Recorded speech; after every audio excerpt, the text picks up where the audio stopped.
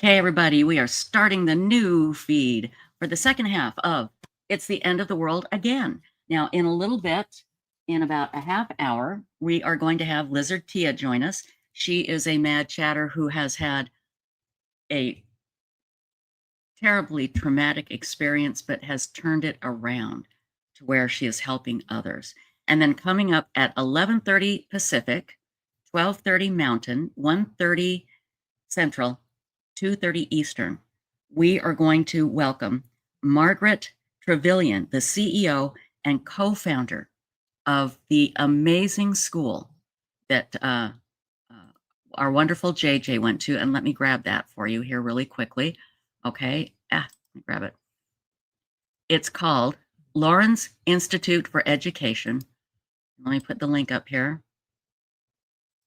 And I'm so excited that, and this, again, they are so gracious to come on and talk. And this was last minute. I was trying to find, long story. Anyway, they're just so gracious. They'll be coming on here. But again, everybody get ready for a great story of inspiration from one of our own mad chatters. Lizard Tia will be coming up here in just a little bit.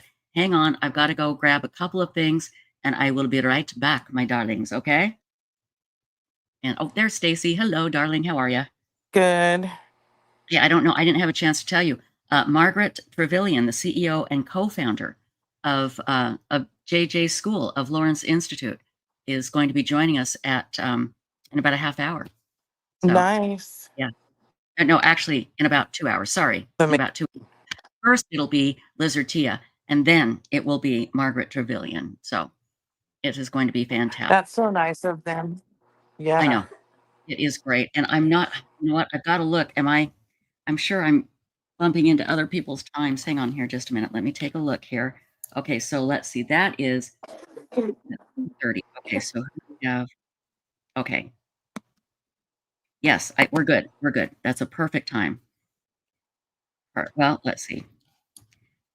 Brescia and Joe are supposed to come on at that time.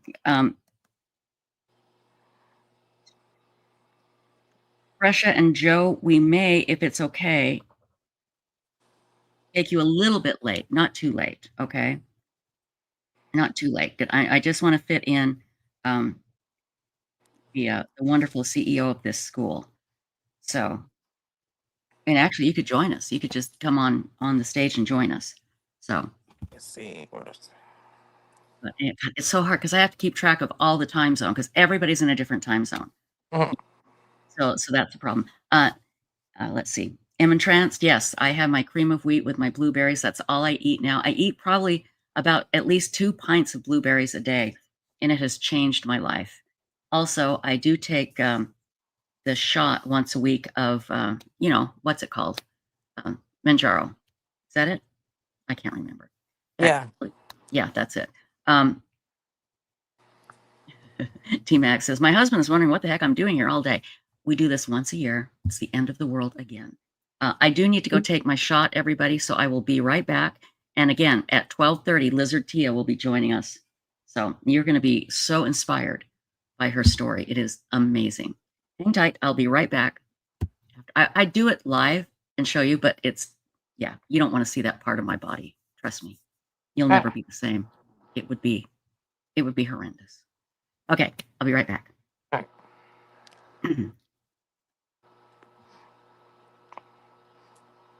Let's see. Wendy Wobbles asks, how's everyone doing today? Good question.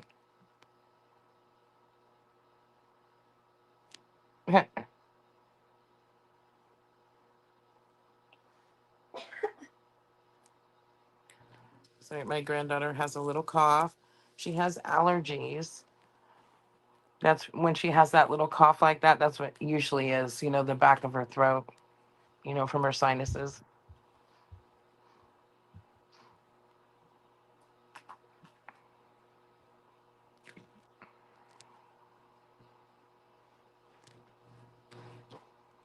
Yeah, I know. I need to start eating blueberries. I mean, can't hurt if, as long as it's something your body doesn't have an issue with.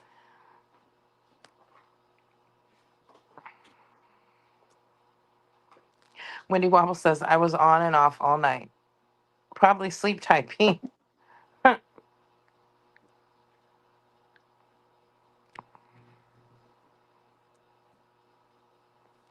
Nice tip, Miss Woozy. Yeah, her and my granddaughter and my son-in-law have really bad allergies. So yesterday she was doing really good. She didn't cough at all, but today she's got her little cough. So we always keep popsicles to help with, cooler throat. And then um, my daughter only gives her like organic medicines and things like that. And then she's got her water and popsicles.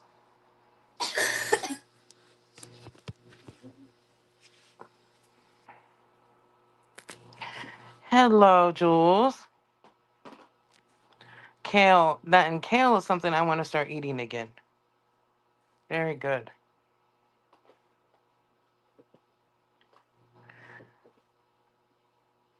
Yeah, and we have cats, and my granddaughter is not really bad around the cats that much, but my son-in-law is just terrible being around cats. So he always has to make sure he washes his hands if he ever comes over because our cats and stuff. Jules, it's good to see you, by the way.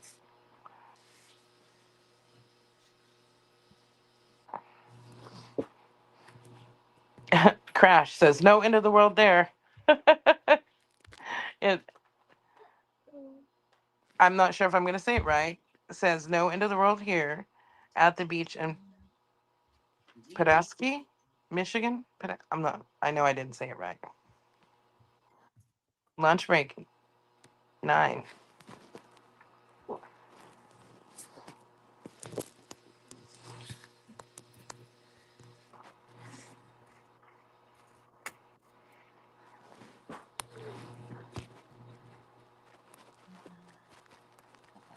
Sorry, I just put my big fat gut right in the camera. Okay, now let me get the link to donate to. Where is my email? There we go. Hang on, guys. We'll be right with you. What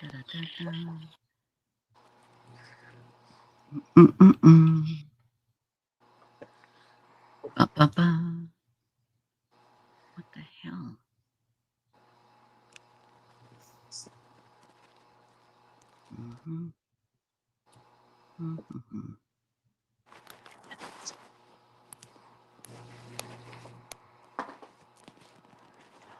Oh, good. I'm glad to hear that, Jules. What's that? Oh, it's that canine gator is fully home now. Oh, good. Good. Okay, now let's see.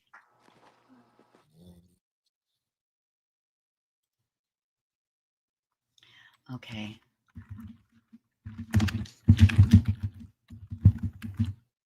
And I'm going to play this story about JJ's last day at school right now, here after I put this in chat. Here is the link if you would like to donate. And I've pinned it in chat there. Okay. Now let me turn this off.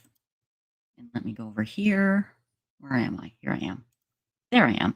Okay. Before we get to Lizard Tia, she'll be coming in at the bottom of the hour. There is a story here from Inside Edition. And it says, teacher recalls last day she saw Joshua J.J. Vallow after his dad Charles was shot and killed by Alex Cox. And let's play this now, because this is, and thank you, Kresha. Kresha has just been a complete angel in helping get this stuff for me. I really appreciate you, my dear. So let's share the screen here. Again, this is Inside Edition. And by the way, in case you're stopped by the police or at the border, I don't know, on your way to heaven, whatever, and they say, what is going on? You can say, we're playing this in accordance with YouTube's fair use policy, by golly. And here we go, people. Classmates, friends, and teachers gather to remember 7-year-old Joshua J.J. Vallow at his school in Arizona. I miss his smile, I miss his laughter, I miss, our Friday dance parties. Teachers fought back tears as they remembered a sweet boy with a huge heart. He was just a fun boy to be around and just really did love everyone. Teachers here thought JJ's mom, Lori Vallow, was a caring parent. Yeah. She was on top of it with school. She dropped him off every day. As I said, he would run to the classroom and be so excited. And, she's running after him to catch up. Teachers could see JJ was struggling after his dad, Charles, was shot and killed by Lori's brother in July of 2019. His very last day with us, he came in very angry. The whole day he kept saying, "My dad's not dead. My dad's not in heaven. My dad's just traveling." Lori moved JJ and his sister, Tylee Ryan, to Idaho with her in early September.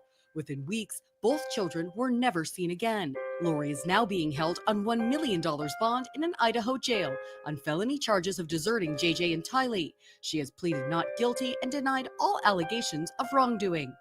Here in Arizona, JJ and Tylee's memories live on with those who loved them. For Inside Edition Digital, I'm Kaylin Ford. Amazing what we know now, and let's face it, people, we knew it back then. The second we heard that these kids were missing and Lori was in Hawaii with the slug, Chad Daybell, we knew those kids were dead. We didn't know why, but we knew they were. And again, it didn't have anything to do with them being dark or zombies. It had everything to do with the fact that Tylee was getting mouthy, I believe. And she literally knew where the bodies were buried. She knew all the secrets. And I'm guessing she might have mouthed off to her mom, and I get it, and good for her. And she didn't like Chad. And how dare a female, especially a teenager, not adore Chad Daybell? So she was dark. She had to go. And then she was actually JJ's mom. She was the one that took care of him a lot more than Lori ever did. And Lori wasn't about to waste her time with JJ. And heaven forbid, never give him back to Kay and Larry, because they're the ones that got the $1 million policy, and she was going to punish them. So JJ became dark. They're just selfish, horrid, awful individuals. Absolutely the very worst. Now, I played this last night. Let me grab it again. And this is about JJ's school. And hang on here. I've got two screens opening up here, and I don't know why, but it just is. It just is. It just is. So let's see. We played this last night, and this is some parents from JJ's school talking about just how great the school is, how great Lawrence Institute for Education, and they call it LIFE, L-I-F-E, just how great this school is for their child as well. So let me grab this really quickly, bring this over here, and go over here. Why did my screen open up two different screens? I don't know. Because you have issues. Well, you're right. Boy, do I have issues. They need to be addressed quickly. That's all I can say. Very quickly. Very, very quickly. Okay.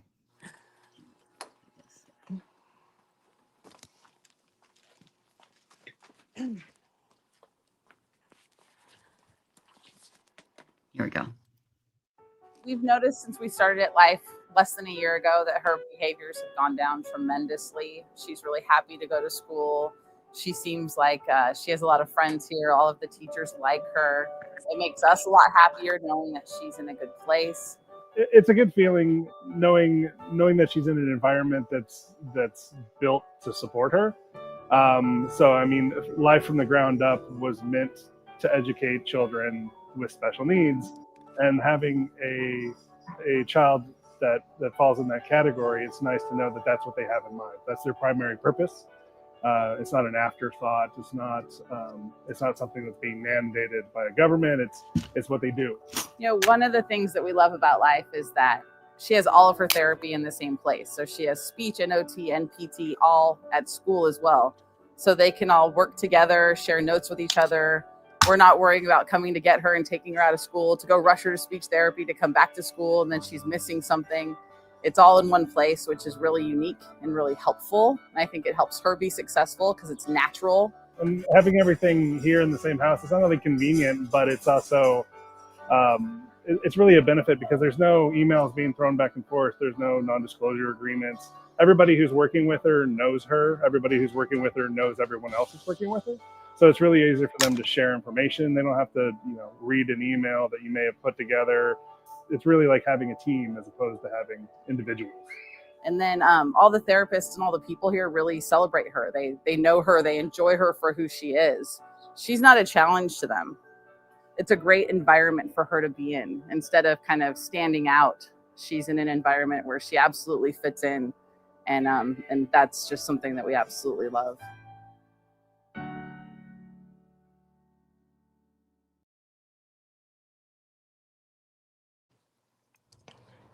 And we will be having a guest on from Life, Lauren's Institute for Education. And I am so excited. She'll be coming on. Her name is, let me tell you, Margaret Travillin. She's the CEO and co-founder. And that will be after we hear from Lizard Tia coming up at the bottom of the hour. And everybody, I'm going to tell you, you are going to be so inspired by Lizard Tia's story. I don't know how she gets up every day, let alone gets up every day and then goes and helps others. I feel like, hey, if I have to stay up late and, clean my fridge and do a few things, I deserve a trophy and a day off. She's just absolutely amazing. Yes, Colby is in the hospital. He had a small stroke. He has viral meningitis. He's being treated for it. I don't know if he's going to make it to Lori's sentencing on the 25th. I hope so, but I don't know. I don't even know if he had planned to go there. So, but he's doing well, and we of course love him and wish him the best and send him all of our love. And the good news is he actually did a live stream from his hospital, or a video from his hospital, and he looked really good. I don't know how he picked it up. I don't know much about it. I know there's viral meningitis and bacterial. And I guess bacterial is worse, although you can treat bacterial with antibiotics, supposedly. I don't know much about it. Do you know everything, Stacy? What do you know about it? You're a doctor in your own mind. I know bacterial can be treated with antibiotics. Right. And the viral, I don't know what they do for viral. Yeah. So anyway, they are treating it. There's no reason to think he won't recover fully.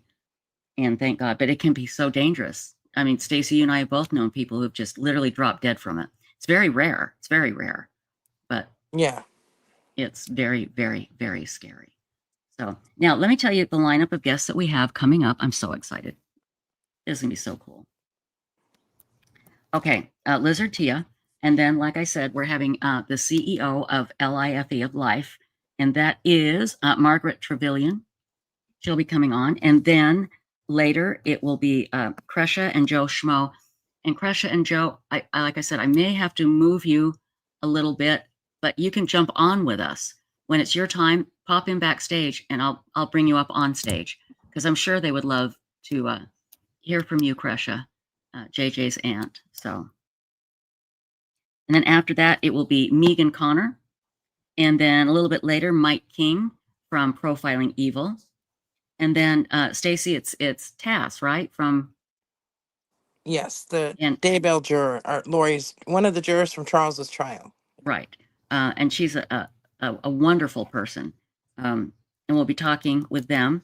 And then SF Investigates will be on a little bit later tonight, and also I believe we will be having a pop in from David Middleman from DNA Solves Othram, and hopefully Phrase as well, who's our genius on Websleuths.com. I'm hoping they can pop on together. That'd be so cool. And then we'll wrap it up tonight. I can't believe it's going by so fast, isn't it, Stacy? It is. And I can't believe it's already been a year. I'm debating. I'm going to do something that I hate it when other people do it, but when I do it, it's okay. So just know that. I'm going to tease something that I may or may not tell you. So what? That's cruel. It is cruel. And I hate it when people do it. Except when I do it, it's different. A year ago at this time, I was getting ready to go to Salt Lake City, to drive to Salt Lake after the 24-hour show. And I had an experience where I saw someone that I thought I recognized. And I called the authorities. The likelihood that it was this person was minuscule, but I had to. And I may tell you who that is tonight. I'm not sure. But to this day, I think it was that person. If you put a gun to my head and said, who do you really think that was? Come on, Trish, who do you think it was? I would tell you it was this person without question. So I saw them running down my street. And when this person saw me, they stopped. We connected for a second. And then this person turned around and started walking. And they ran in a very distinct manner. So anyway, yeah. So I'm going to leave you hanging, Laura Thomas, and I'm going to even tell you who it is. That is so cruel of me to do. But when I do, it's okay. Other people do it, it's wrong. Anyway, it will be later tonight. Probably will, because it's been bugging me, hasn't it, Stacy, for like a year. Yes. It's just been driving me crazy. But again, yeah, and I'm not. Here's the thing: I could have said something last year, and if I'd have said something last year, it would have been a huge deal, right, Stacy? Yeah. It would have been huge. But I didn't want to do it for attention. So the main reason I want to do it is I want to tell the experience I had calling the authorities, and just to get it out there that I did do it in case it turns out I was right. So anyway, cliffhanger. I probably will say something tonight. Yeah. And how do you pronounce Tranced? Do we decide that, Stacy? What name are you trying to say? Mentra, like me tranced, men tranced. I think it's me entranced. Oh, me entranced. There you go. Duh. Me entranced. Me entranced says Colby needs a break after revisiting Lori's trial. Yeah, and as Megan was talking about the other day, he started to watch Lori's first trial. He hadn't seen it, and that can be so stressful. Mm-hmm. You know, the body, as the book says, keeps the score, and got to get that book. It's so good. But when you put your body through mental stress like that, and I get why he did. I mean, I admire him for not doing it at all. I would have to know everything, and it would just destroy me. But just think about what Colby's been through. Think about this. His whole family is gone. His father, the man he looked at as his father, gone. His brother and sister, gone. A sister he was very close to, and a brother, gone. All because their mother thinks she has God on her side to kill them. Oh, am-tranced. Okay. Am-tranced. Gotcha. Thank you. I don't care how you say it. That's okay. Am-tranced. But anyway, I think everybody I talk to, I feel like we all want to get Colby and just hug him and say, we're here, we're here, Colby, because what his mother put him through. And again, I think it was Ray Hermosillo that said this, maybe not, but one of the detectives said, Colby, you are so lucky that you did not have a life insurance policy on you. You are so lucky that you wouldn't have, been financially, it would have been financially good for you to be dead in Lori's case. Because look at the people she killed. Every one of them she killed, there was a financial reason behind it. Brandon Boudreaux had $1 million policy on him, But Colby had no insurance. He wasn't getting, state help, federal help, nothing. So why waste a bullet when you can kill someone and take their checks? Ugh. Oh, God. Makes me so angry. So angry. Oh. Have you been Yes. following the case of little Melina? I have not. Give me a. So she was a 9-year-old. Her father and her were on vacation in New York, Mhm. and he said she was kidnapped. Yeah, and he killed her, right? Yeah. Well, that's what. Yes. So They believe he killed her. Yes. Yeah. Why? What's going on with that? So he's been charged, right? Oh my Let God. me double check. Yeah, I think he was charged. Now, I I just hate read it the when headline. yeah, I hate when I say it and then I doubt what I'm saying. I gotta double Yeah. check. Yeah. No, I mean, so what's the story? Can you give us kind of the backstory there? Okay, so no, I don't really know the backstory yet. It says, yeah, okay, her father has been charged with murdering the 9-year-old girl, Melina. Mm-hmm. Her body was found in New York. And, at first he said, she was missing, so they put out an Amber Alert, and then they Mm-hmm. the Amber Alert, and so they had traveled to the United States for vacation. Mm-hmm. That's what I know so far, and that's it. It's just horrible. Absolutely horrible. You know? So, Now, her parents were estranged, mm-hmm. so, you know, Oh God. So yeah, that I poor don't child's know. mother has to go through hell. Oh my God. Well, everybody, I hope you are ready because you are going to hear such an inspiring story. Again, what Liz or Liz or Tia, that's the name she goes by in chat. What Liz has done is amazing. And she's one of these people like Beth B, our friend. She wakes up every day and says, who can I help today? How can I help somebody today? And she has helped me a great deal. And I can't say enough good about our wonderful Liz. Liz, how are you, darling? I didn't even know I was back on screen yet. Let me turn my volume up just a little so I hear you better. Okay. Much better. There you go. Okay, Can you hear us now? I can hear you well. I thank you for having me on. I appreciate you so much and all you do for me, for all the Websleuths community. You and Stacy have been here through years and years of case after case, trauma after trauma, but we all are such a strong community, and it wouldn't be that way without Trisha and what she started. Oh, well, thank you. So I appreciate that. Really quickly, I want to say Joseph Scott Morgan was not able to come on this year. We do have Mike King coming up in a little bit, and SF Investigates, and a whole bunch of other people. But I'm sure we'll get Joseph Scott Morgan next year. But Liz, thank you for those kind words.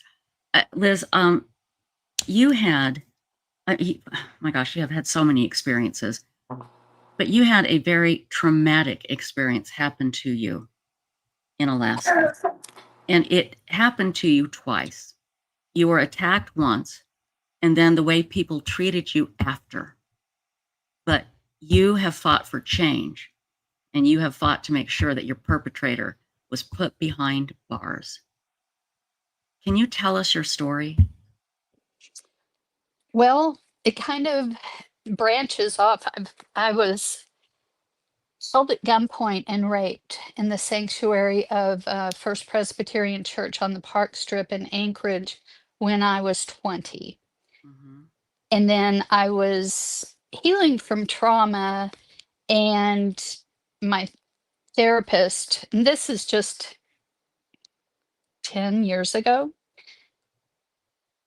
my therapist told me I should go have massages for human touch for healing purposes. Mm-hmm. And so I went to several different people, and this started out as a couple that had a shop. And so I felt comfortable. I even had taken a friend there that was up to do a speaking conference on sex trafficking.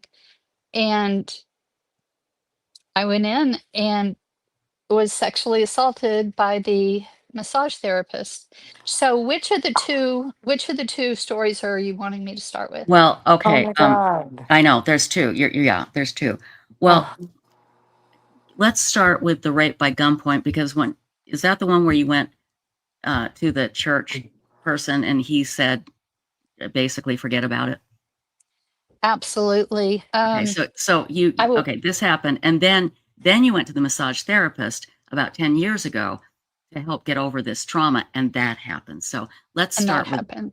let's start with the first one. And when the second one happened, I fought this like I was fighting against every attacker ever in my life. Mhm. But when I was 20, I was teaching a Christian women's class called Image Improvement or Image of Loveliness. It was taught in churches. It was just a self-confidence course, but we did makeup, hair care, wardrobe, Mhm. a little bit of everything. And another lady and I'm still friends with her to this day. After we always locked the door when everyone got in, and then everyone walked out, and then we locked the door, made sure everyone was out, and we went out to our cars, took a load of stuff, and then came back in. Mhm. And a guy came out of the coat closet. He had been waiting in there the whole time. Oh, He'd snuck in earlier in the day and just hid. I just waited. Yeah, and he was in um, army military fatigues. He Mhm. had pantyhose over his head, so his face was smushed. But he pulled out a big gun, and I don't know what kind of gun it was, but I know it's bigger than some of mine. Mhm. um, but he pulled it out and he cocked it and put it at the back of my head and told us to walk through the church. And he made us walk through every corridor, up through every stairwell, through the kitchen, back down through the foyer, and then took us into the church Mhm. sanctuary and raped us. And I'm just going to say, in the middle of being raped, we started praying out loud, and he Mhm. stopped and he left Oh my God. because he told us all through the time we were going up and down the aisles and checking out all the rooms to make sure no one was there. He kept saying, I will kill you at the end of the Mhm. night. And Oh. so we were already in shock, and then we were in double Mhm. shock that he'd left, but we thought, well, maybe he's coming back in. And he had warned us that if we had moved when he comes back in, he'd kill us. Mhm. And not a lot of ways out of the church, but back through Right. there. He never came back, and we crawled on our hands and knees under the pews, out to the side, through a little side door, still led to the lobby, but where the church choir would go in and out. Mhm. And we crawled through the lobby ran to the kitchen and had to use the one wall phone. This was before cell phones, and Right. we called and they said okay, and we hung up. They said Mhm. they'd be there in a few minutes, and so we went and hid in a closet. And then we realized the church is locked, the cops can't get in. So then we had to find the nerve to go wait out by the doors. Right. And we did, and the cops came, and I had just turned 20, but they didn't believe I was over 18, so they kept Mhm. turning around and asking Karen, my friend. And then my dad came, and I think I still drove myself to the police station. This was 1980, and it was before they had started doing saying forensic exams. Right. And so they did take all my clothes and send them to the FBI. Mhm. They interviewed us, and not a lot more happened with that case. Um, They never found him, but I found out he raped a friend of mine later. He had snuck into her apartment, and we found this out. And I'll go back to what the pastor said. But we Okay. found this out because we both did a segment in a movie called No Word for Rape and Mhm. Rape in Alaska. And when we went to the preview to see the preview before it was released, she told me that the police officers told her it was the same man that had raped us in the church. Oh my God. Oh So my God. that's Good um God. but the night I was my dad came to met us at the church and went to the police station, and waited, and I got home probably 2:30 in the morning, Mhm. and I was so tired, but I worked. I Mhm. worked at Alyeska Pipeline, and I I wouldn't think of not showing up for work Right. or just calling it in. So I did. I got up, I went in and talked with my boss, was just really open about what happened, Mhm. and of course went home and went back to bed. And a little while later, I heard the doorbell ring, Mhm. and split level home, so I'm downstairs, and but I heard someone go upstairs. It was our pastor, Mhm. and he was upstairs with my mom.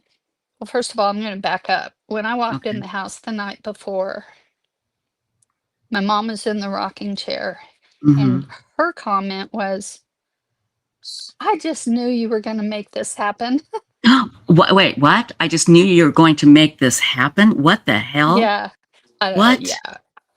It Oh my just god. the things people said was so much worse than the actual Oh, assault.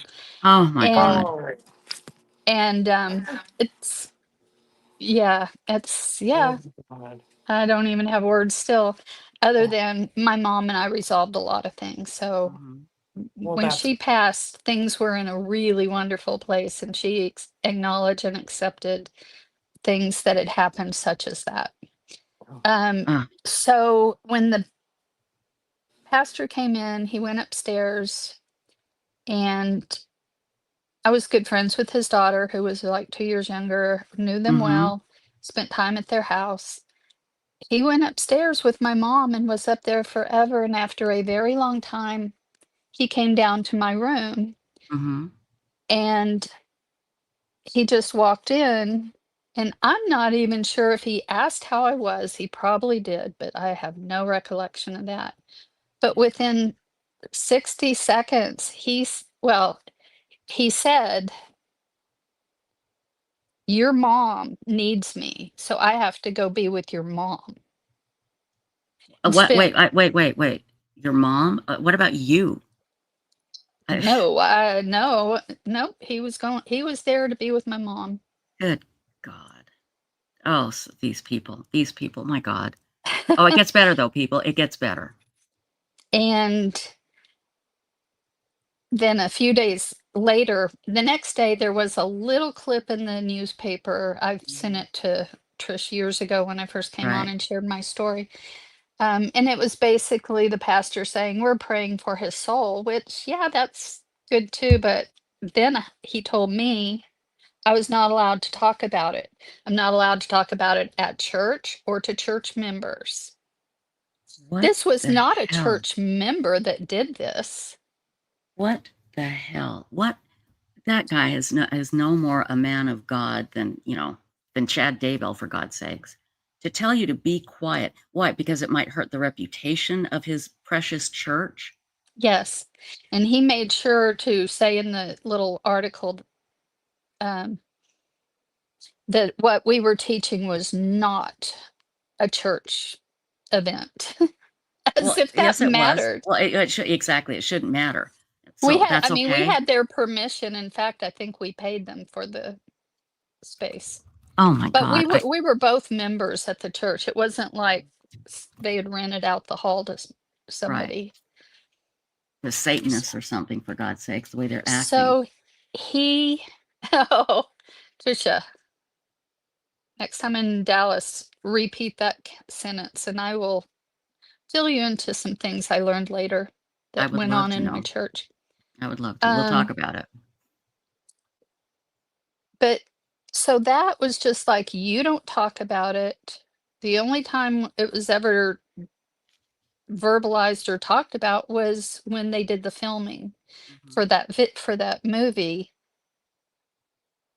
I look at it and it's like, oh my gosh, I was still in shock. And I was just like, la di da di da. And it was like, oh my, had not processed. It had not even sunk in what had happened.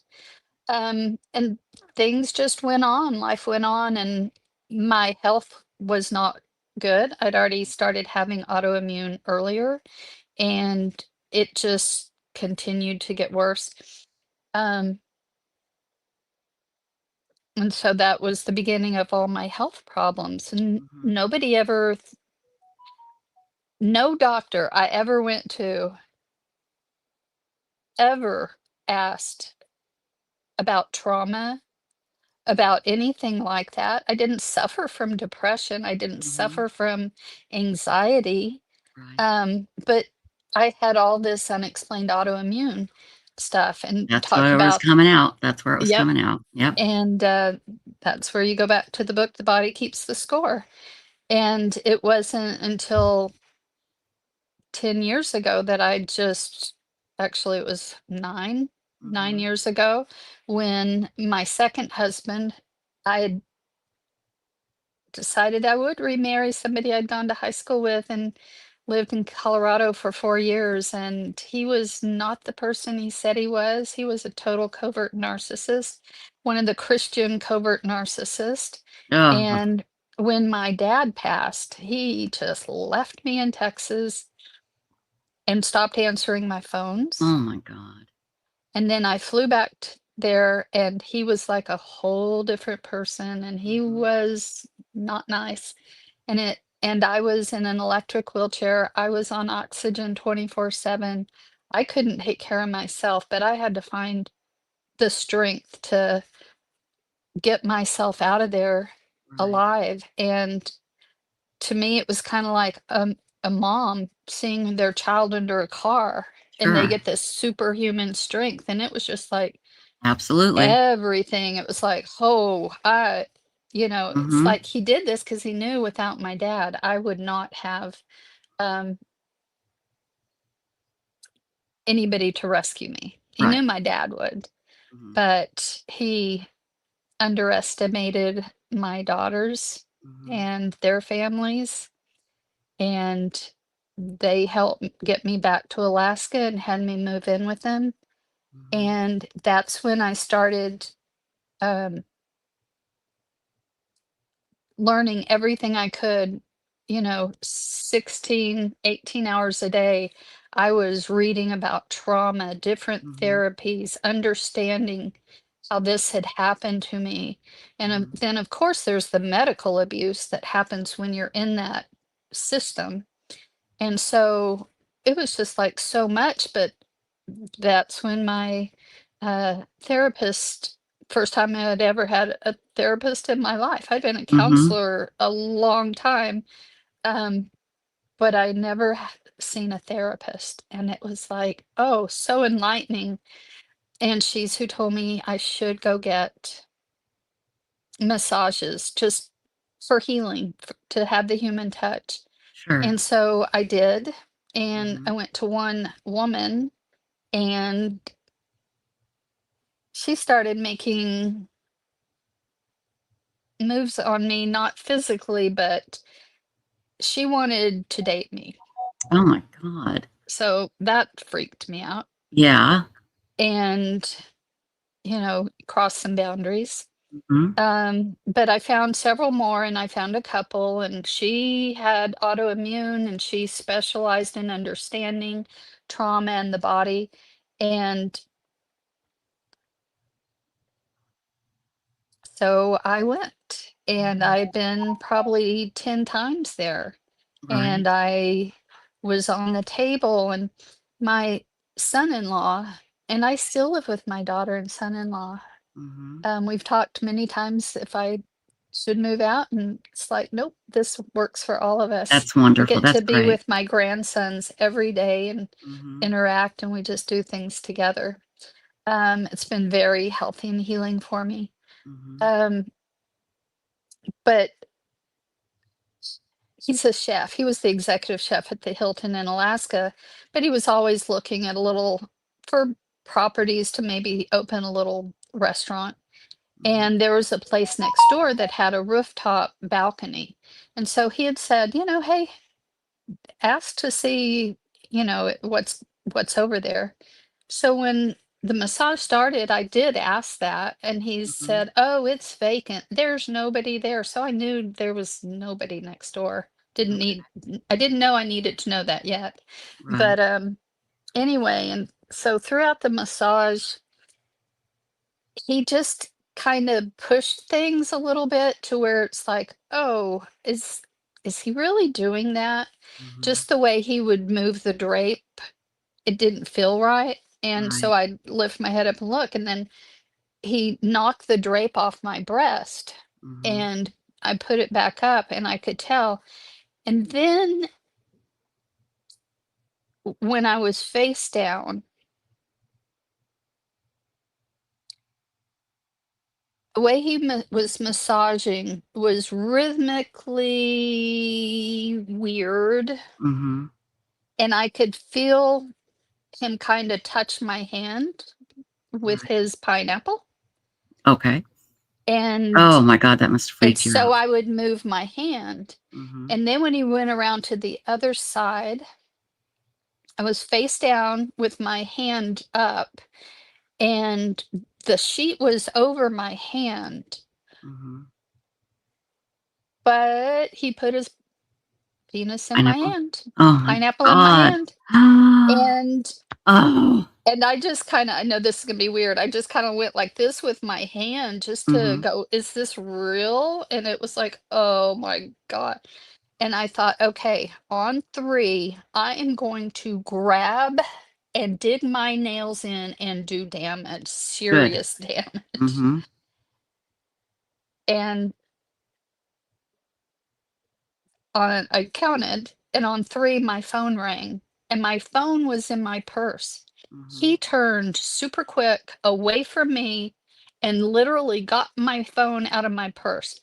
Have you I have never had any massage therapist ever. Nobody get your phone out of your Nobody oh my takes your God. No. and I'm gonna adjust this, see if Okay. this I had the thing way over to the side, so let's see if that's any better. Um, and so he anyway, so I answered it, Mhm. and it was a wrong number. It and I That's later wild. called them back, and it was somebody out of Florida looking for a gymnastic coach. Something so Mhm. random, but I was so grateful that it rang my phone at that moment. Maybe not, maybe I would kinda wish I'd done some damage. Mhm. Things may have gone a little faster with, um, the police Right. had that happened, but I just knew I needed to get out of there safe, and I knew Mhm. that there was nobody next door, So you and had to get the hell out. yeah, so he just went to start doing my neck, and I said, "You know, I really do need to go." Mhm. I said my son and daughter, or my daughter and son-in-law had dropped me off there, and if I'm not out there in a minute, they're gonna come up looking for me, which was Mhm. a total lie because they had dropped me off that I was gonna Uber home, Right. and I went, in my head, it's like, okay, I remember Judge Judy always saying, if you have a complaint about a service, don't tip. If you Mhm. tip, that undoes your complaint. That good S- point. Good And point. so, and legally it just speaks louder. Volumes. Yes. And so I went to pay, and he did the swiping. He did it, and then he didn't even offer me the page to tip. He knew. He knew. And Mhm. so I went down those stairs super fast, and when that heavy door clicked behind me, just like, "You sick son of a bitch. You just messed with the wrong little girl." And I'm like, if he's doing this to me, he's doing this to other women. Mhm. And it I just I decided I was not going to stand out there and wait for an Uber, so I was walking over to one of our malls to a little Mhm.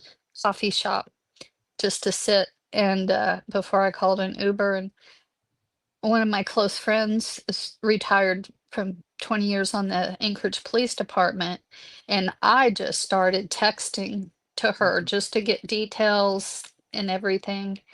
And then I asked her, I said, "Is there any reason I can't wait till tomorrow to call the police?" And she's like, "If you don't have physical evidence, then you can wait." So I did. Excuse me. And the police, it was the 4th of July, which Mhm. really pissed me off because it's like they always do things to ruin holidays, and I'm talking narcissist, Right, right. abusers, Mhm. anybody. It's like there's just something about dates. And Mhm. I'm like, instead of going spending 4th of July with my family, who I still hadn't even told yet, I'm spending the day going to the police department. Right. But I got there, and because it's 4th of July, it was closed, but they had a street officer come and meet me there. And Mhm. he said, I told him, he said, "What are you doing in a massage parlor?"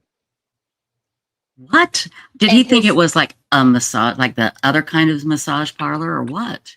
well, I have learned that there's legislation that needs to be done to change that term because it still sticks from like the gold rush days. Right. Where men would go there to get a happy ending, exactly. Yeah, and Mhm. there's just been not anything and to kind of really differentiate that.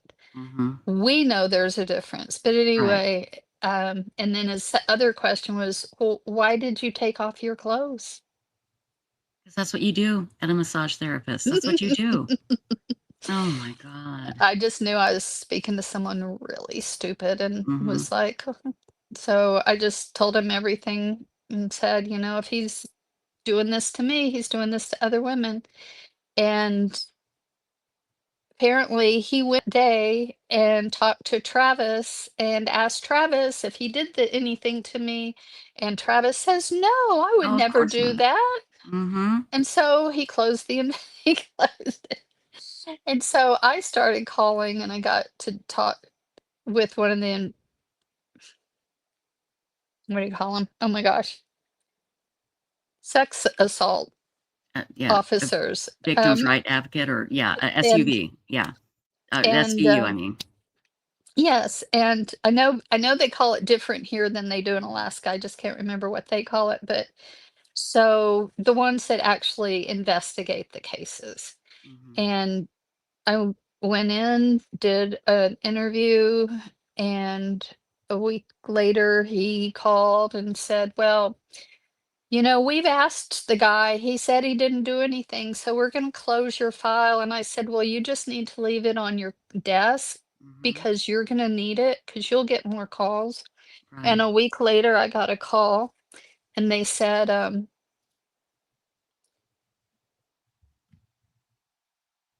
will you come back in and do another interview? And didn't Mhm. tell me why. And then they sent a car for me with the rape victims advocate in the Mhm. car. And we went to the police station and totally redid the interview. And at the end of it, he says, well, we have more victims. Yeah. And this may seem really strange. I stood up and high fived the detective and the advocate, Mhm. not because I was happy there were other victims, but it was my I told you so. Exactly. There you It go. was like, Right. I told you so. Mhm. And that took 4 years to get to court. You Why get so long? Why so long? COVID. Oh, okay. Yeah. And during that time is when um, I came on Websleuths and shared the Mhm. story. And I said I was going to go back and listen to that just to refresh my memory, but I did not get a chance to. So you're I just getting understand. getting what's in here. No, that's good. Um, That's very good. but I also went to the state licensing board Mhm. and they did a recorded, I'm losing my words, interview. Okay. And I had my friend Wendy with me, retired police officer. She's like 6'4". I Mhm. feel safe with her. Yeah, I Um, bet. and she was there with me. And at the end of this, they gave me a packet that was, I don't know, at least over a half an inch thick, maybe even Mhm. closer to an inch, of papers they wanted me to fill out. And until that paperwork was filled out, signed, and back in their hands, they would do nothing. What? Nothing. That doesn't make any I didn't want to sense. do it. It was triggering to me. And finally, one day I said, Wendy, if I come to your office, will you just let me dictate and you put it in? And so she said yes. And we did that, and it worked really well for getting my testimony down. But then at the end, there were some extra pages, and they were releases. And one was a broad release of all my medical, dental, I think it said mental health Oh my God. Why? records ever in my entire life. That's what they wanted signed. Oh, geez. And then the next form was something about they had that I was going to give consent to them contacting anyone and everyone ever in my entire life Mhm. to, I guess, question whether I'm an honest person in reporting this. That doesn't make any sense. Oh, I was more than triggered. I was angry. And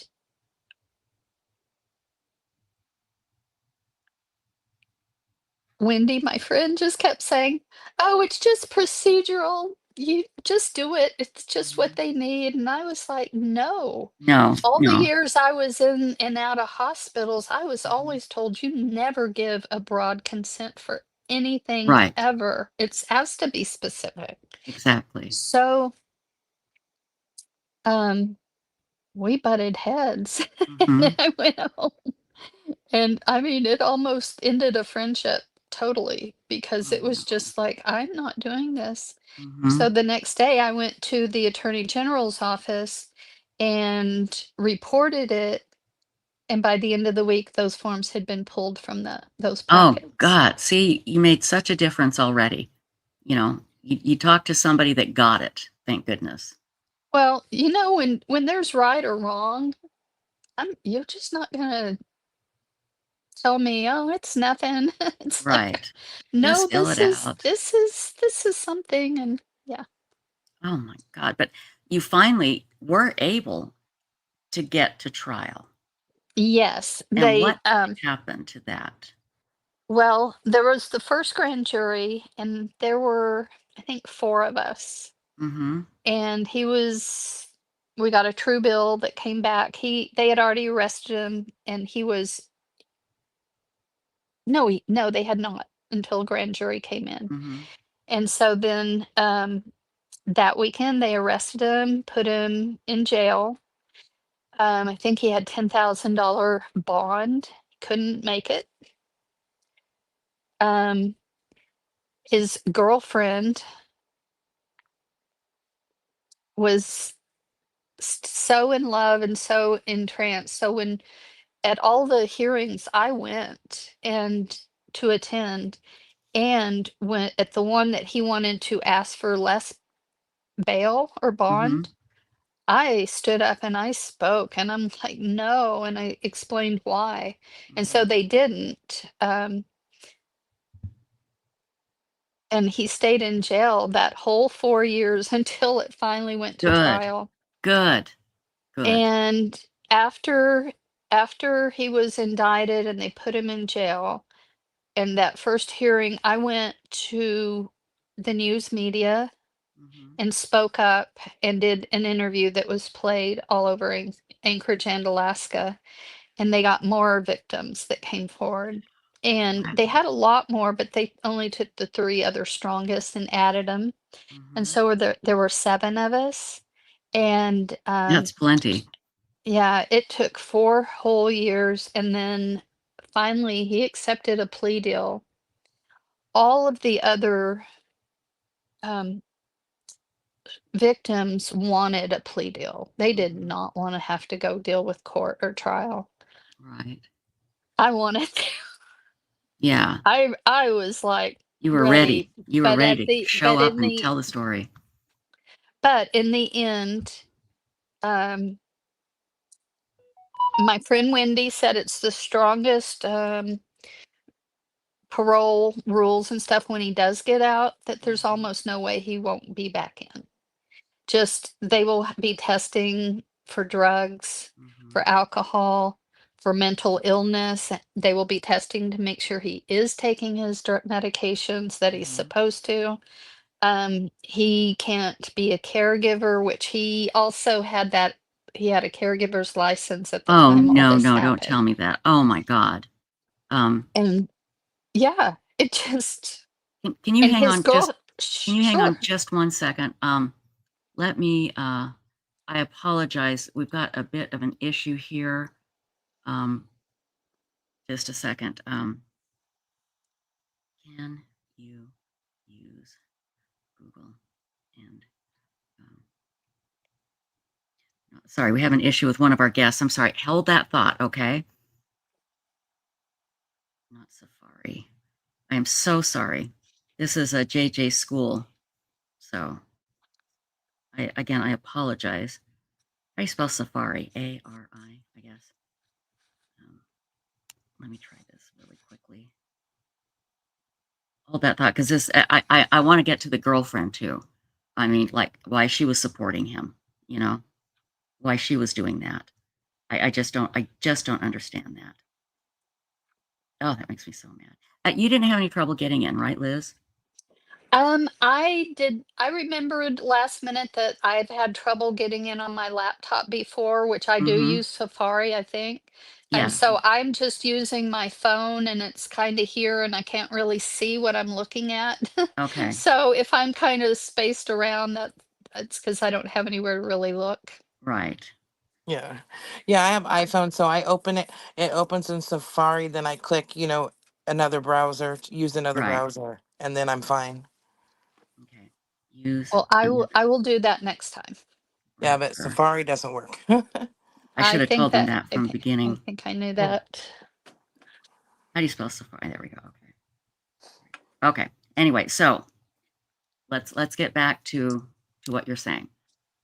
So you go ahead. I apologize for So interrupting. his girlfriend's name was Tammy, and of course Mm-hmm. I knew her and spoke to her, had massages by her, and she would show up at the hearings and she and him would play Google Eyes and blow kisses, and it was just disgusting. Gross. And I would make sure that there were news cameras for his hearings as well. And then at the end, well, at the end of one of his hearings, I was out in the lobby at the courthouse talking to a rape victims advocate on the phone because she didn't show up. We'll get into that area in a moment, but Oh I my saw gosh. I saw Tammy walk out and then walk down the street to the corner, and then she stopped and turned around and came back and walked up to the window right Mm-hmm. on the windows between us, and she knocks and she points to the door. And I just kind of went to my advocate. I told her, and I said, "Should I go?" And she goes, "Well, if you want." And I'm like, Mm-hmm. "Well, I don't know that that's what I would say, but Right. as an advocate." But I went out, and she was, I think, trying to get information from me, but also trying to convince me that, he's really a good guy. And I just told her, I said, "You have a son. You need to cut ties, protect yourself, and protect your son Mm-hmm. because you're both in danger with this Right. man." Not whether physically or just the ramifications, because after that day, Mm-hmm. the media that I had called went to their she had renamed their massage studio, Mm-hmm. and but the news media went there and shot it, so then the news was blasting her new Her business, new business. Wow. Good. Good. which people needed to know. Yes, absolutely. She allowed him to get away with a Mm-hmm. lot. Yeah, And absolutely. even after he was told he had had his license pulled, that he couldn't do massages, he hung out there. That's where he hung out all day, every day. See, that's so uncool. I don't understand women that do this. Are they so desperate for a man that they'll, oh, I guess they are. They'll just overlook these abusers. Did she ever come around? Yes. And Oh, on good. one of her, before she came around, of course, I'm a sleuther by heart. Mhm. And so I had looked through every social media on either one of them. And there was a post that she had pictured or posted a picture of a brown box, and it had 3 red flags drawn on it, and it said red flags. And then on the post, all she said was, when you see them, but stay anyway. Oh, she got it then. She got it. And so she knew whether she left, then she didn't. But when he Mhm. went to jail, um, when the plea deal came down, Tammy had written a letter to the court acknowledging that what he had done and that she believed it. And so she had come around. Oh, thank goodness. But she never came directly to you and said that, Mm, right? n- No, no, I don't know that she should either. But when I was up there in Alaska I just got home last week. Um, I did look up in the phone book, and it still shows the name of when it happened at that address. And so when we were driving around, I knew there was a smoke shop downstairs, and it's been there for 50 years. It's an elderly man. He has little pipes and Mhm.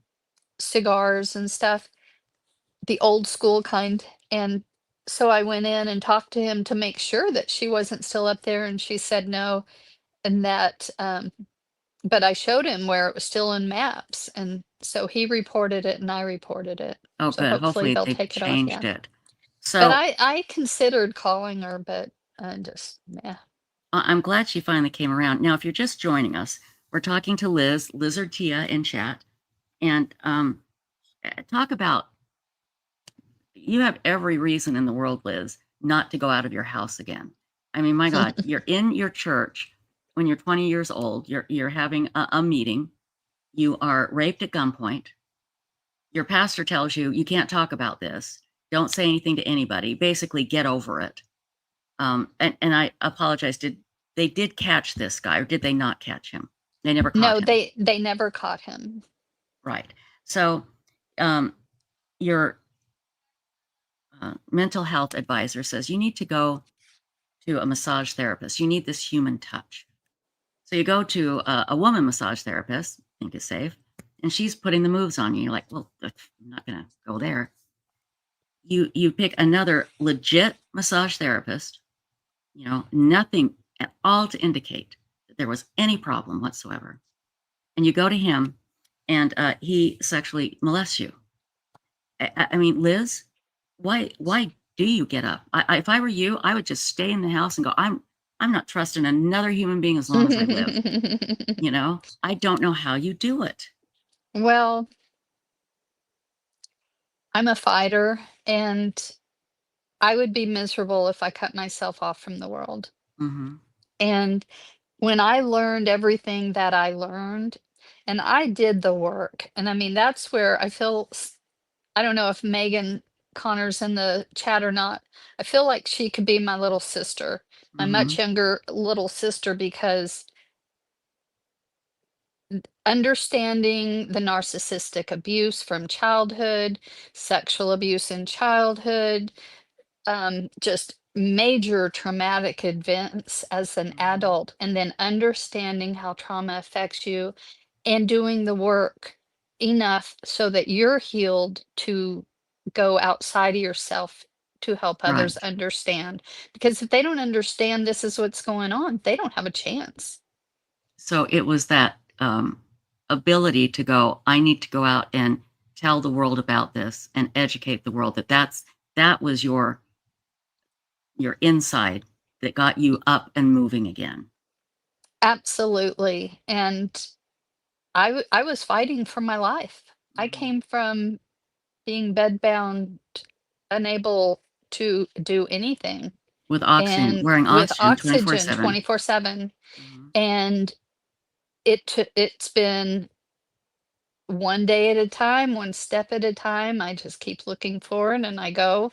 But when that happened at the courthouse, I think 3 times in a row, the rape victims advocate in Alaska said they Mhm. would show up, and minutes, I mean, less than 5 minutes before, as you're already in the courthouse going, "Oh, I don't wanna be here." I Mhm. would get a text from her saying, "Oh, I'm really busy. I overbooked. I can't be there today." Oh And it my was like, god, 3 times in a row? I was so angry. And it's like, don't tell me you're going to be there for me and then not be there for me. Right, exactly. So, and that is what led me to becoming a rape victims advocate and Mhm. doing what I do. And so are you officially, you should be officially recognized by the state, um, or are you, an official volunteer? How does that work? I am an official volunteer. I have all my Mhm. certifications. We have to do continual education, um, getting crisis intervention training from our Mhm. sheriff's department here. And um, I, during COVID, co-led the rape survivors support group with one of the therapists. Right. And everything I've done has has just secured my healing that much more. It Mhm. just reconfirms it to myself where I'm at, what I've done, where I was, and it helps me to then be there for somebody else. And But that is your strength. you're so kind. Well, and it is. It's amazing what you do. Like I said, I know I really would have just gone. I'm done trusting people. I am so Mhm. done trusting people. Well, especially to have your pastor tell you you can't talk about this. And I don't care if it was 1980. By then we had evolved from the 50s, for God's sakes. Whatever happened to that pastor? Do you know? I think he moved to Minnesota. I believe my dad kept in touch with him Hmm. until he passed away. Hmm. I wonder if he ever was enlightened that he was part of the problem. Probably not. Probably not. So where is I this don't think massage? so. Where's this uh, rapist molester now? The one that was in He prison. he's in prison in Hmm. Alaska, and I can't even remember all the details of the plea deal, but he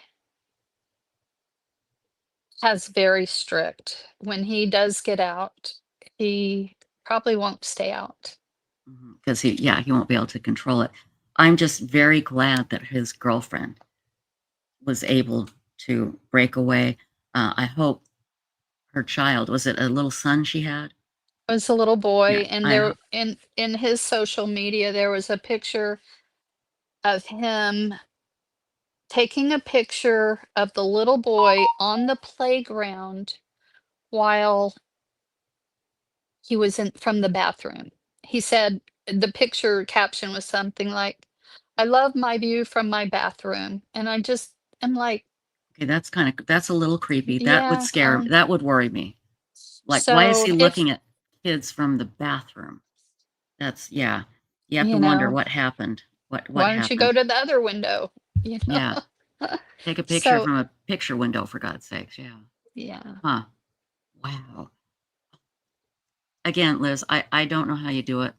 And what, ladies and gentlemen, what you've just heard is like pretty much the bare bones story. There's so many other details that are just that, again, just terrific. But I'm assuming along the way you also met some wonderful, strong people that helped you, right? I hope. absolutely, Hmm. absolutely. And um probably too many to mention. Most of all, just people that when I left my abusive husband of 4 years, um, and this was 9 years ago. Mm-hmm. We went to high school together. We had all the, same Facebook crowd, but Right. my friends supported me and our friends supported me. Thank And God. that was probably the most important. Also, the fact that he tried to manipulate my mom and my sister, and neither one fell for it. Good. And Good. so I really give them credit for that as well. Well, this is going to be a hard question, and you don't have to answer it. But if you could face him, the man that molested you, because you know who he is, what would you say to him, or would you say anything to him? Well, at his sentencing, or when he accepted the plea deal and sentencing, I did speak. Only one other victim out of the 7 showed up. Mm-hmm. He did not. He phoned it in. Right. COVID allowed some stupid stuff to happen, and Mm-hmm. unfortunately, I guess it was 2 years ago, June, Mm-hmm. and for whatever reason, he was allowed to phone in, and I just told him what a coward of a lack of a man that he is to not even show up. Yeah, because he was Um, able to stay away. He literally, when you say phoned it in, he literally phoned it in. He yeah, was, yeah. COVID phone. Yeah. His attorney was on the phone. He was on the phone. Mm-hmm. Oh my God. What? And Um, so you told him I just what a piece of shit he was, basically. Yes, yes, Mhm. and he had started this, "Well, I found Jesus and Oh now I no! can Don't get even out." start. Oh Oh, my and I God. addressed that and I said, "Hey, I'm a Christian, but this jailhouse finding Jesus bullshit Mm-hmm. for sympathy doesn't cut it with me. Right. Your relationship between you and Jesus is between you and Jesus, and it Mhm. should impact you and how you live your life, but it doesn't impact me and what you did to me." Right. Doesn't So change I it. don't want to Doesn't hear. change it. I'm like, I just gave him crap on that. But I had an amazing woman judge, Mm-hmm. super strong. Um, Found out she's best friends with my daughter's mentor. So that was just kind of a That's cool wonderful. connection. Yeah. And we had the DA there. And I also had the attorney general, the lady from the attorney general's office, show up to me or for court, and she was with me, and she was only there to represent me and not the others, and I didn't understand, but that's because I went and filed that complaint Oh, okay. with them, so that hooked them to me, and they had to Right. follow me through. Got it. So, it was just a really a good day, but I felt so bad. The other victim that showed up, the judge read her victim's impact statement, and she had been pregnant when he sexually assaulted her. Did she lose the baby? No, Okay. Oh, but but still. Oh my but God. but she talked about the trauma to her baby, Mhm. the lifelong Oh, trauma that this will cause the baby. absolutely right. And it sounds like he didn't ever really accept responsibility, even though he admitted it. You know, I worry that Kinda. I worry he's going to get out and find some stupid woman. And I'm sorry, I'm not trying to go down on, get down on women here, but I just worry because I women, know. I know. there are some women out there, they just got to have a man no matter what they do, just got to have a man. And he can find somebody, he can find someone that will believe him. But the good news is things are changing because of social media, because you can speak out and reach a big audience wherever you go. I'm sure there are people that are watching now and will watch this later that have been traumatized in a situation perhaps Yeah. similar to yours. What advice would you give them? Um, Sorry, I'm getting a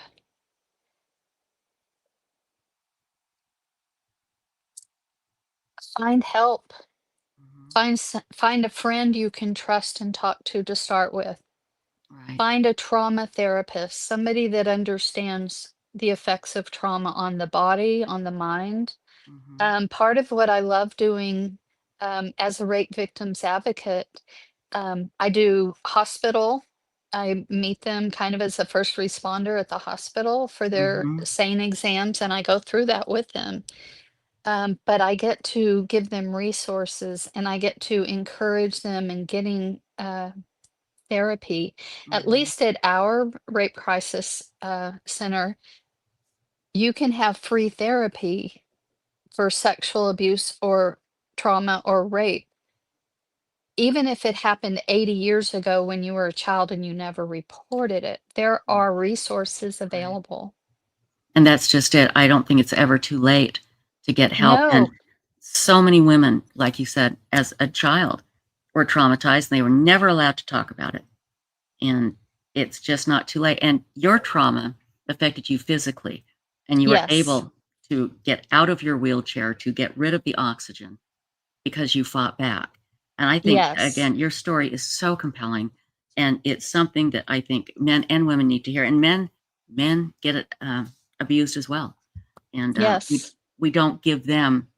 Uh, Some 3 of my most difficult SANE exams to go through were with men. because they don't want to One believe they're a victim, you know? right, one was a 95-year-old man. A 90, oh dear God, who would do that to a 95-year-old man? Please tell me they caught the perp that did it, the perpetrator. They They did did, good. they did. Oh, It's still in process, but are there some days, Liz, that you just go, I can't do it today. I just can't. well, I do about a 1 week out of the month, maybe sometimes every 6 weeks. And so I kind of pace myself and I have time in between. I still do other things associated, but I give myself time to make sure I'm okay Good. and that I have time to check on myself, but I also take time with my family because I get to do things with my daughters, their husbands, my grandsons that I couldn't do with my daughters when they were growing up. Right. So I know that if I don't really take care of myself, my Mhm. self-care, and if I push myself too far, I will be sick and back in bed. Right. You can't That's do that. I You can't can't do that. you can't give But yourself that. You can't give away that much of yourself. You can't. You But know. I was 56 years old before I sought help. So Mhm. it's never, ever, ever too late, ever. Oh, And Liz, you can enjoy the rest of your life if you do get the help. exactly. Liz, you are such an inspiration, and I appreciate you being so honest here. I don't find that an easy thing to do, and I you am do it. not a YouTuber. Mhm. Your show is the only show I've ever come on and spoken on. So Oh, this thank is you. not my wheelhouse to be here, but I appreciate what Trish does for everyone every day and Stacy so very much. And I am always honored to be asked to come and share this because you guys in chat, you mad chatters are my family and my friends. We've been together 6 years Mhm. and we're still going. And we're gonna keep going, and you're not gonna stop me. You're gonna have to drag me out kicking and screaming. So, Me Liz, too. thank you so much, my dear. We will be in touch, and everybody, Liz does so much for so many other people, and me included. Thank you. We'll be D- calling you soon. Okay. How do I get out? I will get you out. I will take you Okay, out, my kick dear. me out. I'll kick you out. Okay. Love Take care. everyone. We'll see you. Let me kick her out here. There we go. Oh my gosh, I just love that woman. Absolutely love her. Yes. So amazing. I just heard in chat that Ozzy Osbourne died. I was going to comment that at the right time. Yeah. Yes, I just looked it up and it's on more than one news So it is article. legit. Oh God. I You know, feel sick now. that was one of my big gets, my big interview when I was on K Bear. He called me drunker than all get, just blah, blah, blah. And I was able to interview him. I don't think anybody understood a word he said, but he was great. He was easy to interview because he was so drunk. But oh, that makes me sad. How old was he? Do you know? I know 70, he'd been sick. 76. Yeah. Yeah, here we go. Rock legend Ozzy Osbourne dead at 76. I know he hadn't been well. The last time I saw him was on a podcast with his kids, and oh, he looked terrible. But my God, what he has been through his whole life, the abuse, and then I'm talking about the abuse of his body, you know, drugs and alcohol, and then like he broke his back, he fell off an ATV, and oh, I don't know how he survived, but he did. Yeah, and he Yeah, just did his farewell show, and then he had that honors they did recently right, for right. him and stuff. I watched all that. Yeah, and he Wow. had Parkinson's. That's right. Yeah. Oh, that's so sad. Oh my gosh. You know, and I love the Osbournes on MTV. Oh my God, I love that family. They were so fun. They lived next door to Pat Boone, and I remember Ozzy throwing a flaming log Yeah. into Pat Boone's, you know, like through his window. It was like, that's Ozzy. That's That's Ozzy. funny. I told my son that story a while back because he, Yeah. he's only 24. So I Right. told him about the log and the ham and everything in the yard. Yeah. Oh, it was so funny. It was so funny. Oh, that's very sad. So Oh man, my family's gonna be devastated here. I know. His family. I love Sharon so much. We all love Sharon, and the kids are great. Yes. Jack and Kelly. He has three. The one daughter, the oldest daughter, never got into the spotlight. Amy. But yeah, Her niece. Amy. Yeah. Right. And Red Like Wine again. I can't remember why he did that to Pat Boone. I know Sharon got really mad at him. I don't think he meant to. I don't think something about loud music going on or something. Yeah. Something like they that. ended up being friends. So that was good. It went through the window and Yeah. Oh God. And I remember just that they showed Ozzy and he went, ooh, like, oops. You know, you hear this big crash. yeah. And you hear that. Sharon going, Ozzy. Oh God, that was so funny. That was so funny. We are just waiting on the CEO of JJ's school, Margaret Travillin. She was having trouble logging in. And I just texted again to see. And I said, just call me. In fact, just she can call me on this phone. I just hold it up to the speaker, just like the good old fashioned way. So let me just text her really quick. Number, and I can hold this up to the speaker if that is that will be better. Okay. I'll tell you what, let's find I'll find a report on Ozzy while we wait, okay? And altogether, you know, he had 5 biological children and then 1 adopted child. Really? Together, yeah, he was married before. Now, I remember it was Sharon's dad that was managing Ozzy. Yep. And she came in and took it over because she felt her father wasn't doing right by Ozzy. And she came in and became, boy, she did take him over. If it hadn't been for her, he would have been dead a long time ago and he would not have had the career he did. I mean, she really came in and took care of him. Yeah. So I've got a lot of live things, but I'm looking for a report. Yeah, live. Come on. That's one thing you see, you know, anything about Sharon that you never doubt is how much she loved him. Oh, absolutely. My goodness. You know? Absolutely. Oh, Ickamil's doing live. Oh, Let's see man. here.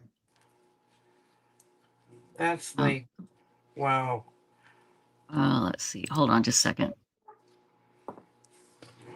Let's join TMZ live here for just a moment, okay? Okay. Is there talk? TMZ, say what you want about them. They always have the scoop. So hang on. We love drawing. I'm sure we'll see a lot of those in the coming months, which Sharon will release. But yeah, it's a huge loss. The other thing that's really interesting about Ozzy is Sharon. That Sharon got him clean and really helped manage his career. I think her dad worked with I Black just said Sabbath, that. and Right. she took over. And Sharon was Sharon was Kris Jenner before Kris Jenner. She was. She like managed his solo career, kept him functioning enough to become a huge superstar, helped him get clean, and then oddly helped him turn into America's dad. Yeah. Which is such an odd thing. Really odd. I mean, and famously, I mean, he's known to a lot of people when they think of Ozzy, they think Sharon, and yelling her name. That's what he is to a lot of people. Absolutely. And they had some few separations, bumps in the road, but they stayed together. It was till death do us part for them. It really was. Yeah. What? My name is Ty Wilson. A couple of things here. I just want to read what Lizard Tia just posted. She said, "Thank you, Websleuths, Trisha, Stacy, and all Mad Chatters for your love and support. Always love being here with my Websleuths family." And again, Lizard Tia, thank you for coming on and being so honest and telling us your story. It is truly an inspiration. It really, really is. Thank you. And Buckwheat has a different perspective on Ozzy Osbourne. I want to read this. "If we're going to glorify the Oz, I'll balance it out with the known facts that he, and especially Sharon, are known to have ripped off many of his bandmates, especially the younger Sharons. Sharon is evil."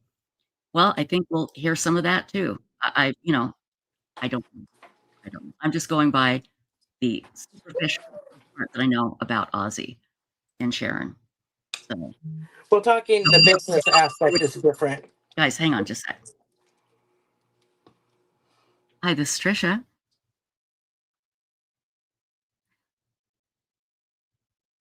I'm good. How are you? You were having trouble getting in, I take it.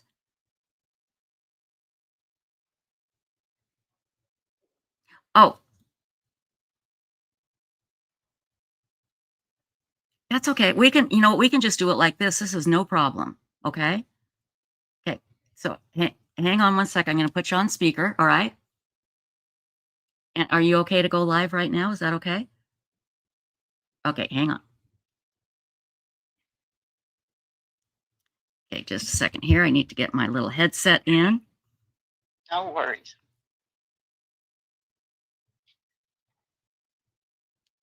Okay, hang on one more second here.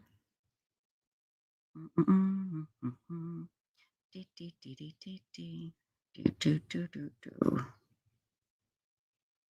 a second.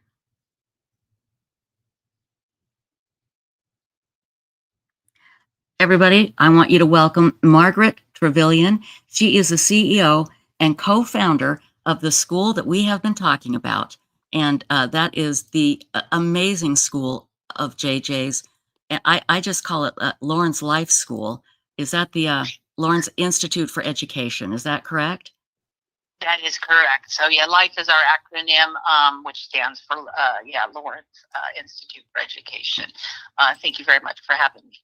Well, and Margaret, can everybody hear Margaret? Okay, I think you can. I can hear. Okay, great. Margaret, we are talking, we do this every year. We do a 24-hour program on the 22nd of July in honor of JJ, Tylee, Tammy, and Charles, all the people that Lori, Alex, and Chad murdered. And we've been talking a lot about JJ today. And JJ went to your school and was so loved by everybody. Can you talk about that? Absolutely. JJ was a very, very vibrant kindergartner when he started with us. Was very shy, was very anxious, if you will. And over his time with us, he really came out of his shell. He was a very beautiful boy, as most people who have seen him can say. He was just beautiful inside and out, and he had a beautiful smile, and he was kind to his friends. He would carry a little suitcase with him to school. He loved pretending that he loved pretending that he was getting honor off a plane to Grandma and Grandpa, which Kay and Larry, he was very, very close, and spent a lot of time back and forth with them. And that was something that he was kind of known for, is his little travel suitcase was his backpack, and came to class with him every day. He loved pretending. He loved dressing up in character. He loved Halloween. We have photos and video of him at one of our Halloween parties where he just was having the time of his life. And I was often able to spend time with him. I would do read alouds for the classrooms, and would get to come into the classrooms and read stories. And he was always so attentive to the stories and very engaged and wanted to talk about the characters. We often read Piggy and Elephant. Those were some of his favorite stories. And he loved talking about Piggy and Elephant. And he was someone who just had, not that all of our children have potential, and our job obviously is to try and help them reach whatever that highest potential is for them. And but I often say about JJ that there was so much awareness and presence in him that there was just really no telling what he was going to be capable of doing, and or who he was going to become. And I think that's one of the things that, and I still to this day get emotional about it, is that he truly was just robbed. And the world was robbed when he was taken from us. And he had the potential of really impacting this world and showing what, young boys with autism are capable of, and young children overall. And I will never understand why he was taken. And it's a loss, for all of us. And I'm so grateful, and my team here still is so grateful for the time we got to have with him, and that we were touched by his life and his family's life. Charles was somebody that was on campus a lot, brought him to class. He was a hero, to JJ, but he was also a hero to us because he was a family that was very engaged and very much participated in JJ's well-being and care.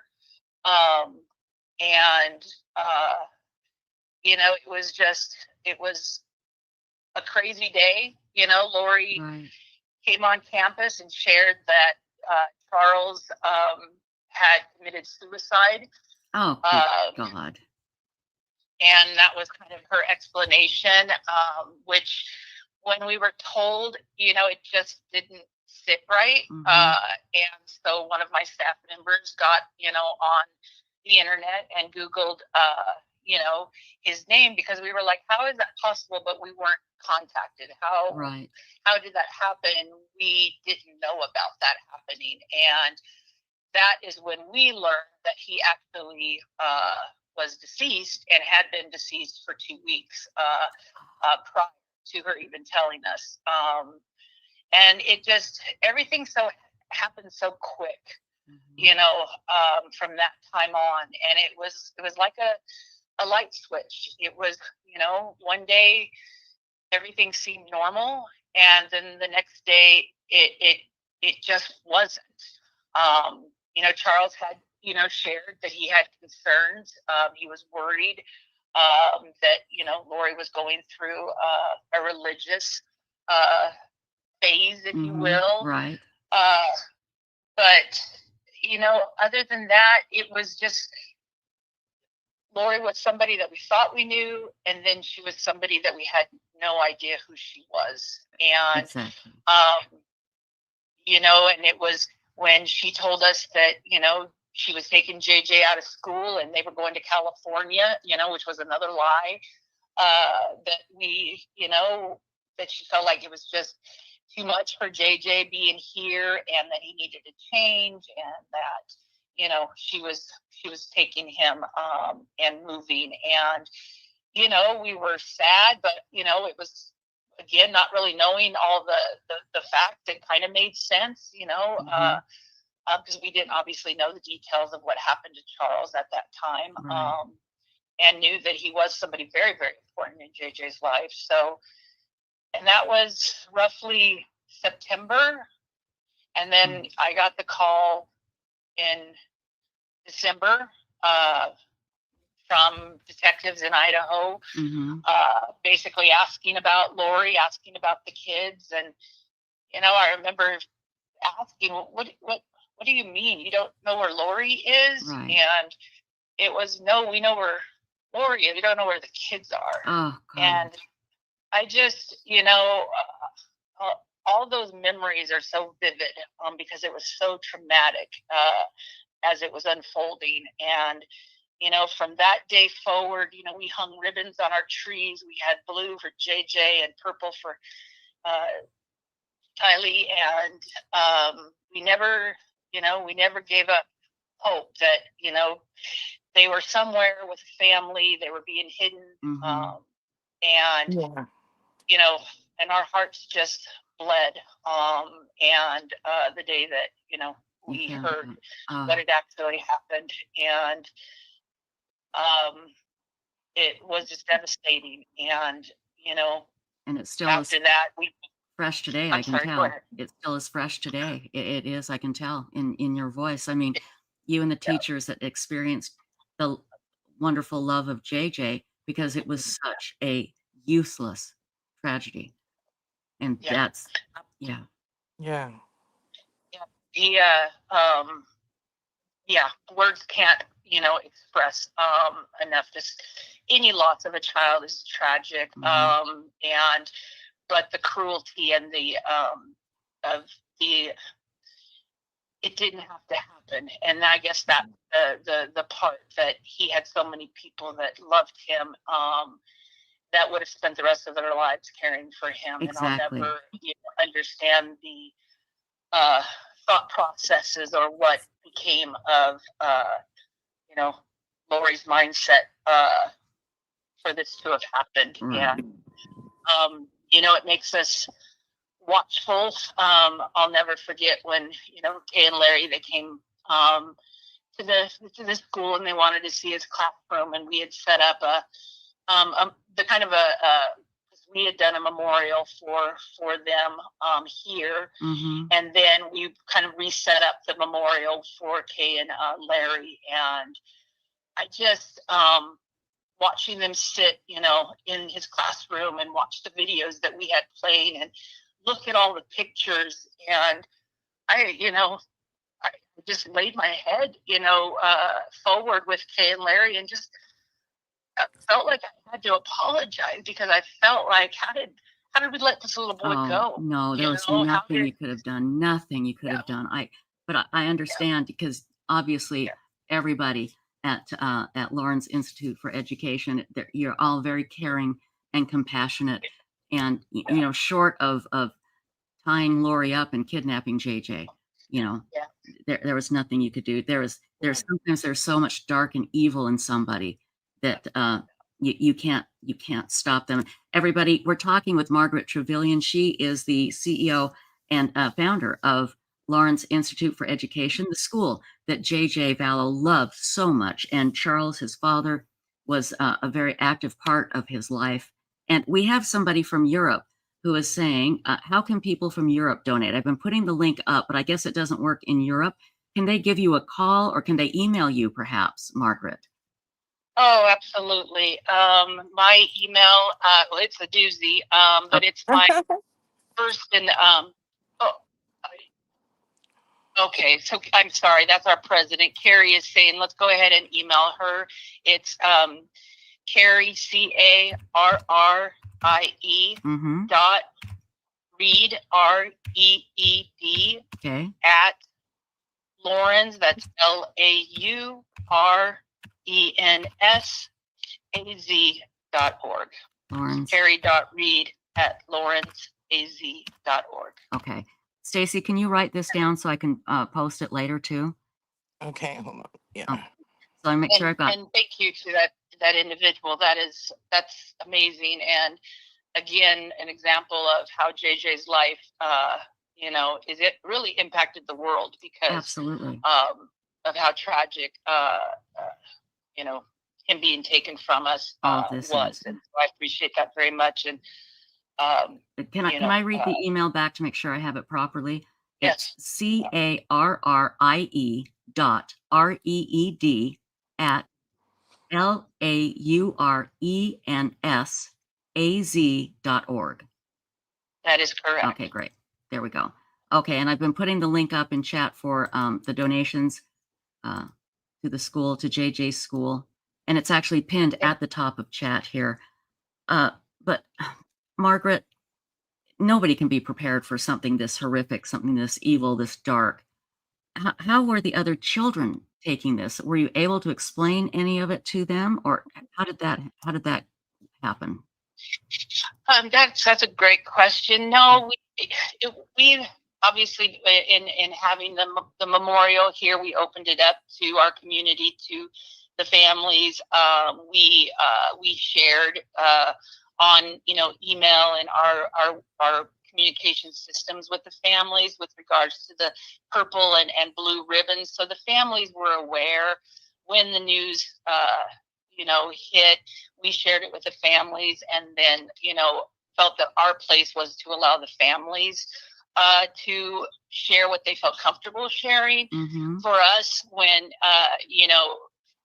we were told that JJ was being unenrolled, if you will, he had already basically been kept out of school for a few days. Mm-hmm. So when we received notice from Lori, and I believe honestly in the timeline, she was already gone when Right. she gave us notice.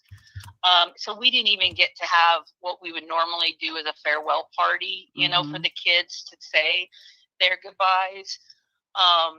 Honestly, for us, it was the really working through the emotional trauma for the staff that worked with him, the people that knew him, the people that were his therapists, that were his, teachers, his teacher's assistants, his karate teacher, he had so many individuals here Right. who worked with him. And it was really helping the staff to adjust to the tragedy. When you work with individuals who are medically fragile, which we do, we understand that loss is possible, Yeah. but it never prepares you for what happens. And this, I hope this doesn't sound wrong, but when you have a child that you almost anticipate the possibilities, Understood. it's different from then when something this tragic happens. Absolutely. And then you find the details that I think it was just it was too much for some people to process. And so for us, it was just really helping the staff grieve and be able to then move forward and help the other kids that Right. we have Well, lessons and I have a message for you from Cresha Easton. Cresha is Kay Woodcock's daughter, JJ's aunt. And she says, Margaret, I've been dying to hear from you and JJ's teachers. Thank you so much for sharing your experience. I'm going to start bombing. So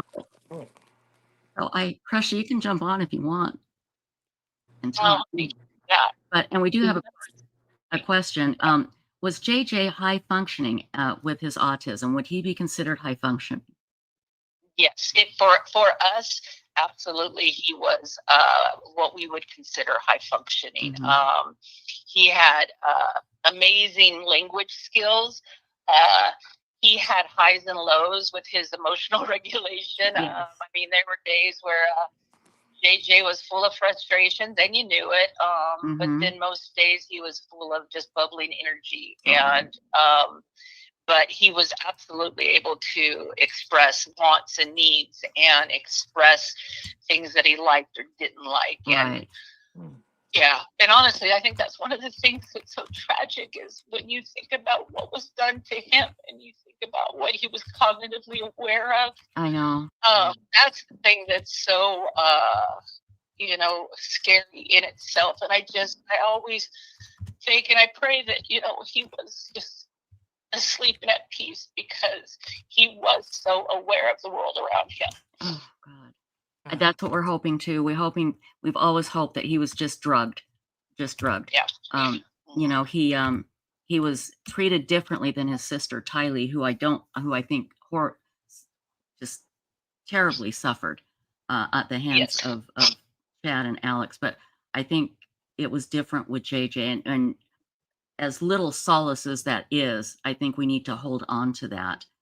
Everybody, we are talking with Margaret Travillin. She is the CEO of LIFE Life, and that is the Lawrence Institute for Education and the school that JJ went to. And again, you can tell everybody just loved him. And in the videos that we've seen of JJ, I mean, he's just, I talk about a spark plug. You just gotta, oh my gosh. And he was truly beautiful. And I always laugh because his hair, I promise you, there was never a hair out of place on his head. He was styling from the moment he got, through the gates, and he was something. He really was. And if I may, I would, anytime any of the family, I always say this, we have a memorial here, and JJ and is on that memorial. And anytime any of the family are ever here near us and want to come spend time at the memorial, I welcome all of you. And I keep hoping for the day where, we can wrap our arms around Kay and Larry again, now being on the other side of what has just been a horrendous journey. And they're true heroes. I mean, they are true heroes. Oh boy, they are. It was Kay that got all of this going when she insisted on a wellness check. And you have to wonder what would have happened if Kay hadn't done that. They could very easily have gotten away with everything. And so she was not going to be stopped. And, God bless Kay and Larry, and you all too, for loving JJ like you did. And I know it's very traumatic. And like you said, when you deal with people who are of a delicate medical nature, as tragic as it is expected at times. In this case, this was not expected, obviously. And to have it be such a horrific manner, it's traumatizing for everybody. But again, it's coming to an end. That we'll have to see Lori's face anymore coming Friday, because when she gets to Idaho, it's my understanding they either in Idaho do not allow prisoners to give interviews, or at the very least, it's extremely difficult. So hopefully she'll be shut up, other than her stupid filings that she makes, every week, and they might be able to shut her down from that. But and bless you all for what you do, because it's not, I mean, it's hard enough being a teacher, but to be a teacher of adults and children with needs like this, I can imagine can be pretty stressful and difficult at times. It absolutely is. It's a hard job, but you have to be a person who lives, to dream, to see possibilities, to, wish to serve and want to make a difference. And honestly, I'm nothing without the amazing team members we have on this campus. They talk about heroes. They're heroes. They show up every day, and they give their hearts and their souls and their talents to help these kids on their good days and their bad days, all because they believe in what's still yet to come for them. And that's something that was taken from us when JJ was taken. So I do appreciate you allowing me to have this time with you, and for being willing to speak with us. So thank you. Well, thank you. I really appreciate it. And we're hearing people in chat saying they're donating. And yes, you can donate in Tylee's memory for her brother, JJ. Absolutely. I've always felt that Tylee was more of a mother to JJ than Lori ever was. And, she was just a wonderful young lady. But Margaret, you have our number there at the school. Yeah. If there's anything you ever need, we have a lot of people here that can help. So please don't ever hesitate to reach out, okay? Well, I appreciate that so much. Thank you. And, I, JJ being one of our angels, I appreciate that he's looking out for his friends here, and spreading love and joy, and giving us this opportunity to meet. So thank you to JJ for that, and thank you. I appreciate the time very, very much. Thank you, Margaret, and give our best to everybody there and take care, okay? Okay, thank you so much. Thank you now. Bye-bye. All right, bye-bye. I'm sorry, I had to cut that short because I'm going to start bawling. Yeah. I got to play the cowbell video from Saturday Night Live here Yeah. to get back. Oh my God. Uh, so there you go. Yeah. Any doubt that JJ, when what was it Lori said? He was acting like the devil or had a bad spirit. And, you piece of shit, garbage Right. woman. Yeah. I'm sorry, I can't take it. Oh shoot, I just hung up on her, Kresha. I'm sorry. Well, you can hop on now though. Here, hang on, let me get you the link. I can call her back. Hold on. Just a second. Really, seriously, Kresha, here's the link. Yeah, you're up at 2 p.m., but that's okay. You can come on now. It's almost 2. And if you want, I can call her back if you want to talk to her. It's totally up to you, Kresha. Whatever you want to do. I'd be glad to call her back. See if I can get her back on the phone. So there's the link. Yes, and you are on it too. That is correct. Yeah, Wait. you're on it at 2 p.m. Central, I should say. Okay, I was gonna say, Yeah, getting 2 p.m. confused Central. because I have everything on Eastern time in my brain right now. So Oh, I know, you guys, it's so hard. Yeah, I mean, I can't believe I don't, schedule 14 people in one time zone all at once. So, yeah. Kresha, do you want to pop on now? You can't. It's only 5 minutes to 2. I mean, or 4 minutes, 3 minutes, 2 minutes. So, oh, I'm so glad she was able to call in. Yes. We haven't heard much from the school. I mean, not because they haven't talked, but we rely on what mainstream media tells us, and other than when JJ died, I don't think they've actually gone back to the school. So Yeah, that was really nice. yeah, exactly. Yeah.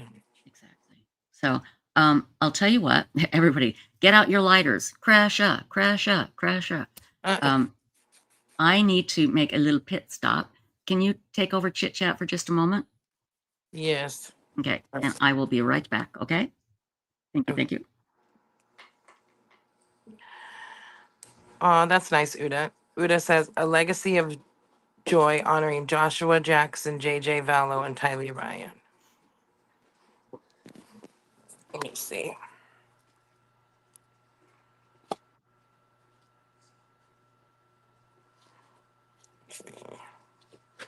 And yeah, anybody who missed it, Kresha was on last night too.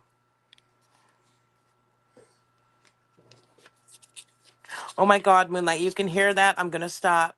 I was worried about that, and I'm all, okay, I'm gonna stop and I'll have to mute myself. I was totally doing my nails while I'm sitting here. Ugh. Okay, my granddaughter just put stamps on my feet and my hands. I'm styling now. Let's see. Yes. Yes. Good job. Good job. Nice. Okay. Glamorous Girl said she shared so many positive memories. Lori only talked negatively about the kids. It's, oh, bummer, your YouTube wasn't working.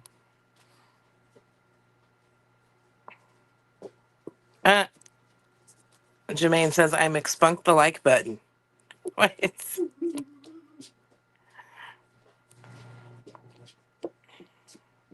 D-Max, my granddaughter is 6.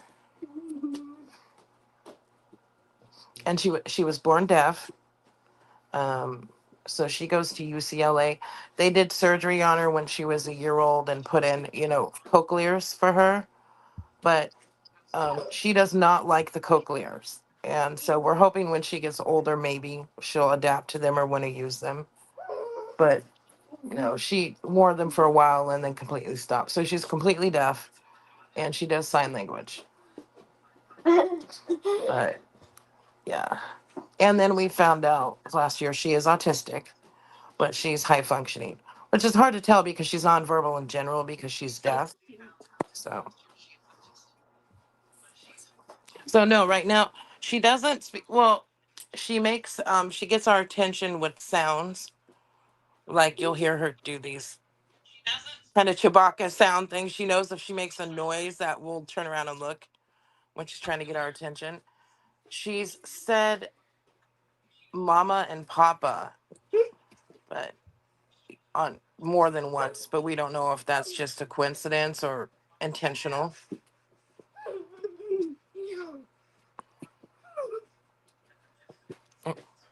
Yeah. So, but yeah, as of now, she's completely nonverbal. Right now, she's doing what they call stimming. Yeah. Yeah. She's running around. Oh, yeah.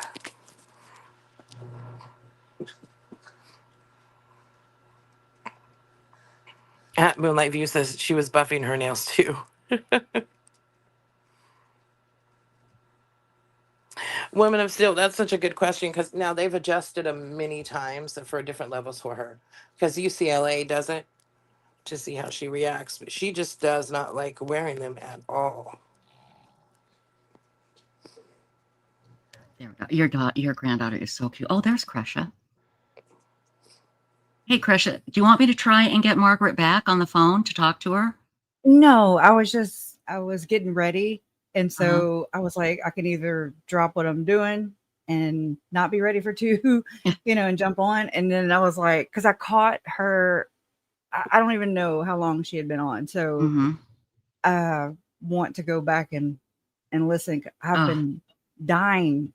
And I mean, like before I came on, right? Before I even, I went and got my hair cut earlier, and then I came back and I didn't have it turned on or tuned in to your channel. And so I clicked on, and that's when I heard her, and I was like, oh God, and I had just been thinking before that, like, I would love to hear from his school, his teachers, his Yeah. Well, and you know what? Here's the thing. I don't think anybody was surprised to hear how loved he was, how much fun he was, and pretending like he's going traveling, with a suitcase and just going traveling. Oh my gosh, that is so adorable. And, I don't think we were surprised to know that when he was unhappy, he would show it. All of that, and because we've heard Kay and Larry, we've seen some videos, but it's just nice to know he was such a bright spot at that school. And it must have been difficult, to try and explain to some of the kids who had the realization that, hey, where's JJ? Did he move? I mean, what happened? It must have been very difficult. And then to have it be such a evil thing. My God. She is. I think we can all agree on that. Now, in case you haven't heard, Cresha, we believe is going to be allowed to make a victim's impact statement and in Arizona. And I just can't wait. As they said last night, Cresha, gut puncher, just everything, give everything you can to her because she deserves it. Now, she'll just sit there and just be all smug because she's thinking, Jesus, you're on my side. Where are you, Jesus? Of course, it's never going to happen. Right. But, I know. I want to. I want to like break her shelf or at least put a big crack in it. But well, and you know what? And you may not be able to, but at least she'll hear your words, and and just and this is going to sound terrible. Let it roll. Let it rip. I just want everybody to know how much we hate her, how we despise her, what a piece of evil shit she is, and nobody believes her bull. And standing ovation. And her enchiladas suck. Yeah, and her enchiladas suck, and I'm glad her brother didn't remember them. They were so bad. So, yeah. And Colby said they taste like cardboard. So. Yeah, exactly. Oh, I believe them over her any day. Yeah, absolutely. So, and I know you've been working on it, and do you think you have it ready, or you still got a lot of work to do on your statement? Oh, no, I don't have that much to do. I mean, I've just been tweaking it really. Yeah. And so when I'm not driving, I'll do some more. Okay. Good. You know. I have to ask real quick, did you take your shot? Me? Yes. Yes, I did. I took my I'll shot. take one. You want I one? need to I'll give lose you it. one too. I'll give you a shot. Okay. All right. It's Sharing and caring.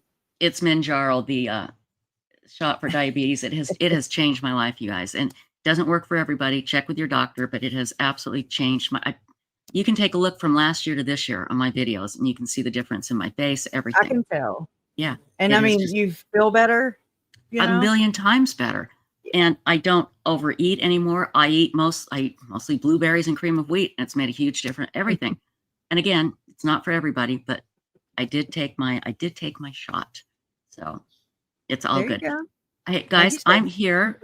But if you could keep talking, again, I apologize. I have to do my other job really quick. I'm listening. I can hear, but I don't think Pressure and I have a problem talking. you know, Yeah, I think you're both pretty shy. You're both pretty shy and don't talk much. So, you know. Yeah. Yeah, you know what? That's right. My trance, you should end with, and your enchiladas suck. I think everybody would stand. There's so many things I want to end with, though. You know, like the evidence shows, the evidence shows, the evidence shows, Yeah. and then just Evidence use. shows your I love to enchiladas. use her words against her. Like that's my thing. That's it. where I Okay. go. Your The evidence evidence shows your enchiladas suck. There. The evidence shows. Okay. Evidence shows. Okay. Okay. Okay. Okay. Thank God they didn't die. You know. Oh man. No, Mentrance, I don't eat Taco Bell anymore. I don't. I changed my life. But anyway, not about me. I want this to be about Pressure. I We'll want talk to talk Taco about Bell. me. Want to talk about I want to talk about. That's Lori's song. That's right. But I'm listening. I just need to do something with this. So chit chat away, my darlings. Well, I'm gonna send Joe a link, but I'm trying to look for it. Well, here, I'll put it in chat. Thank you. I'm like a lost goose. You know, I can't do two things at once ever. I try. This is for Joe He's Schmo. driving, so he said he don't know if he can do the full hour, but he can jump on. Gotcha. So that's good. Gotcha. Okay, got it. Oh, Uda says, tell her she looks over 60. I'm sorry, what? Yeah. Oh, there you go. Lori. Yeah. Yeah. Say, Lori, you look so old. Your face is melting. Oh, wait. That brings up. Here's what you need to do. I will send this picture to you, and you can hold it up and say, "Here's your new mugshot, Lori." Oh, I actually have a really good one. Look, it says YouTube when I pasted it. It says youtube.com and not StreamYard. Is that? No, it should say StreamYard. Hold on. Oh, wait, I see it right there. Okay, let me go back. I'm using my phone like a boomer. Can you get it from chat, or do you want me to text? Do you want me to text it to you? There it is. You got it? No, I'm gonna hit it again. Okay. Let's see. Okay, there it goes. All right. We'll just blame it on the portal. It's a glitch. There you go. It's the portal's fault. Oh, don't tell me I don't have it. Where is it? Okay, there it is. You got Got it? it. I'm looking for a picture here. You have the Walter picture, Lori? I mean, Lori. Oh, Jesus, yeah. I just call you Lori. Stacy, do you have this Walter and Lori picture? Oh, yeah, somewhere. Let's see. Let me look. It's a good one. Okay. That is so good.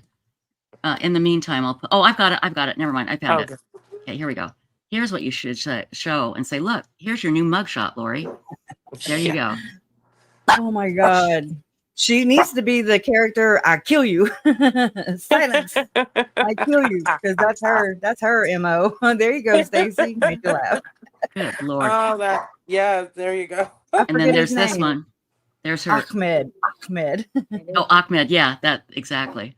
Ahmed, the terrorist. And you know the interesting thing about this picture, Rodney Alcala and Lori, is they both were pro se. Oh, they were? Yep. Oh my gosh. Well, it worked out well for both of them, didn't it? Yeah, it's a great example. It is. And they have great hair. What can we say? Oh what my can we gosh. It looks like just, ramen noodle hair. Yeah, just for fun, here we go. Who wore it better? Toad. Oh God, that makes me the other sick. guy did. He just needs a yellow tie. There you go. Here's Joe Schmo, everybody. Yay, What up, good to Joe? see you. Hi, everybody. Can you hear me fine? We can hear you great. Yes. You sound very serious. Yes, you sound very, very serious. Okay, guys, again, I apologize. Talk amongst yourselves. I'm here and I'm listening, but I've got to do one quick thing, okay? All right, make it quick. Go for it, you two. Look, So if what's you going on share with you my, guys? yeah, Joe, and then I'll share this picture with y'all because it's interesting. Go ahead, Joe. Go ahead with what? You can talk. We'll let you talk. I'm not as far along as I hoped I would be at this point. The next 48 hours is going to be nuts, but Oh that's okay. no. We'll catch up with you. You hang in Yeah, there. maybe the other way around. Oh crap. Oh damn. That's bad. No, sounds like crash time. Yeah. I've driven for 20 hours straight before. I may need to do it again to catch up. Not my preferred way to do it. Yeah. That's how long it takes you to get there? What's the overall time? I'm just a few hours out, in other words. It's 19 hours for us. So Yeah, we're it's quite a leaving bit right longer around for me. 10 to 12 tonight. Yeah, you'll be ahead of sometime. me, I think. Let me see.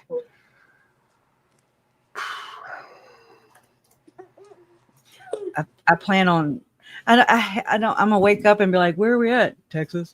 where are we at now? Texas. That stretch of West Texas is brutal. It is takes brutal. I was forever. gonna say that. And there's no grass, or little grass, and I don't know, it's just foreign. I'm a grass tree kind of person, So Yeah, it's 26 hours for me total. Ooh, gosh. Bless you, man. Bless you. Yeah. That's crazy. You used to think I was a rapper? Oh, damn. Well, one that don't get paid. TikTok. That's what Kesha. Oh, Kesha? Yeah, Oh my God. I think that's what they mean, Kesha. That's TikTok. what I used when she came around finally. I was like, okay, because I'd say my name and they'd be like, what? I mean, at least 3 times, right? And I'm like, Crasha. And they're like, Crasha? Yeah, just go with it. But when she came out, I was like, it's like Kesha. She has the $sign. I'm Kresha with the @ sign because I ain't got no money. Yeah. Anyway. I do have a question. No. Okay, we have people here that that maybe don't know the whole history of JJ and how this whole case got started. And it was because of your mother, Kay, that insisted on a wellness check. Can you talk about that, how that happened, how it came about, to let everybody know, how this case got started, basically? It was wild. I know that much. That's where it started. I remember I have a memory of being at my mom and dad's house, mom and Larry's house. Okay. And mom, it's an open floor plan. So the kitchen and the living room, you're in one room basically. And mom, Uncle Charles, me, and Larry were at the bar. Mom was on the other side of the bar. And I heard Uncle Charles say something about a cult. And I was like, what? I remember my reaction to it was just so ignorant. My reaction was so ignorant. So me and Larry kind of broke off from mom and Charles talking. And I'm not I don't pry. I mean, I've researched, I dig, I'm a digger, but I don't pry. Right. And if that makes sense. But so we kind of tore off and went into the living room, still in the same room, but we were in the living room. And I looked at Larry and I was like, a cult like Charles Manson? And he was like, yeah. I mean, he was just saying, yeah, like cult. Yeah. And I was like, the most ignorant thing I ever said was, but he didn't kill anybody. Oh, no. And I mean, Larry looked at me and his eyes were throwing gang signs. Like it was, I was just like, I read the room. Okay. And I was just like, oh. And so as I've learned more and more and more along the way, I realized how ignorant I was, just anyway. So yeah, I remember that's the only time I remember hearing about cult. Okay. But in March of 2019, mom went to Arizona to help Uncle Charles pack. that's whenever I remember, because she texted me. She took a picture of some blue spray cans, spray paint. I love painting decorations, things like that, Right. decor. And Mom was like, "You want any of these?" I was like, "Yeah." You know, and I just remember that. And that's when I captured the video of JJ singing on the bus and then Larry jumped. I mean, it was not planned, and I didn't even remember it when the kids were missing. But Is that available on YouTube? That video? Yeah, it's on my YouTube channel. I'll fetch Okay. it as soon as somebody else starts talking. Okay, I'll try and find it while you guys talk. Okay. There's a lot of videos. Yeah. So actually, look, I'm right here. Let's see. Show all. And right here. I got it. I actually have it. Okay. That'll never happen again. Okay. Good. Okay, very good. Okay, let me get back over there. Can you put it up and Oh yeah, I can pull it up too. Yeah, definitely, because that's a big moment. And it was a big moment for Larry whenever I showed it to him. It was Christmas time. The kids, the police had just announced. Is this it? No, what's this? I don't know what that is. Never mind. Go ahead. That's Lori's arm. Oh, okay, good. Okay. Good. Am I on? I don't see it. Okay. I shared my screen. It's down here, the bottom. I don't see it. I see you. I see difficult Okay, research. let me redo it then. Okay. Double tap, Honjo. Okay. Right. Yeah. Okay, now it's there. There. Okay. There All we right. go. Okay, now you can hit play. Hold on. I can't find my way out of these tabs a lot of the time. So where the hell is it? Oh, right there with the blue thing. Okay.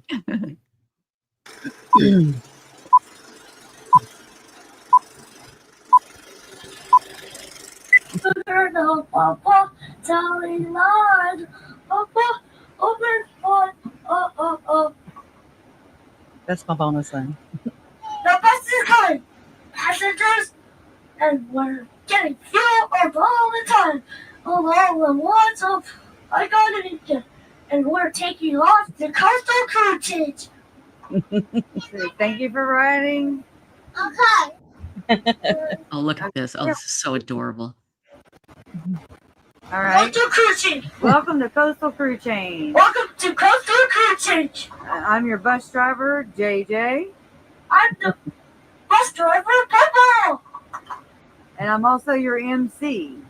I'm also it's all side air. Yeah! Woo! Thanks for riding Coastal. And I can laugh. I could coastal cruising. Coastal cruising is all. I want to do all singer. Look, pull it away from your mouth a little bit and we can hear you better. Oh, I could all. Say hi. Say hi to Mama and Dad. Hi, Dad. Say miss you. I miss you. We kind of miss y'all too. Just a little bit. You too. But we're having fun. We're having fun. All right. Say bye. Bye. Papa telling lies. Papa open the one. Da da da da da da da da da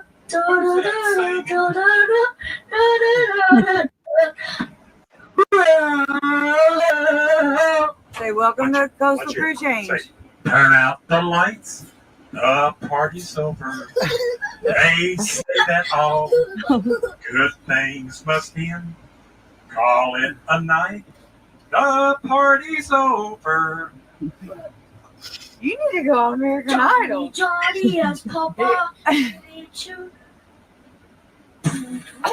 But you got to do the Coastal Crew Change. It's wrong. Come to Coastal Crew Change. Welcome to Coastal Crew Change. Hey, and say the driver is Papa Larry Woodcock. Driver is Papa Larry Woodcock. Say thank you. Thank you. And come back. come back, And pay your bill on time. pay your bill on time. Oh my Oh, we gosh. definitely Oh don't my want to God. see him. Oh, It didn't work for me. I was It's sitting there going, I'm difficult. not going to cry. I'm not going to Yeah. cry. I'm not going no. to cry. Right. Sometimes I can watch them and I'm fine, and then sometimes it just hits me, and I Yeah. gotta That remove makes myself. yeah, that makes sense. I learned a lot about JJ just through editing. As that was the first. Wait, that was maybe the second video I ever uploaded to YouTube. So I wanted to humanize them because people. I saw comments where they were like, basically dumbing him down because that's what they heard Lori. You know, we got echoes of that from Lori, from Melanie. Well, not from Lori herself. We weren't there. We didn't see it, and we didn't hear it with our own ears and all that good stuff. But yeah, she Yeah. we can bet that she said that. But it just people were surprised, you know, whenever I uploaded just that video in the comments, they were like, oh no, it was whenever Mom and Larry went to his school and surprised him. That one, that'll kill you. That one's a clincher, you know, because he's just so excited, and it's at Lawrence and or Life Academy, and yeah, Oh, it's God. very special. But people were just questioning, and so just to humanize Well, I thought what I honestly, can. when I first was following this case, and the way Lori talked about him, I thought he was nonverbal Yeah, and that he just no, made noises the way she the made him kid, sound. You the know, kid repeated everything you said, and you know what? and That's probably one of the reasons that's why he's dead. dangerous. Yeah, Yeah. that's dangerous to somebody like Lori with a lot of things to hide. Definitely. Absolutely. And Yeah. he's repeating things he saw. Oh, yeah. And You know what's really so when I was editing home videos that I had, right? My son turns his birthday is January 1st every year. Okay. He was a millennium baby. So January 1st, 2000. Anyway, so we had just been reunited because we had been estranged for 6 years. So it's like Zach was like 16. I'm sorry, he was 12 when JJ was born. Right. So as JJ was coming into the world, Zach, I didn't know, but we would be estranged for the next 6 years. Okay, so he didn't interact with JJ or any of us because we were estranged. And and so as JJ was leaving the world, Zach comes back in, and it's just one of those weird kind of parallels I noticed. But so we had a birthday whatever for New Year's 2018 going into 2019, and that's when my Uncle Charles and JJ were with us. And then you go back, you find out in the text messages that Lori and Zalima are trying to hover over the vehicle when they were leaving. Like Uncle Charles and What? JJ were They're trying to together. hover over it? They're texting each other because they're into that portaling remote viewing Oh, that crap. crap. Okay? Right. Yeah. So I didn't know that then, but come to find out, you know, they were leaving New Year's Eve and Zach's birthday with us. And it's just, it hits so hard, you know, because it's like, that's my fucking family. Right. You know, that's her family, but that's my family. Right. And I don't think so, you know, like it's so eerie like that. But anyway, so we had that celebration for Zach. We had a birthday cake. And then, so I have a little piece of video where JJ is like, happy birthday. You know, all you can hear is him singing to happy birthday, Zachary, you know. And also in that video, when I was editing it, I heard him say, and this blew my mind, it still does. So we're at my Uncle Bobby, who is a plumber. He's a master plumber and he has his own business. So we were in his shop and, you know, it's just us and the kids and just they can run around and be crazy. And Uncle Charles was sitting out by the bonfire. So, you know, he was having, I guess, a long time. I mean, he was going through a hard time, you know, now that I know what was going on. And so there's like stuff all over the table. And so we sing happy birthday to Zach. And then, and then there's a lighter. And anyway, so JJ's like, flick the bic. And Jason's like, no, you know. And then JJ goes, duct tape.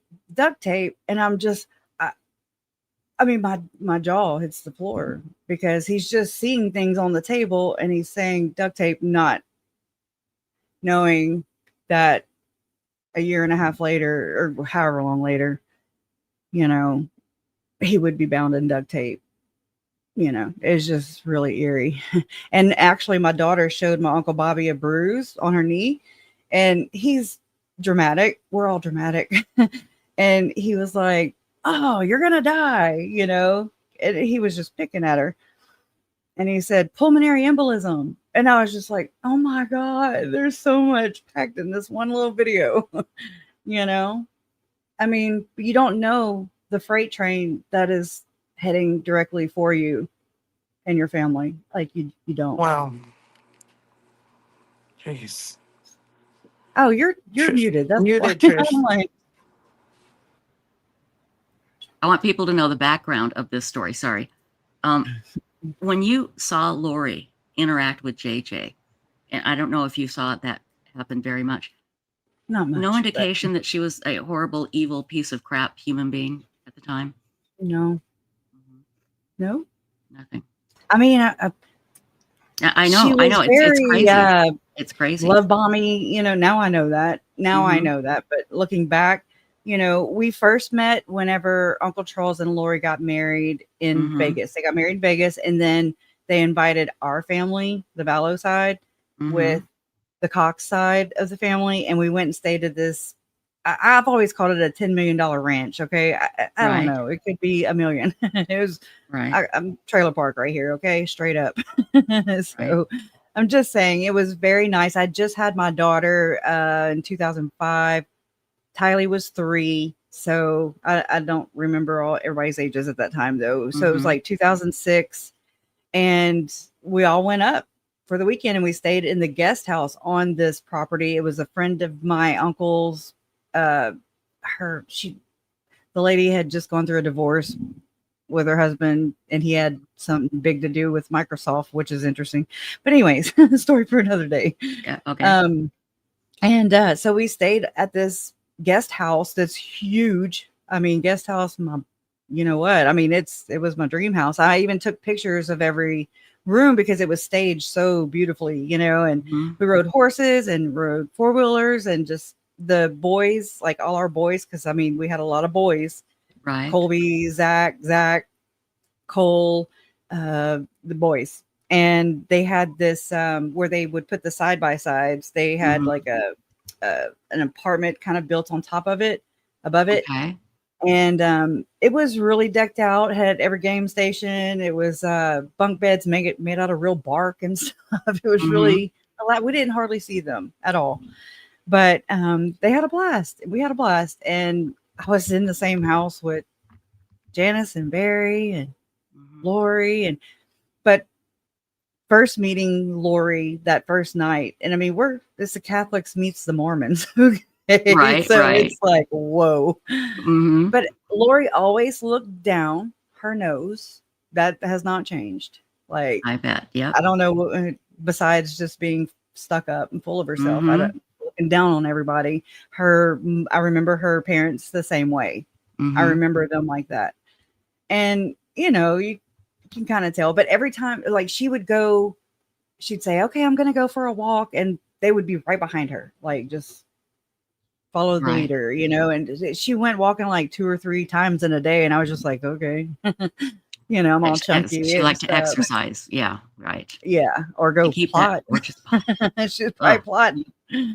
But anyway, so yeah, I noticed that. And it just real, you know, I mean, it doesn't mean that they were judging me, but you know how, anyways, like, I just feel like they're judging you, but I can't, you know, prove that. I'm not in their head, but yeah.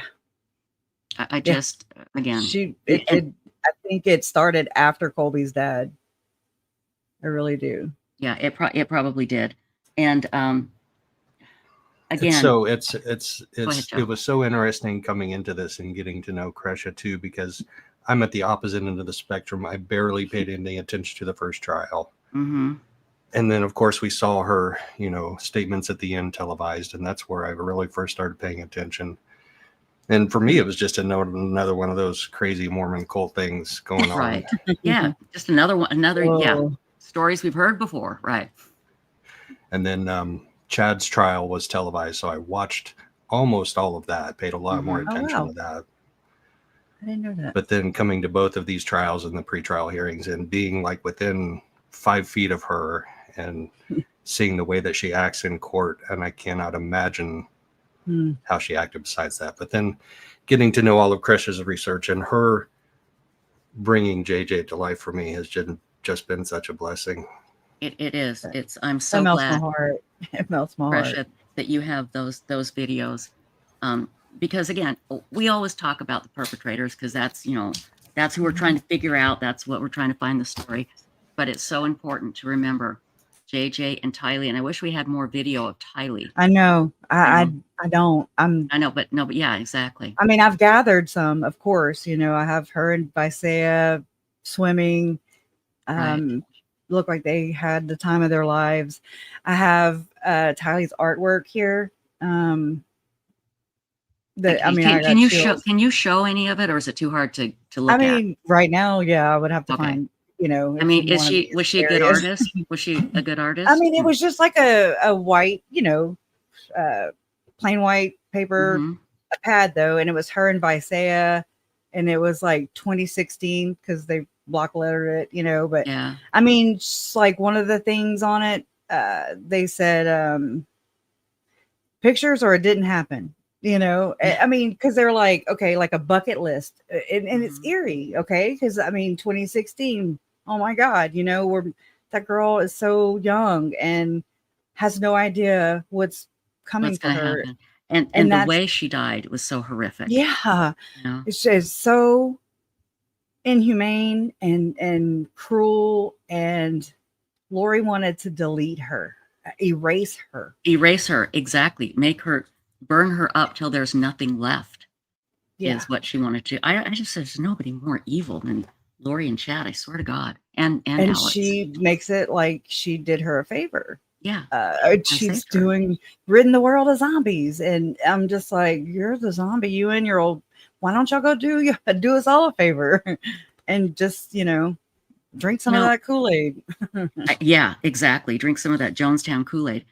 I guess, and this is me just being angry. I just wish Lori's family, like her brother and sister would come out and say, I hate her, I just despise, she's evil, she's horrible. I just don't get the vibe from them. And again, no, it's Chad's fault. And I'm telling you, is very prevalent in this community, period. I'm not trying to be ugly. This is just take it or leave it. It's constructive, or maybe like a little bit of insight from a not so diverse community. It's like, it's always the devil deceived me. Satan deceived me. If he's a good Satan, I mean, if Chad's a Satan, he sure is a good one. Right. That comment, it's never their fault. Ruby Frankie. Okay. Same thing. Right. He said the same thing in her allocution statement. I'm just like, no. It sounds like they're being apologetic. It sounds close to it, but it's not quite. You have to really dig deep and look at it a time or two again to say, oh, you are so right.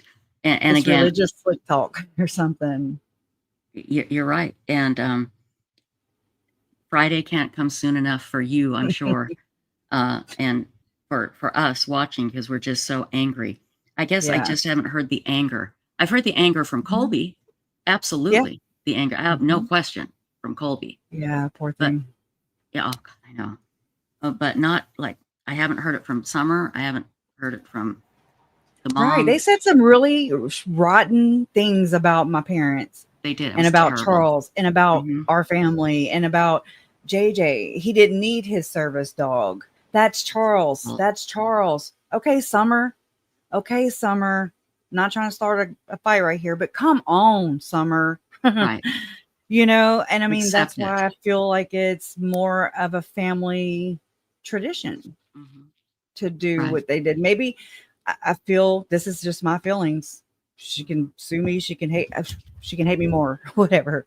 I'm just saying, like, it's like Lori went maybe a bridge too far with the kids, or maybe Summer wanted to be there. I really don't know, but I know that the 4 months that Summer cries to Lori on the jail phone call, you know, that heart-wrenching freaking phone call, it's horrible. It's horrible.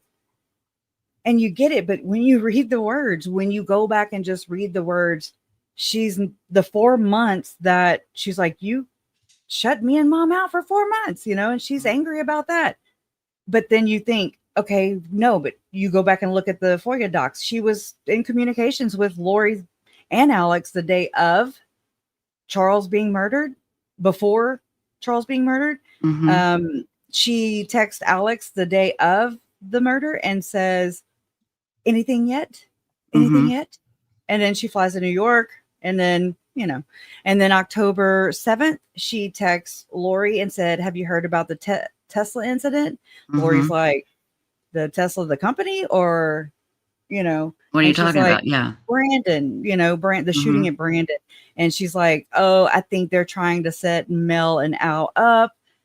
So that's October. That we're all the way up to Tylee's dead, or Charles is dead. Tylee, JJ is dead.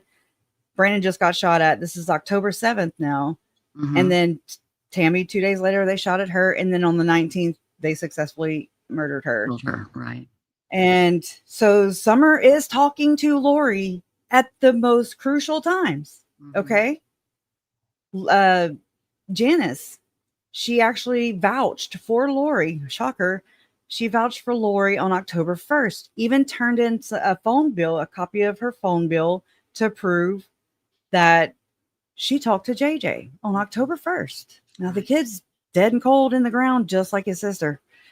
And yeah, so somebody like took a black marker and redacted it, and it's Nate Eaton that had it. And anyway, so it does show a phone call, a 90-minute or so phone call between Janice, or that phone number, and Lori's phone number for 90 minutes. And that's the day that Lori went and rented the storage unit in her Lori Ryan name. Right. So it's not Chad's, is what I'm saying. Chad didn't have anyone. Either way, she rented it in her name. She's on the video. She was there. She saw it. She witnessed it. Exactly. And this is true. From what I understand, that Summer ratted out the plan that Adam and Charles had to do an intervention. They let Lori know about it. And Lori even commented in one of her interviews that she was, or whatever, that she wasn't even aware that of this intervention. And now that she, you know, she's like, my mom and my sister, they were the ones telling me. And she says that I don't think it was an intervention now. And I'm like, what, now that they're murdered and shot at? I mean, what? Yeah. It makes no sense. No. Well, yeah, you can't make sense out of any of this. Yeah. Out of any of this. But again, I think it's important that we understand this family to see how this happened, to see how Alex and Lori became the way they became. It's very, very, very important. And how that denial and that just they're dripped in that perfectionist. They gotta be perfect. Yes. Yeah. Happy family. You know what Tylee said on that video, you know, holding JJ on the trampoline. Happy family. It's like, those are just words, unfortunately, because I know from researching, from the digging that I've done, the digging that Megan and other, you know, in this community have done, crowdsourcing, you know, just trying to find more stuff. I feel like it stems for sure. I think it goes back generations, but for sure it's born in the Cox family, for sure. That's my opinion. And then you throw in the LDS aspect to that too. California Mormons are a different breed of Mormons. Big difference. Yeah, absolutely. They're more permissive than a lot of the rest of the country is. Lenient. Yes, more lenient. Yep. And then, Yeah. I mean, so you've got the family traits, you've got the LDS aspect to it. So you said she took, the Cox thing a bridge too far. Well, also with the Mormon thing, she slid off the Yeah. deep end of that. And then, Right. and then like Ruby Frankie, I noticed a lot of similarities between those two women, Lori and Ruby. They are control freaks.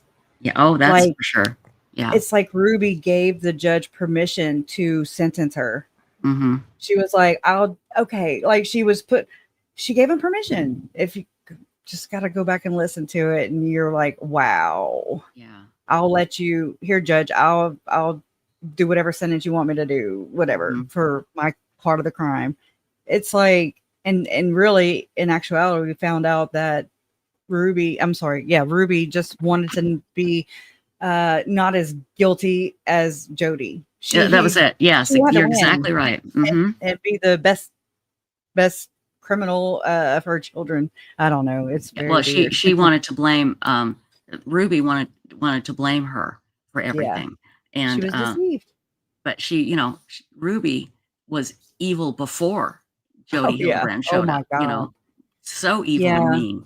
So Kevin I got don't out buy of that. really, really easy, in my opinion. I agree. I will get down to the bottom of all that too. I think there's like this movement in the church of inverted people. And I mean, it spawns from the Glenn Pace memo for sure. That's what me and Joe talk about basically,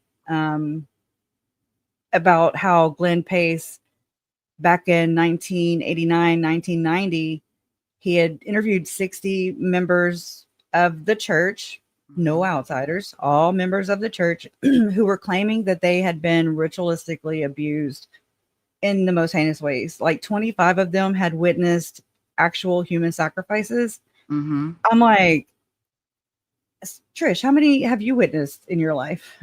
None. Right. Okay. That's the normal. Right. That's the normal. Exactly. Right. So like 25, that's out of 60 people, 25. 25 of them witnessed these allegedly. And so anyway, but that was a memo that was intended just for the church. It wasn't intended to be public. Right. Right. And so it was leaked. And so Bishop Glenn L. Pace, however, he was an accountant. He was not, an expert in that field, but, and he was looking at it from a doctrinal point, a spiritual point, I guess, perspective. And,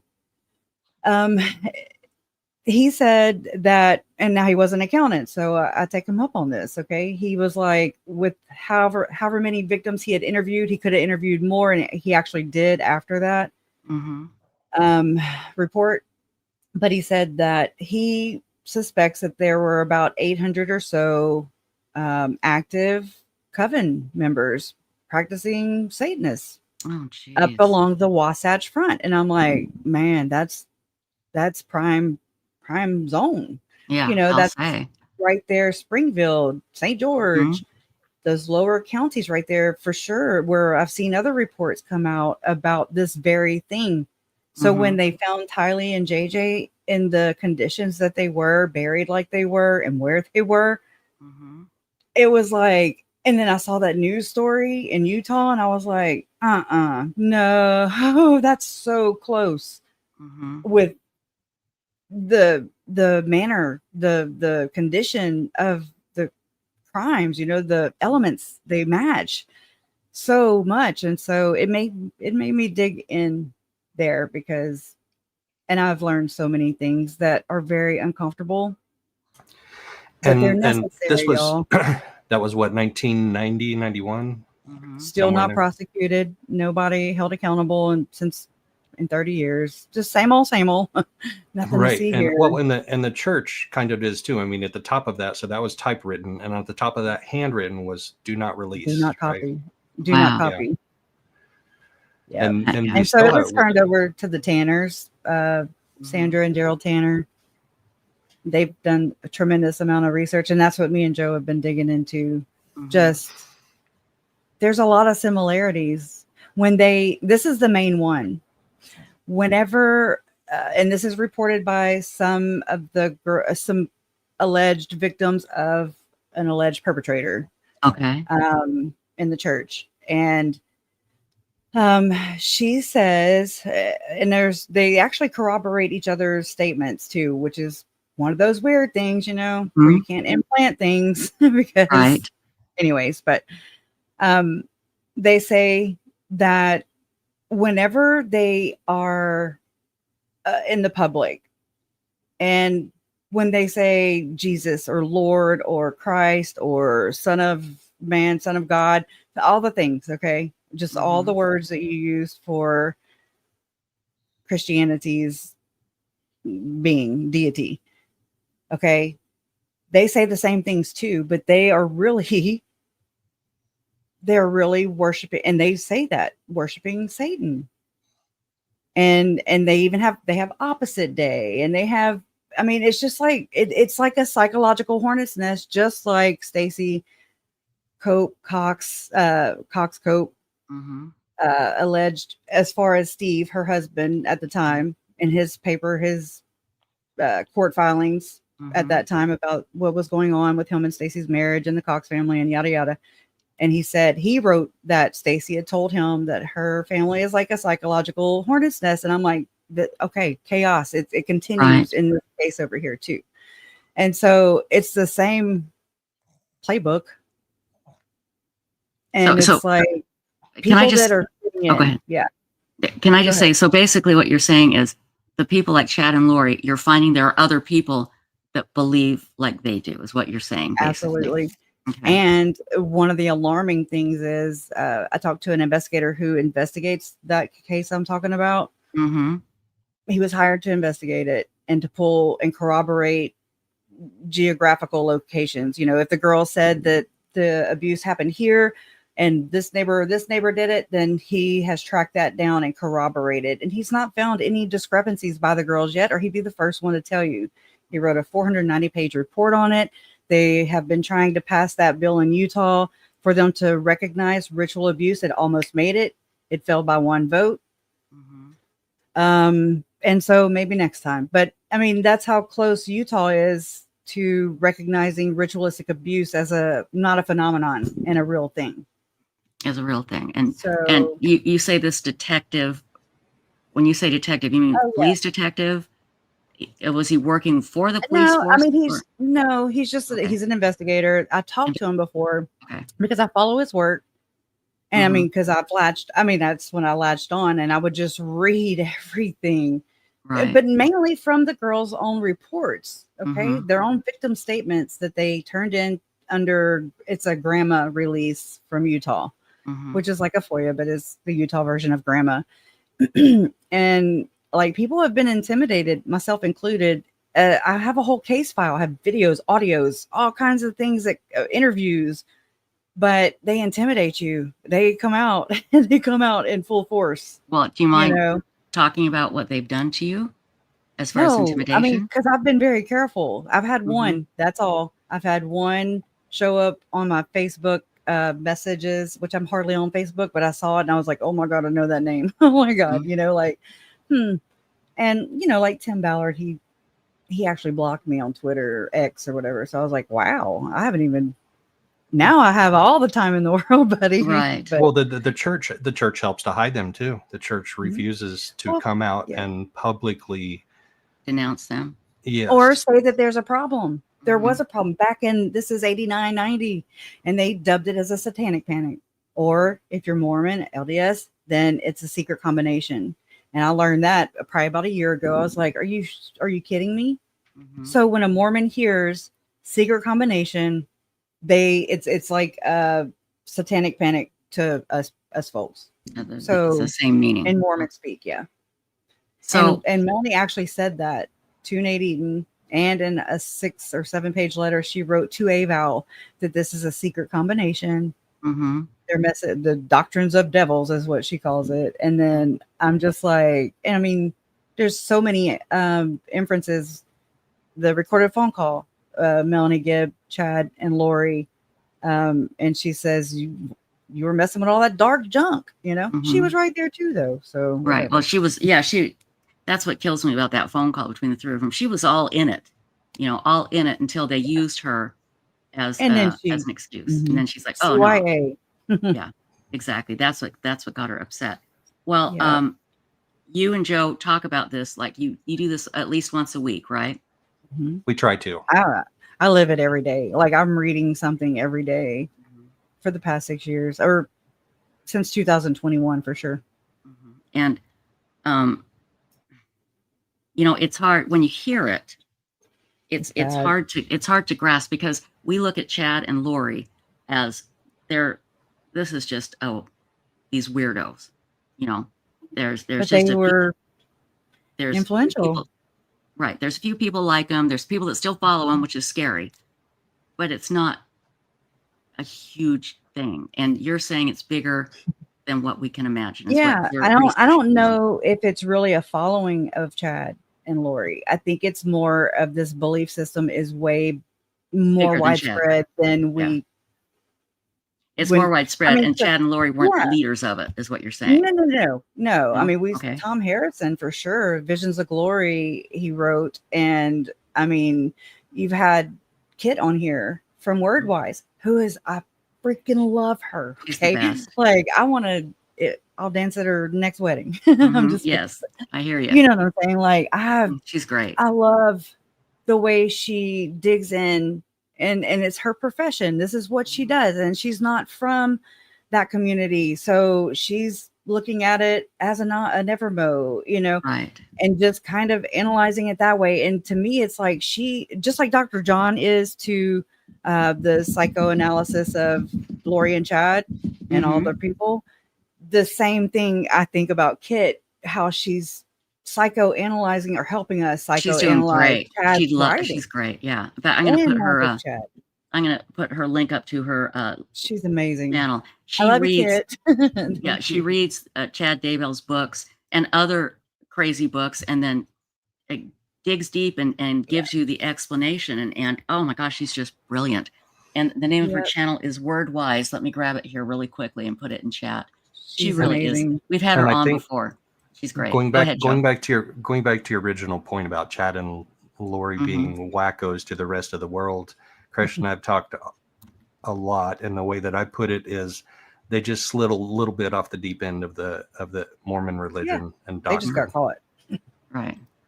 Um, Yeah. yeah. So now, are you? I still have a lot of friends and family that are good LDS and that would Yeah. never unalive anybody, but we've had some interesting doctrinal discussions, especially lately. Especially lately. Well, can I ask a blunt question? Okay. Gosh. If there are kids that have been unalived, where's the reports? Where's the missing reports? What's going on? Why haven't we heard anything? From what I've learned through that case I'm looking into, Mhm. There's a lot of polygamous kids Well, that yeah. are born There you go. That don't have undocumented. any record. Yeah. They're expendable kids. Mhm. And they're not all kids. The girls detail about going to this one man's house on the avenues Mhm. in Salt Lake City. Very upper class, and it's a punishment. It's actually her mom is allegedly like gifting her daughters to pay for the sins of their father. Their father was disgraced in this upside down church within the church.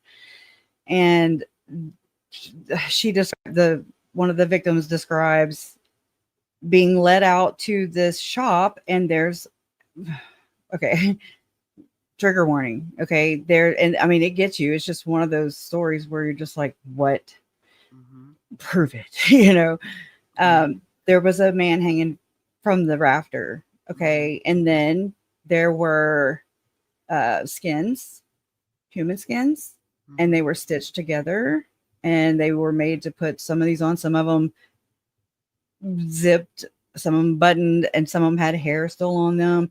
And that the guy said that's because the person's spirit is still in there.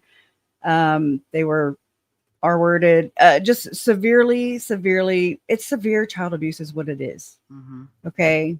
But like Lynn Packer has reported on this, and I love Lynn Packer. Lynn Packer is he's a reporter for the Deseret News. He's great. He's wonderful. So I'm not just one-off and, you know, by myself, just saying, yep, no, it was a news story. Right. I saw it. And then I found Lynn Packer. And from there, I found GOEL, Investigations and Ritual Abuse. And I've followed the work. I've done my own research, and I'm just trying to size it up and learn as much as I can about it. I mean, you have one of the alleged perpetrators whose brother was a governor of the state of Utah a couple times, you know, and you have his wife is allegedly working at BYU and teaching sex ed.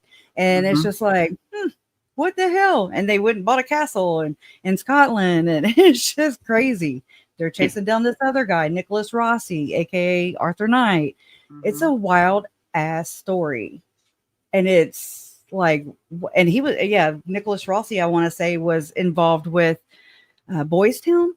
I want to say it's one of those, I don't know. I haven't really got to research his side of it, but he faked his own death. I mean, he Crazy denied. stuff. Yeah. Right. Well, do you feel that this is coming out more to mainstream now, that more mainstream people will hear this and it will finally get the correct attention?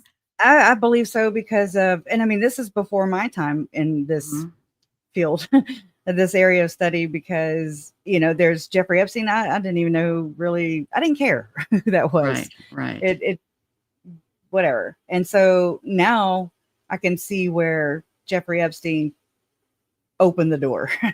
And then I can see where Chad's portal came in.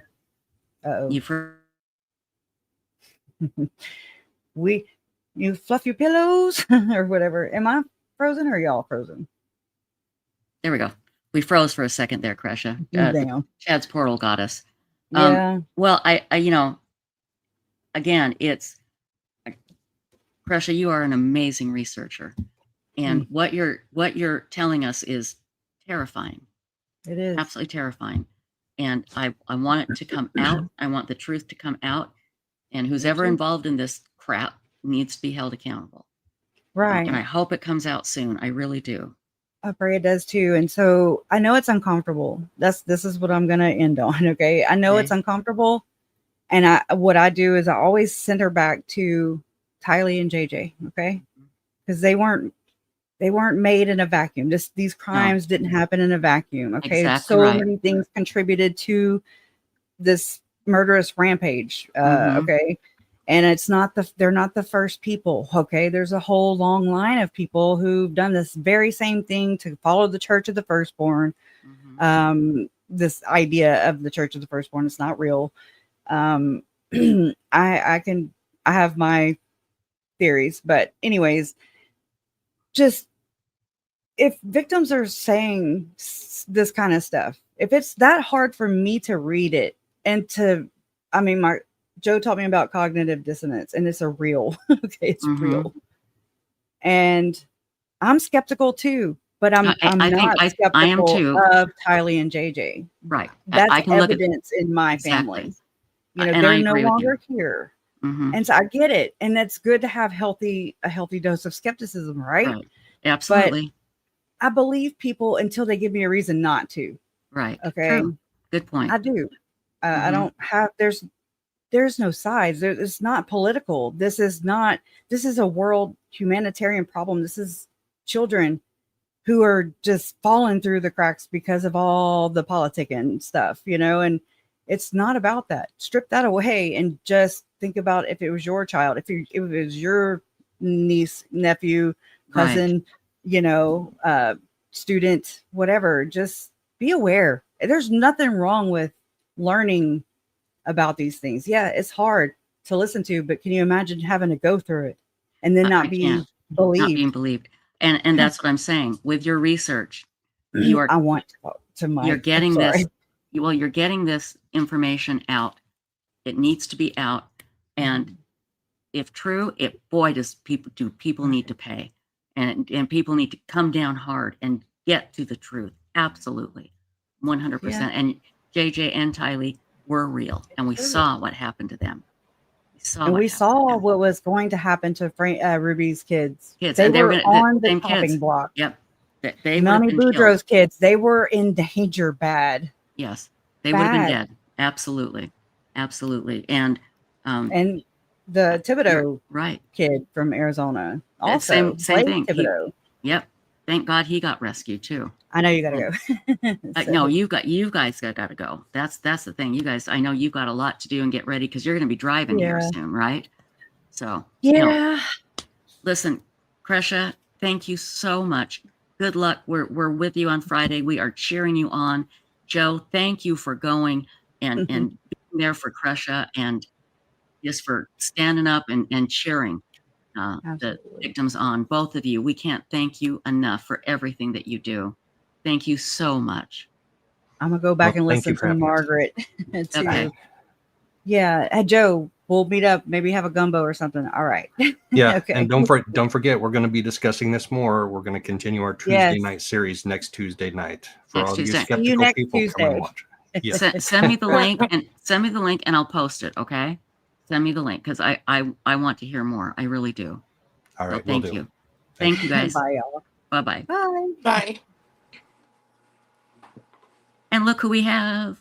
Dun, dun, dun, dun, dun. Megan Connor. It's the end of the world again as we celebrate JJ, Tylee, Tammy, and Charles. Never to forget them. And this is the day that Chad Daybell said the end of the world is going to happen, but he said it was going to happen in 2020. We do it every year just in case he got the year wrong. Megan Connor, bless you.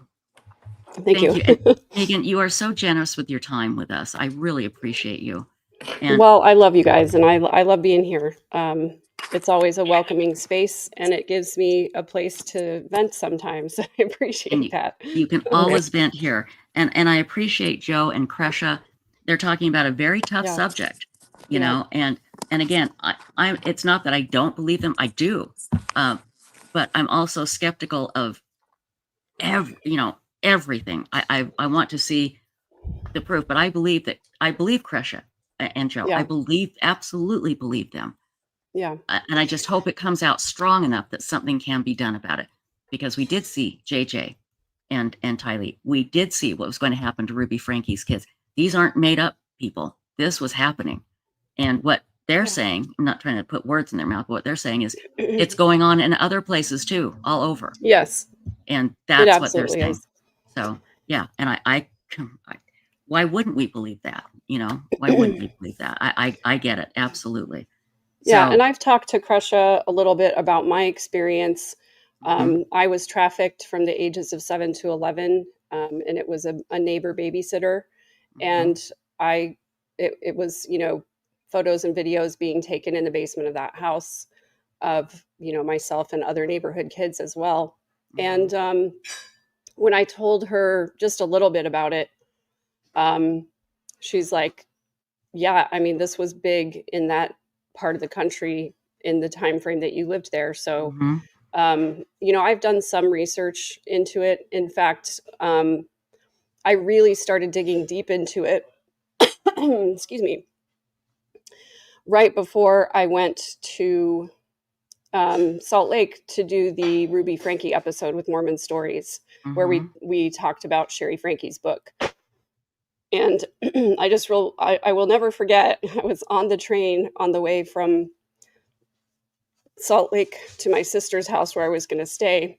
And I had come across, actually one of my listeners was sharing a lot of information with me about another YouTube channel that talks about it quite a bit. And through researching with them, one of the people on their show does a lot of writing on this topic over on Substack. And his name is Goel. And he has to use a pseudonym because he's talking about some very powerful people and, is worried about his safety. And so I started reading some of the things that he wrote, and I got to the point where I couldn't read anymore because it was too triggering. And I've done a lot of healing work from my trauma, and I can talk all about it in detail without any negative emotional repercussions.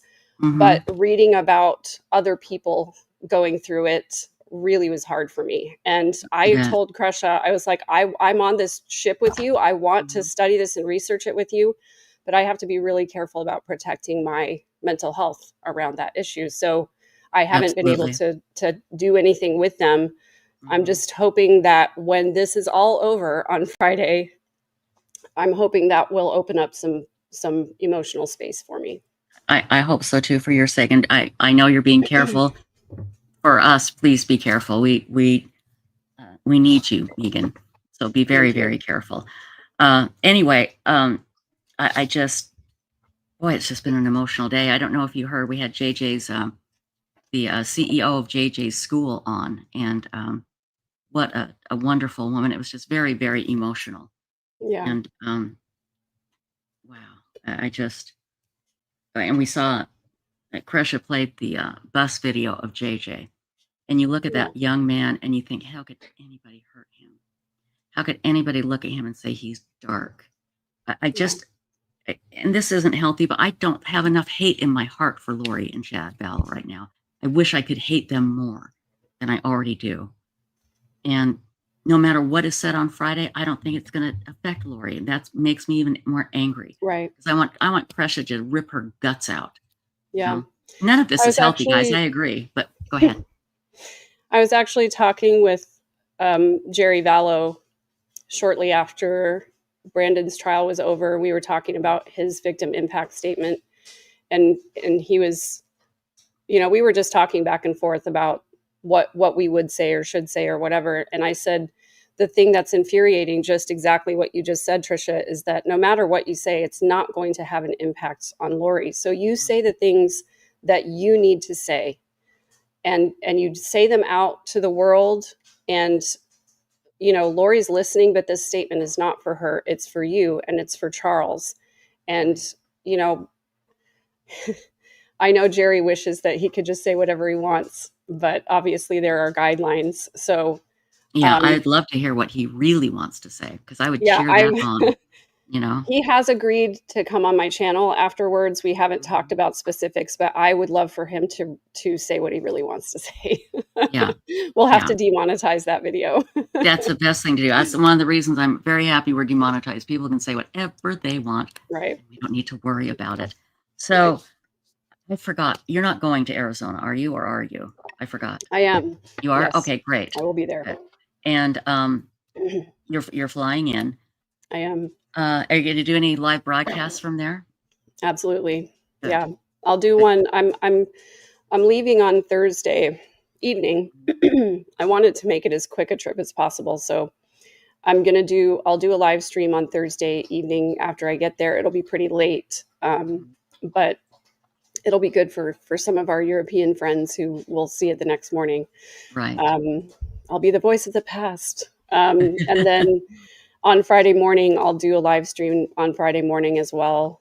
I believe that the time is for 9:00, but whenever I go west, I just pretend like I'm on the same time. And so I will be up at probably around 4:30 or 5 Arizona time. So that makes me tired just thinking about it. It really does. Well, I mean, it's 4:30 to 5 Arizona time is 6:30 or 7 my time. Mm-hmm. So true. Well, yeah.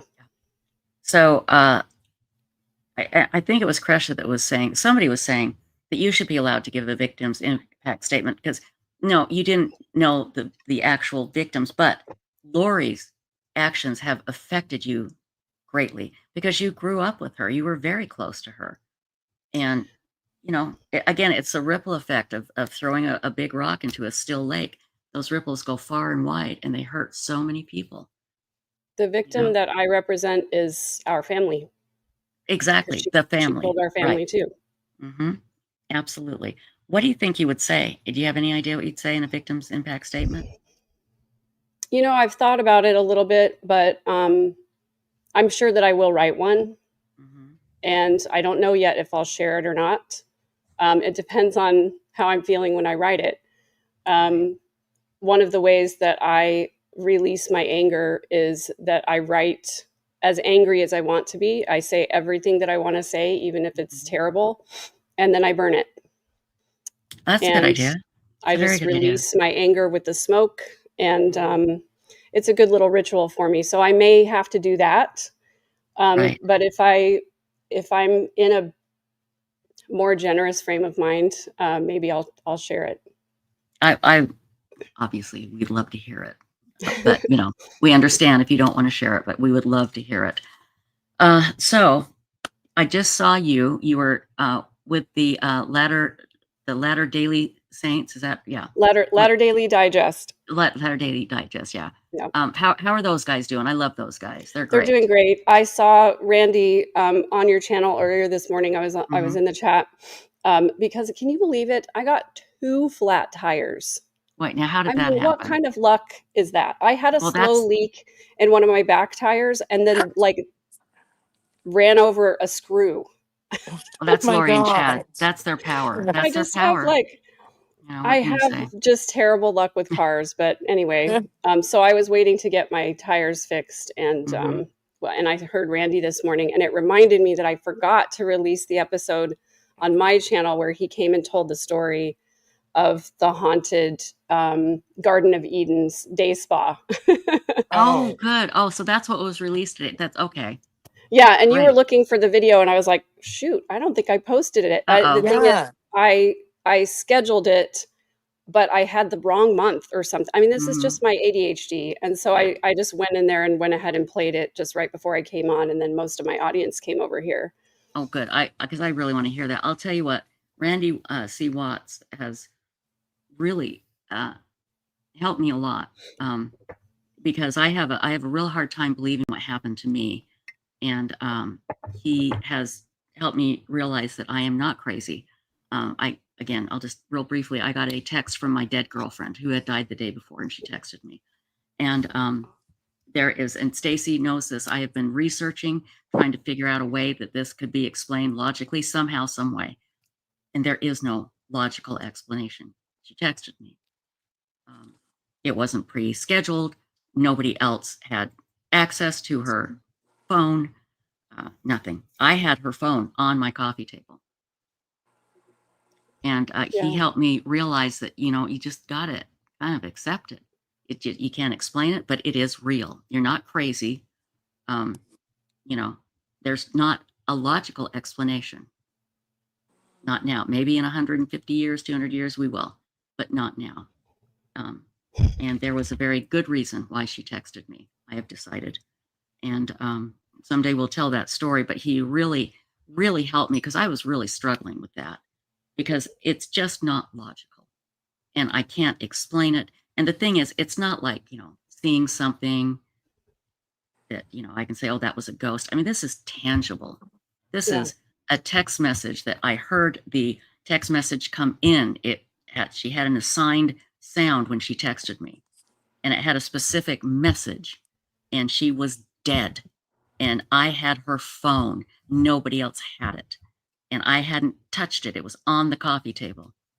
It makes no sense logically. Yeah. And he just helped me realize that. I still have trouble with it. But I don't know. I mean, Megan, what do you think about things like that? I, being raised Mormon, of course, always believed in an afterlife. And always believed that the spirits that had left their bodies were just here among us. I just always believed that. When I had my faith crisis and I completely lost my faith in everything, I went all the way down into the hole of nihilism for a while, and it was really, really difficult to get out of. Right. And it's surprising me that this is emotional for me right now. It's okay. I don't mean you to cry. I'm sorry. I do that. I am so sorry.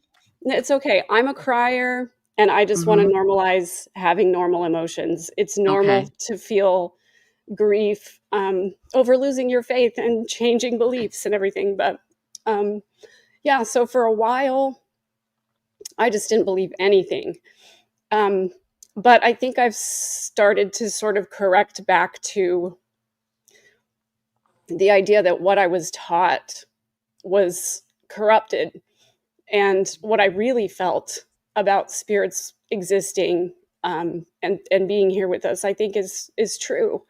I don't personally have visitations from spirits, but I have dreams. And I was telling you, I'm going to come on your woo-woo show at some point and share some Yes, of my please. dreams, because they've been really profound. And there are dreams that I had as a child that I still remember. I told you guys about dreaming about Stacy the Yes. night before her funeral. Mhm. And I've had dreams that have been warnings, and I've had dreams that have been revelations. And I don't mean that in the Chad Daybell sense. I mean it in the way that, oh, that's what that's about, you know, just revealing to me things that I needed to understand better. And so, yeah, I do believe in spiritual manifestations like that. I can just also say I have, other people would call it deja vu, but I have these moments where I know that I've been in this exact situation before. And it's not anything like, I seem to remember this restaurant. It's kind of familiar Right. to me. Right. It's like I was driving down the road in the right-hand lane, and the car in front of me was a black sedan, and it put on its right turn signal. And then I continued to the stoplight and turned and looked and saw a school bus next to me. It's that kind of stuff. It's That's very, very specific. detailed and specific. Mhm. And so I can't deny that there's some kind of something. I have And no that's idea just what it. it We is. don't know. I don't know what to call it. I Mhm. believe it. I believe in your experience. I believe in Randy's experience. And I believe in my dreams. That sounds so corny. And I can't wait for you to come on, Woo. We'll do a special woo-woo just for your dreams. That would be great. Constance Niemacher, I love that. I hear her "Be Me" message, and that was the text that my friend who had died sent me. Just said "Be Me." "Be Me" message as her passing the torch to you and Stacy after reading her letter. You know she heard the letter, and she's passing you both the torch and the love. I agree. I had read a letter to my friend, and Stacy knew her because she had helped Stacy. And my friend had died, and it was just her body there. And I had Stacy's letter because I didn't have time to read it to her before she passed. So I read it to her after she passed. And in the letter, Stacy said, "I want to be more like you," talking to my friend, Janet. And so then the next day, I got that text that said, "Be me." And again, I will keep searching for a logical answer, but there isn't one. And I do think I just need to accept that whatever form she was in, she was somehow strong enough to do that. And from the people I've talked to, that just usually doesn't happen. That's a real strong power, energy there that she Yeah. really wanted that message to get to us. And I do know why now, but I can't wait. I can't wait to hear your dreams. Let's. Well, what JDR just said in the chat is exactly what I believe. We're all energy. Energy can't be created or destroyed. It can be changed from one form to another. Yeah, And you're right. That's That's it. basically what I believe. And that makes, to me, that makes scientific sense. You know, that's not woo-woo. That's just science. Yeah. And I believe that. Absolutely. I also want to hear, what was Kresha saying about black and white feathers? I just barely caught that. She said something about we're finding black and white feathers everywhere. It's Uncle Charles letting us know that he's nearby. You know what? I didn't. There was a part where I told him I couldn't listen. That I had to take care of some business. Stacy, were you? Did you hear that? That wasn't posted in chat or something. It was posted in chat? Yeah. I can't remember. She might have said it on screen, but I did see it in chat as well. Okay. I think she said it because I had my phone on the table and I was walking into the kitchen and I heard her say something about that and I just froze because for the last 2 mornings I've had black and white feathers on my lawn. Are you serious? Oh my God. See? Yeah. And, I and had that's, to I had to cut down a beloved tree the other day, and the day before I cut it down, I found a black and white feather on the lawn right in front of the tree, and that's where my daughter's 2 little pets are buried. Oh. She had a guinea pig and a hamster that both are buried under that tree.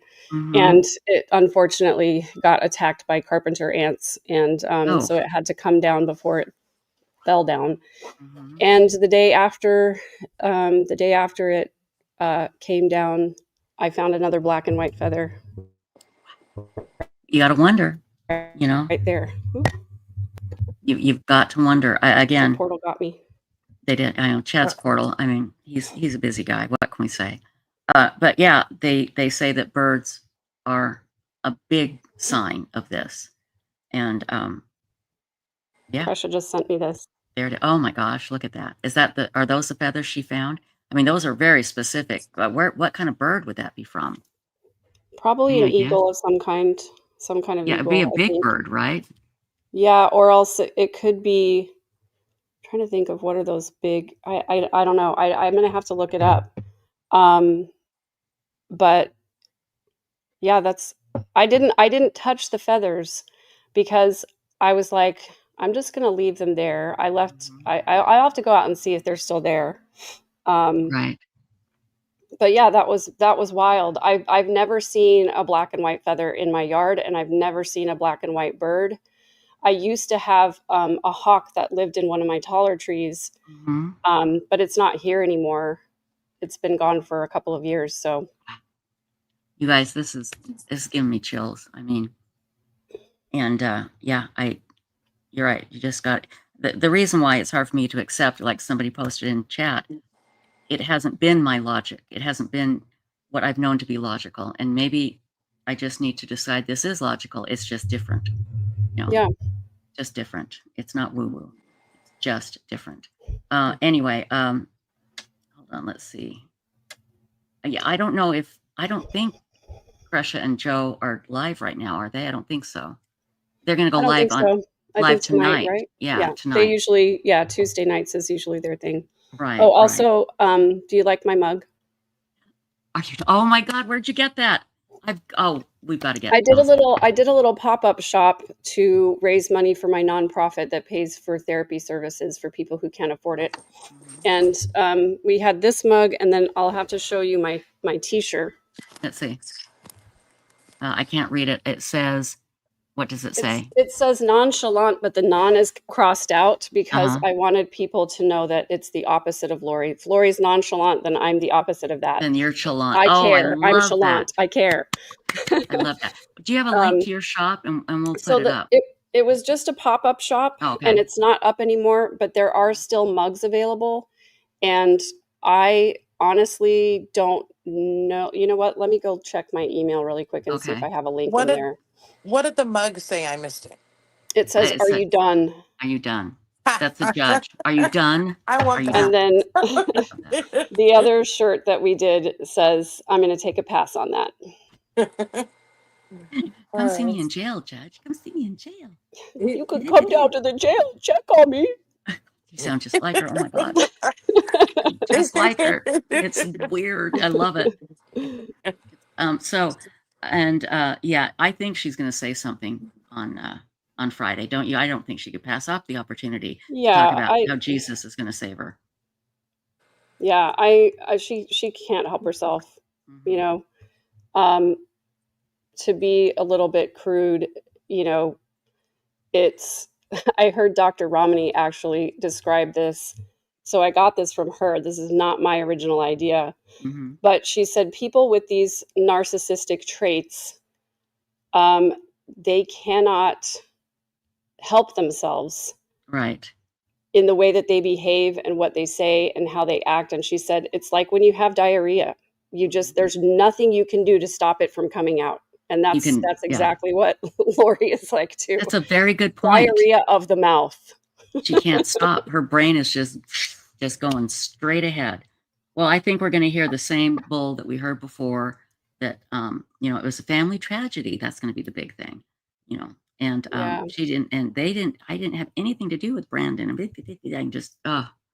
I can just hear it. But thank goodness, there's going to be so many people down there for the victims, for Brandon, for Charles, and for JJ and Tylee and Tammy. all going to be there.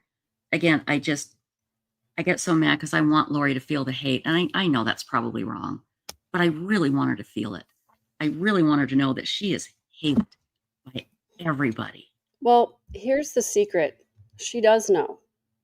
You really think She so? I go back knows and forth. Yeah. narcissistic people are the most deeply insecure people that exist. Mm-hmm. She probably knows that she is the most hated woman in America at some points. You know, she probably knows that on a deep level, but she can't admit it to herself. And that's why she doesn't change. Mm-hmm. So somebody made a comment about the t-shirts, and these are actually very comfortable. I will never buy those cheapy ones. These are the Comfort Colors t-shirts. And it was just a pop-up shop, so the shirts aren't available anymore, but I will do another pop-up shop. I just can't do it all the time. It's just too much to manage, but I will do another one in the future with some other lovely things on them. Good. Well, I do want to get a mug. This are you done? I just think that is so perfect. Absolutely perfect. Okay, so you're going to go down to Arizona. Then what happens when you come back? What direction is Megan Connor going to go?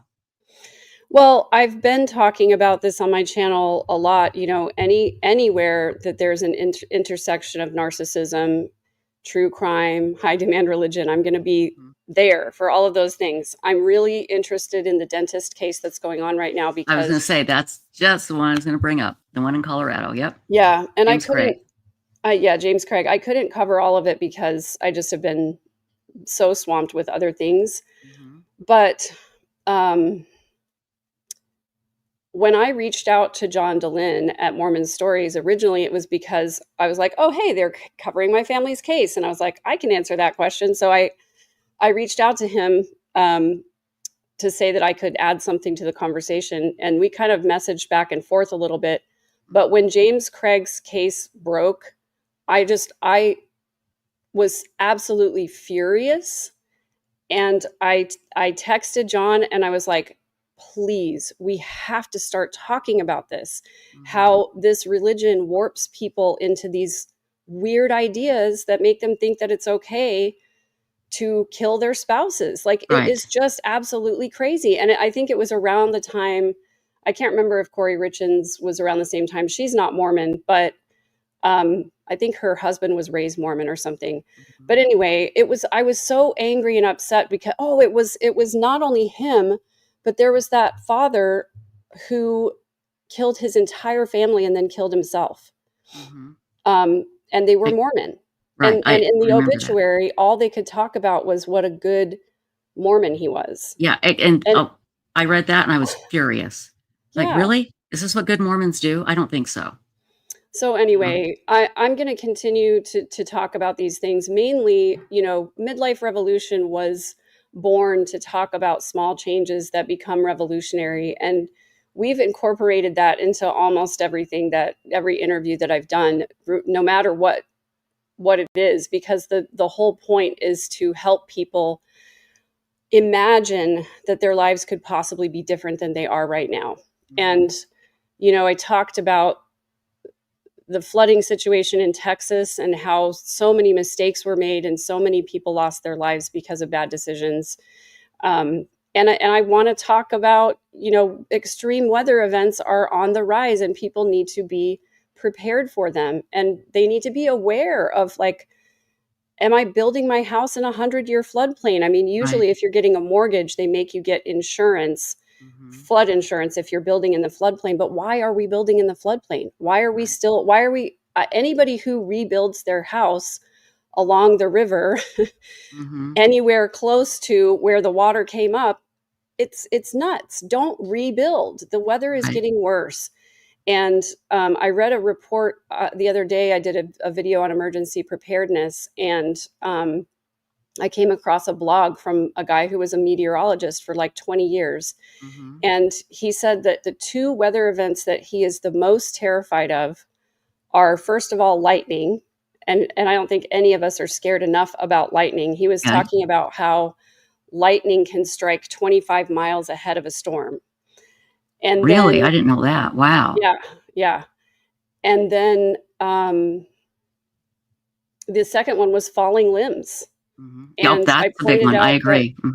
people don't really pay attention to dead trees and falling limbs, but we had a Right. big freezing storm here in San Antonio twice in 2 years in a row. And there are a lot of dead trees around. And I have to thank Samuel for giving me my healthy fear of dead trees, because he's always pointing out, well, that branch is about to come down. Well, that tree's, don't park under a dead tree. Look to see if the branches are intact. My daughter was on her way home from a camping trip. They left early because there was a storm coming, and a tree fell on their car and cracked the windshield really bad. Oh, and wow. put a huge dent in their hood. So anyway, there is a lot that I'm passionate about. My channel doesn't have, there is nothing that you can point to it and say, oh, she's the one that talks about X. Right. Lately, of course, it's been Lori, and I'm so glad we're almost done. I started to make a video this morning because I don't know if you saw the interview that I did with the family friend who, her mom, her name's Kirsten. Her mom was Janice's visiting teacher for the 10 years that they lived in San Antonio. And she confirmed what we found out, that Janice was telling Lori that she was the reincarnation of her dead sister, Lolly. So I was going to make, that video was about 2 hours long. So I was going to make a condensed version for people who don't want to sit through the whole 2 hours, because it's a lot. Right. But I just couldn't bring myself to do it. I've been wanting to do it for weeks, but I just can't, I don't want to talk about it anymore. It's so gross, but I'm grateful for the last interview that Nate Eaton did, because we learned some things, From some Lori, important yes. things. And unfortunately, whenever she opens her big fat mouth, we're going to learn something. And that's the only comfort that I have I'm just preparing myself for the wildest allocution statement ever. The last one went on for like 20 minutes or something, and I was infuriated the entire time. Now I'm in this state of mind where I know Lori's going to Lori, and Lori's going to Lori. She'll always Lori. Yep. she always will. We're not surprised. It's probably going to piss me off a lot. I'm probably going to be very angry, but I'm going to take it as, what is she really saying? And I'm going to be listening for what is in between the lines of what she's saying, because she has started to slip in some real information. What do you think we learned this last one with Nate Eaton? Well, the main thing for me was that she finally confirmed that she allowed Alex to take care of the kids, and that he was going to keep them safe. I want to go to my notes, because I wrote down exactly what she said. Alex put them in a safe place, is what she said. To me, that sort of means there's some plausible deniability there, where I just really don't think that she was the one who got her hands dirty in any way. Oh, I don't think she did either. I agree. I think that she enjoyed the power of telling Alex what to do and knowing that he would do it. And so I think that was an important point to learn. I still have a lot of big questions in my mind about exactly what happened to Tylee. Me too. Where is the rest of Tylee? What did they do to her? What was she alive for? Well, I have some information about it that I don't know if I can share publicly, but you and I can talk about it later, and then maybe we'll do an episode if we can share it. But so here's what's confusing to me. When Detective Pillar was testifying in Chad Daybell's case, and he was giving the timeline of events of where the cell phones were located at different times, he said something to the effect of, they left Yellowstone at this time, and then they showed up back at their house at this other time. And he reported that there was no significant data or no significant stops or anything like that. But we know that Alex stopped. There were 2 places that he stopped that were really significant. One, he was there for 20 minutes. The other one, he was there for 13 minutes. And I want to know who lived in those houses at that time where he stopped, you know? Good point. Right. Who was he So visiting anyway, and why? I have some data points and some cell phone pings that I want to go over, because that's really kind of the last question in my mind. And I think probably some of your community can help me fill in the gaps, because I missed out on a lot when I didn't really, I listened to everything in Lori's trial, but I listened to it, just the audio on 2x speed. And I know there were some things that I missed because I was traumatized by it, and then Chad's trial, I was more detailed in what I watched. And what I said to one of my cousins, Rex's daughter, outside after Brandon's trial, is that if I had known how healing it was to learn all the facts of the case, I would have done it from the very beginning. Just to have the truth, and because everything from Lori was lies, and everything from that part of the family, Janice and Summer, was covering things up and whitewashing things, and I just got lied to my whole life. You did. And I'm so tired of it that it's, it was really healing to learn the facts and to put those things together. And as much as I hated listening to Lori in court, the thing that was really vindicating is that you can't use your manipulation bullshit tactics in a court of law. There are rules about what you can say and what you can't say. So that was really, I just had the word and then it left me. That was very satisfying. Right. Good. Well, and hopefully we'll learn something on Friday, because we know it's going to be excuses, and she didn't do it, and she didn't do it, and she didn't do it. That's all it's going to be.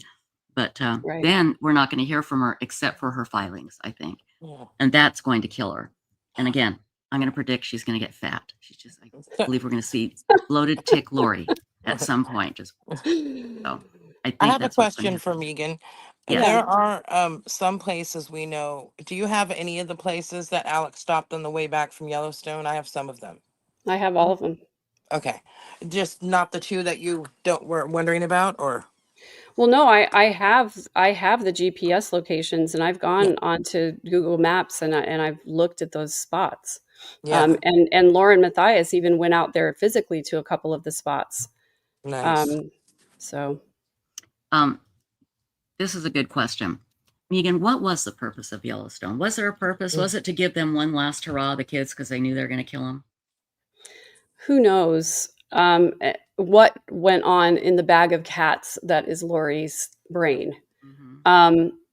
We can't put anything, logical to it. So I don't know. People have speculated that, they wanted to, people die in national parks all the time. And it's a place where it's very easy to die because you're very close to some very toxic, very hot water, things like that. There's also this speculation about the no man's land, where no court has jurisdiction. Yeah, that's because there aren't enough people, and that is located right next to Yellowstone, or in Yellowstone. I don't know exactly, because I've never considered doing something like that. Exactly. But I think it's a part it's really difficult to get to. So, maybe that was a plan and they gave up on it because they, or maybe Yellowstone was too crowded and they couldn't do what they wanted to do. I don't know. Yeah. I don't think that Lori is the sentimental type that would have said, let's all go out for one last outing before we kill the kids. Yeah. I don't think she'd care enough. I mean, it does sound kind of warped, like maybe she would do something like that, but I don't know. I don't think. Let me just let me reset and default to everything that Lori does is to serve Lori. Yes. So if she wanted to go to Yellowstone, it was making it easier for it to look like an accident or something like that, because that was Lori and Alex's MO as well. Right. So and maybe I don't know. They did want to go to that place and kill them there, so they could say, well, they can't prosecute us because we killed them in this one square. That there's no jurisdiction here. Yeah. Or maybe they wanted to push them into a hot stream or into a, that's what I think would be logical. off a cliff or into a waterfall or something like that. Right. But again, part of the reason why we don't know what the deal is with Yellowstone is because we're not psychopathic murderers. Well, that's just it. We And we can't don't think like go them. there. Right. We can't go there and try and figure out. And I apologize for yawning. I'm getting a little loopy. You're Just so you fine. know. I don't know how you do it. I considered doing a 24-hour live stream at one point, and I was like, I don't think I could do it. Well, I did see that you were sleeping this morning. I'm glad you got some sleep. I did sleep, but I woke up like every 2 hours, so I didn't get a lot of good sleep. But thanks to what the hell is your name? Stacy. Yeah. Stacy and Ping for taking over the middle of the nights. That was great. And it was fun. It was really fun. So Cat Wright says, Trisha, take a nap. I might take a nap, but I've got literally guest after guest after guest until about 8 o'clock tonight. So I don't want to take a nap, but I'm getting just a little bit loopy, everybody. Hang on here. Well, if you need to take a break, Stacy and I can talk. Stacy, is that okay? Yeah. Okay, because Stacy doesn't sleep. She's a vampire in real life. Actually, I actually need to do a little work, you guys. Thank you for offering, Megan, and I know Stacy, of course, would agree. So thank you. I do need some. I gotta get a few things done. I'm just gonna step off camera here and I gotta fix my pillow. My big fat butt has pushed my pillow up to my back, and so it's I gotta fix that. So I'm actually gonna come off stage for a little bit, and then I'll be back shortly. Okay. All righty. Thank you, guys. Thank you. Oh, go ahead. Yeah, of course. No, go ahead, Trisha. Okay, I was just I'll be going to back. say that I have my May 1973 Reader's Digest here. Oh, that's and right. I'd be We got happy that. To yeah, to why don't we read read that story? the That'd be article. great. Yeah, tell that story. That's a great story. And Yeah, read the so- story. Thank you. Yeah. So for Okay. those I'll who be back in a minute. don't know, Janice and Barry had a baby that died in infancy. Her name was Laura Lee. They called her Lolly. That's, I believe, why Lori's email address was Lolly Time, because she believed that she had a special mission. And I think the reason why she believed that, I think Janice literally told her that she was Lolly, that Lolly's spirit had come back to Janice in Lori's body. And I think that's why she's so similarly named. Why would you name a child Laura Lee, have that child die, and have the next child be named Lori? I always thought that was really, really weird. You know what's interesting about that is What? my grandmother's name was Laura, and my mother married my sister Lori after my grandmother. Wow. Yeah. That's interesting. Yeah. So Janice often told the story. And by the way, this is not just crazy Megan telling family stories, because when I interviewed Kirsten on my channel, who was the family friend, Kirsten confirmed this story. Janice said that Lolly died of sudden infant death syndrome, and they called it crib death back then, and they didn't really understand it. But Janice claimed that she had written an article about it, and it was published in the Reader's Digest. And I know that story from growing up because I remember thinking how cool it was that I had an aunt who was a published author. So I had that story in my mind all growing up. It's one of the reasons I took a creative writing class in high school, is because I was like, maybe there's writing genes in the family, and maybe I'll be good at this. So when all of this started happening, I started questioning every single family story that was told to me. And this was one of those mysteries I wanted to get to the bottom of. And so I think the first time I came on Websleuths, I asked if anybody in the Websleuths community could help me find this Reader's Digest article, because I had always wanted to read it. And one of your mad chatters, AA from AA, contacted me and put me in touch with somebody who, well, she didn't put me in touch. She told me that they knew somebody who ran the Reader's Digest archive. Oh. And they said that the only article around that time frame that even would have come close was in this May 1973 Reader's Digest. And so I went on eBay and I ordered a copy of it. It says 60 cents right here, but I think it ended up costing me $10. But it is in pristine condition. Everything is intact, including a 10-cent coupon for allergy medication, a 5-cent coupon for shake and bake for pork. I read this thing cover to cover. It was so fascinating to read, like how different things are now. But there is an article in here. It was not written by Janice. Wow. Let me get one other thing I want to show you that I have right here. I went on the website and I ordered Lolly's death certificate. Yeah. And I have it right here.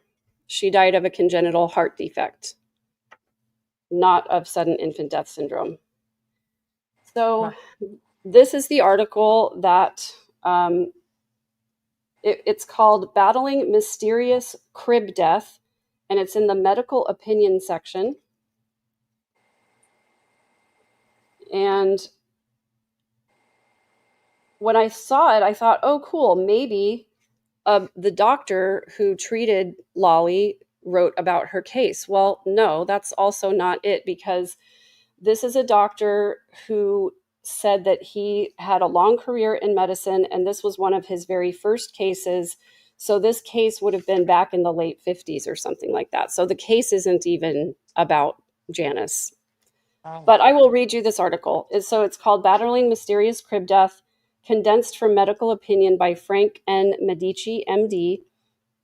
And again, this is May 1973 Reader's Digest. And Lolly died in 1971. She was just 6 weeks old.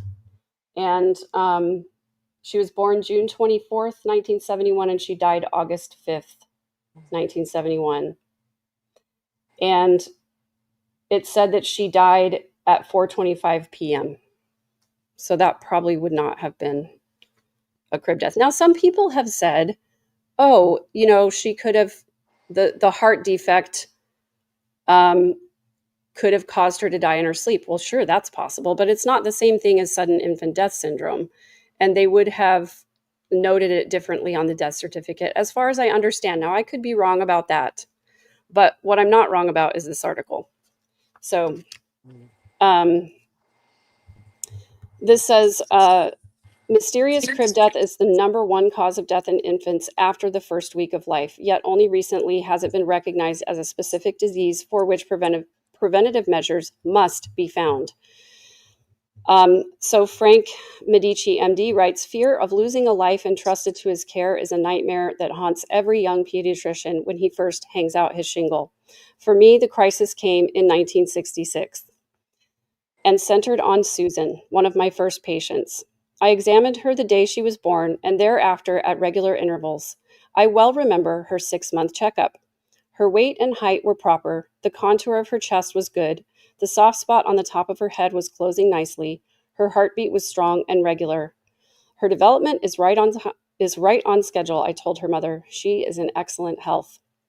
That night, Susan was put to bed about 7 o'clock. At 11, her parents looked in and found her on her back in untroubled sleep. The mother placed an additional blanket over her, kissed her, and tiptoed out of the room. At 2 minutes past 6 the following morning, my bedside telephone rang.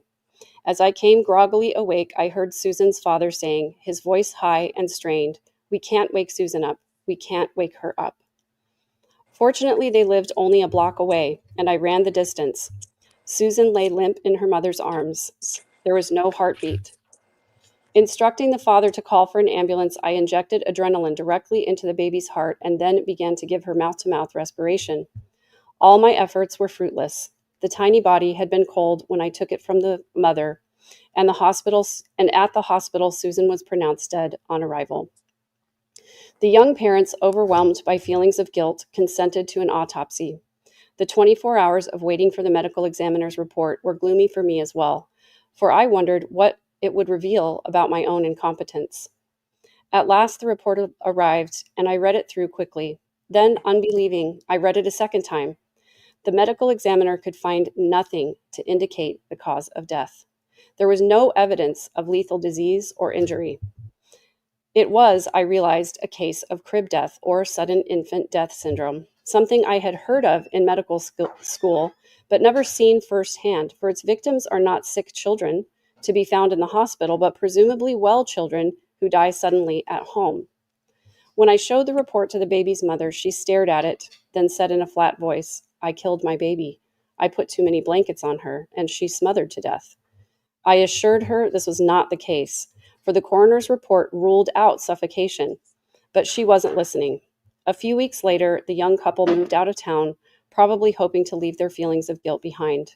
As for myself, I began to study all the medical literature available on crib deaths. Sudden infant death syndrome is the #1 cause of death in infants after the first week of life. Each year in the United States, approximately 10,000 babies die of this mysterious malady. This means that each day some 27 families find a child dead. Although SIDS has been with us since recorded history, only recently has it been recognized and cataloged as a specific disease.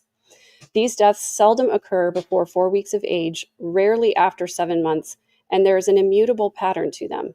The baby, apparently healthy and normal, is put routinely to bed and drops into an untroubled sleep. Sometime during the night, the infant dies. There is no record of a baby crying out in pain, nothing but sudden, swift death. Over the past 2 decades, a variety of theories about the problem have been developed and discarded. Suffocation was ruled out. Research proved that a normal amount of covering cannot deprive the infant of sufficient oxygen. Cow's milk allergy was considered when antibodies were found in the blood, but a child highly sensitized to milk would have shown other evidence of such intolerance. In several cases, enlarged thymus glands proved to be the result of quick death, not the cause. Similarly, occasional hemorrhage into the cervical cord was shown to be a side effect of death, not the cause. In short, we now know many things that SIDS is not, but we still don't know exactly what it is. And in this darkness, the affected families are beset by fears and suspicions and unwarranted feelings of guilt. Some parents, convinced that they passed along faulty genes, refuse to have more children. Others turn to divorce or spend a lifetime of recrimination, each blaming the other. Sometimes the people that the frantic parents reach out to for help, such as police and fire department rescue squads, become accusers. When these men arrive and find the baby dead, the parents, riven by remorse and guilt, and even the family physician bewildered, it is not surprising that suspicions are aroused. How many times did you hit the baby? May be a policeman's opening question. There are today 3 major volunteer health organizations in the United States dedicated to the eradication of SIDS. The International Guild for Infant Survival has headquarters in Baltimore, where it helps finance research, distributes educational material, and aids stricken families. The Andrew Menschall Infant Survival Foundation, based in New York City, has established a research laboratory in the Department of Forensic Medicine of New York University School of Medicine.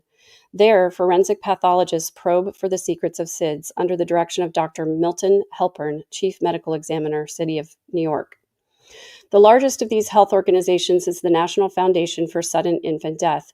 With headquarters in New York City and 40 chapters from coast to coast, NFSID is oriented toward public education and parent counseling. Under a successful pilot program in Seattle, every SIDS baby is autopsied at a teaching hospital. The parents are immediately given full report by the attending pathologist, and a visit is made to the home by a public health nurse. If necessary, the parents also receive supportive therapy from a mental health professional. That's really progressive for 1973. While proud of its Seattle plan, the NFSID is convinced that only the federal government can supply sufficient funds and momentum to force a medical breakthrough, and there is some indication that NFSID's hopes may soon materialize. In January 1972, a public forum for both medical and lay leaders in the fight against SIDS was provided in a hearing held by the Senate Subcommittee on Children and Youth, chaired by Senator Walter Mondale. Appearing before the subcommittee, Dr. Abraham Bergman, president of NFSID and professor of pediatrics at the University of Washington, said, "It may well be that the common cold virus acts in a strange way on the nervous system of the sleeping baby. We feel that the viral infection somehow causes the vocal cords to be more sensitive and susceptible to spasm, and that SIDS occurs when the vocal cords suddenly close during sleep, shutting off the airway. Dr. Bergman and his colleagues, Drs. J. Bruce Beckwith and C. George Ray, have studied every SIDS case occurring in the Seattle area since January 1965, more than 500 cases. Autopsies revealed that the common cold virus was present in twice as many SIDS babies as in the other ones, and many mothers reported that their babies had a slight cold when they were put to bed on the fatal nights. Though further research may or may not confirm the Seattle group's theory, it is a welcome navigational light in the twirling fog of ignorance and fear. At the end of the public hearing, Senator Mondale's subcommittee presented a resolution to Congress directing HEW's National Institute of Child Health and Human Development to designate the search for a cause and prevention of sudden infant death syndrome as one of the top priorities in research efforts. The senator passed the resolution, and Senator Mondale requested $10 million for research and education relating to crib deaths. Although President Nixon vetoed this HEW increase and others as excessive, there is hope that substantial research funds will be appropriated when the 1974 budget comes up for consideration in this year. And then it gives some tips about what parents should know about SIDS, but I'm not going to read them because they're very outdated, and I don't want people to listen to this and think that this is how you handle this problem. Right. So if I was really prepared, I would have done some research on SIDS, but I can just really quickly look up to see what the medical professionals are saying about it. Now, there is still no cure for SIDS, but measures can be taken to reduce the risk of SIDS, such as placing the baby on their back to sleep. I even knew that 30 years ago. Avoid smoking during pregnancy and breastfeeding. Duh. Use a firm, flat mattress. Keep the room temperature comfortable. Use a pacifier. And immunize the baby according to recommended schedules. It's important to note that these measures are not guaranteed to prevent SIDS, but they can significantly reduce the risk. Research is ongoing to better understand the causes of SIDS and develop potential treatments. That's from the Mayo Clinic. Mm-hmm. So, yeah. Yeah, and it's baffling to me that even so many years later,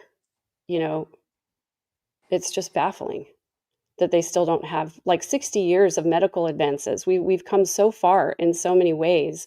It's baffling that we still don't have any real answers about this.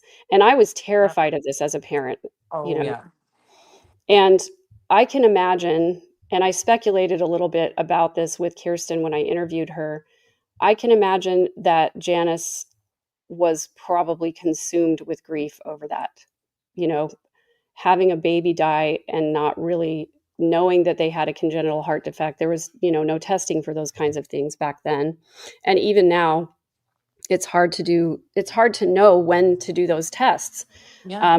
My son is a type 1 diabetic. There's no family history of type 1 in my family or in my former spouse's family, except for, Adam, but he's a cousin, and that's not close enough for it to be medically relevant for type 1 diabetes. So it's very, very troubling. And I'm sure I said this in the video that I did about Barry.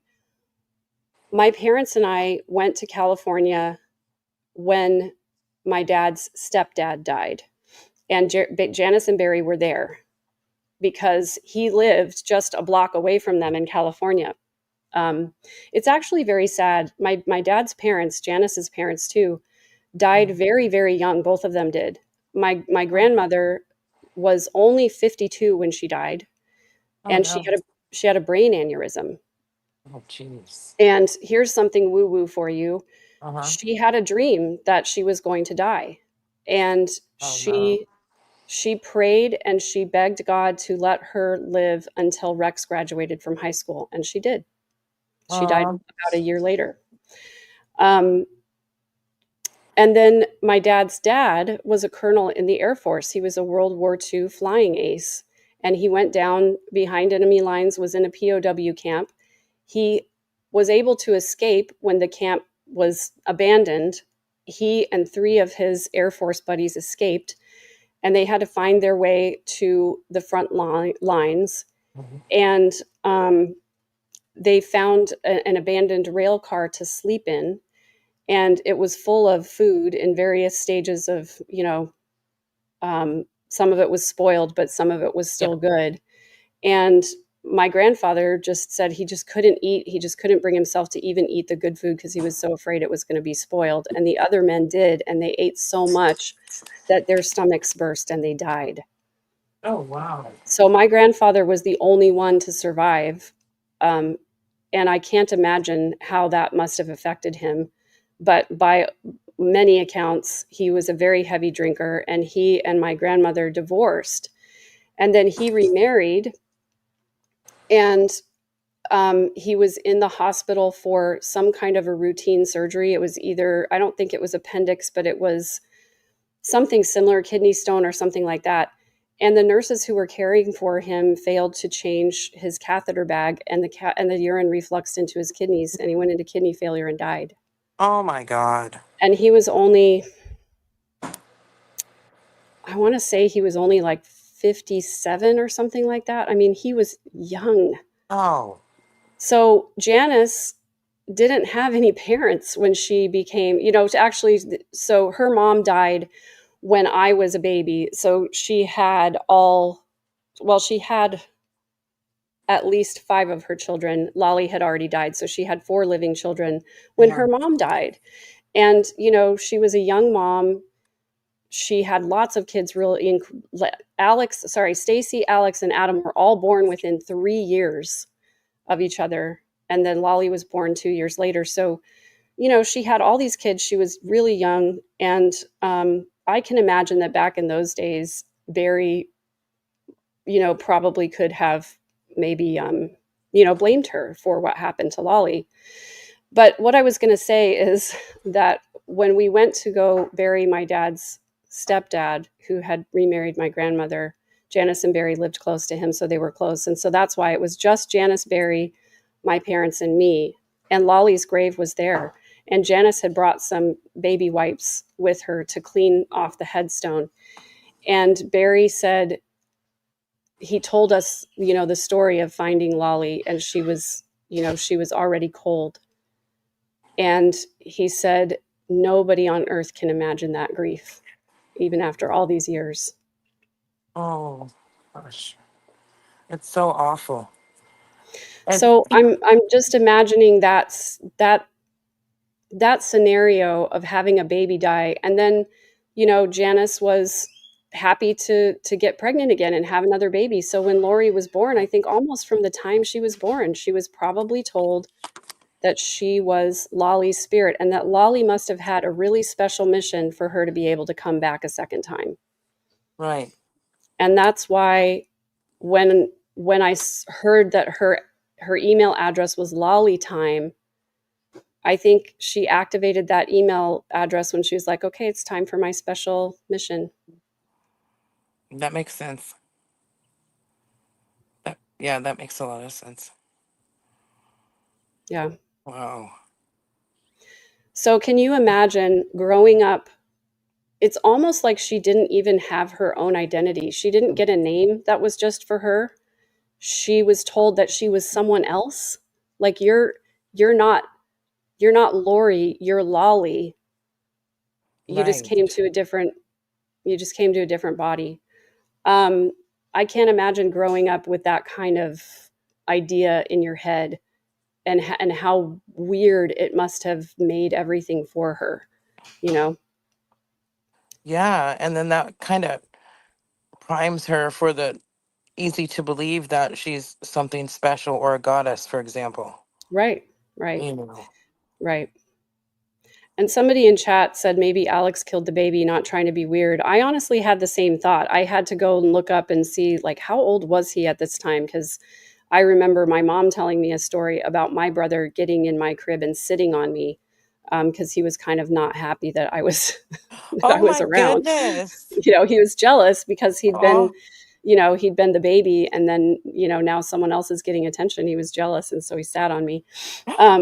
How dare So, you? I was I was wondering, kind of the same thing. I wonder if Mhm. Alex felt similar. I don't know. He was only 2 though. That's the whole thing. It's like, Yeah. anyway, congenital heart defect. determined cause of death. So it definitely, I don't think that's something that Alex could have caused. But I did look into it because like I said, I questioned everything after the details of this case started coming to light, because I was like, like, who even are these people?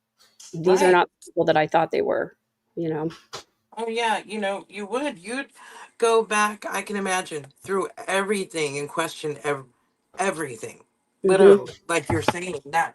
It makes perfect sense because just because something was told to you or ruled something, you need to find out why and how. Is it like it appears, or was there something more to it after all this?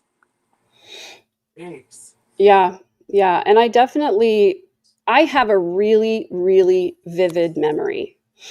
And so I remember details of so many things, you know, all of the stories that I've told about growing up around the Cox family. These memories like live with me. And, not just because of the case like that. When I think about my childhood, a lot of the memories that I have from my childhood are times that I spent with my cousins, not just the Coxes, but with my other cousins and the cousins on my mom's side. We just we were around cousins a lot, but I have a lot of very vivid memories, going back to, I think my earliest memory is probably when I was 4. And I just have a very detailed memory. And so whenever this stuff started coming out, I really did have to pick through everything, every single one of those, and go, what did I not see and where did I get it wrong? Right. Yeah, I understand that. Yeah. How old is your oldest child, Megan? She's 30. Okay, see, because my oldest is 33, and when you said that about you know, back to sleep. Remember, I'm sure Yeah. when she was born, that was the big thing, back to Yep. sleep, put them on their back to sleep. So when you said 30 years ago, I'm all, the kids must be close in age together. I was Yeah. thinking, but yeah, we did know that 30 something years ago, you know? Yeah. Um, Yeah. So, yeah, my oldest is 30, and I did have kids like in pretty quick succession. I feel like that's a pretty Mormon thing, mhm. um, to have happen, and certainly, Janice was that way too. She was pregnant with Stacy when they got married, and then I'm trying to remember exactly, but it was like it really was within 3 years, Stacy and then Alex and then Adam. So yeah. Yeah. Well, so I'm just thinking that's a lot there. That kind of gives a different perspective on it, knowing that about Janice's parents and Yeah. so forth, you know? I didn't know that. Yeah, I don't think that, I said it on my Barry video, but it clearly was not the biggest bombshell or feature of that video, obviously. So Yeah. probably a lot of people didn't really pick up on it. Yeah. Not to mention the fact that, I started with Barry's parents, and didn't really, I just stated about Janice's parents that they died young.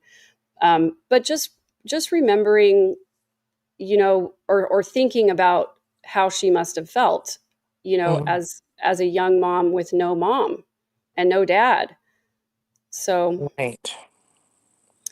yeah, Shirley, Sally. So my oldest daughter has 2 sons, so I'm actually a grandma, but they call me Mimi. See, I was Mimi at first, and then we decided to switch it to Gigi. So it's Gigi now. That's funny. I mean, Somebody yes. just rang my doorbell, so give me a second. Okay. Yes, MS says having large families was a Catholic thing as well. Yes, I can remember. I told Trish this a while back, but my husband and I were in a grocery store, and we have 4 children. So we're walking through the store, and we took our kids everywhere with us, and so we had the 4 kids behind us, and an older woman. I mean, she was at least in her 70s, came up to me or us and said, "Are you Catholic or Mormon?" And we go, "We're neither." And she goes, "Well, I know what you guys like to do at night." And, That's right. it's like, what? Oh my gosh. One of my daughter's friends actually made a similar comment. Yeah. They asked her how many siblings. She said, I have 5 siblings. And they said, is she Mexican? Oh my gosh. God.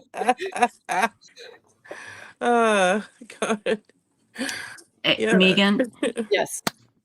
I mean, you're welcome to stay on. I'm going to bring up somebody named Phrase, who is our guy on Websleuths.com. You're welcome to stay with us, or if you need to, you know, go take a break because you've been on like constantly. You've done so much for us, but it's whatever you want to do. I don't want to say you have to go. You have to go. You're welcome to stay if you want. Thank you Okay. so much. I probably will go ahead and go. I've got a bunch of work to do to get ready to leave on Thursday. But if you need me to come back, if someone bails on you and you need someone to fill space, I'm a great space filler. You are. Thank you You so are much, wonderful. Megan. Thank you. And thank you so much, Megan. And guys, I'll be right back. I just got to grab one thing. Megan, I will be in touch a little bit later, okay? Okay, sounds good. Thanks. I'll be right Thanks, back. guys. Thanks, Mad Chatters. It's good to be here with you guys. Bye. As by my count, the world has not ended yet. We are still spinning. So we'll see. We'll see what happens. You never know. Okay. Bye. Bye. Oh my gosh. Ugh. Yeah, I wonder, there are I'm not gonna name, but I know there's a religion in the past that predicted the world ending in a certain year, and then it doesn't happen, and then what do they say? I mean, I could think of all sorts of things they could possibly say to convince people, but I wonder, what do they actually say? Why their prophecy didn't come true?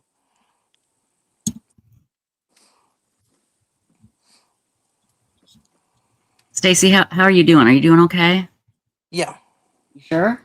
Because I don't want you to get overtired, okay? Okay. Okay. Guys, I'm going to bring somebody up. He goes by Phrase. He is, and he's so much more than this, but he's our big tech guy on Websleuths.com. Now, I know there's some people in chat that are going, Websleuths.com, what the heck is that? Well, I'm going to show you real quick. I'm going to bring him up here in just one second, but let me grab this. The reason why we are here, why this live stream is here, is because of Websleuths.com. It's a true crime discussion forum, and I'm very happy to say I'm the manager of it. And it is just an amazing place where members for over 25 years have joined in to talk about true crime. And it has evolved over the years. It is tightly moderated, meaning that you can't go on there and just say whatever the hell you want. You go on and you have to, why is this screen not sharing? What the heck's going on? There we go. You have to follow our rules, and our number one rule is don't be a jerk, okay? This is Websleuths.com, everybody. We have Lori Daybell sentencing. We have over 17 million, I'm not exaggerating, 17 million posts on all true crime cases. And there are It's over 18 million. Oh, is it over 18 million now? Oh my Over gosh. 18.5 million, yeah. Good Lord. Like, one of the big places is our On Trial. And this is where we have discussions about Lori Daybell, Koberger, all of those cases.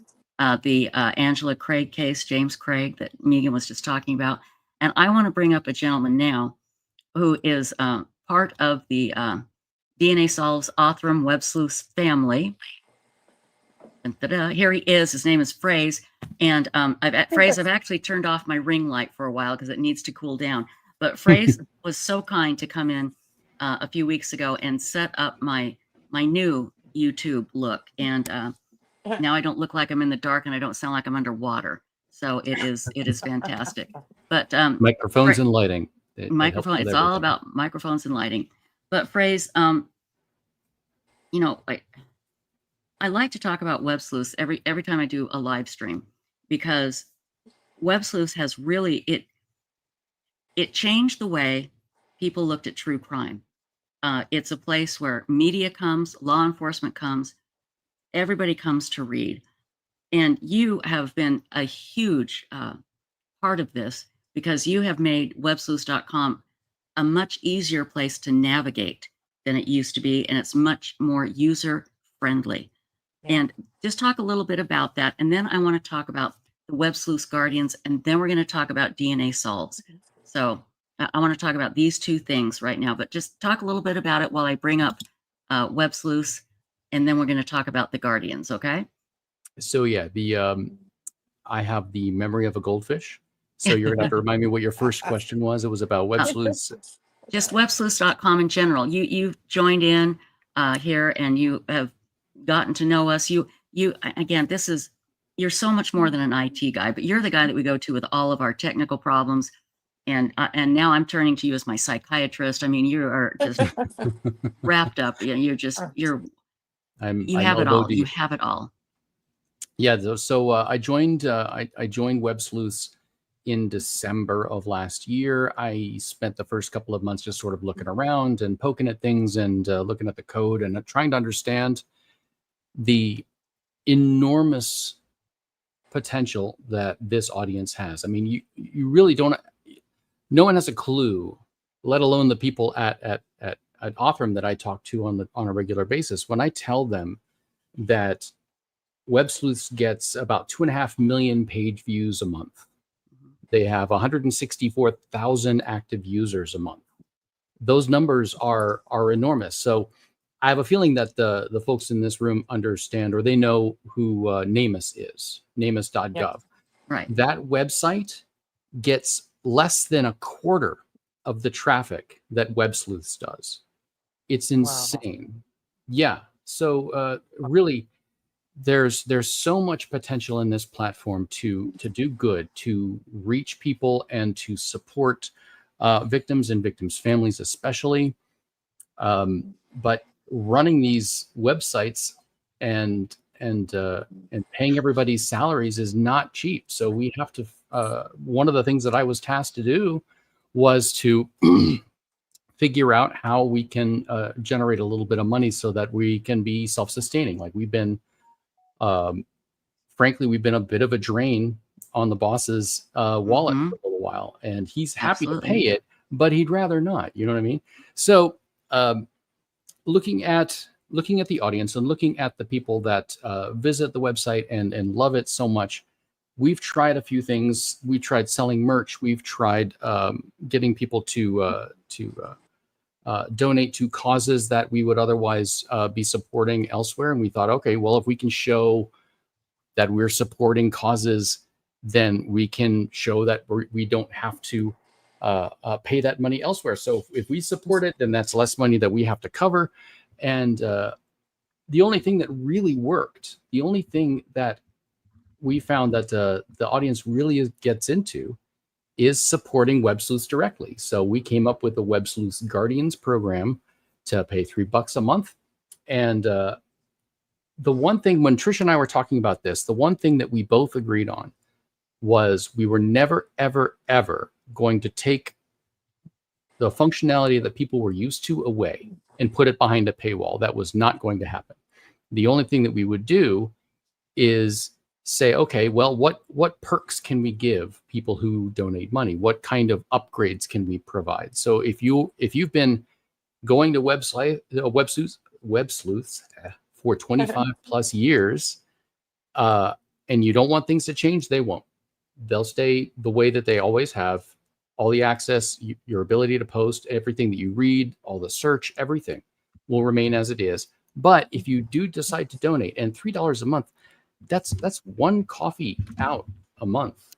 Mm-hmm. That's it, and less than 10 cents a day. Right. Yeah, I know. I hate to make this into a Shriners commercial, but it's so cheap and it goes a long way. So we have a goal to try and show the bosses that this stream and this audience is so valuable to websleuths.com. So we know that there's the Websleuths YouTube Live that Trisha runs, and then there's websleuths.com, and those two are kind of separate things. And we want to show that the YouTube channel loves websleuths.com, and we can show them by getting people to sign up for Guardian. That's like the easiest thing to do, and it's so cheap. And here is the link to sign up for $3 a month. And again, this YouTube channel would not be here if it weren't for Websleuths.com. Okay, they are separate entities, but they are, you know, just it's all about helping people. They're separate entities, but they do the same thing. On Websleuths.com, people can discuss by posting about cases, and they have to follow along and you know, follow the rules. Our biggest rule is don't be a jerk. And I'm putting the link in chat right now, where you can just join for $3 a month. It's right there. But when you go and read at websleuths.com, and I tell everybody to do this every day that we do a live stream, just go and read. Even if you don't sign up, just go scroll and click, and you will find pretty soon it's 4 and 5 in the morning, and you've been on there all night reading because it's fascinating. And now the posts they should go all the way back to 1999, but they don't, because of a crash that happened, and all the posts were lost before we had anything to do with it. The posts go back to 2003. So we've got some of the really old cases up there that are still absolutely fascinating to read about. And once you read, then you know you can join. Upper right-hand corner is the register button. Click on that. It's free to join. It's free to post. It's free to be involved. The only thing we ask is that you do become a Web Sleuths Guardian for $3 a month. And, you know, $3 a month, I think, is something that is affordable, and it will really help us keep things going. And the other thing, John, I am so happy about is we don't have any ads on websleuths.com anymore. Now, when I owned it and ran the whole thing, it was Ad Central because that's all I could do. There was nothing else I could do. And thank God we don't have any ads. And that's because of our bosses and what they do and how much they appreciate what Websleuths does. So if we want to keep it ad-free, if we just have you join for $3 a month, it would mean the world to us. It really would. So I've just put a link in the chat, and I've pinned it to where the Websleuths Guardian subscription, $3 a month, boom, you're done. That's it. And that will keep websleuths.com going, which is such an important part of so many people's lives. When I took it over in 2004, one of the main goals I had was to let people know that they mattered.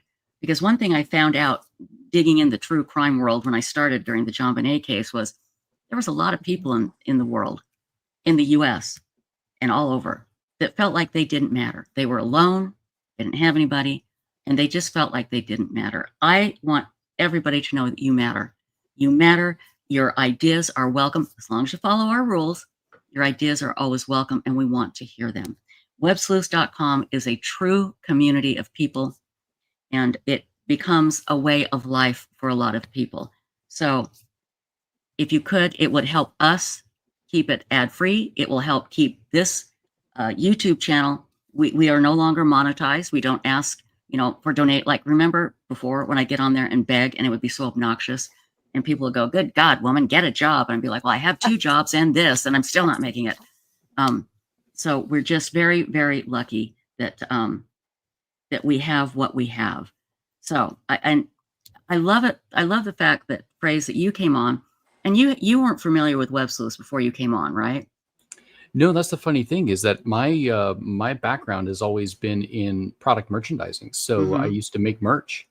And when I came on board, it was the intent of building or generating revenue by selling merch. And one of the very first things I learned was people aren't really all that interested in merch. And Well, they're not. certainly They not, don't come. Yeah, they don't come to Websleuths to shop. They don't. right.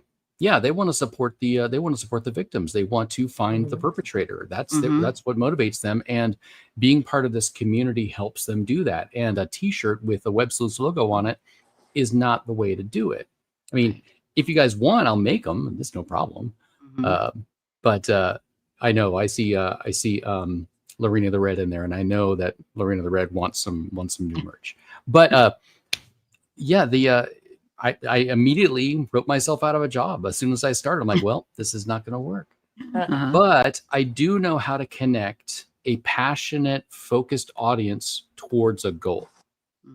So that's what I'm doing now, is I'm just sort of redirecting using a different vehicle. and you're doing a great job. And again, it's such a pleasure and a delight to have you on. I've never said this to you, but David Middleman, the CEO of Othram, said to me, I hope you laugh at this. He said, Fraze is here to do what you want him to do. You tell him and he'll do it. He is yours to do with what you want, basically. And I'm like, I like that. I like that Back in the a whip. man. Yeah. So, and you've been so helpful. I just can't say it enough. And again, Websleuths does make a difference. It really does. And it's all because of the wonderful people like you. And It's funny. I got a support email from somebody this morning who wanted to change their username, and I'm like, that's kind of a policy question. Let me ask the boss, and CC Trisha on it. And I'm like, that's kind of the first time I've called Trisha the boss. But it's true. Trisha is the boss. We do what she says. And normally, a lot of times people will pick a name and they may use it for years, and then they realize, oh, that's too much like my real name, or my ex knows that name. I don't want him to have it. So we let them change as long as there's a good reason for it. So we go, well, thank you for calling me the boss. That's good. And I'm the boss as long as there's no problems, and then I'm fine. I'm absolutely fine. So, but there's another arm of this, and maybe, just maybe, being a guardian isn't what you want to do. Spunky, stop. It's McSpunky. What's he saying? Well, some sports bra. Oh, McSpunky. At first, I thought it said sports bar, but knowing McSpunky, it's sports bra. That could be fun. Well, that actually could be fun. No question, it could be. Well, wait, but before that, and Fraze, I didn't ask you this, and you don't have to. Can you tell people what you did that I have just been so amazed at? The merch that you did, or you don't want to? You don't have to. Oh no, I have no problem with that. So yeah, my background is merch. I try not to talk about it because it's a huge departure from true crime. But I was the lead buyer at ThinkGeek for 11 years. ThinkGeek. And who did you supply? ThinkGeek.com. We were one of the very first e-commerce websites that sold exclusively to nerds, geeks, fans of Star Wars, fans of Star Trek. In fact, this is a Star Trek shirt that I made. Oh my God. And the funny thing is that I have it right here. This little sphere is how David and I met. David used to run a company called Trance Metals, and it sold metal spheres. This is a kilogram of tungsten, and you don't understand just how heavy a kilogram of tungsten is. It's half the size of a baseball, but weighs like 20 baseballs. Okay. But this is a perfect sphere of tungsten, very expensive, like $300 because it's a very rare metal. They use it for bullets. They use it for in place of depleted uranium. But this kind of geeky stuff, this is an elemental product, and this kind of geeky stuff is what David and I used to do. Yeah. God, 15 years ago. Oh, really? And we just stayed connected on LinkedIn one day, and he reached out to me and said, "Hey, I've got a crazy idea. Do you want to fly down to Houston and talk about it?" And I said, "Well, I'll take a free flight, sure." Right. And he pitched me on this idea of using or leveraging the true crime community to support victims through revenue. And I thought, why not? That sounds like a cool idea. In fact, I first just wrote him a paper saying, "Here's how you do it," and I gave him a roadmap. And I expected, well, he can just take this and run with it, and he doesn't need me. But he said, "Okay, the department's yours." What? Yeah, he just gave it to you, really? He just gave it to you, gave it to me and said, "All right, this is yours to run." That's Go so for it. cool. That is so cool. No pressure. No pressure. Yeah, you just run the whole thing, and it better work, or else. Yeah, exactly. But no pressure whatsoever. Miss Mojo, I'm going to send you my email here. I'm putting it in chat. There are a few technical issues, has nothing to do with you, but email me at websleuthsvideos@gmail.com. she'll end up forwarding it to me anyway. And I'll, So, yeah, I'll just give it to Phrase. Oh, So I won't. good. Did I you won't have send anything. him the ones I sent you? Yes, I did. oh Okay. yes, and I replied back to you as well. Oh, okay. Yeah, I've got all of those. So, but can I tell them what TV show you supplied stuff for, or no? Oh yeah, absolutely. I mean, if you want to go ahead I and do. tell them, and I can fill in the details. Okay, you've probably all seen this great show called oh my God, my mind just with Sheldon and Leonard and my mind just went. Big Bang Theory. Big Bang Theory. You've all seen the Big Bang Theory.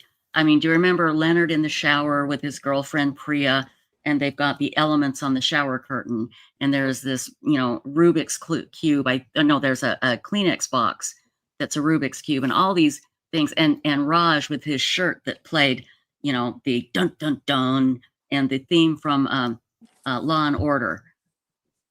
You made that stuff. You made those things for the Big Bang Theory. Yes, you did. Yeah. Stacy, it's true. I've got a question. I gotta Okay. know. Did you do Yes. anything for Harry Potter? I mean, not the yeah, we did make some Harry Potter stuff. I don't have it here, but I do have some wands that I worked with a wand company to make. In fact, a lot of ThinkGeek alumnus ended up working for the wand company after ThinkGeek folded. But no, yeah, the stuff that we did for Big Bang Theory, one of their producers called us and they said, we're making a TV show that we're doing, it's pilot season, so we need to like fill up a nerd's apartment with stuff. It looks like you've got stuff. Can we have some stuff? And we're like, sure. And we filled a giant box full of stuff. And in fact, the Rubik's Cube tissue box was a product sample that someone sent us that they didn't have a license from Rubik to make. And so we said, do you want this back? And he said, no, keep it. And we're like, we'll send it to Bill Prady. He'll make use of it. And he did. Right. It's been sitting in this. It was sitting in that set for the entire time. Oh, that is so cool. That is just absolutely We had wonderful. no idea how big that show was going to be. And then later, a few seasons later, they called us and they said, hey, that T-shirt you make with the speaker? Can we have one? And we're like, can you have? Yes, of course you can have one. That is so cool. I love, that's one of my favorite episodes. Well, I think Raj wears it twice, if I'm not mistaken, or maybe 3 episodes. But yeah. Yeah, I'm not sure. I think it was only one episode, one? but yeah. Well, my mind just, kind of just stretches it all out. So yeah. So when you see those things on the Big Bang Theory, it is our friend Phrase that got them all of that. So I was so impressed. In fact, I was watching the Big Bang Theory on my cell phone when you told me that story. I couldn't believe it. So now there are some people in chat that are Ladder Day Daily Digest. Good to see you. That are saying, I don't want to support Websleuths. Not that they don't want to support Websleuths, but not their thing. There is a great organization. We want to give you choices here. And it's called DNA Solves. And DNA Solves is part of Othram. And somebody just mentioned that David Middleman did a great interview this morning about Othram. And Phrase, I'm going to let you talk about Othram, and then we're going to roll it over to DNA Solves. So tell us about Othram and the amazing things they do. So David and Kristen Middleman, they both have PhDs in. I'm going to screw this up, I know, but I know they have PhDs in biochemistry. They worked in labs that did DNA testing, and they said, okay, well, we want to have a company that does DNA testing for law enforcement, to help identify victims, to help identify perpetrators, or exonerate victims exonerate potential perpetrators. So they built a lab, and as they built this lab, they realized that there's a lot of technology that the labs that exist don't use. Right. When you do DNA testing, there are about 20 genetic markers that they typically connect you to. Or like when they map out your DNA, they'll point out 20 genetic markers and say, okay, this is a person. And it's very rare for 2 people to have exact same genetic markers across those 20, but it's not impossible. And they know there's technology that can handle up to 200, maybe 300 genetic markers. They have that technology. And so they offered their services to law enforcement and to other entities who need to do this kind of identification, and saying, look, all of these labs can do great work. We can do better work. So they created Othram to do that work. But they are so focused on trying to find missing persons, to identify victims, to identify perpetrators, when all they have is a very, very tiny speck of DNA. In some cases, they have DNA that's almost, in fact, I think there was one case where there was DNA that was over 100 years old and they could not identify this victim. But one of the things they're especially good at is reconstructing DNA that's been damaged. They have technology that can rebuild it in a way that is bulletproof, essentially. So like a good lawyer will look at this technology and go, well, you know, this is unproven technology. This can't possibly be accurate. And no, the two of them will go to court and take the stand and tell and explain to the jury and explain to the defense, no, this works. Here's how it works, and absolutely shut down that argument. The technology is amazing, but there are still laws in books all around the United States and the world that prevent some of this technology from being used in trial. So they will try and lobby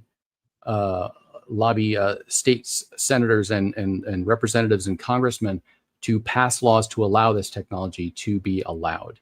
We can find more people that way. We can find more perpetrators that way. So yeah, it's a lot of work, and it takes a lot of effort. But Othram is some of the best at it, and I'm not even kidding. They are. No, so they good. are. They are amazing, and like you said, they go at it at a two-prong way. And again, for people like me that has absolutely no idea how this works, they combine the highest and best technology with the best scientists with the most incredible researchers available, and they combine the two. And because of this, they can take I hope I'm not getting this wrong, but literally like a half a skin cell that is damaged and years old, and they can build out a DNA strand where they can identify somebody. And they do it through, you know, can they go back? Is it like 6 cousins? Can they go back that far? I don't know that. I don't know that. I'm sure that's true. I don't know that number for sure. Right. But the one thing that they're also working really hard at is building out a network of DNA profiles using forensic genealogy. That's what I was trying. That was a phrase I was trying to think of. Forensic genealogy. That's who they have on board. Right. So even if they don't know if they have a genetic profile of the perpetrator or the victim, they still don't know who they are. Your DNA doesn't have your name and address and social security on it. Exactly. And if you never got swabbed, we can't directly identify you, but we can look at your genetic markers and compare them to what we have in the database and say, this person has a familial connection with someone we do have in our database. So we can contact them and say, hey, about 50 years ago, did you have a cousin that just disappeared? And they go, yeah, I don't know what happened to Tommy, but Tommy just up and vanished in the night. We have no idea what happened to him. And we can say, well, I'm sorry, but we do know what happened. We found to him. Tommy. Yeah. And they find criminals this way. This is how they found the Golden State rapist, was through this familial DNA. And you can, and we're getting to another point here. Othram and Websleuths have teamed up. We're partners now. And again, I'm so proud to be associated with Othram. I can't tell you. And Othram has another arm of this called DNAsolves.com. And basically what that is just kind of like a clearinghouse of where they put all this information about their cases. And I've been showing you the Othram.com website. And now I want to show you the arm of Othram, and that is DNA Solves. And this is where they put the cases that they are working on now. And there's a lot of, they don't put all of them, believe me, I don't think they could fit them all. But there's this place called DNA Solves. And let me share this with you.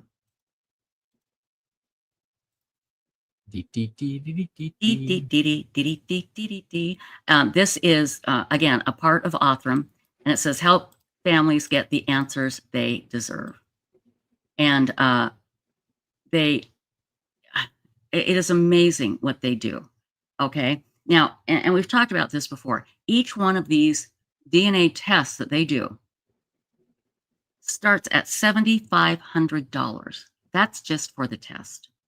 That's Okay. actually half of what it actually costs. It is, really? Yeah. So Othram usually will put up the first 7,500. It's actually 15 grand to run all of these tests and Oh to my do God, I all of the didn't know work that. necessary. Yeah. Well, we just don't show you the first 7,500 because when it's marketing, when people see a $15,000 price tag, they're like, oh, we can't do there's that. no way. We'll Yeah. never get there. Right. So we Exactly. just pay for that. So here's what we do. Again, this doesn't go to keeping us up and running because, you know, we're fine.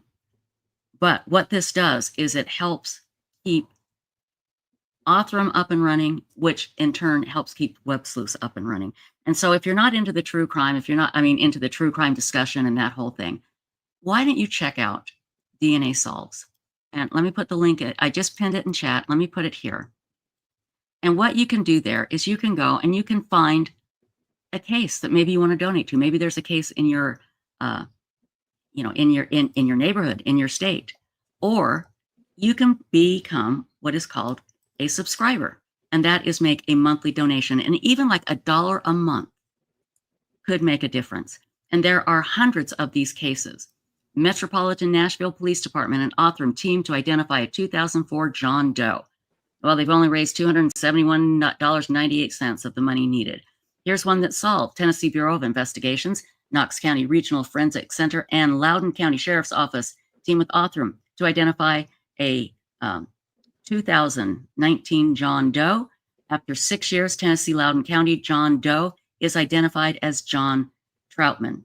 And somebody's family finally got the answers they deserved because of what DNA Solves and Othram were able to do here. So I've just put the link up in chat. These are just some options for you, okay?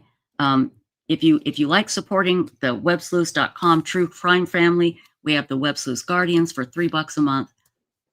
If you want to do something that is more just directly goes to a crime and helps solving a direct crime, then check out DNA Solves. The link is right there. You can make a one-time donation to any case, and there's a whole bunch of them you can choose from. This is just their front page. And or you could just make a monthly donation. That would be such a big help. And again, we're all supporting each other here. It's all trying to get things done, trying to catch the bad guys, and also help families whose hearts have been broken because their loved one walked out and they have no idea what happened to them. And to be a part of that, and to be able to help, I'm telling you, is such a great feeling. I can't even describe it. I can't even describe it. And what were you going to say, John? There's a third way that you can Yes. support our mission. Yes. Can you go to, and you've got your browser open, can you go to Yes. store.othram.com? Store.othram, yes, I can. Hang on. I can do that.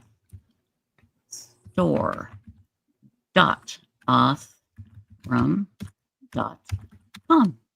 There we go. And looks it's like loading. Oh, wow. That's so cool. Here, let me share. Now, this is cool stuff, guys. You want to talk merch? This is kick butt merch right here from Othram. What's the first piece that I wanna specifically talk about? The swab kit. Yeah. Let's do that here. Here we go. Okay. So this is a swab kit, and some of the old school Websleuths.com users may recognize this because this was the banner at the top of the page nearly every day for probably 6 months. But this is very similar to one of those 23andMe. Remember when you would send in a cheek swab and send it into the lab, and they would come back and tell you what your genetic makeup is. Right. This is slightly different. So we're going to take your swab just like you would with 23andMe, but this one you're not going to actually get any data back. The data gets processed in the same way that a victim's DNA would get processed, or a perpetrator's DNA would get processed. We will take your DNA, and because it's a good swab, we don't have to do the recreation. And sometimes that recreation is what gets really expensive. I saw your question, Crystal, so I wanted to address that briefly. But we'll take your DNA profile and we'll add it to our database, and that database grows. And the more connections we have with a wider area population, the easier it is for us to be able to identify victims. So we actually find that people who have been in a specific region of the country for generations, they have genetic markers. So even if you're not related immediately, or even third cousin twice removed to a victim or a criminal, you have regionality to your DNA profile, and we can say, all right, well, looks like we've got some hits to Middle Tennessee. Okay, that narrows our focus a lot.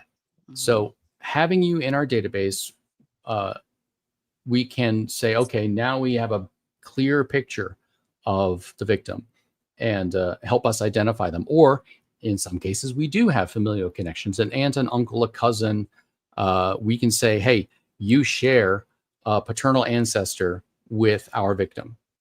So we can find, or you share a paternal ancestor with our crazed serial killer. And I know a lot of you have serial killers in your family.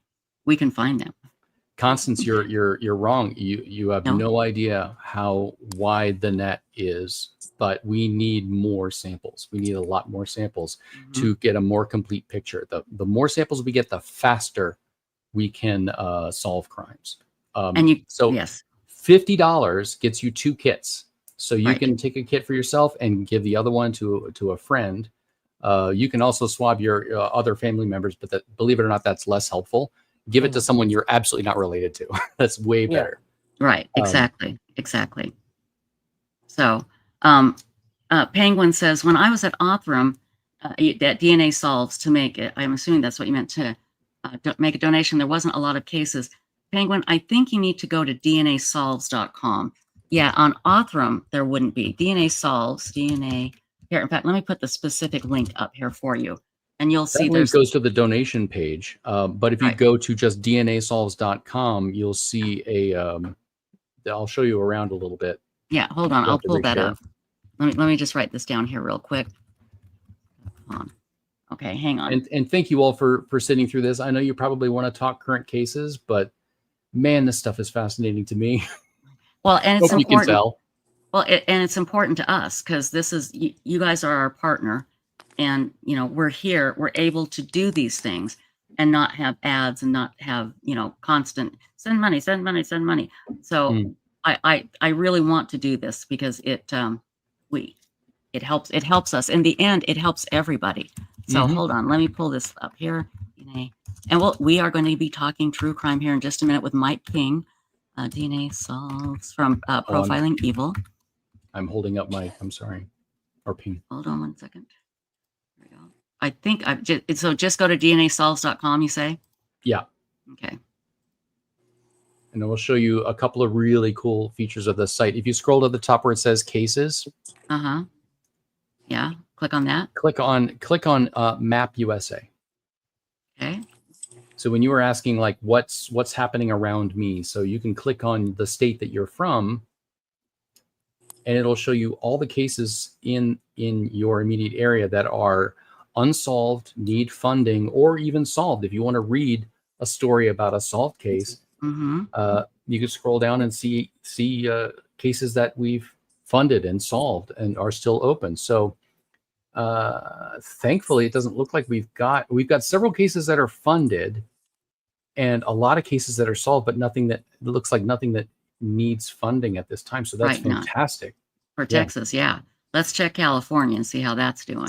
But we're based in Texas, and we have it in with all of the law enforcement in Texas, so it's easier. Yeah, exactly. So I'm sure there's there's there's Lassen County and right. I need to send in my California DNA. Yes, you do, because I'm sure you've got serial killers in your family. Oh, absolutely. Thank you. Absolutely. But click into one of those unfunded cases. Yeah, contribute now. And Oh, yeah. no, not contribute now. Just click No. on the case name itself or the photo. Oh, yeah, there you go. Yeah. And it'll tell you the story Mhm. of the victim and how we found them.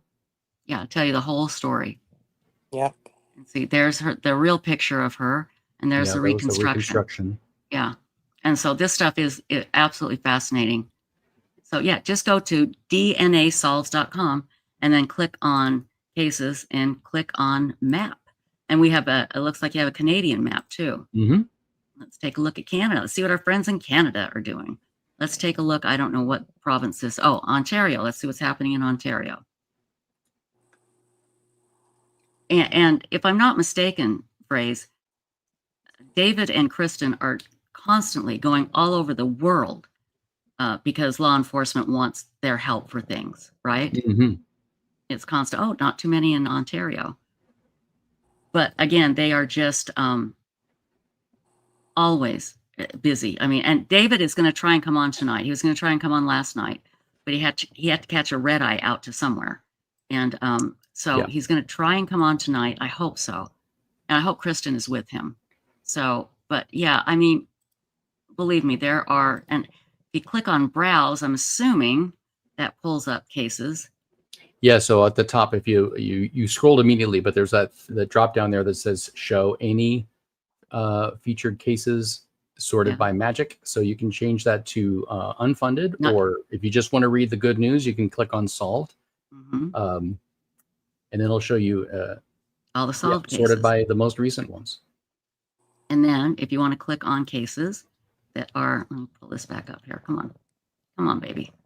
Uh-oh, my thing is frozen. Here it goes. Come on. Oh, there it is. Okay. Go back to solved and change that to not yet funded. Not yet funded.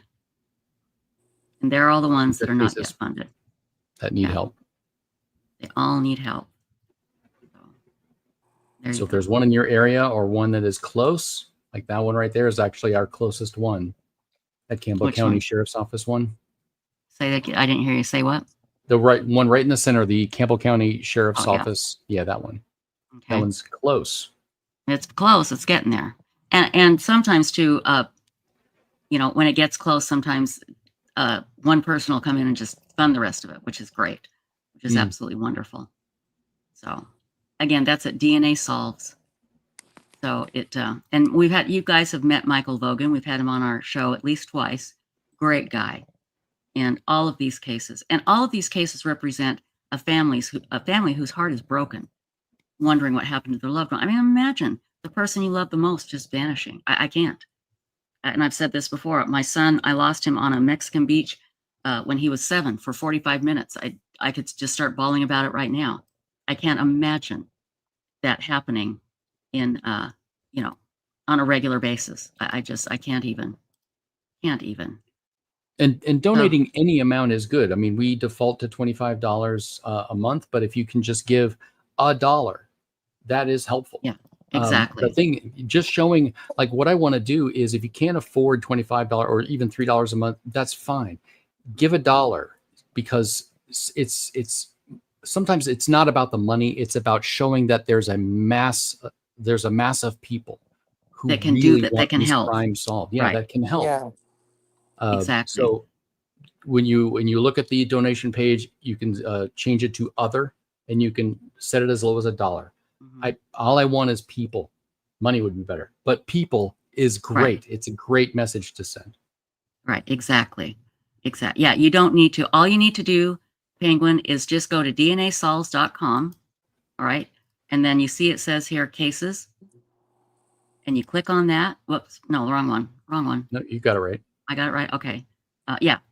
No, you go down. I'm sorry. Oh, yeah. Here's what I'm trying to show her. You go down to where it says show, and you hit not yet funded, because you want to donate to one case, right? Mm-hmm. And then you just pick a case.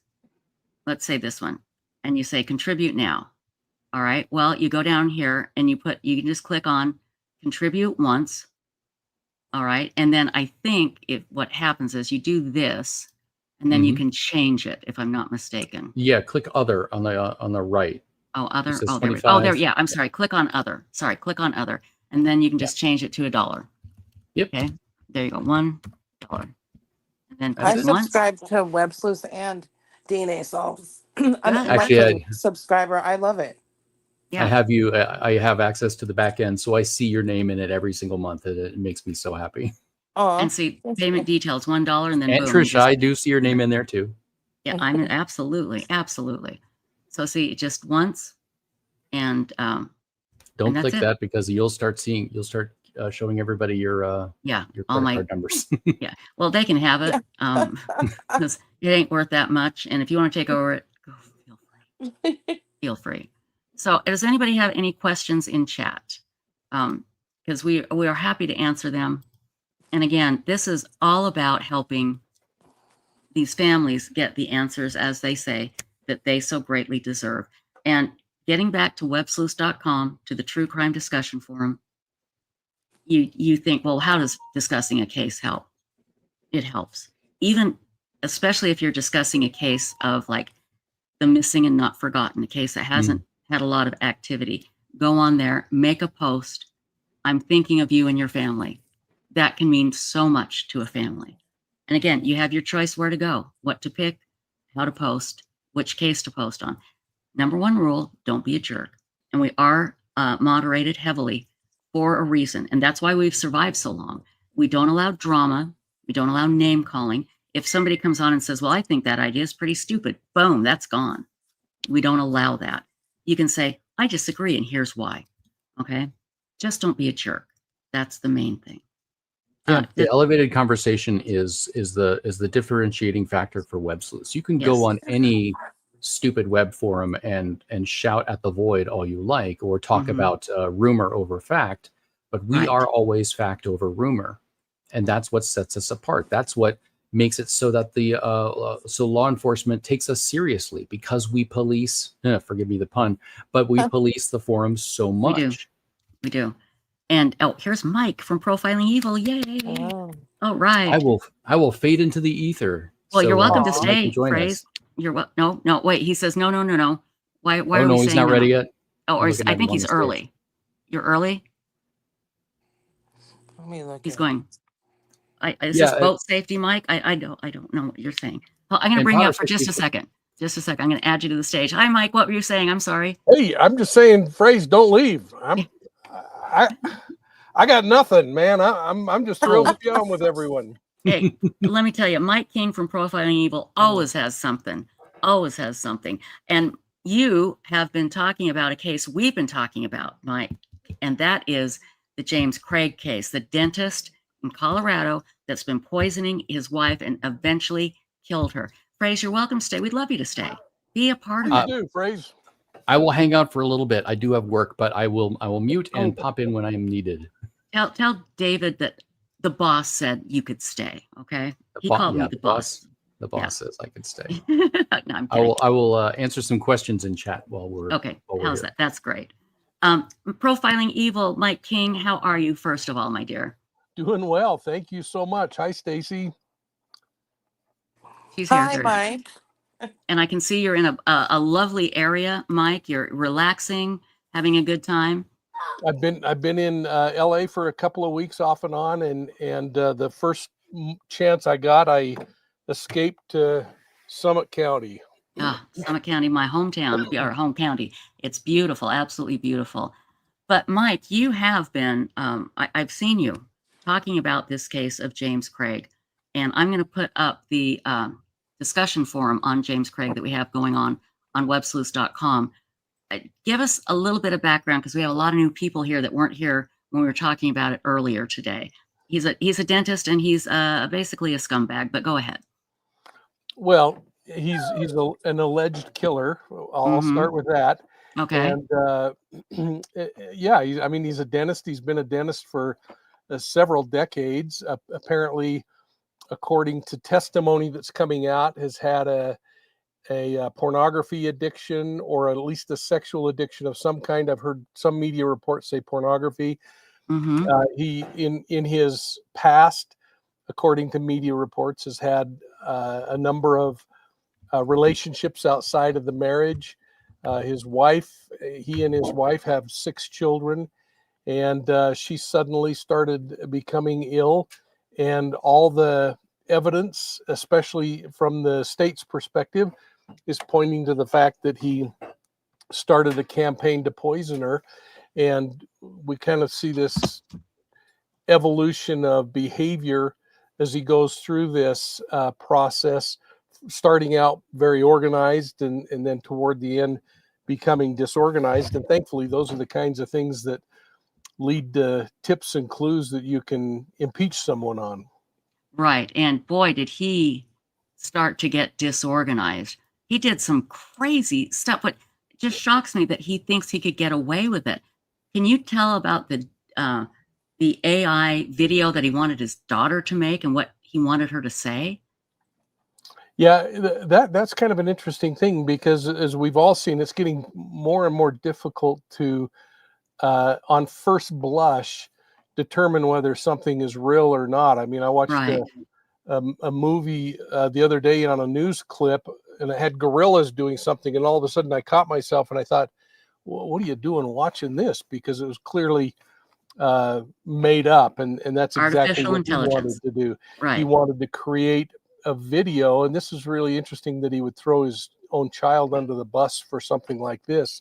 Mm-hmm. Something that, as he put it, keeps our storyline intact, and that is that Angela was suicidal, that she was also angry about affairs that he had had and was trying to set him up. But it's still, none of it makes sense, because setting someone up and committing suicide are two different things. Yeah, exactly. And again, I don't think he was getting incredibly disorganized, basically. But how did he, allegedly, how did he poison his wife? And it took a while, didn't it? Several days? What did he do, allegedly?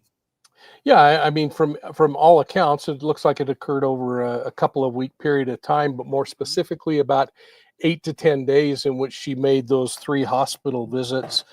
Started out with what most likely was from the Visine drops. And one of the things that's so interesting is the discovery that he had gone out and purchased 12 bottles of Visine. And I don't know, you know, the pharmacies got pretty good in the 80s and 90s at figuring out how people were making methamphetamine. Yes. They started stopping that. Why someone is allowed to buy a dozen bottles of Visine over the counter, I get it, but to do that without some kind of a flag coming up. But then he turns right around, and again, these are, I think he's using even credit cards that were either just about spent or they belonged to Angela, and I can't remember which, but he buys another 7 bottles of Visine.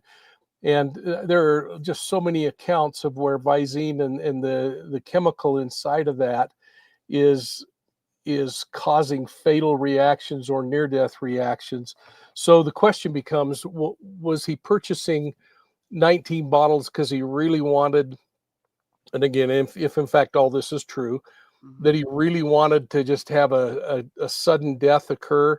Or was it that he didn't know how much he would really need to pull this off and was just hedging his bets so that he could keep it? Or maybe he was thinking, I can slowly build up the amount of toxicity to the point that it causes death. It's really difficult to say, but what's clear is that poor woman suffered for 8 or 9 days tremendously before finally expiring. And then when that didn't prove to work, then the cyanide was introduced, and then that lethal dose, whether it was in a pill or an injection. And I think that's something that nobody really has been able to come forward and say, this is what happened. Sure. It appears that that it was more likely a pill, but my gut goes to more of an injection. But they haven't found an injection, but it'd certainly be easy to put it right into an IV line drip and be done with it. So right. Now this is interesting. Going back to getting his daughter to make an artificially intelligent deep fake video of his wife. How did he do this from prison? Well, he told his teenage, correct me if I'm wrong, Mike, he told his teenage daughter that he wanted her to meet this guy that was getting out of prison. And I guess give him some money or something. This guy gets out of prison and hands her a letter from her father that asks her to make this video. And she did the right thing. She turned it over to the authorities. And that's how that happened. I mean, Mike, you're a former detective. And I know you don't like me to say this, but you're famous. You are famous. And you've been working with these minds before. That's so delusional to think that he could just hand this letter to his daughter and think that she would go right along with it, no problem. I mean, yeah, and maybe it speaks to a couple of things, Tricia. Number one, I don't know if it was the younger daughter, because I don't know that she would have had the ability to go in and bail oh, this maybe guy not. out Maybe of it was the jail. older one. Yeah, Probably yeah. more likely the older daughter that actually did the bail, and then that Right. inmate was instructed to then get a letter into his younger daughter's hands, who, That's it, right. by all accounts, appears that she was probably more tech savvy than the senior daughter. Mhm. But nonetheless, that the guys that I understand it to be was that the older daughter was told that this was a distant cousin, that she needed to help him get out of prison. And then, of Mhm. course, the whole reason behind that was so that he could deliver this letter undetected, so it wasn't going through the prison mail system, where it would surely be checked, and get that into the hands of the daughter, who he believed, by all reports, was more capable of putting this video together. But interestingly, he talked to her about getting a different laptop, making sure that she was using code words to describe whether she was on board or not, using the dark web to help create this. And so I suspect there's been a lot of talk going on in amongst the inmates as he was putting this plan together. But it really speaks to the arrogance from two perspectives. One is whether he really believed that inmates are going to keep their mouths shut. Right. And number two, in my opinion, it points to the emotional, perhaps even physical control that he had over other members of the family, that he would even consider that as an option. Exactly right. Why is he even considering that as an option? Mike, is your latest book, is it, because you've written several and they're all fantastic. Is it Wolves in Sheep's Clothing? Yes, just came The out practical about guide. 10 days ago. It was released Right. just recently. In fact, I'm going to share the screen here and I'm going to put the link in chat. You guys, you got to get this book. Oh my gosh. I mean, it is, well, first of all, it's by one of our favorite people, Mike Yep. King. And Mike, tell us about the book. Tell us what it involves. So Wolves in Sheep's Clothing is actually written for the true crime enthusiast. And what I wanted to do was, as you always kind of see me, I'm always trying to add balance to the discussion. And this idea that, hey, let's wait and gather facts and then come up with what we think happened, which isn't as popular as other ways of approaching some of these crimes. Right. But so Wolves is written using some case studies throughout the book, but specifically talking about behavioral characteristics of predators, how they go through the victim selection process, what they do, what occurs during the fantasy process, and that evolution between fantasy and acting out, and then being disappointed by reality. And it goes into things like the discussion of crime scenes and how to read crime scenes a little differently. And we're seeing, even in this particular case, different elements of those things. And then it goes in and talks. I actually, even as you are well aware, Tricia, I mentioned you and the true crime community. You are so and sweet. the role that the true crime community plays in helping bring these cases to the forefront, but also the damage that's being created by the true crime community. And I really think absolutely we're big time. experiencing some terrible damage as a result of some of the things that are going on.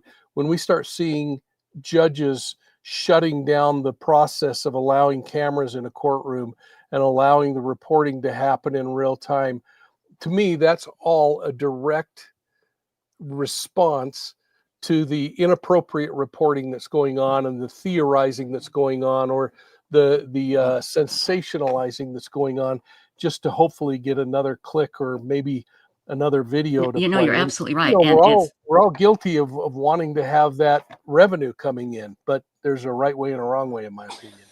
Yeah.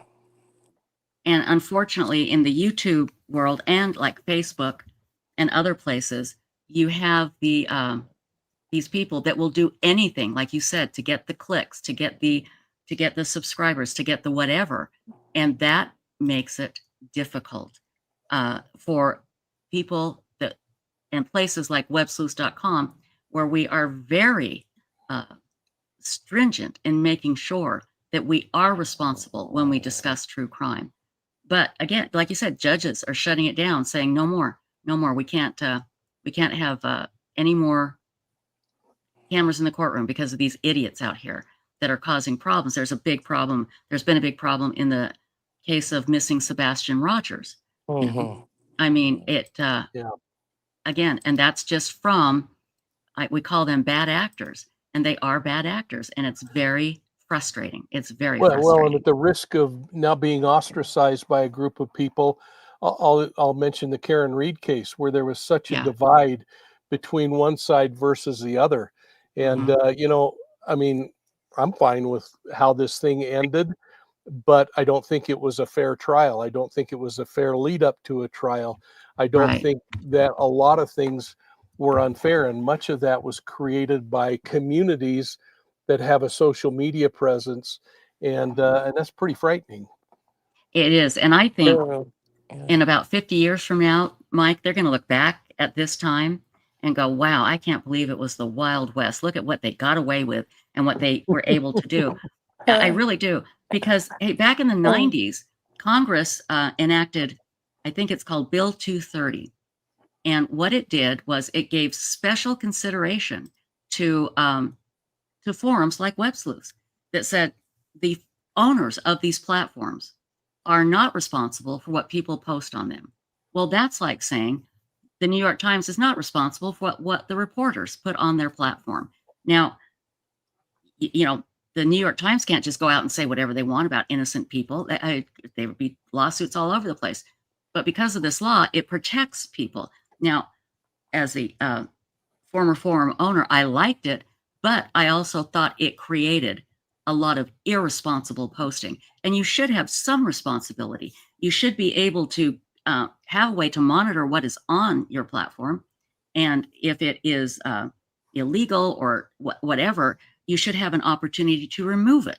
Okay. And if you don't remove it and you continue to perpetrate a fraud, that's a different story. But as it is now, that's why these things are running wild, because of this law.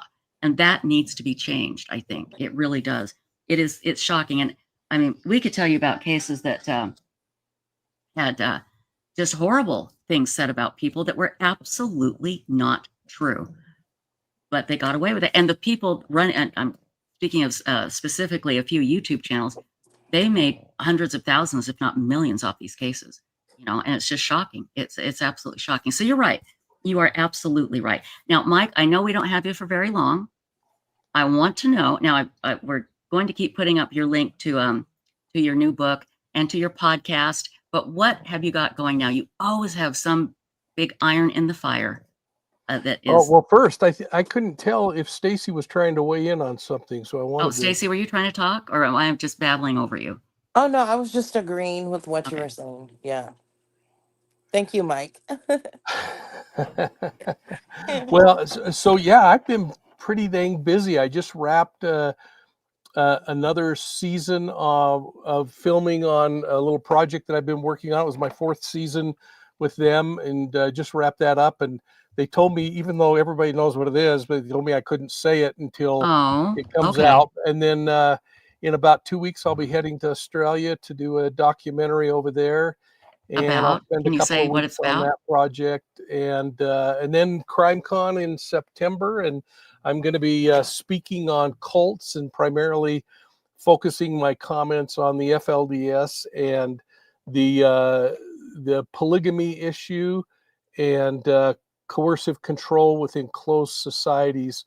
So that'll be kind of fun. I'm really looking forward to it. Hopefully, I'll be seeing folks in Denver. Oh, I'm sure definitely you will. Everybody's going to come visit you, Mike. Real quick, the FLDS, there's the case now of the missing brother and sister. Their name just completely leaves me. But the mother is fearful that they have gone back to the FLDS cult. They've called off the search for the kids because they feel like the FLDS is hiding these two children. How dangerous is this cult? It's the story of my life. For 30 years, I've watched as children disappear. Personally, when I was handling cases and wanting to go down and take custody of a child because of cases that I knew, and the group got a wind of it, and the child was moved, oftentimes to other locations like Canada or into Mexico even. I think these kinds of groups are incredibly dangerous, and I break cults down into two mindsets. And I've talked about this before, I believe, but I think about the convert type of cult, like cult like Heaven's Gate or Jim Jones, where people come in and they are enamored by a leader and they follow him. Mother God in Colorado is another The Mother great God, that's another one. example. Yes. Uh-huh. But they come in, but these are people who have some semblance of reasonableness about them. They came from a regular lifestyle. And, you know, I think we all kind of think, well, what kind of an idiot would join a cult? We all are that idiot if we're at that perfect weak moment when the cult love bombs and brings us in and offers something that we're not getting somewhere else. And, you know, you think about it, these cult leaders don't want projects. They want somebody who's going to contribute and make the cult stronger, and yet is going to Absolutely. be absolutely devoted to following whatever the leader's dictates are. But you have these convert groups, and they still, even though they separate themselves from their lifeline, they quit talking to their family, they only associate with cult members, they still have itching in the back of their mind this memory of what reasonable thinking was like, what it was like to think constructively and actually critique what's going on. And so Right. sometimes we see those kind of people who will leave after they've given all their money or everything else and realize that the utopia didn't occur. They're in a completely different bucket than people like in the FLDS that are what I call generational cults, where they are raised from infancy to believe that Warren Jeffs is God himself, if not Yes. God's right hand. Mm-hmm. That is a much more difficult mindset. So when you talk about these children being raised in that kind of a relationship, even though they were returned to their mother by the courts, that didn't return their mindset or pull it away from what they believed. And if you think that making a decision is going to cause you to lose contact with God or be thrown into outer darkness, that's a pretty heavy thing to put on somebody. And Absolutely. I would suspect that all four of us on this screen that I'm looking at, maybe everyone that's listening right now, is probably doing goofy things that they learned as children. They're probably acting like their parents. They're probably responding to things like they were taught. Right. Why on earth we think we can go in and clean up something like the FLDS by saying, haha, we caught you, and Warren Jeffs is a fraud? It's not going to happen. And that only means that it's going to go on for longer periods of time.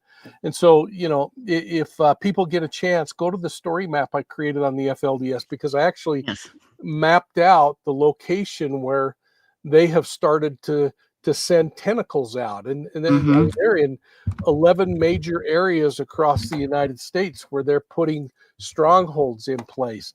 Right. The FLDS are now returning to Short Creek, even though that area is completely different and filled with people who don't believe. Those few remaining FLDS members are now starting to subdivide their property and bring other people back. And so it's pretty frightening to me. I meant to grab that before you came on. The link to that. I'll find that and send it to you right now while we're talking. That would be great, because I want to put that up, and we'll put it in the description as well. Yeah, and if you just want to send it to the private chat, and I'll put it up there, no problem. Because this is an absolutely amazing map that you've put up, so and put out, and again, everything you say is so true, Mike. You can't just go in there and say, look how crazy Warren Jeffs is. People, come on, let's get with it. Use your brain. Let's get you out of this cult. That's not going to happen. That's just not going to happen. You know? Yeah, it is a real tragedy. And I suspect it's a tragedy that's going to go on for a lot of years. Oh yeah. And you know, you got to think about it from this angle too. And people don't like it when I say this, but bottom line is, I think the same thing happened in 1890 when the mainstream Latter-day Saint faith said polygamy is gone. They still had a problem, and I want to reiterate that, folks. Everybody keeps wanting to say the Mormons or the Latter-day Saints. There's no question that the early practicing Latter-day Saint faithful, some were polygamous, but in 1890, that's kind of a long time ago, they said no more, and they started excommunicating people that were practicing it. And that's what created Short Creek down on the Colorado or on the Utah-Arizona border, and what created that community. But think about it from a practical standpoint. What do you do with people who have 5 moms and 30 kids in the same family and one polygamous galumpan father in the group? And you all of a sudden say, hey, you no longer exist, you're outlawed.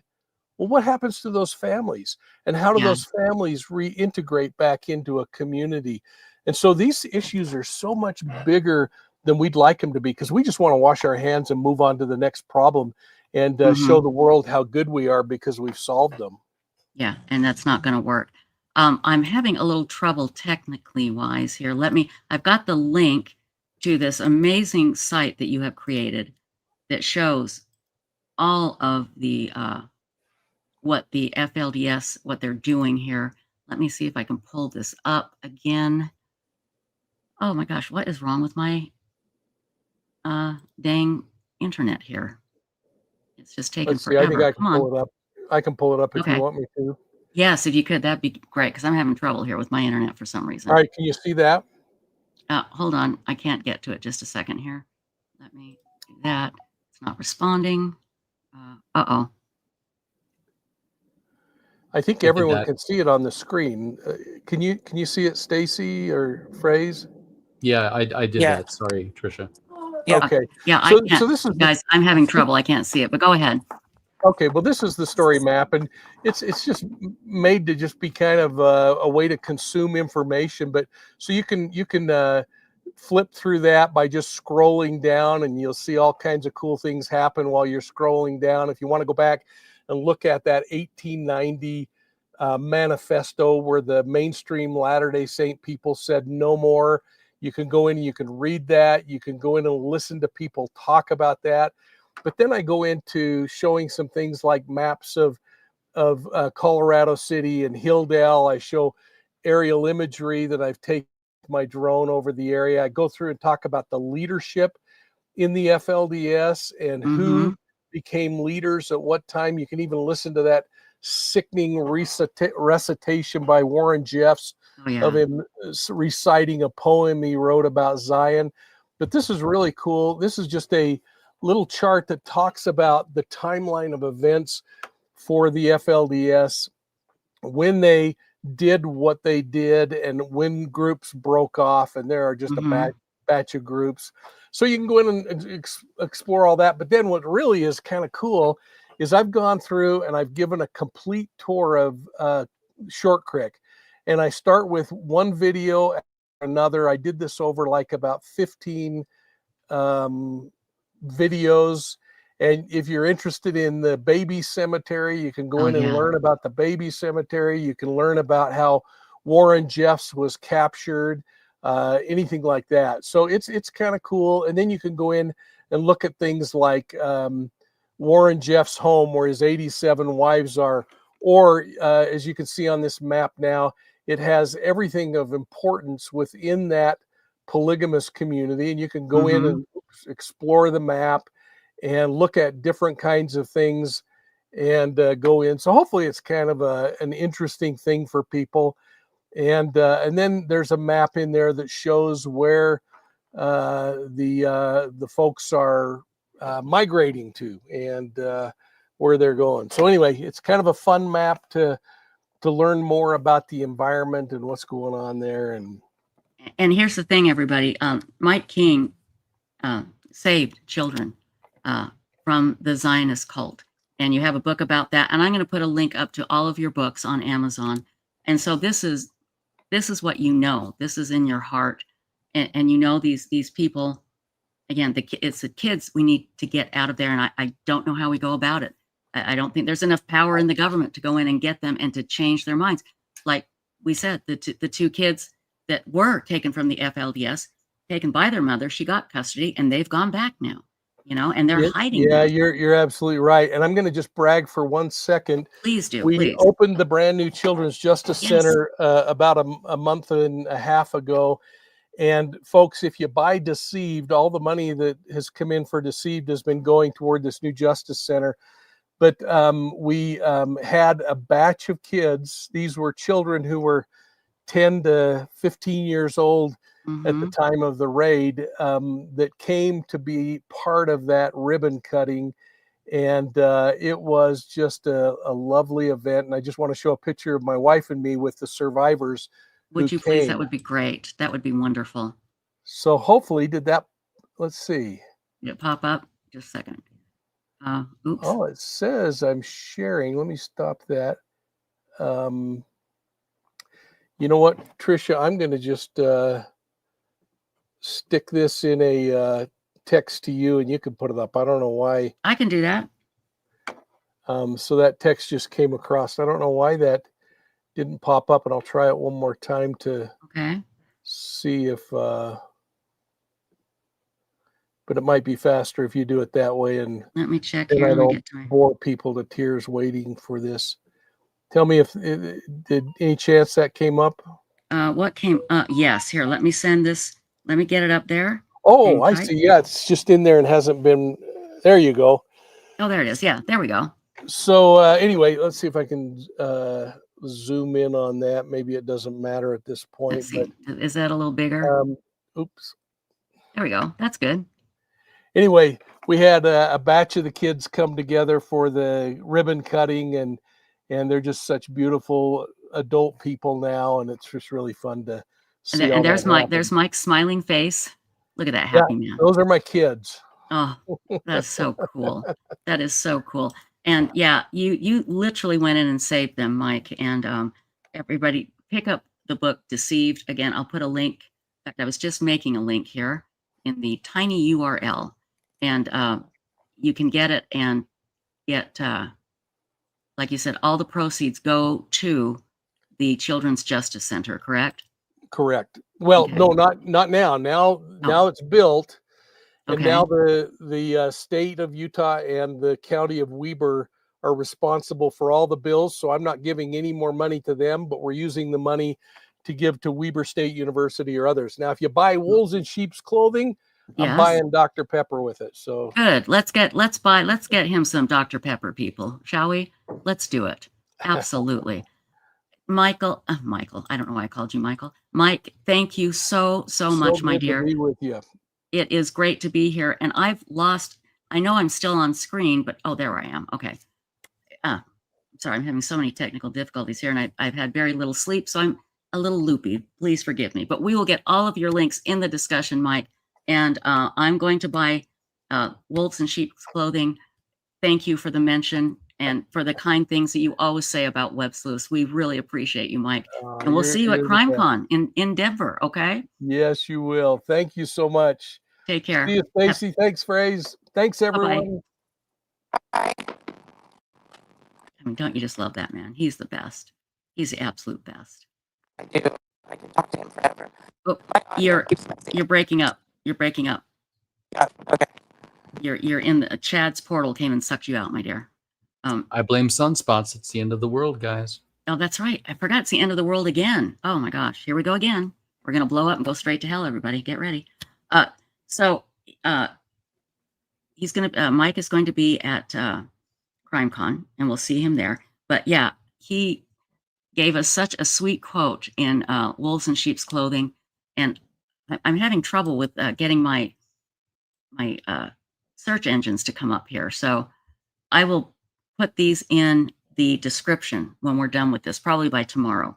But if you could go to Amazon.com or just put in Mike King, Wolves in Sheep's Clothing, it'll pop up. And he said something very kind, some very kind things about Websleuths. And I really appreciate that, because we do work hard to make sure that Websleuths.com is not like the bad actors of all the other places. Let's see, Stacy just texted me. Let's see. Okay, you go right ahead. Stacy, you go take a break, my dear. All right. And we'll see you in a little bit. And Phrase, you can be excused, young man. I'm associate producer right now, so I just You're the dropped associate producer. Yes. the Wolves in Sheep's Clothing. Oh, you did? Oh, thank you. Yeah. Yeah, I couldn't get it to be pull up. So thank you. Yes. Again, he said some very kind things about Websleuths, and I will be forever grateful, because we do work hard at Websleuths.com to make sure that we're not part of that problem of the bad actors, of the judges getting mad at us. If anybody from Websleuths went to like a case and started making a big scene and saying, I'm from Websleuths.com, they would be kicked out so fast and disowned, and, never would happen. Never would happen. So just always Websleuths.com, don't be a jerk, and we'll be fine. I'm going to play a video now, actually, while we wait for our next guest. Let me tell you who our next guest is. I think I know. Oh, it's Tass, the juror from Lori's first trial in Arizona, will be here to talk with us here in just a little bit. But until then, I'm going to play a video, and this is from Lori's first sentencing. I think we need to remember just how awful she was when she gave that ridiculous statement about there's accidents, people overdose, people commit suicide, and then the judge just absolutely trashed her. So Crazy cuckoo banana pants. Crazy cuckoo banana pants. I need a mug that says that. Crazy cuckoo banana pants. In fact, I'm going to write that down, because I need to remember that, because that is the best description of Lori Daybell I have ever heard. Crazy cuckoo banana pants. That's her. Banana pants. I think that's how Precious should start out her victim's impact statement. Just to make Lori know that we don't take her, we think she's a piece of crap. I got to get over my anger at Lori Daybell. I really do, because I'm so mad that she doesn't get how much people hate her. It makes me so angry. I really think you have a problem. I do have a problem. I do. And it's called lack of sleep. But anyway, I'm going to pull this YouTube video up while we wait for our next guest, because I do think we need to be reminded of what Lori did in the very first trial. And I think we're going to see the same thing here on Friday. So Lori Daybell, statement, Idaho. And I'm going to say goodnight, and I hope you get some rest real soon. Thank you, my dear. And thank you, Phrase. I can't thank you enough for everything that you do for us on Websleuths.com. You are truly amazing. It's my pleasure. And anytime, just call me. You got my number. I will. You better watch out. I will be. You got it. Okay. People threaten me, like Webmaster Dave told me, don't give Trish your number. She'll just call you. That's right. I will. And damn right I will. You haven't abused that privilege yet. So not yet. Give me time. Thanks, my dear. We'll Good see night, you. all. Bye-bye.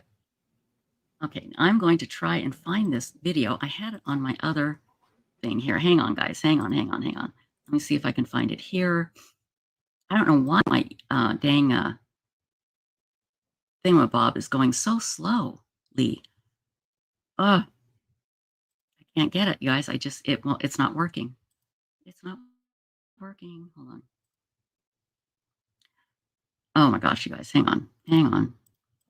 Now everything is frozen. I don't know if I'm frozen on screen or not. Come on.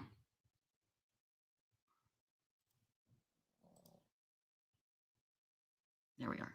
Okay, hang on, guys. I need to find this video.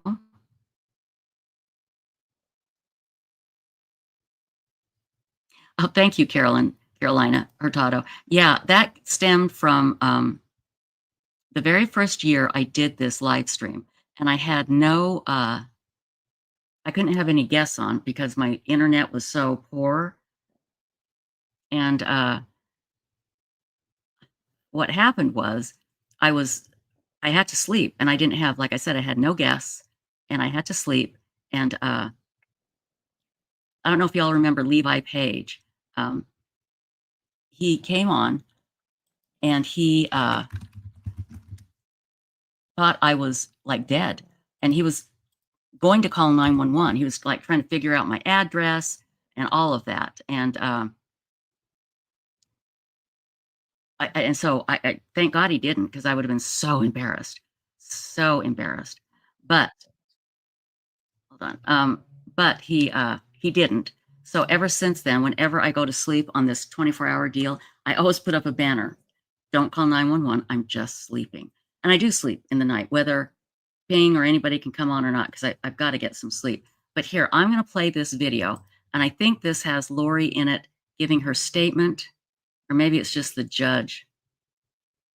I'm not sure. But we're going to play this while we wait for our next guest. And I'm going to go get some food, some blueberries and cream of wheat. That's all I eat these days. So, oh, my internet is strong enough to do this.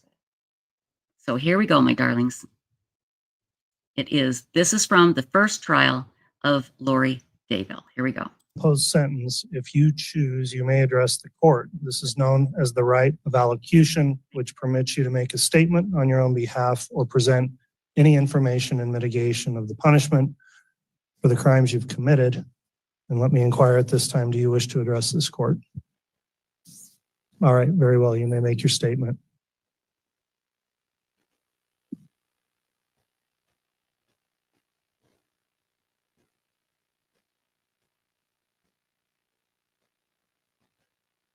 I would like to start by quoting John from the New Testament in the Bible. In John chapter 8, verse 7, Jesus says, "He that is without sin among you, let him first cast a stone at her." Then in verse 15, Jesus says, "Ye judge after the flesh, I judge no man. And yet if I judge, my judgment is true." Jesus knows me, and Jesus understands me. I mourn with all of you who mourn, my children and Tammy. Jesus Christ knows the truth of what happened here. Jesus Christ knows that no one was murdered in this case. Accidental deaths happen. Suicides happen. Fatal side effects from medications happen.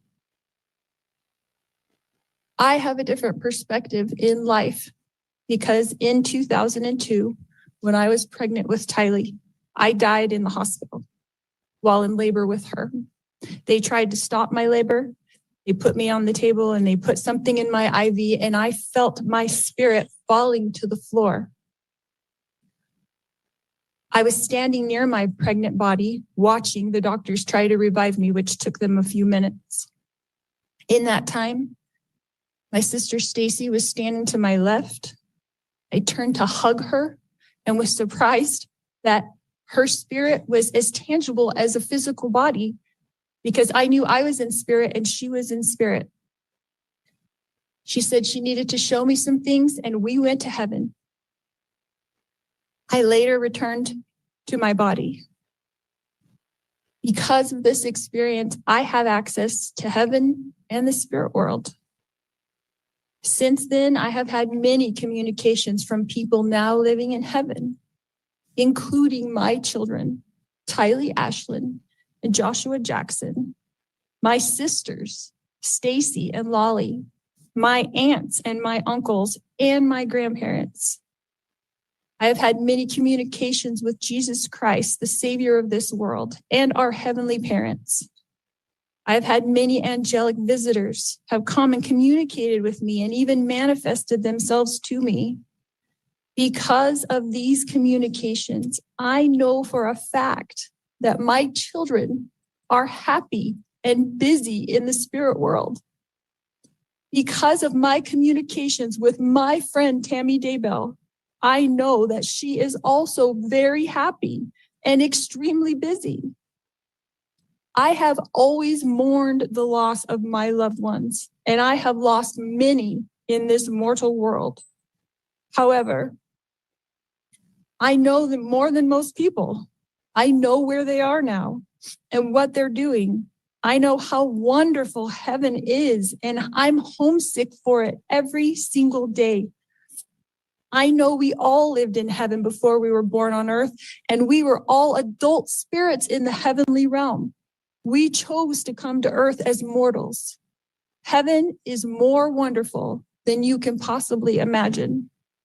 I do not fear death, but I look forward to it. I did not want to return to my body when I was out of it. Even though my son Colby, who I adored more than anything, was only 6 years old at the time, and I was about to give birth to this new baby girl that I wanted so badly. I was a young mother, and you would think I wouldn't want to leave my children, but as I stood in heaven, I did not want to go back. I thought they would be fine without me because I was peaceful and I was happy and I was home.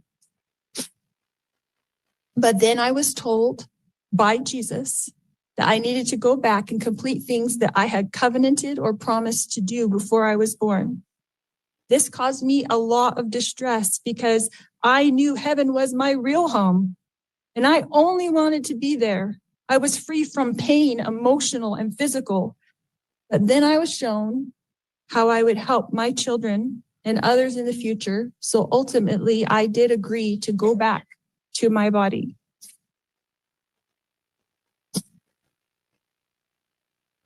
Kylie has visited me. She is happy and very busy. Kylie is free now from all the pains of her life. Kylie suffered horrible physical pain her whole life.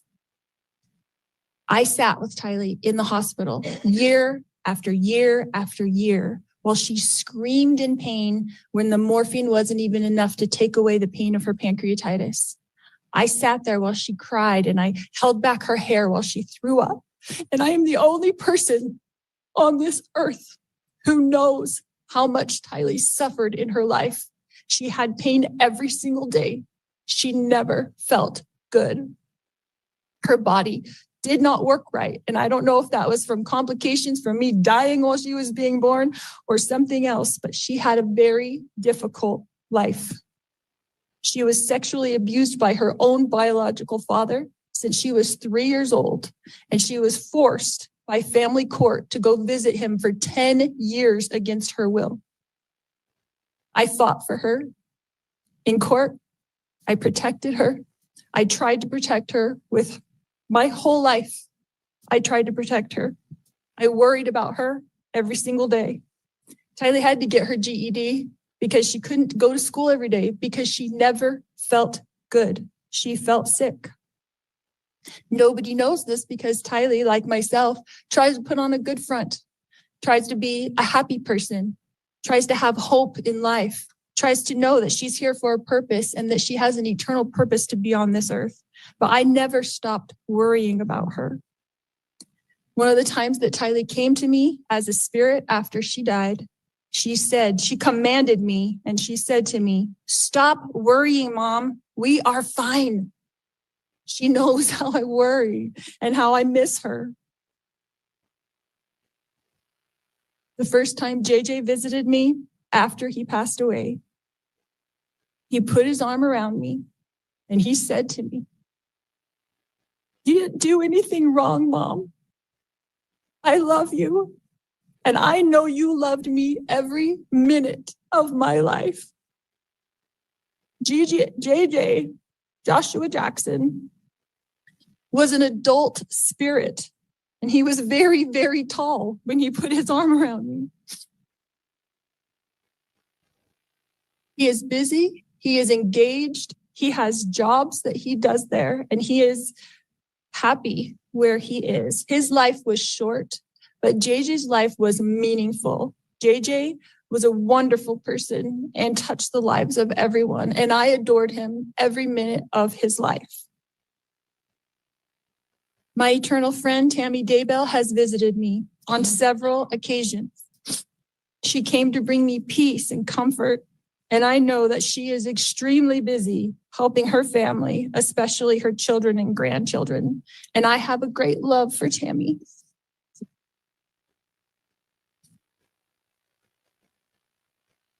My beautiful children, Tylee Ashlyn and Joshua Jackson, rest safely this day in the arms of Jesus. My wonderful friend, Tammy Daybell, rests safely this day in the arms of Jesus. And I look forward to the day when we are all reunited and I too will rest with them in the arms of my Jesus. All right, Ms. Vallow, thank you for your comments to the court. Let me ask you at this time, Ms. Vallow, are you fully satisfied with the representation you've received from your attorneys throughout this case? Yes. Thank you.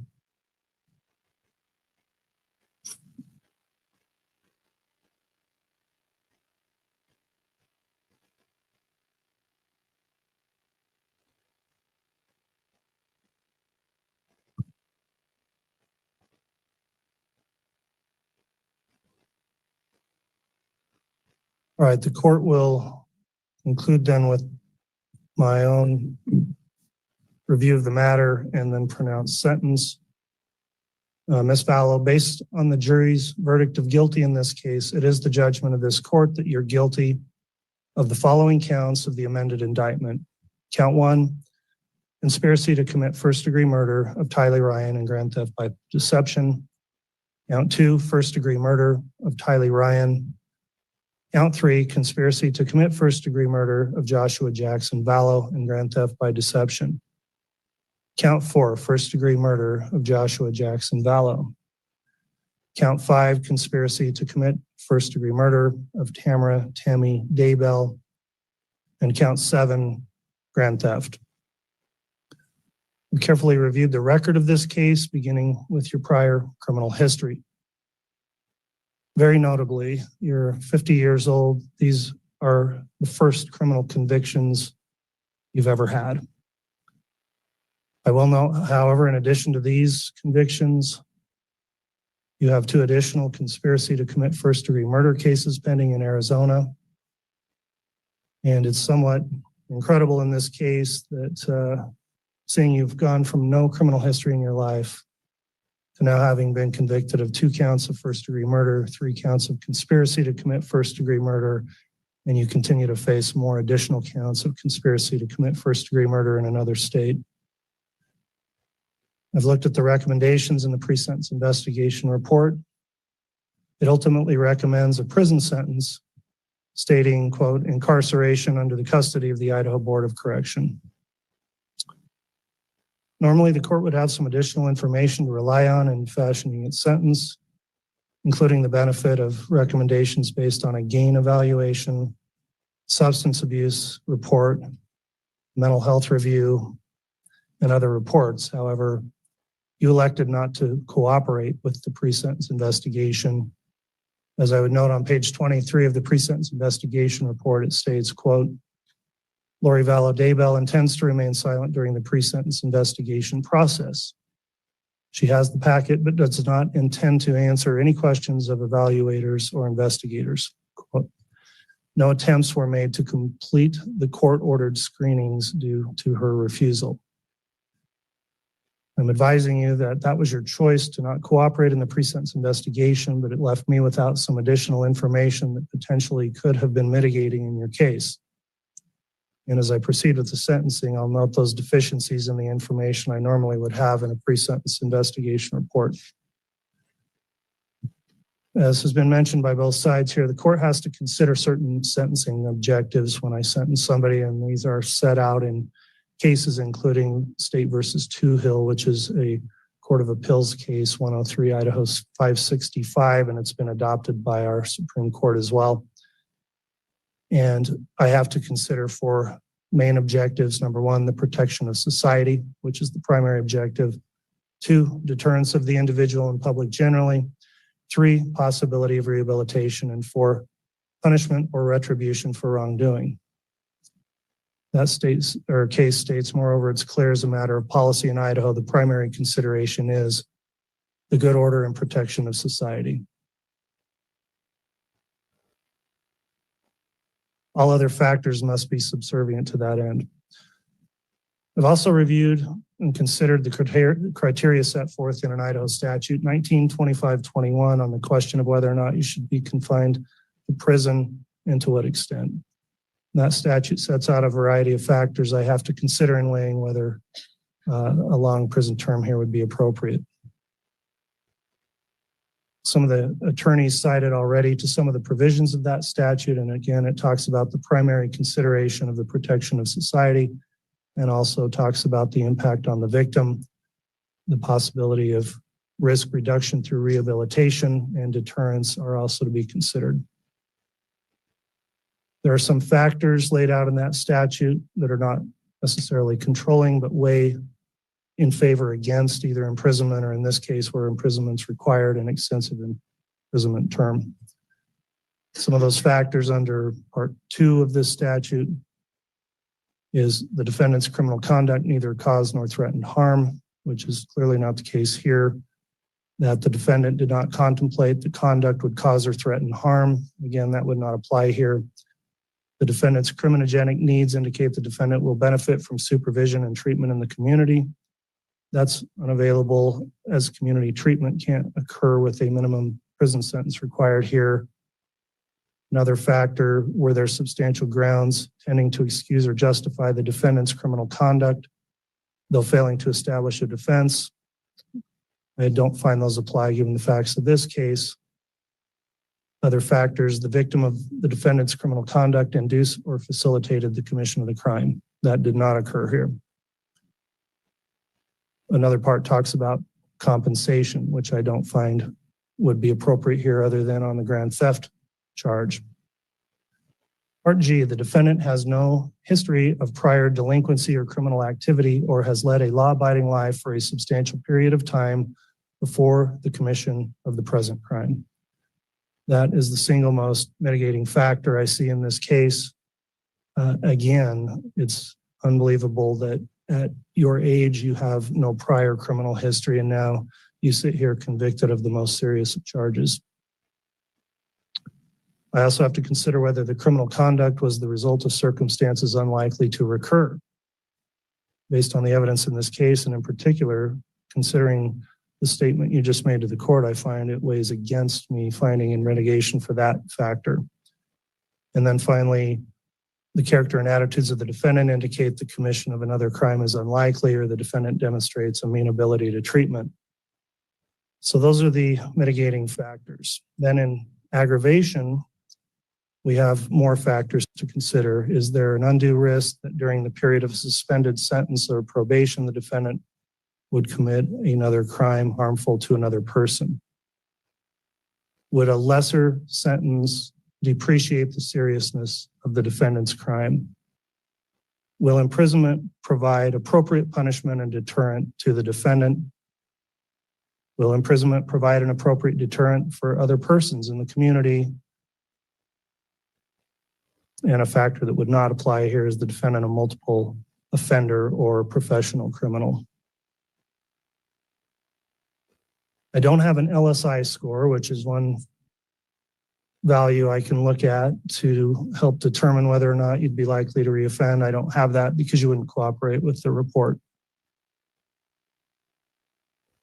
So considering here that you've lived a law-abiding life and for a long time, you were obviously a good mother, sister, daughter, and friend to many people.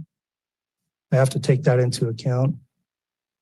You've served a very long time of local jail, over 1,200 days, and the report is you've been a great inmate, never caused a problem for anyone in the jail. And you should be commended for that. And that also shows that you are capable of that.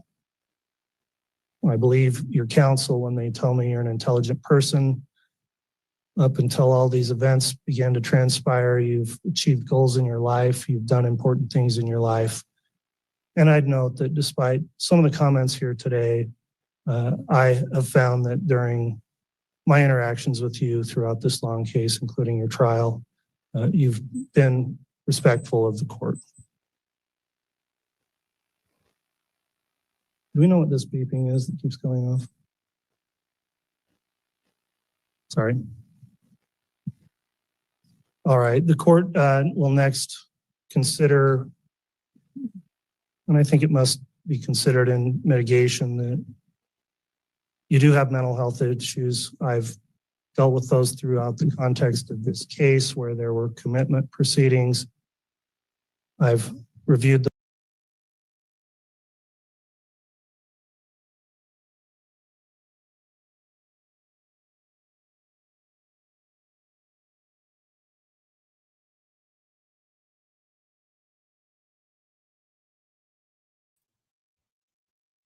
Hey, everybody. Our guest is here, but I just lost her. Just lost them. There we are. Hey, everybody. Our guest is here, but I just lost her. There we go.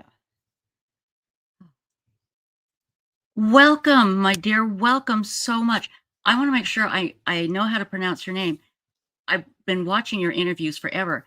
Your name is pronounced Tosh, right? Tosh, yep. Tosh, but it's okay. Got it. Just wanted to make sure. Tosh, welcome. And I really don't need to introduce you because we all remember you so well from that first day after Lori's first trial in Arizona. Everybody, please welcome Tosh Reed Tucker. Tosh, thank you so much for taking the time out to join us today on Websleuths YouTube Live on our End of the World Again 24-hour broadcast in honor of JJ Tiley and Tammy, as well as Charles. First of all, how have you been, my dear? I've been good. Good. Yeah. I got to be honest. I think I speak for a lot of people when I say we feel like we know you because you have you gave interviews the first day, and I'll never forget that. You had a stunned look on your face, I'll be honest. Just Yeah. like, holy mother of hell, what have I gotten myself into? Can you, first of all, can you tell us a little bit about yourself outside of the trial? And I need to take my camera off for just a moment, but I can hear you and I'll be right back, okay? Okay. Yeah, just tell us a little bit about yourself. So here's what we know. We know that you lived with your grandmother, and I think that's about all we know. I actually didn't live with my grandma. Oh, you didn't? Well, see, I was wrong, so No. we don't know anything. There we go. I just visit her a lot. And yeah, we're pretty close. I moved to Arizona 2 years ago as of March and just kind of been hanging out since then. I prefer the warm weather over cold weather for sure. Well, Arizona's the place for that. That's for Yep. sure. Yep. So you got a summons in the mail, obviously. Yeah. And it said, come. Tell us what happened when you went to court the first day. I think there was a lot of other jurors there, weren't there? Yeah, there was like 98 of us, I think. Yeah.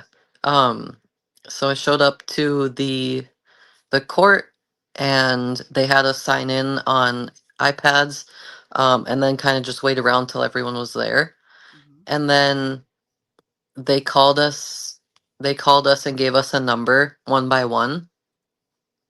And then from there they told us what was going to happen, and then they kind of just eliminated us as we got into the courtroom, and then we got reassigned a new number. And then it went from like 98 of us to like 16 or 13 of us, I think. Did you have you didn't have any idea what this was about, did you? No. And even when it was going on, you didn't know about the Daybell case, correct? Right. Let me get back to jury selection. So they cut it down to a number that is doable. And then what did they ask you? I mean, because I want to know what they were looking for Yeah. in a Daybell juror. What did they ask you, my dear? They asked us our full names. They asked us what our job was, if we had a spouse, if we had kids.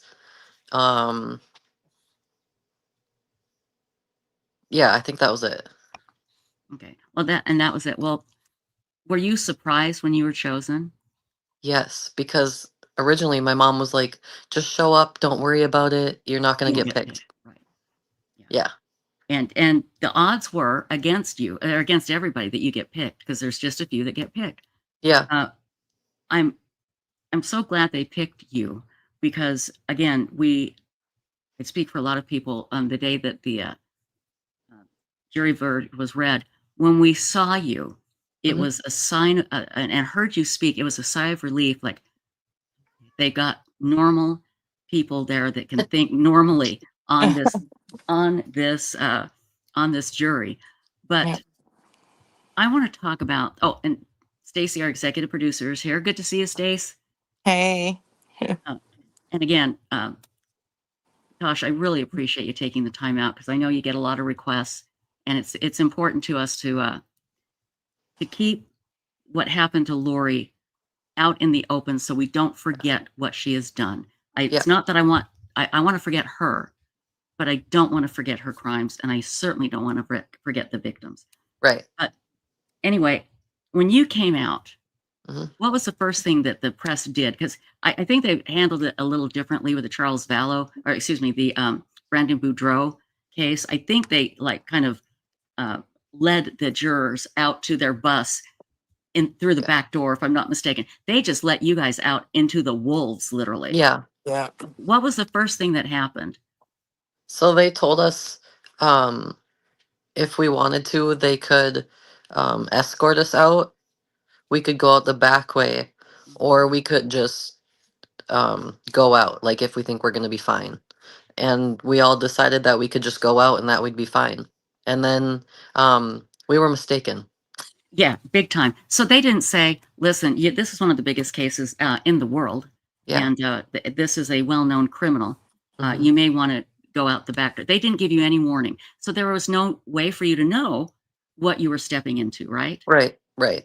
They told us that it was a this was at the beginning though. They told us it was a higher profile case. Which is why we had to wear the badges. Okay. But come the end of it, they only gave us 3 options, and that was it. And so you walk out, and I would imagine people start yelling at you, Google her name or something. What happened when you walked out? Yeah, you could hear people talking from like just walking out. We still weren't supposed to talk until we got out of the courtroom. But we heard people talking, and they were saying, Google her. Did you hear what she did? And then once we got out of the courtroom, or out of the court itself, immediately people walked up to us. Media did. And said, look at who you had. And I can imagine what it must have felt like finding out what she did, and what a relief that you did find her guilty. And I'm so grateful that you didn't know what she had done, because we don't want any chance of an appeal that would work. And so I was grateful that you guys didn't know. How shocked were you that she did this? I mean, you just found her guilty of murder, so it wasn't that surprising. But murdering her own kids, that must have been just appalling. It was a lot to take in, because as most know, I came from a very small town where stuff like that does not happen at all. Like, the most that happens is like DUIs, so coming here and finding that out, and then being a part of it, and then looking it up and finding all that out, was so much to take in. I can't imagine. Again, you had found her guilty of murder of Charles. Yeah. Are you able now to talk about what happened in the jury room? I know there was a little hesitancy at the beginning. Okay. Yeah. So when you got in there, and started talking. Correct me if I'm wrong. Weren't there 2 jurors that weren't quite sure? Yeah. Yep. Tell us how that went down. So basically we made it pretty simple. That's like how we got it to the conclusion so fast. Um it was started off just a show of hands who thinks she's guilty. Right. All of us but 2 people raised our hands. So Wow. The ones that didn't raise their hands, we were just kind of like, what do you need to figure it out? We ended up re-going through everything and all the exhibits and stuff like that. And then finally they decided That they were guilty. That she yeah. was guilty. Yeah. Did that surprise you that there were 2 people after you all seeing the exact same thing? That there were 2 people that just went, I don't know. I like to look at it as like everyone's different. Everyone processes things differently. Some people catch on early, some people don't catch on at all, you know. So I didn't really like hold it against them like, how do you not Oh, know? sure. Right. Right? So yeah, it was more of a helping them out, figuring out what they needed so that they could Come to see that and conclusion. understand more. And thank goodness that they weren't so dead set on her being not guilty. And again, if the evidence hadn't shown her guilt, I would be the first one to say, yeah, I think she's guilty, but the evidence didn't show it, not guilty. Right. But I think it was, again, more than obvious. Yeah. With Lori representing herself, how did that come across to you and other jurors? Did they comment on it in the jury room? Yes, but not like, it wasn't like anything crazy. Like it was more or less like, is it because nobody was on her side? Is it Right. because she can't afford it? You know, it wasn't anything like, nothing crazy. Right. Well, that's good. That's good. It just Yeah. again, yeah, and you really, I guess, shouldn't do that when somebody's representing themselves. Although Yeah, we didn't want to assume anything. Right. Okay, so you come out of the jury room and you've been inundated. And people, you're Googling and you're finding out she murdered her children and that she was also, so sorry. Do you have dogs, Tosh? I do, and I foster, so. Okay, so then you are very aware of what's going on Yeah, here. And my yeah. apologies. The mad chatters know all about it. The dogs kind of run the show a little bit, so I do apologize. But anyway, you come out and you find out these horrible things about her, and you've just convicted her of her 4th murder. Yeah. What have you found out since then that was surprising to you? And that's pretty surprising. But have you gone like a deep dive into Lori Daybell, and have you found out other things that have surprised you? Yeah, well, I did right after the fact. And now that I looked it up, everything pops up, you know. So, you get everything about her, right? Yeah. So, like the Tammy thing, Brandon, all that. Yeah. It all comes up. We have a question here. Does Tosh keep in touch with the other jurors? I do not. I get asked that very frequently. We did exchange, we all wrote down on a piece of paper all of our information. If we wanted our number, fine. Some did email, some did number, some did social media. I didn't write any of mine. Not because like I don't want to talk to any of them, you know, but like I just don't want to keep in touch with them. They're not my kind of people to keep in touch with. Understood. And absolutely nothing wrong with that. I'm just going through chat right now because we had some other questions, and I want to make sure I grab them. Somebody asked about juror 13. Is that who we're talking about? The gentleman that caused a bit of an uproar. Oh, Carl. Yeah. And so you don't keep in touch with Carl. That was the question. Absolutely not. No shade on him. Just no. Gotcha. Understood completely. And I want to make sure I don't miss any questions here. And are you going to the sentencing on Friday? I am. I will be there. Nice. Good. I hope you can connect up with Lauren from Hidden True Crime. Because I'd We love to see your thoughts. her assistant Grayson and Oh, I she's great. Yeah, stay in touch pretty frequently, so good. we'll probably connect with her and Nate and Perfect. yeah. And a few others. Because again, like I said, it's really important to us and the we call ourselves not the bad YouTubers. There's some YouTubers out there that are Yeah. and we're the good ones, you know. We're the ones that want to keep the facts and don't have the drama. And Yeah. we just want to find out the truth. And so it's good that you're going to be there because you can offer a perspective that nobody else really can.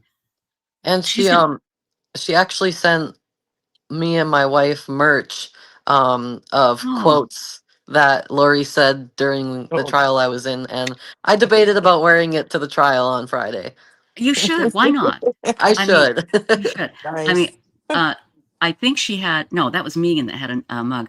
I know there was "Don't flatter yourself." That was Hmm. one. Yeah, Megan had that's a mug. Oh, sorry. Go ahead. that's the one. My wife got a "Don't Flatter Yourself" T-shirt, and then I got a sweatshirt that says "nonchalant" on it. Oh, perfect, perfect. I think there's others. There's I'll pass on that. Is that what the judge said? I think. Yep, and there's a "Are you done?" Yeah. Are you done? That's it. Are you Yeah, done? That's what Megan had. Are you done? yeah. So many wonderful quotes from that trial. Mm. Were you surprised that she didn't call any witnesses? Actually, yeah. I think most of us were because why wouldn't you? You know, Yeah, if you weren't, why wouldn't you? exactly. Well, I think she did want to, but she couldn't show why they were relevant. Right. And like Megan Connor, and we were talking with Megan, and we're like, we could show why the people she wanted to call were relevant. We don't know why Lori couldn't come up with a good enough reason. Yeah. We wanted to hear from, and I don't know if you're familiar with these names. There's a woman named Melanie Gibb Mm. who was very close with Lori, and that was the woman that they used. They told the police had JJ when she really didn't. Yeah. And we wanted to hear from Melanie, but the judge said, "Well, why do you want to call her?" And she couldn't come up with a good enough reason. We Right. have a question from Hawkeyes who says, "Tosh, are you still changing your major to criminal law?" I am going to school still for criminal justice generalist. Good. And what do you want to be when you grow up? I still haven't decided yet. So I actually want to be a bounty hunter. oh my gosh, that'd be so cool. I mean, it's a long shot, but I also want to be a paralegal or courtroom assistant as well. Well, I think all of those are definitely well within your reach very Yeah. easily. Thank you. Especially with your experience that you have a new perspective on it all, I'm sure.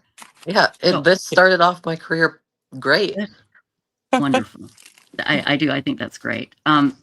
So let me go back to when they ushered you into the jury room for the first time, and you could finally talk about it. Was it a big relief that you all could finally just say what was on your mind? Yeah, 100%. Because throughout it, we would go on lunch or our breaks, and we'd be like, "Oh, I wish we could just talk about it." You know, Mhm. all of us stayed very loyal, I guess you can say, and nobody talked about anything the entire time. So, Good. it felt good to finally be able to talk about it and get everything off our chest and stuff. I bet. And I want to go back to the two guys that felt Lori. They weren't convinced that Lori was guilty.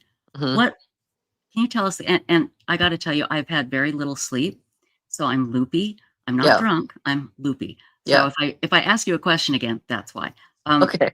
But can you tell me why, or tell me what they said, the specific reasons why they felt Lori was not, it hadn't been proven that she was guilty. Let's put it that way. So I think both of them were kind of on the fence about was it Walgreens maybe? Mm-hmm. Yeah, the Walgreens part, and then also they just wanted to look back at the messages because they didn't quite understand with how fast they went over it in the court itself. And nothing wrong with that. Very understandable. Yeah. And the Walgreens video is one showing that she already had shoes on when she claimed she went to Walgreens to get shoes, and she's wearing flip-flops or something. Yeah. It Yeah, was just yep. She already had ridiculous. shoes on, and then Yeah, she made it look on the camera like she swapped it out, but kept the other ones on and picked the other ones up off the ground. So It was ridiculous. Yeah. yeah, Again, and I'm assuming you've watched the interviews with Lori where she talks about how Jesus is on her side. And I've yeah, always felt that's why she does these ridiculous things, because she's thinking Jesus is going to be here any minute and bail yeah, me out. yeah. Not going to happen. I don't. Yeah, I can pretty much guarantee that's not going to happen. Right. But anyway, were you familiar with the LDS religion before this trial? No. Yeah, from my small town, it's not many people really go to church. Mm-hmm. I mean, there's churches there. You just don't really hear about anyone very often going to church unless it's like the older community, you know. Right. So, and it's there. It's either I think it's Christian or just that's it, you know. Yeah. Yeah, you don't hear anything about it there at So all. you don't. It's not a.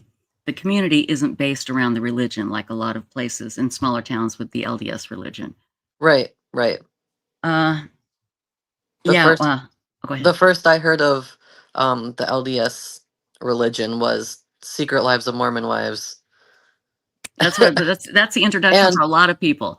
Yeah. and Real Housewives of Salt Lake City. Mm-hmm. That's I can that's the first time I heard of it, and it was when I moved here. So I can pretty much tell you the Real Housewives of Salt Lake City. That's not reality. yeah, It's not. I grew up in Salt Lake. I'm not LDS, but I grew up, and so I can. Yeah, that's crazy. But anyway, let's see. Oh, Constance Niemacher wants to know what organization is Toss fostering dogs with, Cruises Crusaders. and what is that about? It is. It originally was a boxer rescue. I do have a boxer. He's the best thing ever. Anyways, it is now just anytime there's one on like the list, the E-list, Mm-hmm. anytime there we found, I think half of them right now came from New Mexico. So Oh wow. yeah, it's just anytime any of them need any help or need to be rescued. Yeah, Well, if somebody could find that link, is there a web page? I'm assuming. there is. Yep. It's called It's Cruises Crusaders. and how is that spelled? CRUIS CRUZS and then Crusaders. Crusaders. If somebody could find that, somebody being Stacy, the executive producer, anyone, Stacy. What do you want me to look up real quick? I was texting somebody because we're having a little time change here. So Oh, okay. It was say it again. It's your dog rescue. I'm sorry. Yeah, Cruisers Cruises Crusaders. Crusaders. Yep. And We it's need spelled fosters. If anyone in yes. Arizona wants to foster, we need them. Let's get that link up. It's CRUZ. Yep. ER. Cruisers or cruises. Cruises. CRUZS and then Crusaders. Crusaders, gotcha. Cruises, Yeah. Crusaders, gotcha. We'll get the link up and maybe we can find you a couple of fosters. That would be fantastic. Carolina Hurtado wants to know, did you believe Lori or anything she said? Was there anything you believed that she said?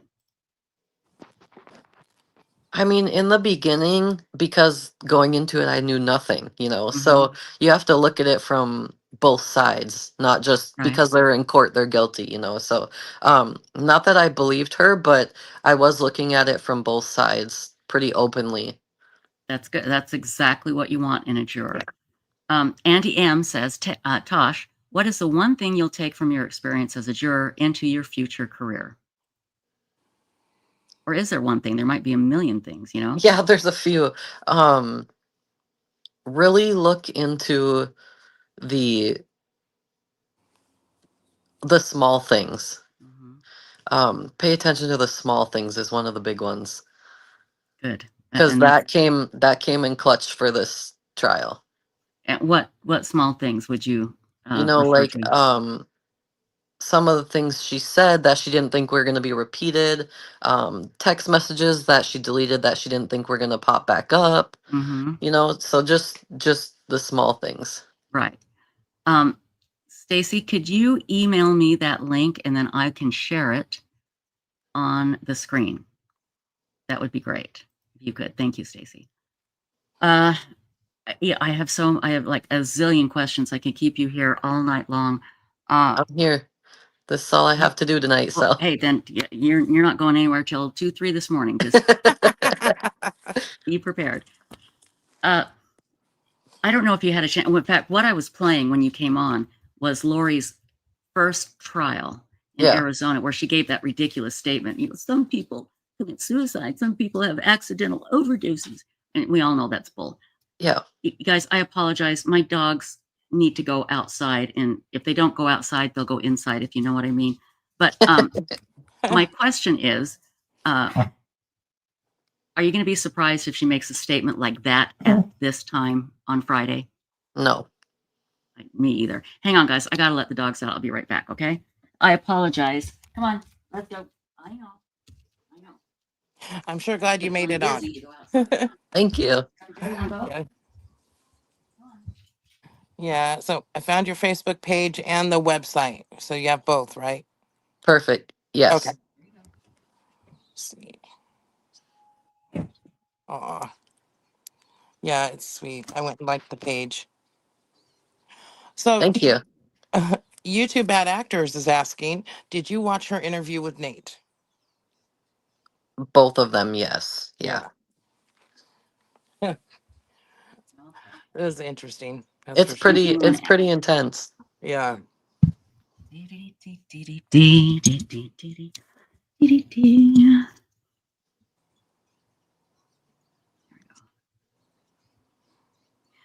Okay. Did you email me the link, my darling? Yes. Okay. I'm going to put this up on chat. I mean, on the screen here really quickly. I'm having a real tough time with my internet, so it's taking me a while to get to things here. Here we go. Thank you. And Hawkeyes, I just put in both links, but it's in our Websleuths chat because that's where we're streaming from. I don't know if you can see it in the other chats or not. Hang on here. Let me share the screen here. So if you are in the area in Phoenix, Arizona, and you can foster a dog, we've put the link in chat. I'll put it in there now. Look at these cutie pies. Oh my goodness. Oh, look at that German Shepherd mix. What's he mixed with? He's 6 months old. Do you know what Lilo's mixed with? That's Lilo, and Lilo. she is the sweetest. Like, oh, look at that cute baby. She is, no, I just know she's a shepherd mix, but she is so small and loves everything. We hold foster events pretty frequently, and everyone just loves her. She matches energy. She'll lay with you if you want to lay.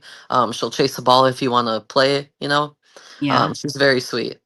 You know what? Looking at her, and maybe it's because I've had no sleep, but you can obviously see she's a shepherd. She almost looks like a little chihuahua. Like, you know, like She's Dad went out and got busy with a big old German Shepherd or something. yeah, she doesn't weigh very much. She's little, but she's not like Chihuahua little. Not Chihuahua. Okay. She's got a little like the coloring of a Chihuahua. Maybe it might just be a mixed dog too. But Yeah. look how sweet. And then there's Lex Luthor, the Beagle mix. I love beagles. Look at that baby. Oh, look at his look. He's like, he has a mouth, that's for sure. Oh, cute. Very, very friendly, just very loud. That's okay. Loud is good. Loud is Yeah. just fine. So let me go back here. Let's see here. Anyway, yeah, guys. So please, I'll put the link in chat again if you can foster. I drive as far as Tucson to deliver if you want to foster as well. So okay, wonderful. Yeah. Thank you.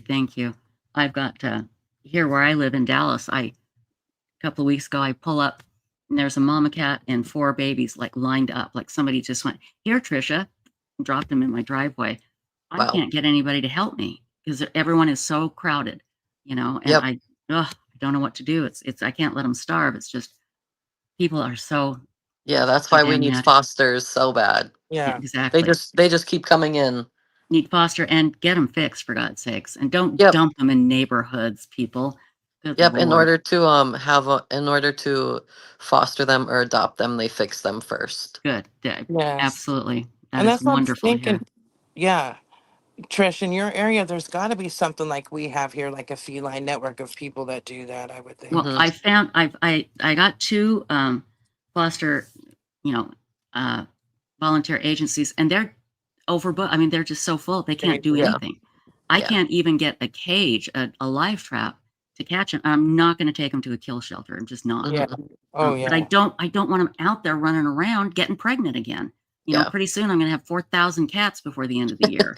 So, And it happens like that too. It does happen literally, like that. Yeah. yeah, it's about that fast. So, but it just I laughed because it was so adorable. I pull in and they're literally like they were just trained to line up there, just sitting, mama, and then boom, boom, boom, boom. Like, God, where did you come from? So anyway, somebody dropped them off. I don't know why they picked my house, but they did. So just crazy. Everybody's talking about the dogs now in the chat. Yeah. And that's the other thing. Today we had on the head of the school that JJ Vallow went to. And are you familiar with JJ, the little boy? Yeah. He was autistic, high functioning autistic boy, loving, wonderful young man. And that's the one Lori murdered. And he had a therapy dog. And before he was murdered, they took that therapy dog away from him. And I think they tried to sell it. And Lori had signed a contract saying that she'd never sell the therapy dog, that she would return it to the person that she got it from originally. So she couldn't sell it. She couldn't make any money off of it. And she found that out, and then they had to give it back to the person. But I mean, how cruel is that? Right there, Yeah. right there. To me, you should have your parental rights taken away doing something that cruel to that poor kid. you Yeah. know? So anyway, there's so much that we've learned about Lori that I'm grateful that the jurors didn't know about, because again, we don't want anybody to give her a reason for an appeal. But she's going to keep trying the appeal. Have you been reading her handwritten bullcrap appeals that she's been trying to do? No. Oh my God, they're hilarious. I've been so busy, but I'll get to it. Here's the thing. If you want to be entertained by somebody who's so delusional and an idiot, but a killer, that it would be funny if it wasn't so serious. She's mad because she keeps claiming the judge violated her rights by releasing information.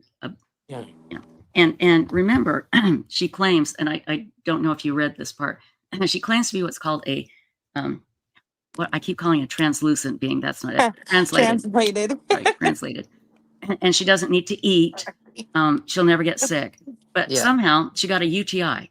This translated being that Jesus takes care of got a UTI in prison. I've got to, and I'm assuming you saw the Nate Eaton interview with Lori. I did. I've got to give that guy credit.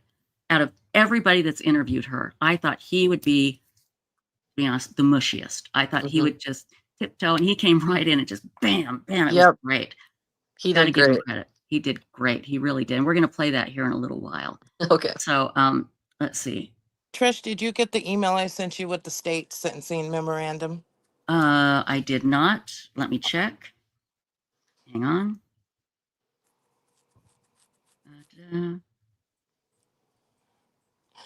When did you send that? I might have been yesterday. Oh, you know what? I literally have had probably 200 emails since yesterday. Can you send it again? Yeah. Thank you. Yes. Oh, and we've got a lot of tinfoil hat. We have more entries. That's great. We have a tinfoil hat contest. To keep the crazies out, you have to wear your tinfoil hat. Yeah. So No, the portaling, they can't portal. Right. We have, right. Yeah, they can't portal. No portaling. Right. Block the signal.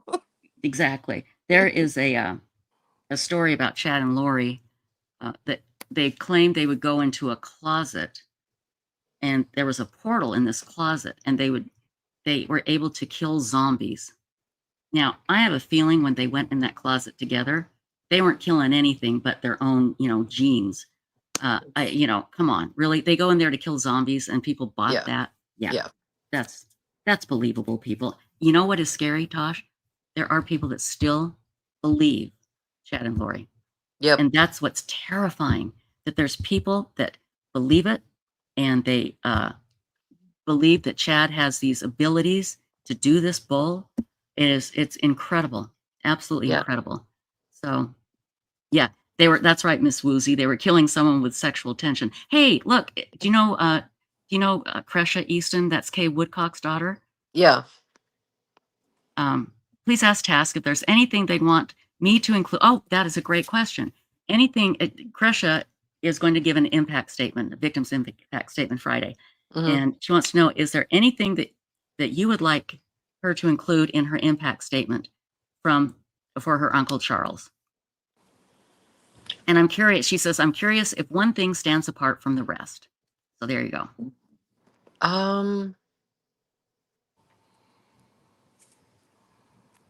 You can think on it and maybe email her if they can't come up with anything now. I might just reach out to her. I think we're friends on Facebook, so yes, I might just reach out to her.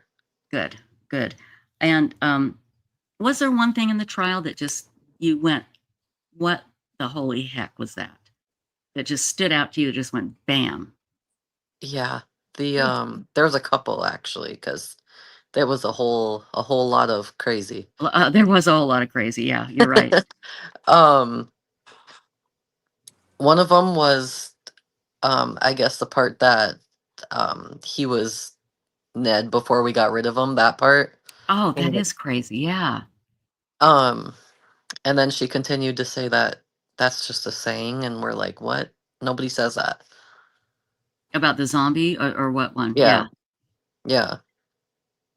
Stacy, I just got a bunch of computer language. Okay, binary again. I'll send one page at a time. Okay, so are you drunk again? Is this what's going on, or is it me? I wish. Tosh is going. And who booked me on this program? Who do I blame for this? So yeah, if you could, that'd be great. Yeah. That would be fantastic. So anyway, Con B says, is Jason Mao LDS? I believe he is. I don't think he's been excommunicated. Yeah, exactly, Kresha. Jason Mao was also a closet Portal fan. He promoted it. Almighty. Looking forward to meeting you, Tosh. I can't thank you enough for your service in this leg of justice for the victims. And Kresha, I can say, has waited so long for justice for her Uncle Charles. And she's been really fighting the good fight and not letting Chad and Lori get away with anything. Kresha, you came up earlier. You are more than welcome to come back up if you would like to. I know you're getting ready to start driving. I don't know if you'll have time, but if you want to pop up and chat with Tosh, that would be absolutely fine. There's the link in the description. Yeah, they're going to be driving to Arizona tonight, and I know they're getting ready to leave pretty soon. So be like Nephi. That's the other one. Be like Nephi. Yeah, that was when she tried to talk her way around it of what they were and how many and stuff like that. We were all just kind of like, she is off her rocker. She is. Like, there's no way that all the people in the LDS are saying it's one thing and she's saying it's different. It's like her against all the rest of the people that are saying what it is. Exactly. Her interpretation of it is used to murder, basically, and that's what she's doing. Yeah. And again, everybody, I apologize. I have to go let my dog back in. I think this will be the end of it for at least a couple of hours. So hang on. And Stacy, could you read Kresha's comment here, and I'll be right back. Okay, 1 second. Thank you. I'm emailing these pages real quick. Okay, great. I'll read it real quick. Jason Mao is LDS and teaches seminary. What? He teaches seminary? Molding the minds of thousands of young people. That's very scary. Yeah. Okay. Tosh, do you know what seminary is? It is it's the LDS religion in Utah, maybe in Hawaii too. The state allows the LDS church to build a separate building on high school property, but you don't get credit. You have to take it away from the high school. It has nothing to do with the schooling, but it allows Mormon teachers to teach the LDS religion to LDS kids in high school. And she's here. Here, Kresha, let me pull you up, and I am going to go let my dog in, and I will be right back, okay? Okay. All righty. Hey, who let the dogs out? Trisha's always letting them damn dogs out. She did it. Me too. I am too.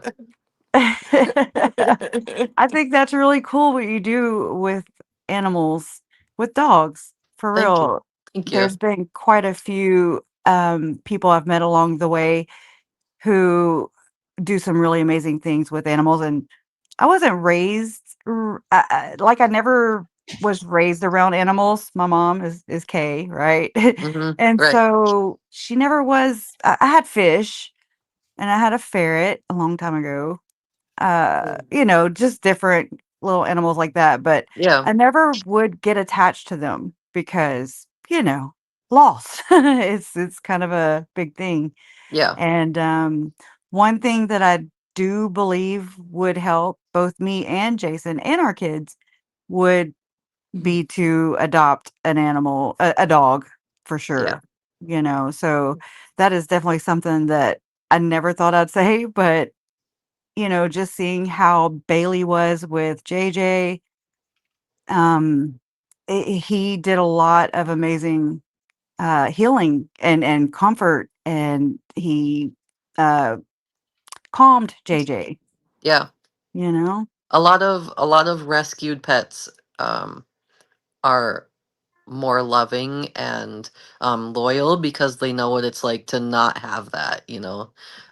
So rescuing is better for everyone.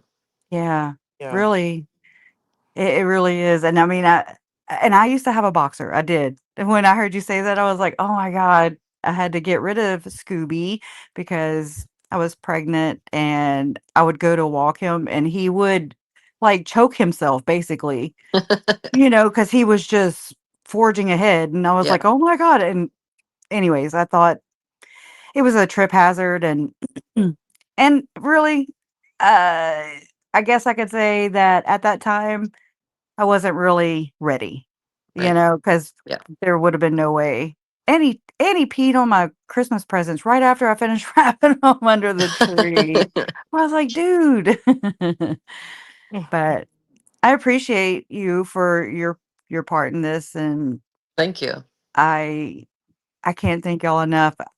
I was kind of worried, because in the first i- in the first and second trials, and not many people can even say this, right? Because how many people ever experience this to this magnitude where there's not one, not two, but four trials, Right. four whole trials, four opportunities on the positive side to try and grab some information, as much information, pieces to the puzzle, so I Yeah. feel blessed in that sense, but of course not at what cost, because it Yep. costs for potentially five people their lives, and nothing can ever take that or give that back.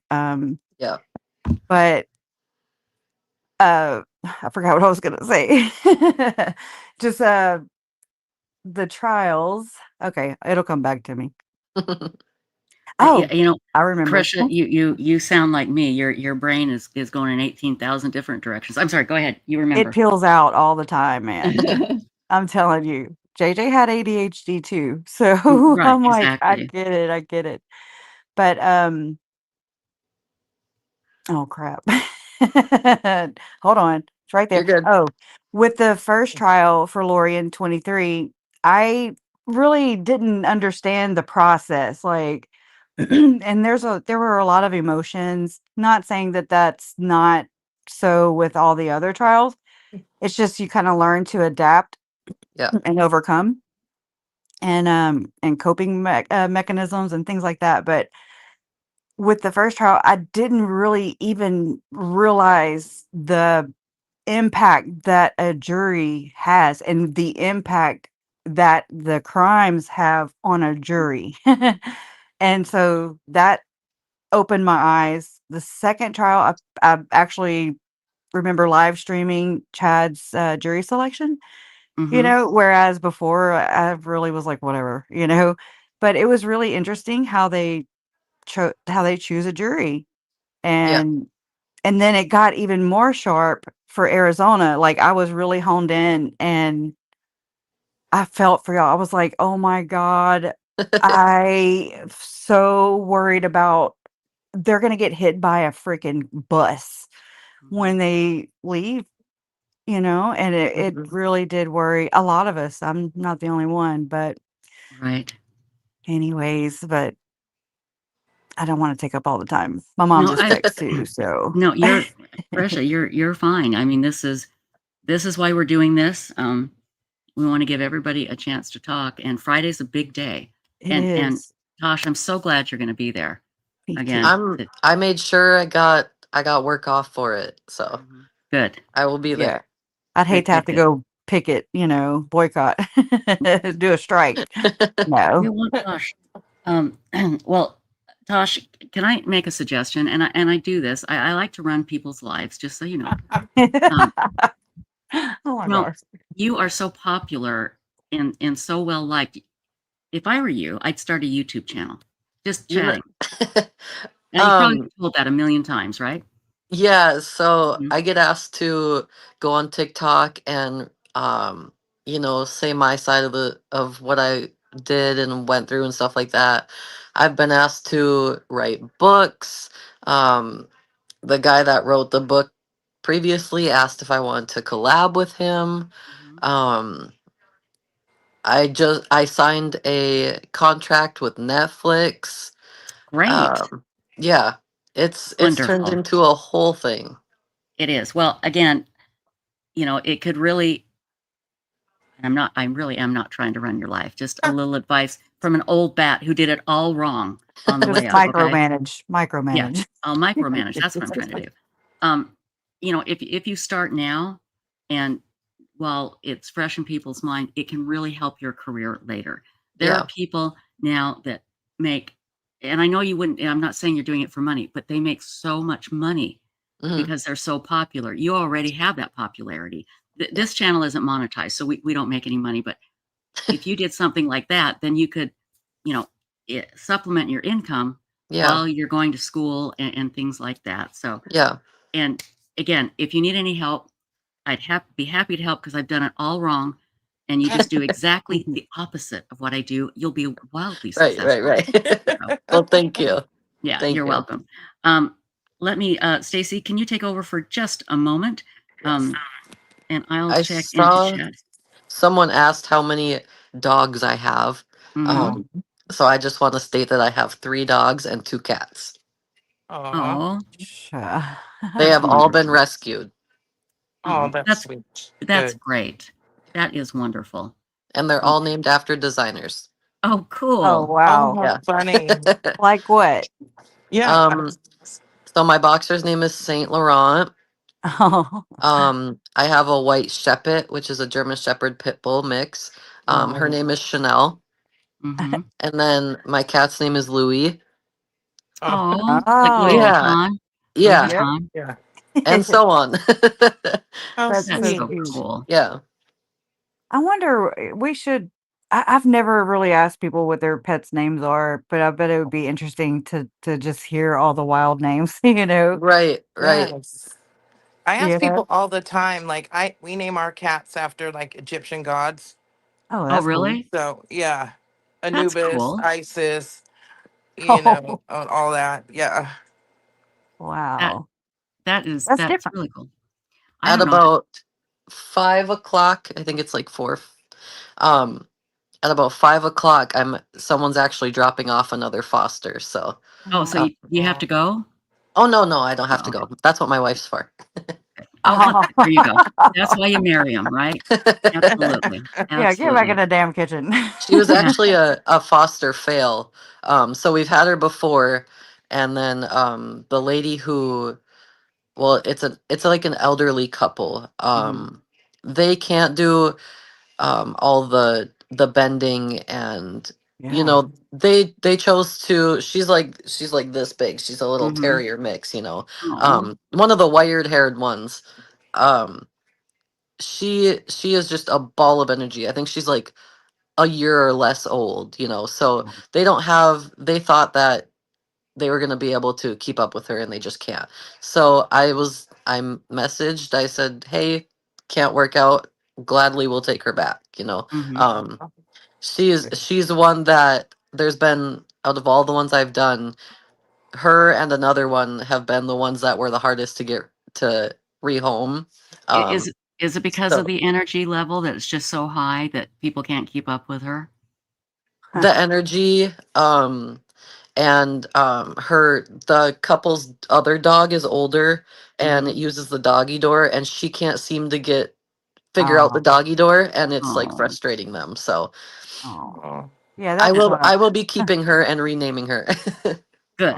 That's So good. she's going to be yours then. She is, yeah. Oh, that's sweet. Yeah, her and the other one I regretted rehoming. The other one is now living its best life with another sibling and an actual human baby. They're gonna grow up together. Oh, So I'm happy for him, but I just didn't want my feeling to happen like with this one. So now that she's Right. back, I'm just gonna keep her. There you go. It was My meant to dogs be. loved her, so yeah. If they get along, that's great. And I'm assuming you either own the place or you're living with somebody that owns the place, or your landlord or landlady is incredibly understanding. Yeah, so I'm actually the property manager of my condo complex. Perfect. That's why you do it. I've been in that business. Oh my gosh, it's crazy. That is great. Everybody's telling their names of their dogs. Do you mind if I read them really quickly? Because they're Go really for cute. it. I'm reading them as they pop up. So Constant Niemacher says, I named mine Larry because he looks like a Larry. It's hilarious. Mine is Leanne Hamilton says, mine is Bella. Ladybug Toe says, foster fail here. Her name is Wrigley. By foster fail, you mean you were fostering her and you kept her, I'm assuming. foster fail is so I was fostering her. She went to go get adopted and they ended up returning her. Oh, okay. Gotcha. Yeah. Lynn Jen too, this is great. My cat is Steve after my brother. He has a personality. Oh, it's after brother. A lot of people name their cats Steve for some reason. Wow. That is really cute. That's interesting. Really. It's usually like the gray tabbies, That's usually the ones that are named Steve. Because they all kind of look the same and they're just kind of there. Exactly. Hawkeye says Chloe and Tebow Tebow being named after my favorite football player and motivational speaker. Let's see here. Well, cool. Yeah, that is cool. Let's see. So many pet owners. I love it. Yeah, Chewy Chew Baker. That's good. That's a good one. Let's see. I love animals. Oh, I do too. Or check their Just handle any, names as well, because that tells a lot about Yeah, I'm somebody sorry. behind it. I should have said that first. Hang on just a second. That is Permaculture Kiwi. My dog is, that wasn't Chewy Chew. Well, my dog is Pika Pika, after the native bat, because of his bat ears. Oh, and his tail. That's so cute. This is Hawkeyes. Tebow has many names for me: the football player and the motivational speaker. And who was it that said that other one? I just saw one fly by, and it was I forget. I have a horrible short-term memory. Me too. Let's see. Someone's username is Ladybug Toes. That's so cute. Let's see. Andy M says, where's that? My dog's name is Coco Chanel. That's cute. That's my Shepherd's name. Yep. There you go. Robbie T is Mr. Bean. Trace on the case is Slinky Dog. Hey, Trace. Let's see. I've gotten in touch with him. I've done a little snippet with him. Oh, cool. There's some really good people on YouTube. There really is. Yeah. YouTube Bad Actors, another great YouTuber. My pity rescue is Walter after Walter White. Hey, Walter. Barking Bad. Walter White on Breaking Bad? Yeah, but he says it's Barking Bad. That's the one I saw. Uncle Charles, they came in 2016 sometime. I don't really remember when, but they all came in, Lori, Charles, and the kids. And my uncle at that point, like for the first time in my life, I actually followed a series, and it was Breaking Bad when it first came out. I'd watched it, kept up with it. And then he came in 2016, and he was like, he had the shirt on, Oh, Walter, Walter but it White. was Heisenberg, and he was Mhm. like, he did not shut up about the damn show. And I was like, right, like, yeah. You guys had Anyways, something in common. That's so cute. isn't it? People did get into Breaking Bad, that's for sure. It And was good. I can see Charles getting into that. Absolutely. And he Oh, also Miss loved Driving Miss Daisy, by the way. Great movie. Miss Woozy says, I've got my Chiweenie, Leah Organa, and my two cats, Jack Purton and Johnny Meowclane. Oh, this is funny. Auntie M has another one named Nellie. And let's see. And MS, I'll ask your question here in just a second. Rachel says, my dog is Gunner. And Cool. let's see. Where's the other one here? I have Brutus, Little Baby, Garfield, and Sasha. Oh, Wow. I know, so many. Thank Bella you for from Leanne sharing. Hamilton. I'm sorry, Hmm. what did you say, Kresha? I was saying thank y'all for sharing. No, it's so cute. Mhm. And then here is a question for you, Kresha, from MS. Says, not sure how to word it, but somehow bring in the fact that Jesus came to you Yeah. and told you Lori has been deceived. I What thought happened about there? it. I thought about it. I did. Like, my Jesus trumps your Jesus, Well, there you go. know? That would, I don't know. I would say that. I'd say my Jesus trumps your Jesus. Your Jesus is a fail. Mine is a king. Your And Jesus you're is an wrong. angel of light disguised as I don't know. I don't I even mean, know. that is. Oh, thank you, V Team Paranormal. Thank you. That's so sweet. V Team Paranormal has her own YouTube channel. Oh. Stacy, are you tied up at the moment? I Me? think yes. No, Stacy. Oh. My audio is messing up again. Oh, your audio's gone. Can you grab V Team Paranormal's YouTube channel and pop it into chat? Everybody, if you could subscribe to V Team Paranormal, and we'll put Crush's YouTube channel in there as well. That Thank would be you. great. Thank I you. subscribed to VT a long time Oh, ago good. when you had Good, her good, on. good. She's a great lady. She really is. Mhm. I Hate Morning says, my pets came pre-named. Oh, Permaculture Kiwi. My dog is Pika Pika, after the native bat because his bat ears, and he has a tail and he's wild. Let's see here. I hope I don't miss anybody. Alex has been said to have taken the unwanted dogs, unwanted pets, and take them out to the desert and take care of them. And So shoot him. Yeah. there you go. What a That tells you jerk. everything you need to know. Boy, does it ever. Sis, you should have been a detective, says, I dated a man with a collie named Pete, and while Spitz named Repeat, he called her Ree. That's cute. My grandpa had 2 donkeys or 2 mules, and they were It Not and He Not. Stupid. Cute. Okay, hang on here. I got somebody texting me. Hold on. Let me just write this really quickly. Dee, dee, dee, dee. There we go. I want to make sure I get everybody's name here. Neil Campbell says Leon, Lena, and Max. And Dave Urgent says my cat's name is Steve. Carolina, yep. Carolina Hurtado. My Lawless was named after him being rescued and released from doggy jail. Oh, cute.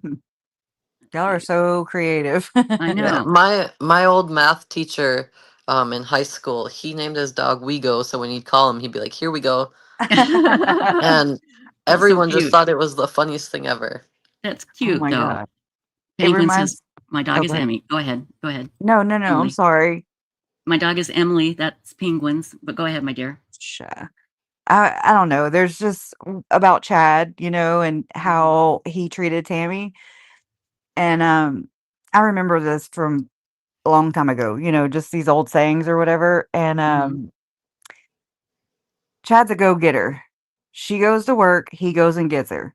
That's basically what Chad is, he's scum. Anyway, sorry to dampen the mood. No, and it's important, you guys. Like I was telling Tosh earlier, it's important that we keep Lori and Chad, what they have done and who they are in the conversation, because that there's always a chance of history being rewritten, and there are still yeah. people like we were talking about, Kresha. There are still people that believe Yeah. what Chad and Lori say, and no, they're pieces of crap. Yeah, And they did it before them. Yes. It's like something that's, I don't know. It just is on the, yeah, it's definitely the fringes. It's gross and But it's ugly. there. Yep. It's absolutely there. And Mhm. Chad Daybell was never successful at anything. He really No. wasn't. Tammy was the one that made all the money. His printing company, his publishing company didn't do jack. All it did was introduce him to the women, that for some reason Right. wanted him. Ugh. Ugh. Ugh, some blinders, right? Whew. Exactly. Oh, we got Man. more pet names here. Porter 64 says my cat is Cad, and Margaret Zabinski says Abby was Gabby. Now the G is silent. It's the boxer pit mix. Oh, how cute. That's neat. E-Team Paranormal has Wendy, her guide dog, but she's now retired. Glamis Girl has a shepherd border collie named Bentley. AZ Mermaid says my cat is Pooh, cause hold on, I just lost it. I'm leaving you hanging here. Cat is Pooh, cause hang on. Don't leave the poo hanging. Because the poo's always hanging out. Because she Oh. smells like poo. Oh, poor baby. Like Winnie the Pooh? Yeah. Jocelyn Hopefully says, she means like honey. I think that's what she means. Of Yeah. course. Jocelyn says, I have 2 rescue cats, Ollie peanut butter sandwiches and Miss Chelly. Oh my That's God, I'm cute. hungry now. Miss Woozy, Chew Barker. That's Chew. cute. That is cute. That's cute. Okay, and my thingy keeps popping up here. Let's see. Oh, Ladybug Toe says, my baby was given up 3 times before she came to me. No way I'd give her up. That's wonderful. Wow. Let's see here. My cat is Ashley. This is Emily Wilson. As a kid, I had a beagle named Minnie. That's cute. Cat Mhm. Lady says, I have a cat named Dante. And Marjorie Moore says, my daughter's cats are Buffy and Giles or Giles after Buffy and Giles, vampire slayers. See, I don't know if it's a hard G or a soft G. Susie says, my daughter named her cat Jinx. I think she likes the name. Cat lady, I expected you to have more than one cat. Yeah, you got to have more than one cat. My goodness. Absolutely. YouTube Bad Actors has a cat, Walter, after Walter White in The Barking Bad. Yeah, we talked about that. Black Love it. cat named Dracula from Michaela Fisher. Wendy Wobbles says, my cat's Harry Poncho, Max, Doodles, and Bug. Oh, That's Rob cute. T, that is cute. Mr. Bean is his foster fail. And Miss Woozy, Jack Purrington, and Johnny Meowclane. Yeah. 3 dogs from Carla Rowley, Timber, Debbie, and 7. Janet is Sadie, Daisy, and Princess. All are pitties and permanent fosters. So, you guys are great. I love it Yeah. that we're all animal lovers here. That's fantastic. Divergent says, yes, my gray and white boy came with the name Steve. My ginger kitty's name is Missy. Our pitty passed away recently. I'm sorry. And her name was Ruby. So, I brought Lab my Nick. daughter. Oh, I'm sorry. Go ahead. I was going to say, Junie says, Lab Nick's girly girl. Okay, go ahead, my dear. Well, that makes. I brought my daughter at one time to the pound, and she adopted a cat, named her Pumpkin, and then she would get so upset because that cat never would leave my side, and I'm not really a Aw. cat person. I'm just like not an animal person. I never would Right. let myself. I mean, I am, but I just never would attach, right? And Right. so she would be like, Mom, why did she like you? And I'm like, I don't freaking know. I don't know. She knew you were a special person. That's why. I'm her pet, I guess. I don't know. Woman of Steel says, Black Cockapoo Loki adoption return on unscrupulous person did not tell us he likes to nip when he plays and bites when you groom around his face. We didn't care. We groom him and we love him. That is great. Let's see here. And if I missed your animal, I do apologize, everybody. Let's see here. Mad, what is that? Mad as a Hatter says, I have a Zuko from Avatar, The Last Airbender. Let's see here.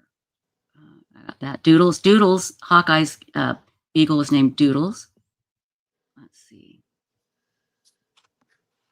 I think I got everybody. I hope. Everyone's talking about Steve the cat. That's hilarious. That is hilarious. We have a ferret barn cat, a feral, sorry, I said ferret. A feral barn cat, a part Siamese named Ghost. She is all settled down and lovely now. That's sweet. I Hate Mornings said when she was a child, she had a Siamese kitten named Jinxie. That's cute. I hate mornings too. Me too. My cats are Medellino, Bolt, and Bob. Bob the cat. I love that. Bob. Let's see. And that was now my doodad keeps popping up. The chat keeps going up, and then I lose my Oh. place. So I do apologize. Hawkeye said I had a black cat named Midnight. I talked about penguins already. Miss Woozy had a pet donkey named George. Growing up 2 goats named Starsky and Hutch. Aw. That's cute. That is cute. Okay. And Lisa Bite Me. Kind of doubt that's her real name, but that's okay. That's the animal's name, Bite Me? No, that's a human's name. Okay. Lisa Bite Me. At one point, I had Siri, Alexa, and a cat named Google. Oh, now that is Wait, cute. they all just went off. Oh, okay. Let's see here. I think that's it, everybody. I hope I got everybody's. If I didn't, please forgive me. Oh, sis, you should have been a detective. Oh, Scrappy. I'm sorry. It's the serial killer male. Hey, hold on. He's like, Mom, don't forget about me. I'm here. There's a car door that's slammed 4 miles away. Let's see. Miss Woody said, my mom had a pet skunk growing up. That's crazy to me. Oh, wow. I've known lots of people that have had skunks. Oh, and they didn't get them fixed either. They just didn't spray because they were friendly, you know. Oh, hopefully. I mean, yeah, hopefully. Famous last words, huh? Yeah. Let's see. Rachel said we had a black and silver giant schnauzer named Raider. That's cute. Friends have a cat named Greg. Go ahead. I dated a guy who had a hairless dog. His name was Gus. He was very different. He would shake all the time. He was always shaking. My mom has a hairless cat. Oh, wow. Is it like the species that's hairless, or is it hairless for other reasons? It's a Sphinx. Oh, okay. Those are actually pretty cool. Oh, V Team Paranormal says I once had a pet tarantula named Spook. Nope. Yeah, sorry. Nope. You got me. Spook. Naomi had a dog named Doc, and her cat is named Jezzy. And my grandson named his rescue tabby cat Cash because his name is Johnny Cash. That's cute. That is cute. Okay, so I think I got everybody. I think we're good. I did get the email from you, Stacy. I would like to read it, but I'm so tired. This is the hang on here. Hold on. The state sentencing memorandum. Yeah. And if later, if I'm not too tired, I'll read it, but it's like 15 pages, but it's really good. It's really, really good. So, yes, go ahead, darling. Judge Boreski did deny her a new trial. Really? Yeah. I'm so surprised. Just a bad run of luck for that one. I know. And he should have granted them, but you know. He's not delusional. No, not at all. Not at all. Okay, did you like Judge Boreski? Yeah, did you like the judge, Tosh? Yeah. Yeah, he was very, very nice. Give him 4 out of 5 stars or 5 out of 5? Like 4.5. There you go. You weren't there when the judge got mad at Lori and did all they had you out all the time. Did you find out about all of that later? Yeah. I bet that was kind of surprising, especially when Lori started talking back to him, just talking smack to him. Don't yell at me. Yeah. That was Brandon's, I think. They do run together, don't they? Yeah, do they run together Brandon. for you? Yeah. Do they run together for you too, or you're really good at differentiating? For me, they run together. I knew what you meant. Yeah. Thank you. What did? Oh, it was. Are you done? That was in your trial, wasn't it? Or was that in pre-trial? Brandon's. That was pre-trial. Yes. Oh, it was pre-trial. That's right. So, anyway, okay. Anybody have any questions for Tosh?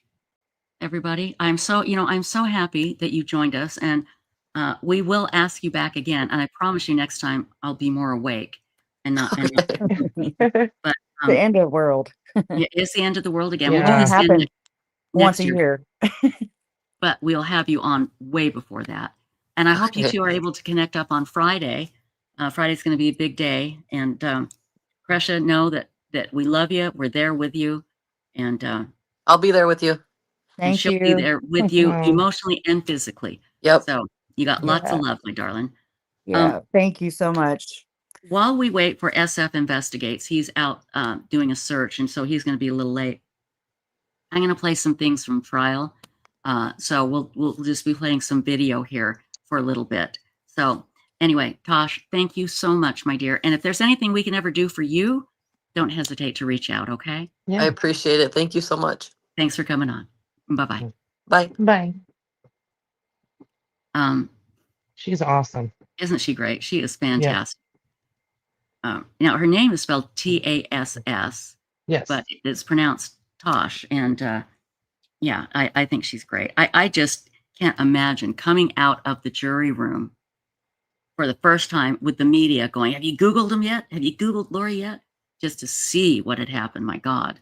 Yeah, right. And then to find everything out. I wish she would start a YouTube channel. I mean, it would be very successful. So hang on here. Let's see. It's a good way to get attention for the doggies. Absolutely. Cruises Crusaders. Let's see. I did offer SF Investigates to reschedule if he needed to. I haven't. Have you heard back from him? Oh, no, Stacey? just that earlier. I can message about it. Well, I messaged him too. Yeah. And if you wanted to, just to see if he wants to reschedule, because if he's out searching, he's going to be tired. I don't want to stress him out, you know, and we can just, until we get ready for the tinfoil hat contest here in about an hour or so. And then hopefully David Middleman from, Othram. God, I should remember that name, huh? Is going to try and be here tonight. We're not sure. So anyway, let's see what else. So I'll tell you what, I'm going to find a few things to play because, again, everybody, we need to remember what Lori and Chad have done. All right. That's a big part of this End of the World Again broadcast. Never forget what these two evil people have done. We do need to keep them in our discussion only so we don't forget their evilness. We don't need to hear from them again. They've already spoken enough. We don't need to hear anything. I don't think we'll ever hear from Chad again. You know, I don't know if Joe's on the road or not. Joe Schmo. Oh, yes, he is. I think he is. He's like driving a ridiculous amount straight through. And I know Kresha is going to be heading out very soon too. So let's see. Let's see here. So anyway, again, that's why I play these. It's not that I want to hear from them again. I just never want anybody to forget what they have done and what they have said. And like I said, we have talked to them. I mean, we've heard enough from them, but it is very good. Let's see. Pretty Little Lies and Alibis. Good to see you, my dear. Let's see here. You know what? Here is something from that. This is a good. Justin Lum does a great recap of everything, and this is from Fox 10 in Phoenix. I don't know if Justin's on this or not. I think he is. But let's play a little bit of this for now. This is Judgment Day. Lori Daybell prepares for final sentencing. Return to Idaho.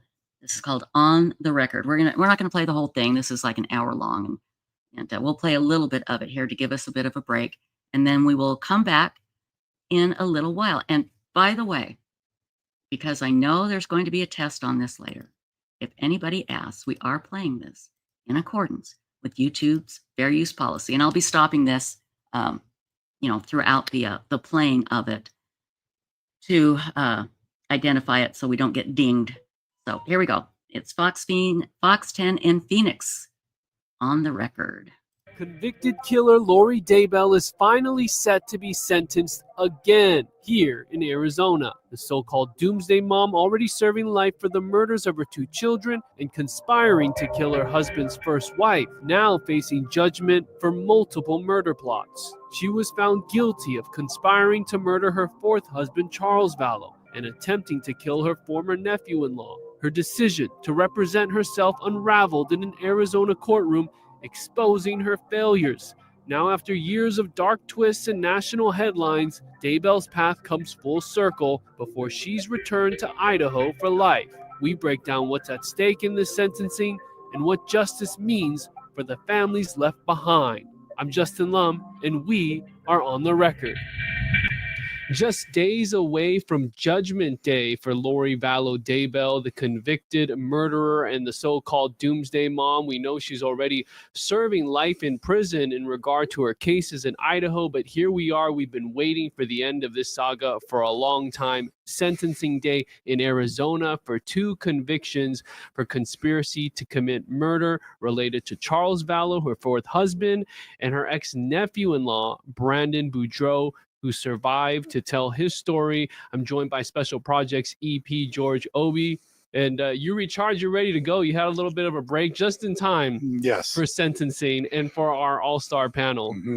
Yeah, needed this. Obviously, as we get ready to close this chapter out, if you will, at least for the time being, and much needed break. But again, we've been looking forward to this, and we'll get into it with our panel. What better way to get back from vacation, talking Lori Daybell. We got our panel here of 4 joining us today. Thank you guys so much.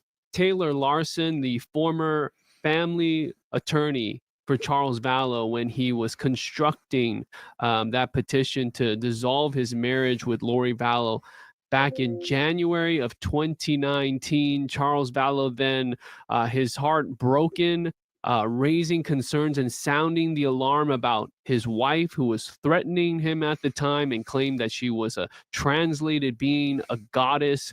And this all led up to his eventual murder, July 11th, 2019, shot and killed by Alex Cox. Taylor has been there from the beginning and watched this unfold. Thank you, Taylor, for being here. Rich Robertson, also in a similar vein, connected with Brandon Boudreaux back in October of 2019, when Brandon had just been shot at, a bullet missing him by inches as he drove home in his Tesla. The shooter, believed to be Alex Cox, conspiring with his sister, Lori Vallow. Lori now recently convicted of that conspiracy. So Rich heard that strange, bizarre story and followed the path to find out a lot more. He's also a former investigative journalist here in the Valley. So thanks, Rich. And then we've got Benjamin Taylor, a well-known attorney here, criminal defense attorney, civil rights attorney here in the Phoenix area. And it's been good to have you for both trials, for our coverage to really, you're now an expert on the Daybell saga. So good to have you. And finally, last but not least, our guy, Judge Mel McDonald, former U.S. attorney for the District of Arizona, former prosecutor, as well as, that's why we call him the judge, a judge here in Maricopa County. And he also a big fan of the saga and expert, and he's got a lot to say. I can't wait to get into this, guys. But first off, let's go with Judge Mel. How surreal is it to know that after July 25th, 2025, all of this will be over, and then it's just extradition back to Idaho for the Doomsday Mom? Yeah, you look at this. I think the reason why this case has gathered worldwide attention is the facts are so bizarre. 2 people that both parents, both seemingly normal up until their meeting, carry out these heinous crimes of murdering her 2 children, conspiring to murder them, taking out both of their spouses, and then Anissa's husband.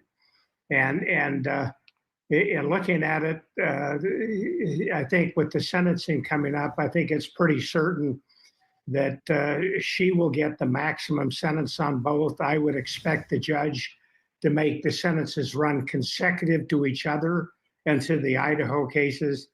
The long and short is she was never going to get out anyway, assuming that her convictions in Idaho are affirmed. But the truth of the matter is she should never be allowed to walk free again. And quite frankly, I hope the judge gives a directive that they are not, she and Chad are not to communicate vocally unless somebody is listening to it, simply because they have conspired and planned the murder of 5 people, 4 that were successful, and I don't think society can assume that risk. Taylor, how about for you? I mean, can you believe it's been this long, almost 6 years since you met Charles Vallow and he came to you with just this crazy story? Yeah, 6.5 years ago, it started, at least my involvement in this crazy chaos of Chad and Lori's world that they were, angling to, end up together. And so to have it be July when she is sentenced for Charles's murder is a bit fitting now that it's, 6 years exactly to when he was murdered. So just, we're just a few days away from finally getting, some closure, some more closure anyways. We've already gotten the conviction, but now to hear her be sentenced, and hopefully, and I agree with Judge Mel that it will be the maximum for Charles's death. But I'm very anxious to hear what Judge Boreski has to say once he does sentence, because, Judge Boyce, I really appreciated, the words that he spoke when he spoke directly to Lori when he sentenced her up in Idaho. And I would assume that, Judge Boreski's going to do the same here. I mean, she's kind of gotten into it a little bit, with Judge Boreski throughout not just Charles's trial, but also Brandon's trial. And so I'll be interested to see if Boreski keeps his calm demeanor that he's had, and that I know he's had since I've, appeared in front of him. But that's what I'm really anxious to see here in the coming days. Yeah, you're right. 6 years since Charles was shot and killed. It has been that long. Also, Rich, very similar story here. Meeting Brandon for the first time. Some people didn't think that this day would come that he would ever get, his case heard in court. It's some question if we should even get to this point, but I mean, it has happened, and he was able to get justice for himself, telling his story, being able to face off with Lori. Right. I mean, it's his story because he was the lone survivor in all of this. It kind of got pushed aside for the most part. I mean, all the attention was on the kids, rightfully so, and Tammy Daybell and certainly Charles' death. So Brandon's story kind of took a back seat from a media perspective, but it was always just one of the additional crimes associated with Alex and Lori and whoever else was involved in this lurid story. It was crazy 6 years ago when I first heard it, and it continues to be a crazy story. It's just mind-boggling to listen to Lori try to rationalize or explain and never really has to the satisfaction of anybody, I don't think, as to why all this happened. Yeah, bizarre, strange religious beliefs, life insurance money, light spirits and dark spirits, and this sort of attitude about being supreme or being more special than others. That is what comes out of this story between Lori and Chad. But as a defense, as an attorney, acting as her own attorney, Benjamin, what missteps did she take throughout these two trials?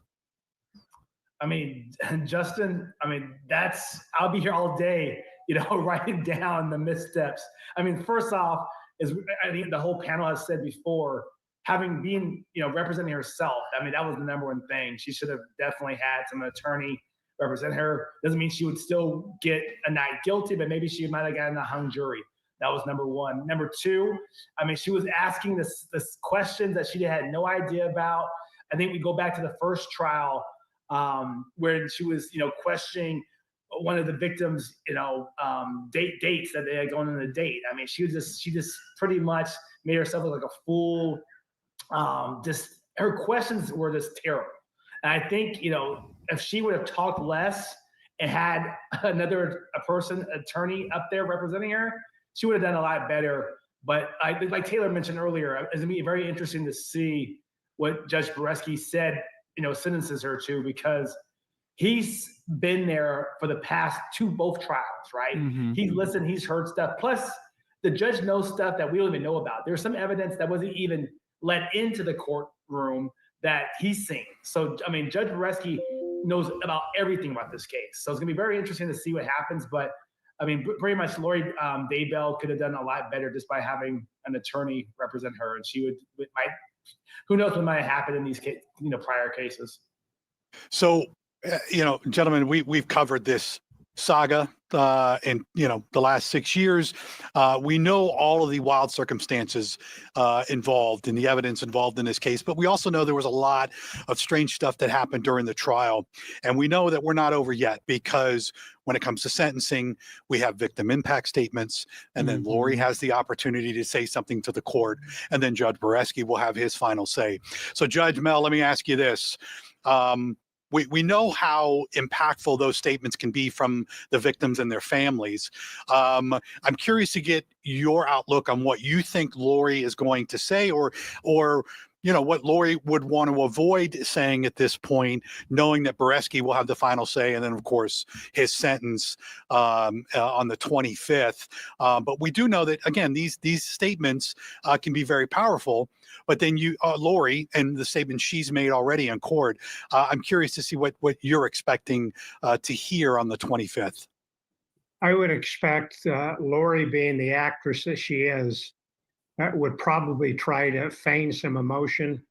One of the most chilling parts of the case involving Lori came before the trial, on the day that Charles Vallow was gunned down. To see her afterwards taking the kids out to eat, coming home nonchalant while her brother is sitting on the curb, it absolutely sent chills up my spine. She has got to be one of the dumbest criminals in the history of the world. Utterly no emotion, no feeling. And then to compound it by representing herself in trial. It was almost comical. If she wanted to take herself and nail herself to the cross, she did it exactly the way she should do it. Stupid questions, points where there might be objections, she doesn't object, it's thereby waived. Every conceivable thing that you can imagine she could do wrong in a trial, she did. I think they should take her performance and show it to law students and the non-lawyers who are thinking of representing themselves as to how you should never be your own attorney, and why, if you've committed a crime, how not to react after you've committed the crime. And Benjamin, you made a good point just now, a little bit earlier ago. The judge does know the whole full scope of everything. Not that he needs to bring in anything from Idaho, and we talked about opening the door, but when you look at the totality and the violence and the whole saga that Lori has now been convicted of, I mean, Charles Vallow was shot twice in the chest, just point blank, right there in her home. She was there. Her son, JJ, was asphyxiated and wrapped in duct tape and buried in the ground. Tylee you couldn't recognize her. Her remains were, in different bags in the ground of Chad Daybell's backyard. And Tammy Daybell was basically smothered and asphyxiated. And we know that there was a conspiracy there between that includes the three. It includes Alex Cox. And then Brandon Boudreaux was just shot at and could have been shot right in the head if that bullet didn't miss him by inches. So in total, she has 5 life terms right now, 3 consecutive for these murders of JJ Vallow, Tylee Ryan, and Tammy Daybell, Chad's first wife. And it's possible she could see 2 more life sentences here in Arizona. I mean, have you seen a record like this with 5 victims, 4 of them dead, and the mastermind behind it, she doesn't get the death penalty? Yeah, this is very rare to see anything like this. I mean, this is maybe the first time I've seen something like this. Of course, you have people like Charles Manson back in the day, serial killers. But to have, her being the mastermind and be able to do this in Idaho and in Arizona and be able to orchestrate this, that's what this whole thing's so amazing. How she had so much influence over other people to be able to listen to her, to be able to participate in all these things. I mean, you would think that one of these people have been like, hey, you know what, Lori, I'm going to call a timeout. I'm not going to be part of this. But this is very rare in the criminal justice system. I think this is what makes this case so sensationalized, and so people are glued, to their TVs watching it, because you don't see a female pretty much criminal mastermind here who has been doing this over the past, couple of years, killing her kids, killing her, her family, her husband. I mean, this is just something that, made for TV drama for sure, but it's actually real life. So it's gonna be interesting when we see July 25th, what's gonna happen, for sentencing, to see what's gonna happen when this thing comes to an end. And as far as the defense side, Lori, better hire the best appeals attorney in the world. If she doesn't do that, she probably never see the light of day ever again. And she's indigent. I mean, she has the appeal going on in Idaho. But you're right. The psychology of this is so fascinating. How does this happen? How does one do this with multiple people? Rich, what do you expect or look forward to hearing from Brandon Boudreaux in victim impact statements? Well, I haven't had any conversations with him about that, so I'm just pure speculation. But I'm sure that he made some comments after the jury's verdict, and I would expect that his victim impact statement would be consistent with what he has said publicly about it. That he's had the opportunity to tell his story. He's confident that justice has been done. It's not just him. I think Kay Woodcock is going to be the more dramatic one on an impact statement for the sentencing regarding Charles. She's been very vocal about this all along, but this is going to bring some closure. I hate that term, frankly, but it'll be some amount of satisfaction for her to be able to address Lori directly, because her testimony, frankly, got kind of cut off. Lori didn't want to confront her in the courtroom during that trial, but now Kay's going to have an opportunity to address her directly. So I think that's going to be pretty dramatic. Yeah, Taylor, that was pretty quick. And Kay as well, met her when you were, post July 11th, 2019. They have gone head to head in some ways, but most recently in this last trial, she can really speak for her brother Charles, and she can, as Rich said, that closure and being able to put the final nail in this coffin. Yeah, I think it's going to be really, a powerful moment when Kay gets to make that impact statement. You think about it, it's been going on for over 6 years, like we talked about.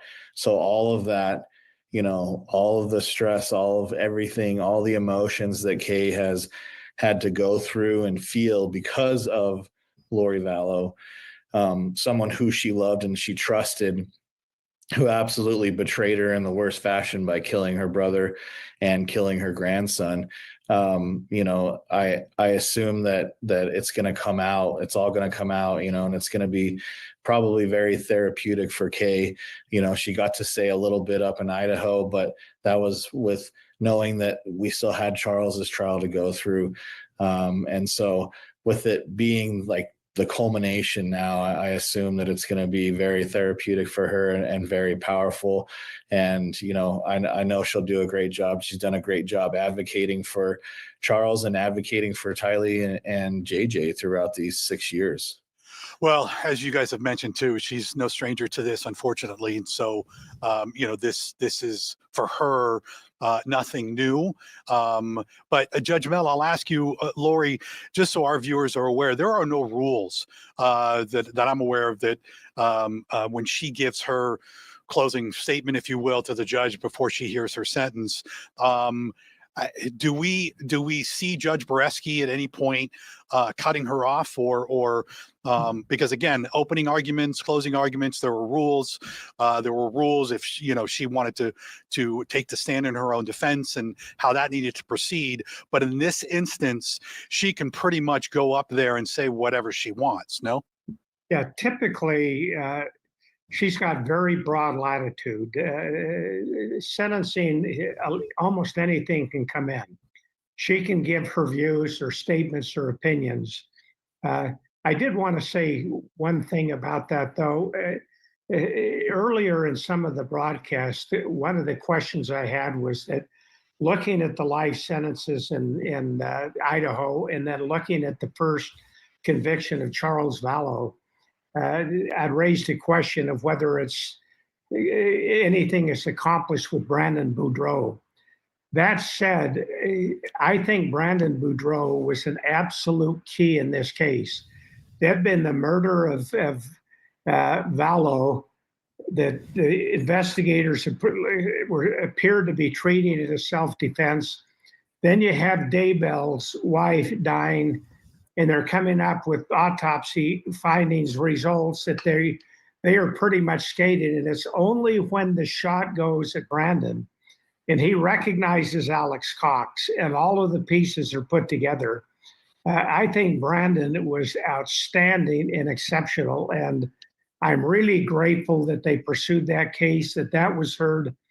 I think there's a possibility that it's not over yet. There may be one person down the road. I'm unsure where they're at on that, but there's one other person that could be a part. If they feel there's enough evidence that someday might be charged. Oh, and are you referring to Melanie Pulowski? Right. Yeah, that was a big moment when Trina Kay said that she's a part of this open investigation and she was involved. But again, no charges have been recommended at this point by Gilbert police, but that is something that sticks out. Let's talk about allocution.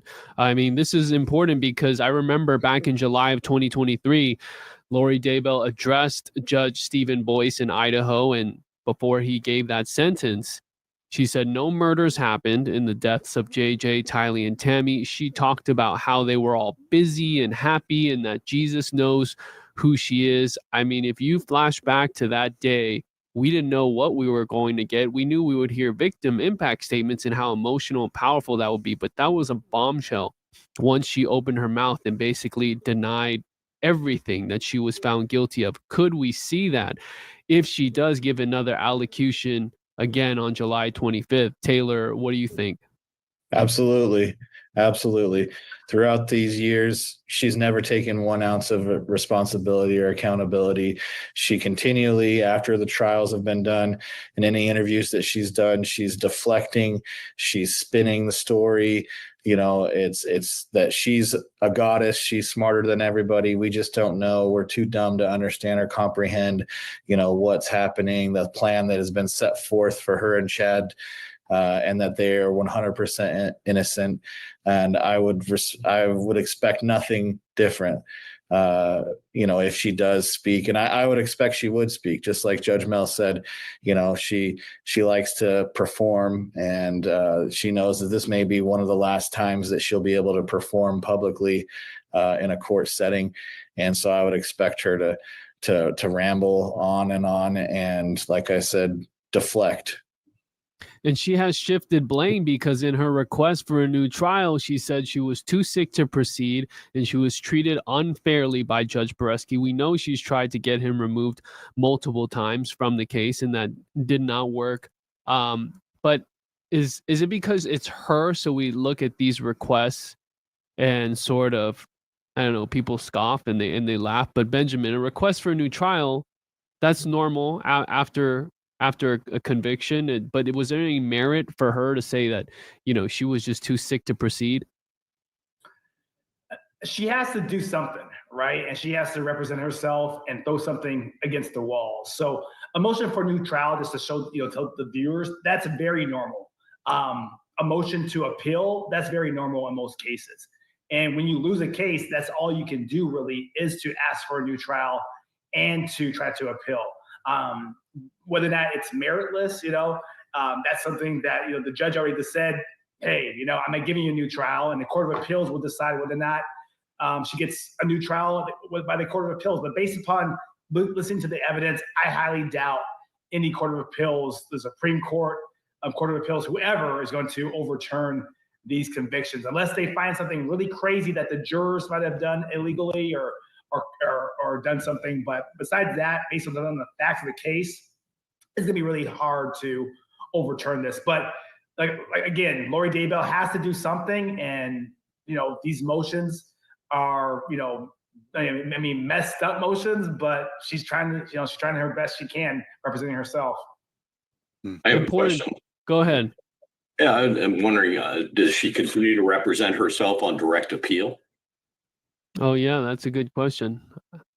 We don't know. I guess we'll see what happens there. She's not in Idaho, but as for here, I don't know. It's just that she was very adamant about representing herself and caring for with the trial, even though, you know, she said she was too sick. We could not delay this any further. And Judge Boreski said there is no evidence that you have anything other than just like a common cold. Like you're dealing with something, but you don't have a virus. You don't have like COVID or something where you need to be quarantined. And you also had the chance. He told her, you know, you could have been represented by your public defender, but she didn't want to wait here and be here for another year and wait for that trial because the defense needed time to prepare with all the discovery that there is. And we know that first she wanted her sentencing done as quick as possible so she can get back to Idaho, because we know about the conditions in Australia jail compared to an Idaho prison. I'm just going to speculate that it's probably better out there in Idaho for her and she wanted to leave, yet she motions for a new trial. So what does she want? I don't think any of us know what Lori really wants. No, and I think, you know, again, we know that she got sick at the end of the 1 week, had the whole weekend to recover, comes in a couple of days later. You can understand why they want to figure out what the diagnosis was. Again, this feels like it's all part of this appeal to kind of make sure everything's in line as they move forward with this, because we know 30 days later, she's got to be back in Idaho.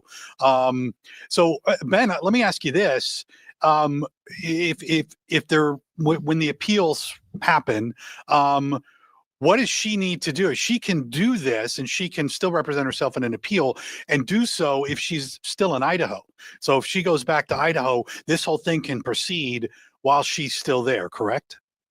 Yes. I mean, she can still go into Idaho and still write in her jail cell why she believes there should be a new trial. So she needs to dig deep and find out why Judge Boreski, if there's anything that Judge Boreski did that messed up her case or made an illegal ruling. That's how you win an appeal.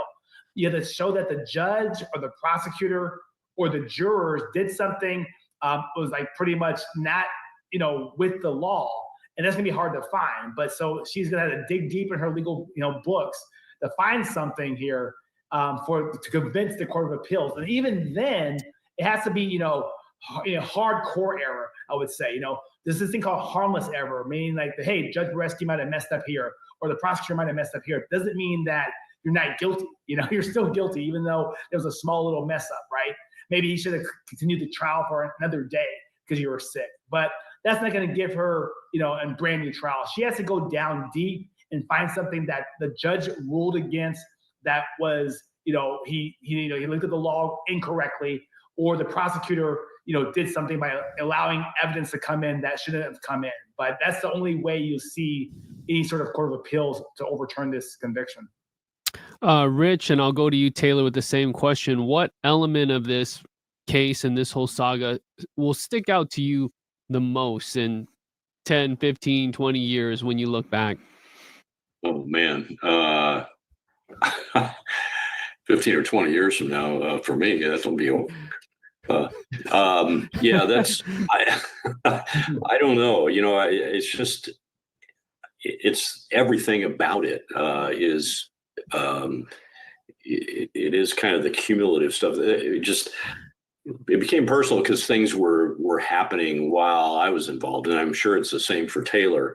That you're watching these events unfold. People were dying while they're trying to get some attention for it, and I think that's the part that will stick to me. And could it have been avoided? I'd be interested in knowing from Taylor if he thinks this could have been avoided if more attention had been paid to Charles' death in July of 2019, because events unfolded fairly quickly, but there was still time between July and October in particular that could these have been stopped? Could the deaths of these children have been stopped? We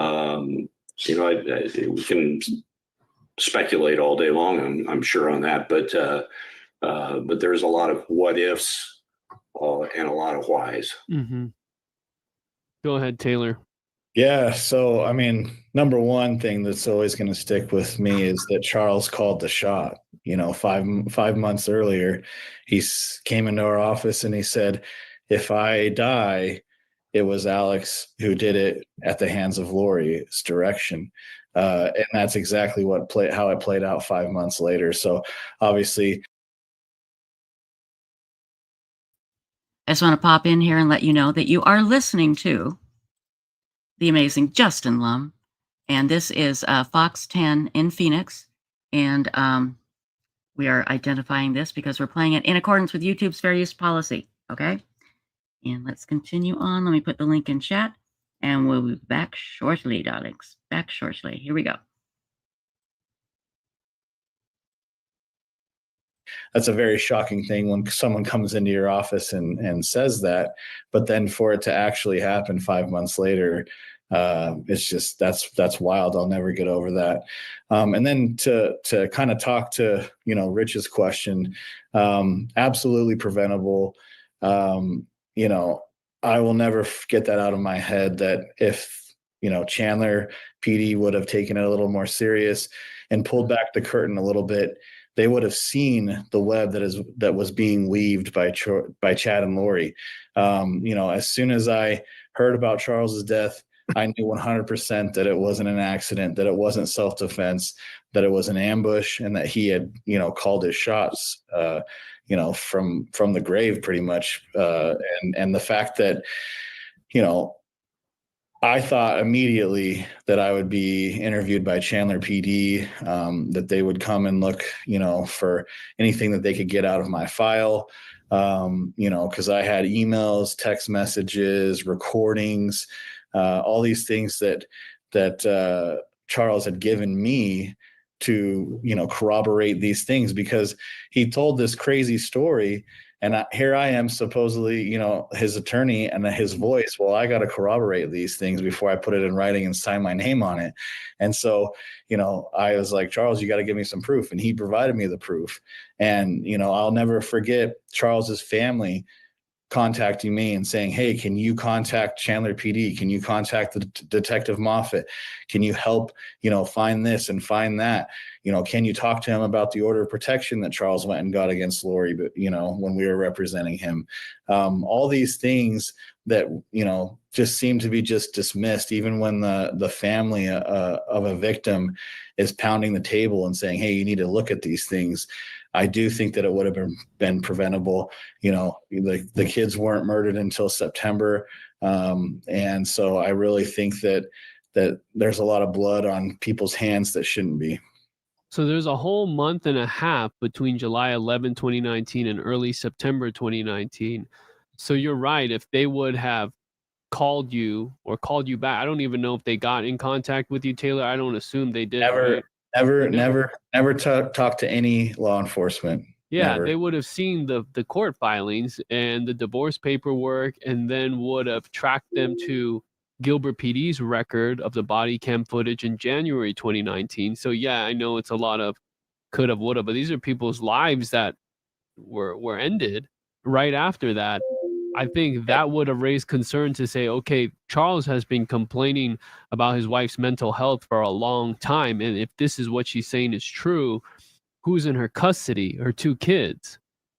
Absolutely. And the other part of it too is that, they may have been concerned about attorney-client privilege because it does survive the grave, right? I still have to, have that. Charles still has that privilege with me. He still has that right. However, I think that it was impliedly waived when it's to help solve his murder and that he foretold of, but also protect Tylee and JJ, who he was very, scared of what Lori was going to do if she continued to have custody over them. He wanted JJ to go with Kay and live out his days in Louisiana because Lori had said, I don't want anything to do with JJ. He's just a hindrance and a burden and, in front of my mission. So to not even really start pulling some of those threads and uncovering it. And it wasn't until Brandon Boudreaux, had to go through what he had to go through, one of the most terrifying things I think anybody could imagine going through. he had to be that voice to, put things together, get the right hand talking to the left hand as far as law enforcement. And, unfortunately, he's also the one that had to go identify the, JJ's body. I just can't imagine what he had to go through. And so, to that point, I expect Brandon's impact statement to be very powerful as well. Looking back on this, Judge Mel and Benjamin, I want you to tell me which trial Lori Daybell did better with representing herself in. That is asking an impossible question. It was hideous on both trials. There has to be a worse one. You have to choose. I mean, I've seen defendants representing themselves dozens of times over the years. Lori can claim, and I will not fight her on this, that she did positively the worst job you could have done. Couple that with her on-scene presence with the death of her husband, the nonchalant way calling friends to say the children are with her. I think this case will go down in history much like the Manson case. People are fascinated. Years later, they're fascinated. I go work out on the treadmill at the clubhouse that I go to and look for stories of the Idaho trial. I'm sitting there the other day watching a story of Melody and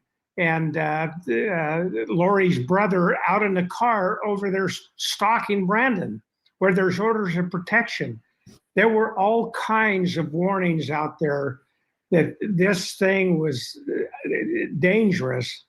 And I think it's been pointed out those warnings were overlooked. And I think there's going to be a lot of people looking back over the years have genuine regrets because 2 children may have been able to survive had people detected that Daybell's wife and that Vallow had been murdered, not dying accidentally or dying in their sleep.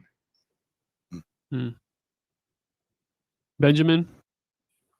Yeah, I mean, that's what makes it so like this amazing how she's able to just continue to get away with everything. But to answer your question, Justin, in order to see what trial she did better at or did worse at, right? I mean, both were bad, of course, but I think the second trial, the conspiracy trial, I think she had a chance there because you have to show that she, conspired with somebody else, right? Mm-hmm. And she wasn't even on the scene, as we know, for the conspiracy trial. I don't think she was even there, as far as we know, as far as the shooting. Yeah. The alleged shooting of Brandon, right? She wasn't there. So I think if she had an attorney or she went there and said, hey, everybody, I wasn't even there, I mean, if there was a bullet that was shot, yeah, we can say that Brandon was shot. However, I wasn't there. How can they say I conspired with him to do this? Of course, there's other evidence of videos later on, of course, but I think if any case that she had, the second case with Brandon, she had a better chance, at least maybe getting a hung jury and confusing some of the jurors based on the conspiracy charge. Yeah, I thought the same thing. Again, there was so much evidence in all of these trials. It was going to be almost impossible to kind of beat them from her perspective. But yes, with the Brandon case, all the evidence kind of pointed obviously to Alex, not only being the shooter, but him, the driving force behind what happened that day. We look a lot, I think, at, her being the arcing figure in all of this. We know what Chad's role was. Should we take into account, again, I don't want to make excuses for law enforcement. I do believe that, all detectives have a tough job. But we've talked a lot about all the dots involved in this case and the lack or the inability of whether it's Chandler or Gilbert on a local level to connect those dots.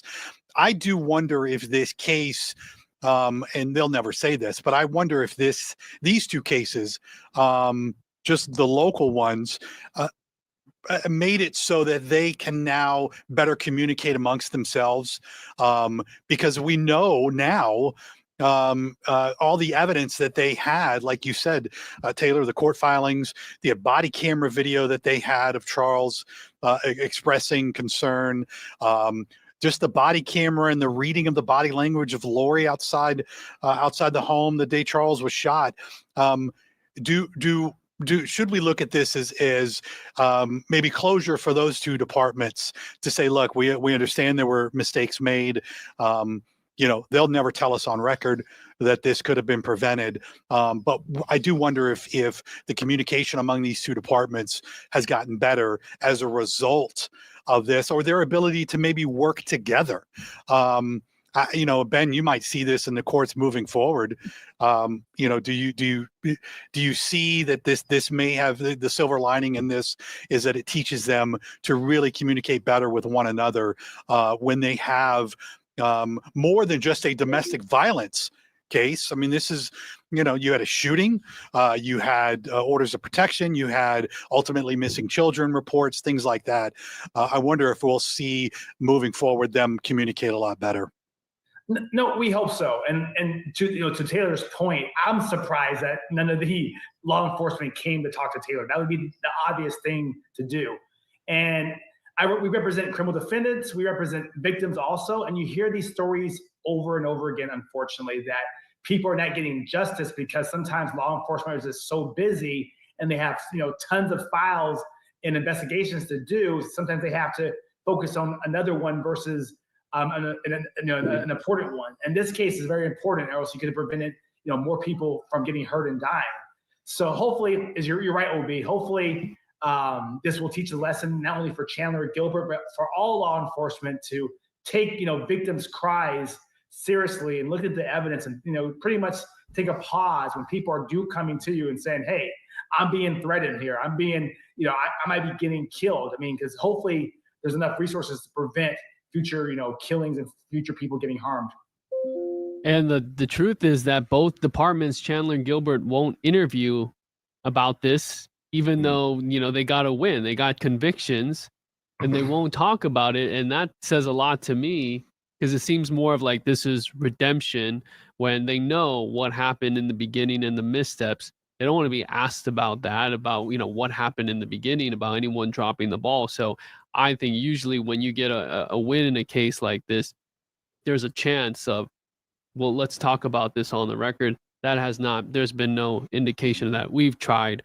Of course, Rich, though, in Idaho, how does this saga exemplify good police work no matter the size of the agency? And I'm pointing at Rexburg PD here. Right.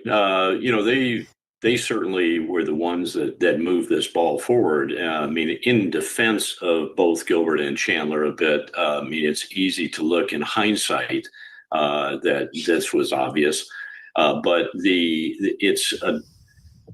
it was kind of this building kind of problem, and after there was multiple crimes that were occurring, that's when the police departments got their attention. It was Gilbert and Chandler that were in touch with the Rexburg police, letting them know there was communication going on between those police agencies at that point.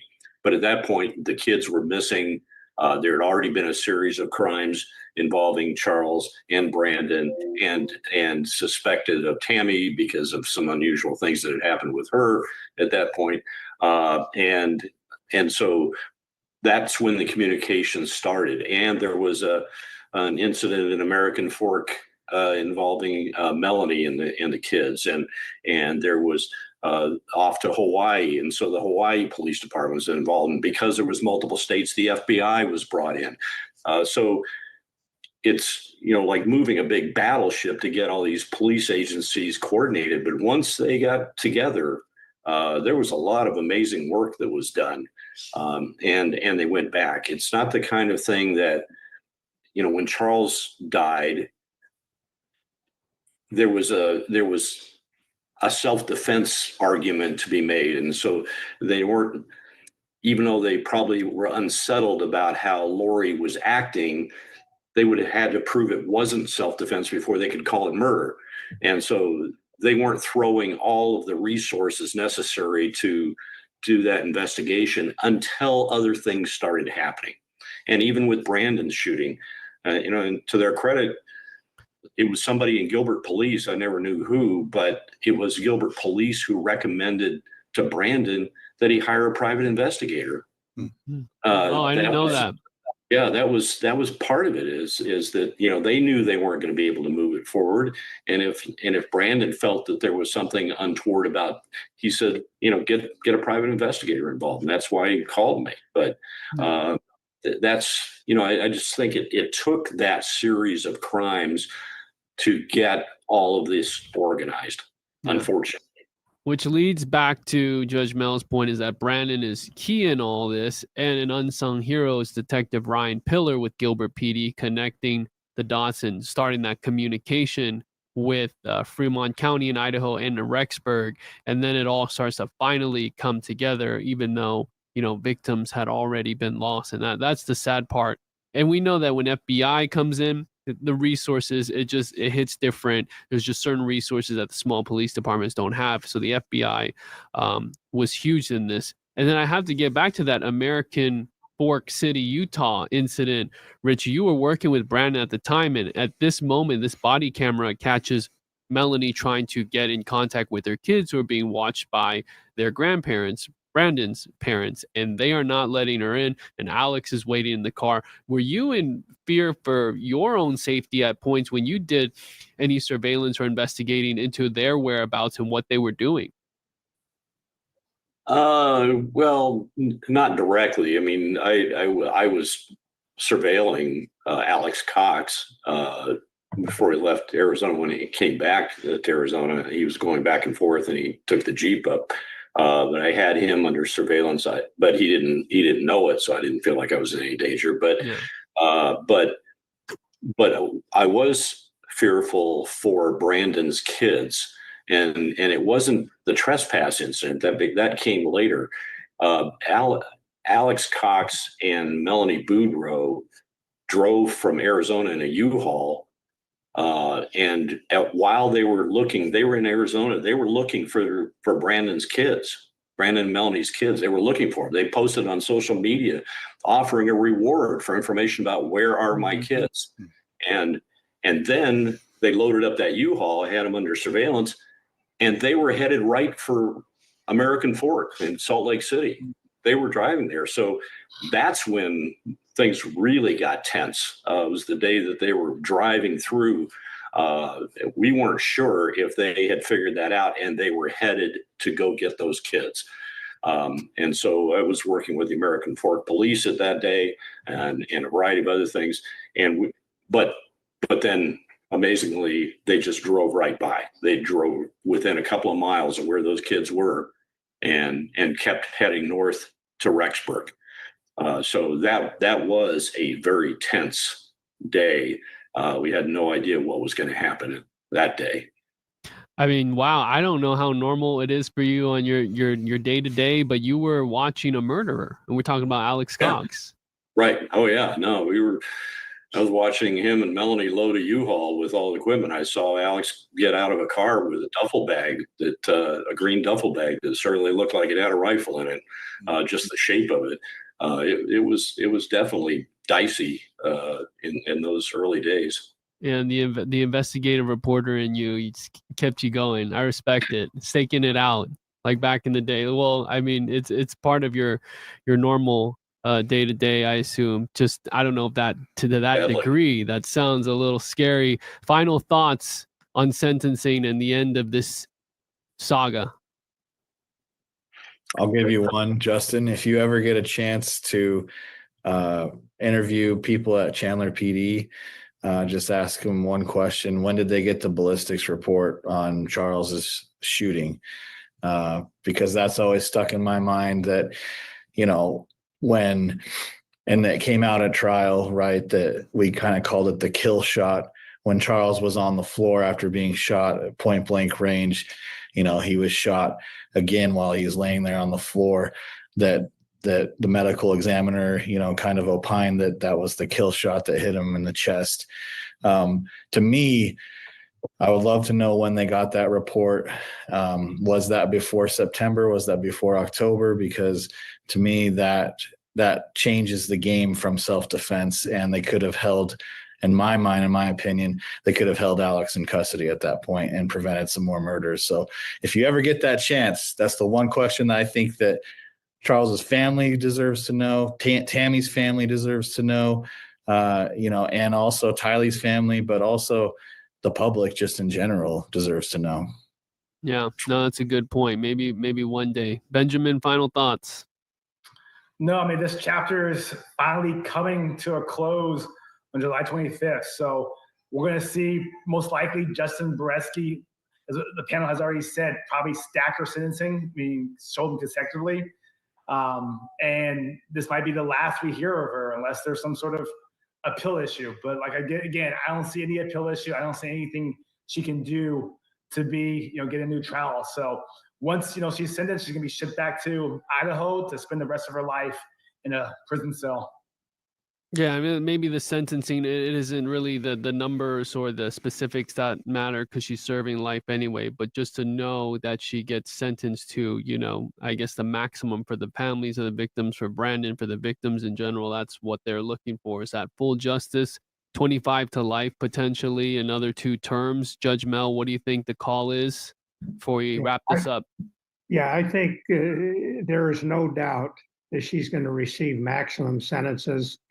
They will run consecutive to the Idaho sentences. If there's one part of this entire case that I think is tragic, actually 2 parts. I didn't realize until this program that the police had never interviewed Taylor. And with the case pending, that blows me away. But to me, the biggest disappointment of the entire outcome, looking at the heinous nature of these crimes, a husband, a wife, 2 little kids, and another person almost killed.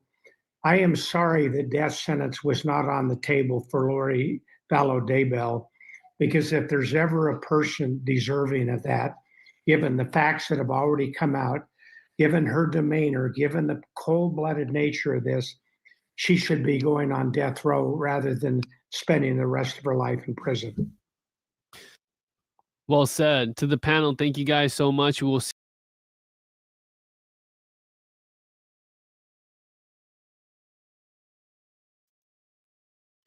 There you go, guys. Thank you, Justin Lum and Fox 10. And I apologize, everybody. I just need you to hang on here. I need to send a text message. Stacy, are you still here? Yep. Are you ready to see the tinfoil hats that we have? Yes, I am. Now, I just sent you an email, but the one I sent you, it's not that person's tinfoil hats. They're sharing ones they found online. Oh, okay. That's Yeah. absolutely fine. So hold on one second here. Hang on. I just need to, this is going to take me a second. Can you read some things in chat for a moment while I do this one quick thing? Yes. Kathy's Horses says, and then Melanie left her kids' things on the curb before she left. What, they don't need them anymore? Ugh. Let's see. Cal says, I'm waiting for me and Connor to have a video on all the info that Gibb and them knew that has been released. Let's see.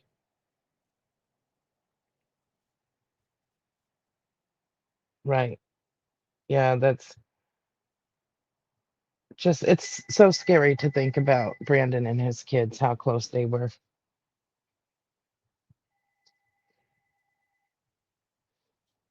And Lynn 2 says the death penalty was on the table in Idaho until some prosecutorial evidence came in late.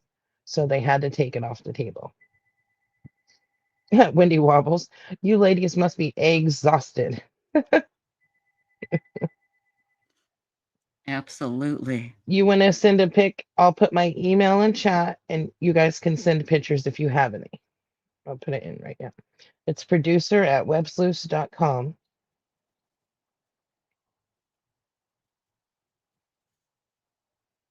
And so feel free to send your hats to that email.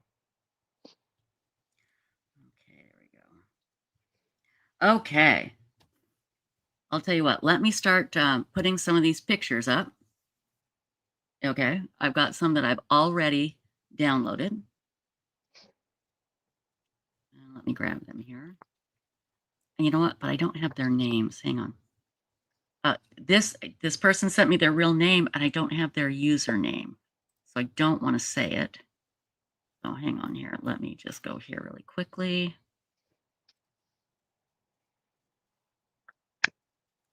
Dee dee dee dee dee. Do do do do do do do. Boo boo. Do do. Let's see. Have we looked at that one yet? No. Yes. Okay. Yes, we have actually. Okay, that's right. Scooter. We got scooters. There's one more here. Mm-hmm. Dee dee dee dee dee. Dee dee dee. Dee dee dee. Dee dee dee dee dee dee. Sorry. Dee dee dee dee. Dee dee. If I can find this. Daisy May says, just drop by to say how happy I am to have survived the end of the world one more time. Oh, thank goodness you made it. Well, we still have a few hours left. You know, we Congratulations. You're doing great. still have a few hours left, people.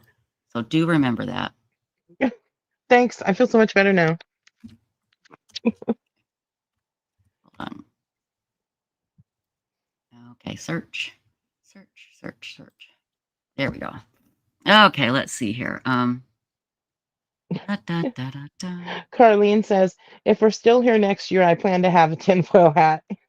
Good. Yeah, if we make it through. Yeah. If we make it through. Okay, who is this? Oh, this is Constant Niemocker. Okay.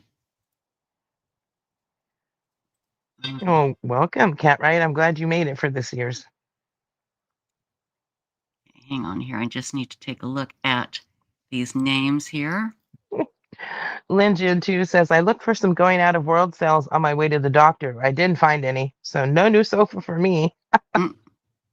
Exactly. There we go. That's too funny. Let's see. Who is this? Oh, that's from the other day. Hang on, guys. I'm just getting this organized. Oh, that's the year 2022. Never mind. You too It's year bad actors. 2023. Here we go. Okay, that's Constance. Okay. And who is this? This is Scooter. No, who is this? Hang on. I've got somebody here. Let's see. Oh, no, that's 2023. Who is this one? Oh, sorry, guys. You know what? I'm telling you, I feel drunk. I hope I get everybody's. Here we go. This is, I'm just going to call this person Mary. This is a good one. The look on Mary's face. Oh my God, that is hilarious. Wait till you see these guys. These are great. I'm so happy. You guys did a great job. Stacy, you sent me one. And this is Morse from YouTube. And oh, I can't. You know what? The picture did not come through that you sent me. Morris from YouTube. Let me look. You emailed it to me, and it says JPEG, but there's no picture there. Let's see. Okay, there's Mary's. I've got to get this right here. Okay, is that? Okay, there we go. And this is Snoopy Snoop. Oh, wait. I think this is actually from a few years ago. Second. Is this from a few years ago? Let's see. Yeah, it's from 2022. I should have put a date on these when I was doing a search. Who is this one? Oh, yeah, that's from.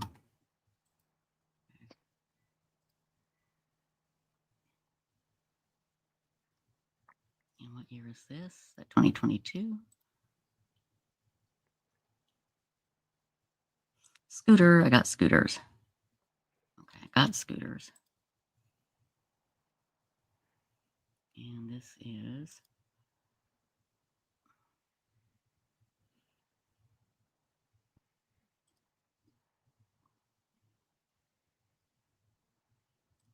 Okay. I'm saving and sending the pictures because last time I forwarded the email and it's not Oh, working. okay. So yeah. Okay.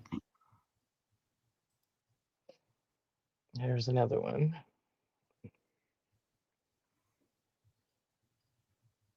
Oh my gosh.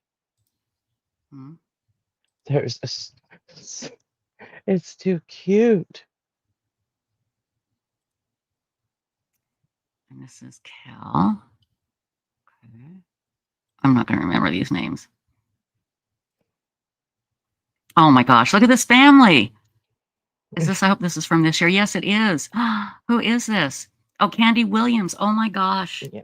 But it's Candy. she said that's the one she found online. Oh, she found this online. Yeah. Oh, I thought this was her. Yeah. Oh, it's still cute. I'll put these. Yeah. Yeah.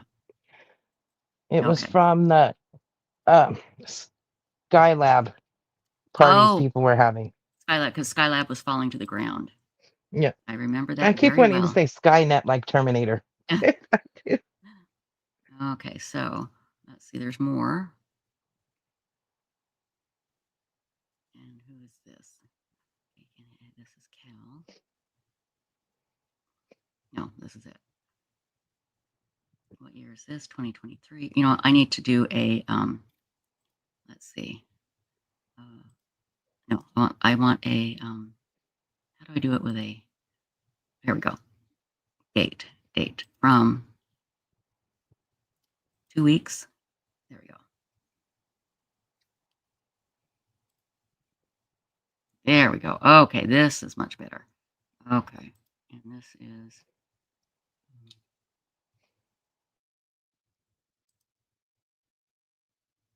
the internet. Okay, and then, sorry guys.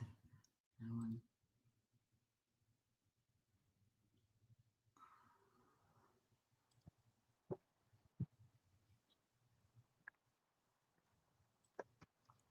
then Sherry. Okay. I'm going to just start showing them here. And guys, if I don't get all your names, please forgive me. Okay. This is the first entry and I'm trying to find it. But he gave me his real name. But look at the look on his face. I think this is Mike. I think. But look, I love the look. Just like, yep. End of the world again. Here we go. Here we go. Whoop-de-doo. Okay. Yeah. Yeah, exactly. Whoop-de-doo. And is this Sherry? Hold on. I got to see who this is. I think this is Sherry. Whoa. Yeah, that's Sherry. This is Sherry. I know. Oh, she's got another great one here too. Wow. Now, look at that. Isn't that great? That's wonderful. That's crazy. But here is this Scooter. Okay. She's got a little hat. I mean, she's like decorated a little thing, but wait until you see her hat. I mean, isn't that cute? That is so dang cute. Aw. So, but I know there's more. Oh, there's more. Hold on. No, there's not. Never mind. I know there's others. And I just sent you Marjorie's and permaculture kiwis again, so.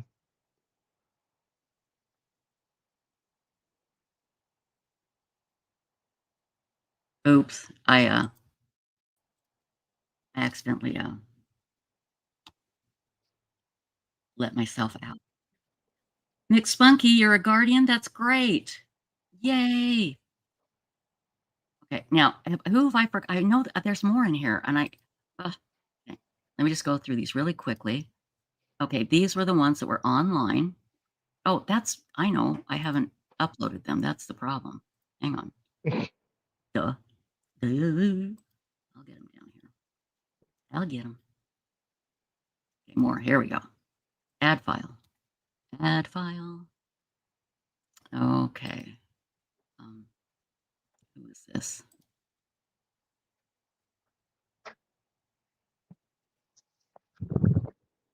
This is Constance. Aw. I know, isn't that cute? I like that. It is. That little sweet. That's sweet. Niemacher. Is that what it is? You guys, I'm so sorry. Hang on here. And there's another one. Figure out, I know there's more. Just didn't download them properly. Now look at this one. And I got to find the name. Is this Mary? Potato Head has 144,001. Sorry. Okay, so there's a potato. Yep. That's a beautiful bowl. But this person's name again. Let me just go through these really quickly. Okay, this is wrong one. Wrong one.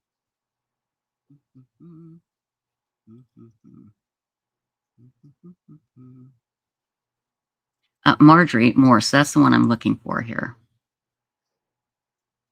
Let's see. That's Peekaboo. And I'll just tell everybody, once you see Permaculture's Kiwi's picture, you're going to Yeah. be so impressed with their typing skills. Oh my gosh. Yeah. This is Mary, everybody. I love this. I love them all, guys. These are just fantastic. They're great. They are wonderful. I was worried we wouldn't get any, but we did. Now, who is this here? They are, Kelly J, they're so creative. delete. I don't know if Okay, I I need could to have delete done some any here. better. Delete. Let's see. Delete.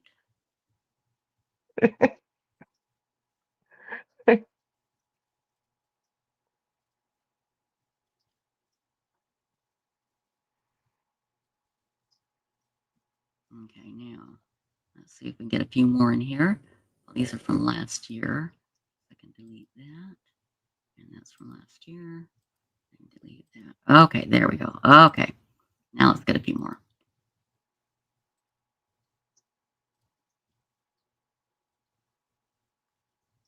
Okay. That one. Alrighty. That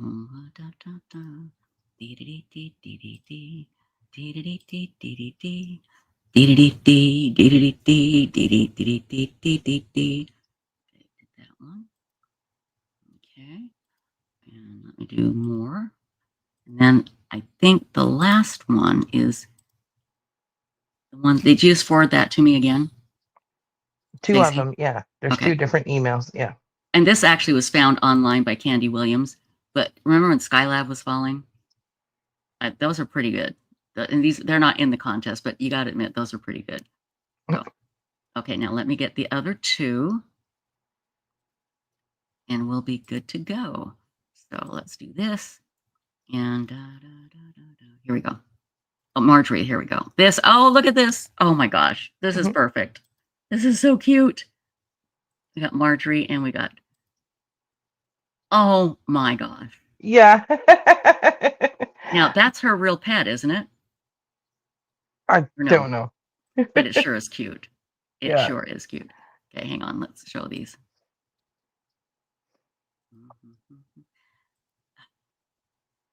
Hold on.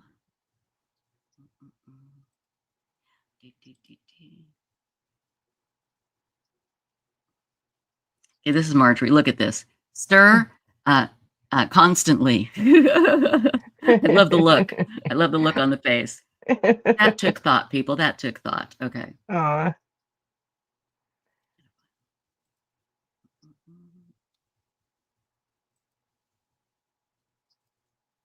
Actually, I don't think this is her. Yeah, but look at this. Look at that little beaver with a little hat on. It's so cute. If that is your pet, you are amazing. Did I get everybody? Is anybody watching that sent in a hat and I didn't show? And I can't pick just one winner, you guys. I can't. How am I supposed to do this? You know what I'm going to do? Here's what I'm going to do. I'm going to count up the number of entries. Okay? Well, no, that's not fair either. I don't know.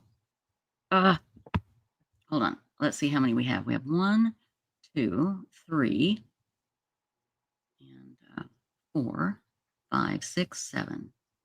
We have 8. We have 8.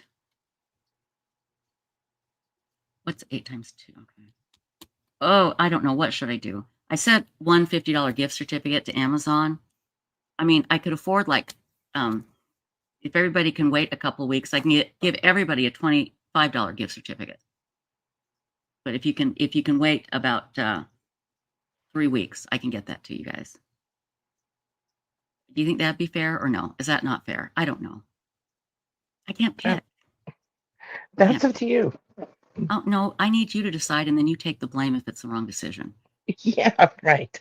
No, Oh, unless you went to get a couple people together to vote for you.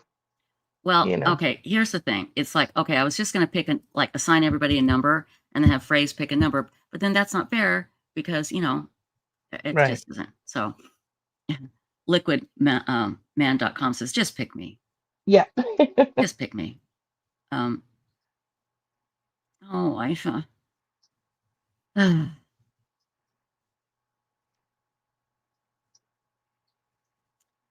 on, let me think. Let me look at one thing real quick.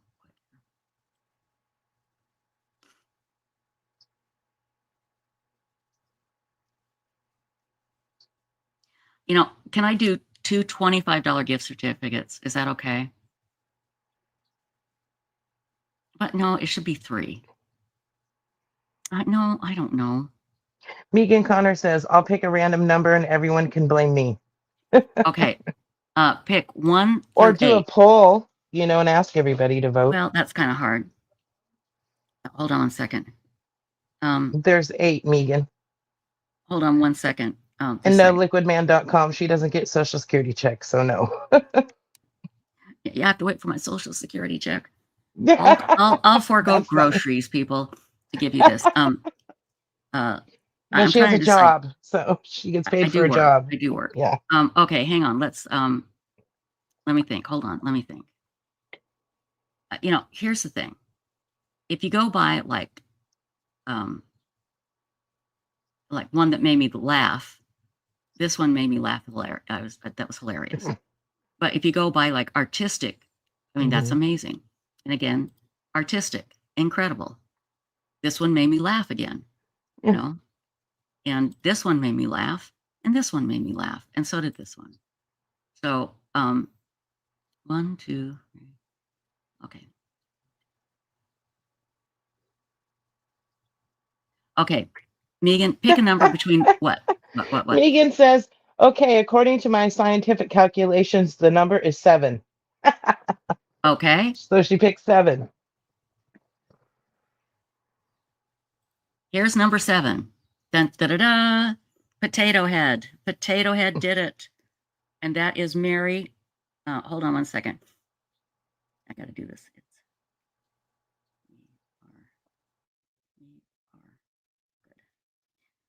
Thank you, everybody. Thank you, everyone who entered. And what I'm going to do, Mary, is I'm going to send you a gift certificate from Amazon. It'll just be in your email, the email that you use to send this in.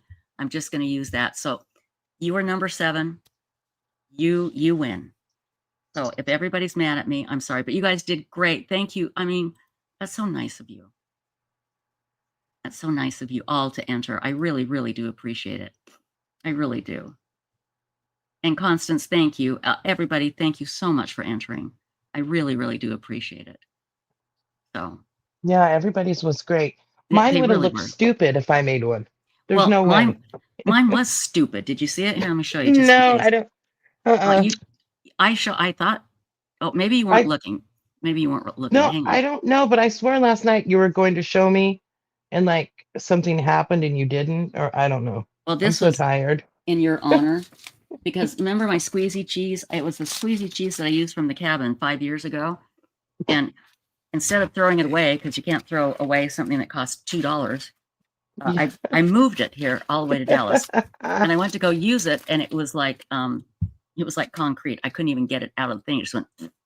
So I took my cowboy hat and I put. Oh no, I on did it. see it. Yeah. I did see it. And this Yes, frog you is did yours, show me. Stacy. I was going to send this to you. This is my hat. So anyway, thank you, everybody. Thank you. Now we do have 2 guests, and they may cancel. SF Investigates, and he was going to come on a couple hours ago, but he's out searching. And I texted his girlfriend and I said, if he is too tired, we can reschedule. And I haven't heard back. David Middleman from Othram was going to try and come on. So I'm just going to text him really quick. And oh, hold on just a minute. Hold on. I heard back from her. From who? Oh, you did? What'd she say? Oh, he said 8:30 is good. Okay, very good. Or Okay. 8:30 Pacific. Yeah, and that's 10:30 my time. So hang on just a second here. I'm just going to text Mr. Middleman. Yeah, I can't believe she put a potato in her hat. I know, that was great. Hold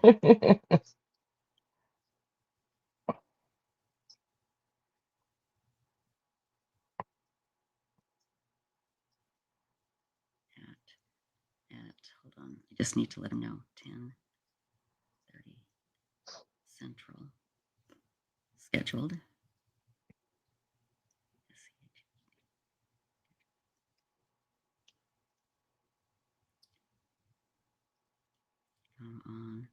Come on. Before. Gosh, you guys, I can't believe I forgot the frog hat already. It's been a weird last few hours, man. It's strange. Or you can come on later this week or next. Una, I agree. They were all greght. I know they were. I hate picking a winner, and that's where Yeah. when I wish I was rich, so I could just say, "Oh, you all win." Yeah. And you know what? We could do that if you could have waited. Everybody waited 6 months, 7 months, 8 months. I could have done one a month for a year. So, hang on, everybody. Hang on. I got to take myself off for just a moment, okay? Okay. Emily Watson says, I probably would have participated, but I had work today and didn't have time or energy to make it. Oh, I totally understand.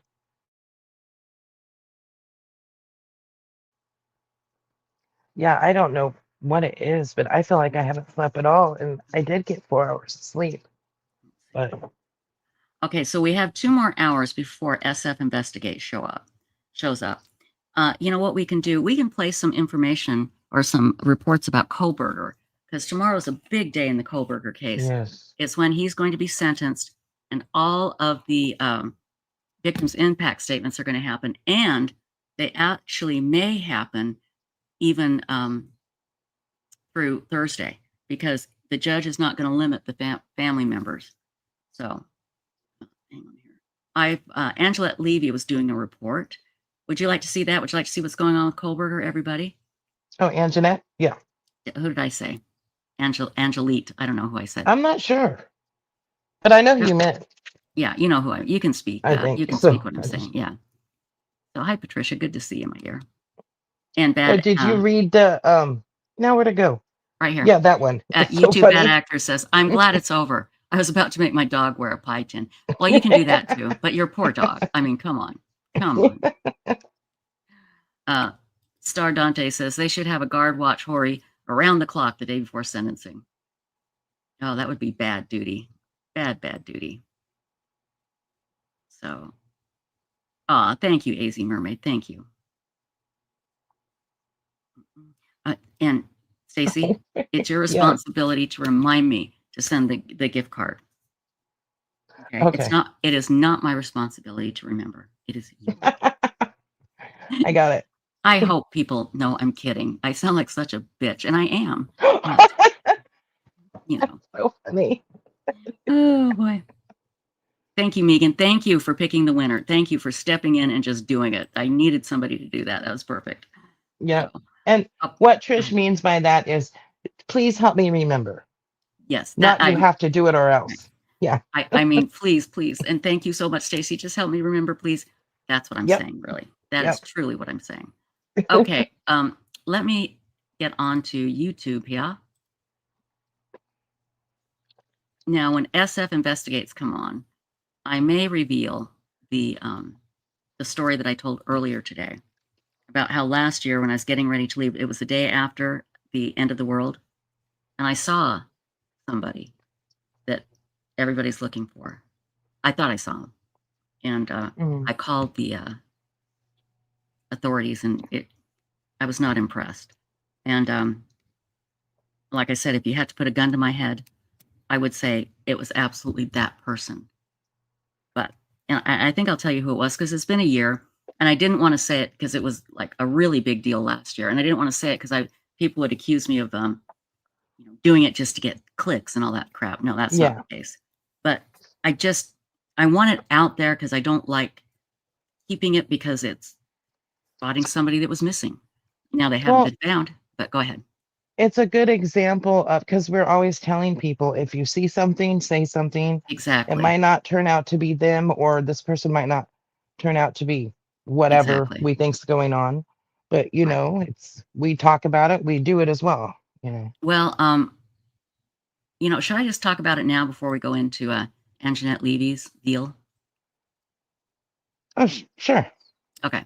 So last year at this time, I was packing my car. Not this time, but it was in the morning, the day after this. I was getting ready to go to Salt Lake, drive to Salt Lake, and I look up and I see this kid, and he's running, and he's all gangly, just like running on his tippy toes, gangly, and I went "Ugh," because it was Sebastian.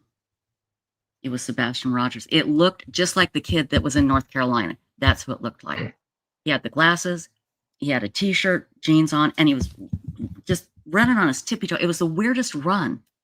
And he saw me, and because he saw me going like that, and he stopped. And he turned around and just started walking. And I didn't say anything to him. I was so stunned. I was so stunned. So, and then I thought, that's not him. Come on, Trisha, that's not him. Well, I did eventually call TBI.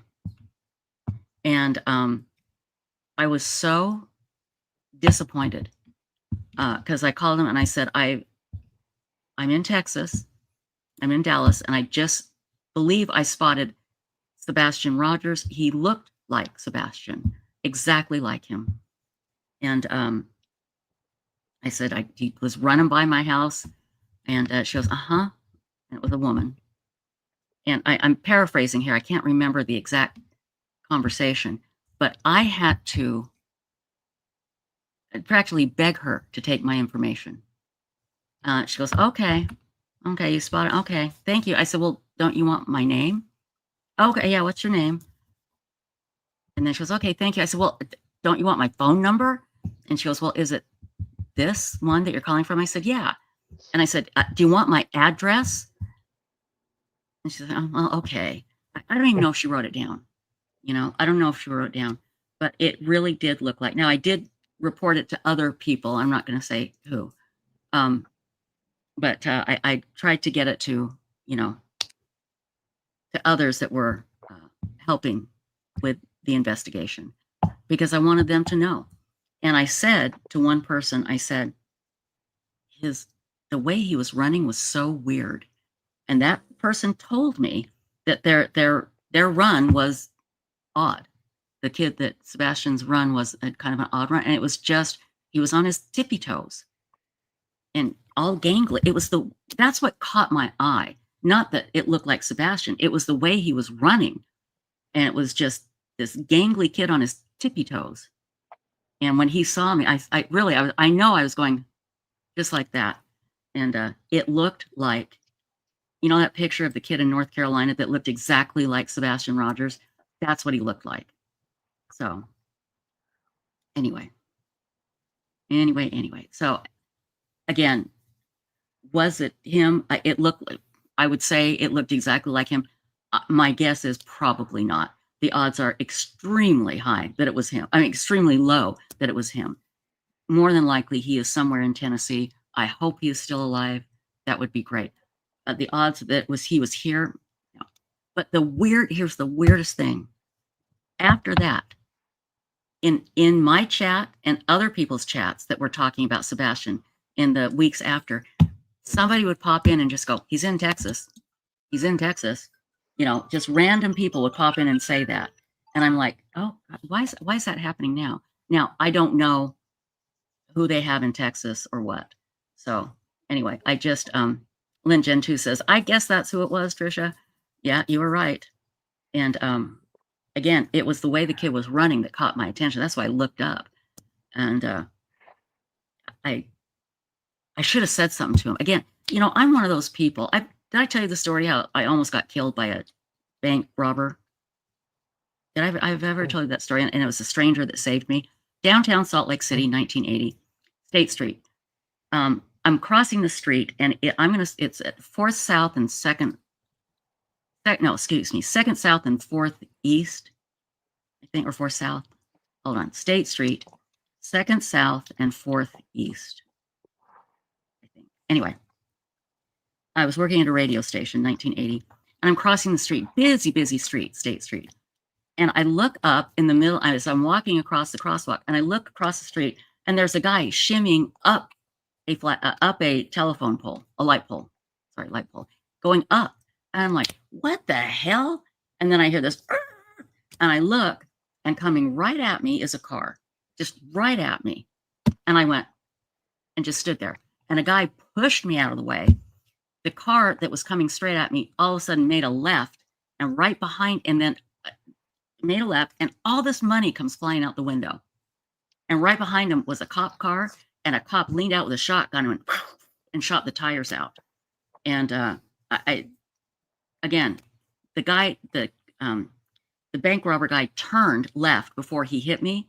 But if he'd have come straight, I wouldn't have been hit because of the guy that pushed me out of the way. But that's how I react when something happens that shocks me. I stand there with my mouth open like I want to catch flies, you know. And it was something, it was surreal. It was surreal to see that car coming at me, and all of a sudden money flying out. And then he turns left right before he would have come straight at me. And then a cop, I mean, talk about a brave cop, and what a great shot. I mean, they were going fast, and that cop leaned out the window, and he's, it was crazy. So yeah. Pretty crazy. Yes, this is July 22nd. It is the end of the world again party, because if Chad Daybell got the year wrong, I want to go in a flaming ball straight to hell with all of you, just in case he is right and, you know, is leading the 144,000. I don't think any of us are eligible, are we? I don't think so. Oh, YouTube bad actors. Yeah, that's a whole other story, the Ted Bundy story. I did a YouTube video about that. I can just tell you really quickly. And you know, these people, Stacy, I'm sorry I keep repeating myself, but I'm an old bat. I can repeat myself, right? Real quick story. Is that okay? You didn't sound like you agreed with me, and that scares me. Oh no, you're fine. Okay, I'm sorry. I was reading chat, so I'm like distracted. That's okay. That's okay. Because you know, I pay you to suck up to me. Right? Thank you. Sorry. I'm kidding. I'm kidding. You know what, Janet Smith? I should have picked up the cat, but I was just, and then the guy pushed me out of the way, and I ran, and that was a wild scene. But again, that's what I do. I just stand there with my mouth open, just shocked at what I'm seeing. I don't react quickly. Now with the hostage situation, that was different. When they were on the guy was on the phone saying he was going to kill everybody unless I put him on the air. It was like my brain literally, physically switched gears, and I became like an emotionless robot. You know, and I just told him, hey, the button's putting you on the air is broken. I'm sorry, I can't do it. And hey, why don't I play some songs for you? And just trying to chat with him afterwards. And again, that's a whole other story, and I can put the video up to that. After that, then I got scared. I was throwing up. I was crying. And then the next morning I woke up and I felt like I'd been hit by a bus, because I guess for 4 hours while I was dealing with this hostage taker, I was just tense like this. Like, so, you know, hold your muscles like that for 4 hours. The next day you're going to be pretty stiff. Yes, in San Diego, Dick Van Patten saved my life. That's right. I've had a dramatic life, haven't I? Now, granted, the Dick Van Patten story, I might be exaggerating just a teeny bit. Teeny inksy bit. I'll tell that one first, and then I'll tell Ted Bundy. Is that okay? Yeah, and then I'm sorry, but one of my favorites is Flipping the Dolphin. Flipping the Dolphin. Now I do remember that. Tell me which one that is again. The Exposer and Bobcat Goldthwait. Oh, you mean the one that and Bobcat Goldthwait. Oh God, that's right. Oh God, I just told that the other day, didn't I? I wasn't here if you did. No, you know what? I was. Oh, you know where I told that? I told that in the Zoom call with the Guardians, but I had to be very careful with that. So yeah, I'll tell that. should I just tell my stories? Is that okay, everybody? It Oh, works. hold on. Hold on. David said, let me try in about 23 minutes. Okay. Okay. No problem. So let's watch for David Middleman. I Okay. hope he can make it. Okay. So let me tell Dick Van Patten really quickly. I was in San Diego. I think it was like 2004, 2005. And I was at a really nice hotel. We'd gone there for a vacation. And I saw Dick Van Patten. And you know how hotels have, you drive up and you can drop people off. And this is, like I said, a really nice hotel. And I had just seen Dickie Roberts' Child Star. And it was hilarious. And he was in it. And so I went up and he was just standing there alone. I said, Mr. Van Patten, I want you to know I just saw you in Dickie Roberts. I said, you were great. And of course, I enjoyed your career. Oh, Fan, he was so kind. Thank you, honey. And I said, enjoy your trip. And I'm walking backwards. Enjoy your trip. And he goes, I think he said, honey, darling, or sweetheart. And he grabbed my arm. And I was walking into a car that was driving right up to my legs. He was going 1/10 of a mile an hour, the car, or 100th mile an hour. Just a little teeny. And I don't think I would have felt it if he would have hit me. But he did save my life. I just like to say that. He did get me out of the way of the car. Aw. I know, isn't that sweet? He was very sweet. And again, the car was not going fast at all. But still, it was pretty funny. Okay, the Ted Bundy, I'm going to make this really quick. And can you find the video for that, Stacy? It's For in the Bundy, recorded. yeah.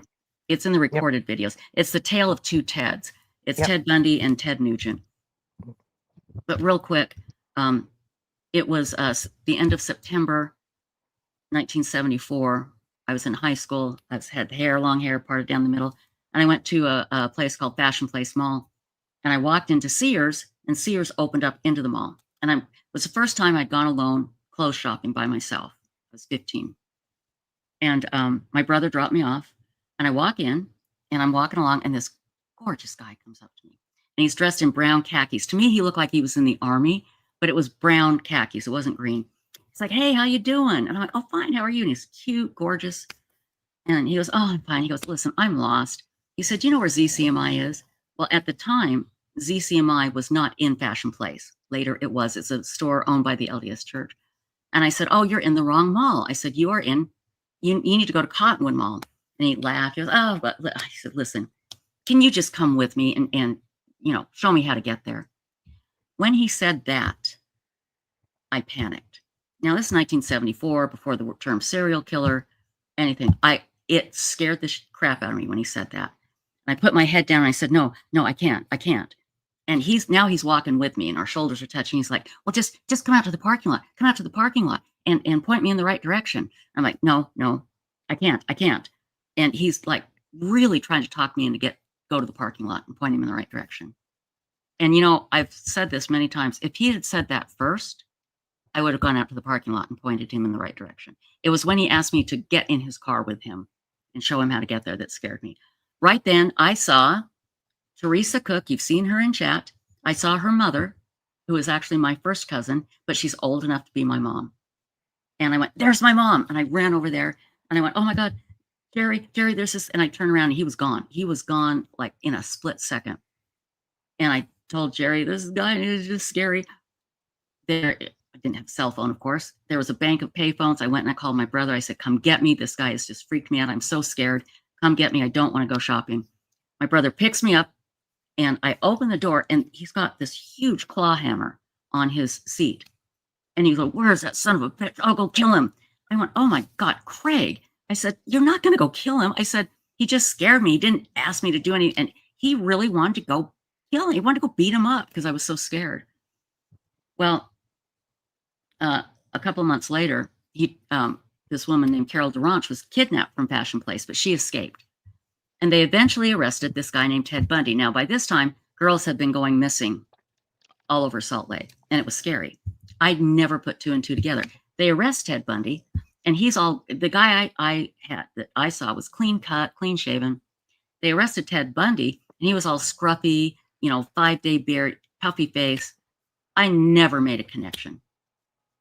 And a couple of years later, I come downstairs and my brother and dad are there and they're reading the newspaper, the Tribune. And there was a headline that said, there was a headline, which I did not read, but there were all these pictures of all these men. And I look at it and I go, oh my God, Craig, that's a guy in Fashion Place. And the headline said something like The 7 Faces of Ted Bundy. And it talked about how he could change his looks. I picked his face out before I knew it was Ted Bundy. It was him. There is no question. I would stake my life on it. I'd stake your life on it. Absolutely, it was him. And I called somebody in the newspaper and said, hey, listen, I can place him here. And they go, well, why didn't you call before? I said, because I didn't recognize him until I just saw this in the Tribune. And they said, you're a lucky girl. That's our Ted. You're a lucky girl. And I was lucky. I was something in my gut. And he was not pushy. He was charming. I was, in lust with him as a 15-year-old for the few seconds before he asked me that question. But when he asked me that question, to come with him and show him how to get there, that scared the crap out of me. And I absolutely would have gone to the parking lot. Now, if I had gone to the parking lot and said, go that way, he would have tried to convince me to get in his car, and I wouldn't have. So anyway, it just scared me to death. So, yeah. And again, then of course my brother, well, if you let me beat the shit out of him, and I'm like, well, thank you for making me feel so damn guilty now, And my brother has anger issues, very big anger issues. Okay, Bobcat Goldthwait. I can talk a little more freely on this channel. And this isn't about what Bobcat Goldthwait did. He's the punchline. If you're familiar with Salt Lake City and you know the Walker Building downtown, it's a big parking garage, like 8 levels. And then on the top are offices. Well, that's where K-Bear was located when they first started. And I worked at K-Bear. And I was going to lunch with a friend who used to be a cop. And we went down, it was the elevator, to the lobby of the parking garage. And we go out there, and there's this guy standing there, just kind of looking weird. And my cop friend goes, I arrested him. I said, arrested him for what? He said, playing with his dolphin in public. I went, really? And he said, yeah. Well, we look over, and he's got his dolphin out, and he's playing with it. And I went, oh, and I pointed at him. And then he finished, and I went over and I looked at what he left behind, if you get my drift. Yeah. Oh, look at that. And I'm screaming. I'm doing the worst thing you could ever do when you see somebody do this. I screamed and went, oh, look what he's doing. Oh, look what he did. I mean, the worst, but it gets better. The parking garage is one of those circular ones. You go up one way and you come down another. Well, he had run up some stairs and we followed him. And I don't know how many floors he ran up, but then he goes in the parking garage and after he'd run up these stairs and he starts walking down. Well, he's walking down, but he's walking down the ramp that goes up. Okay.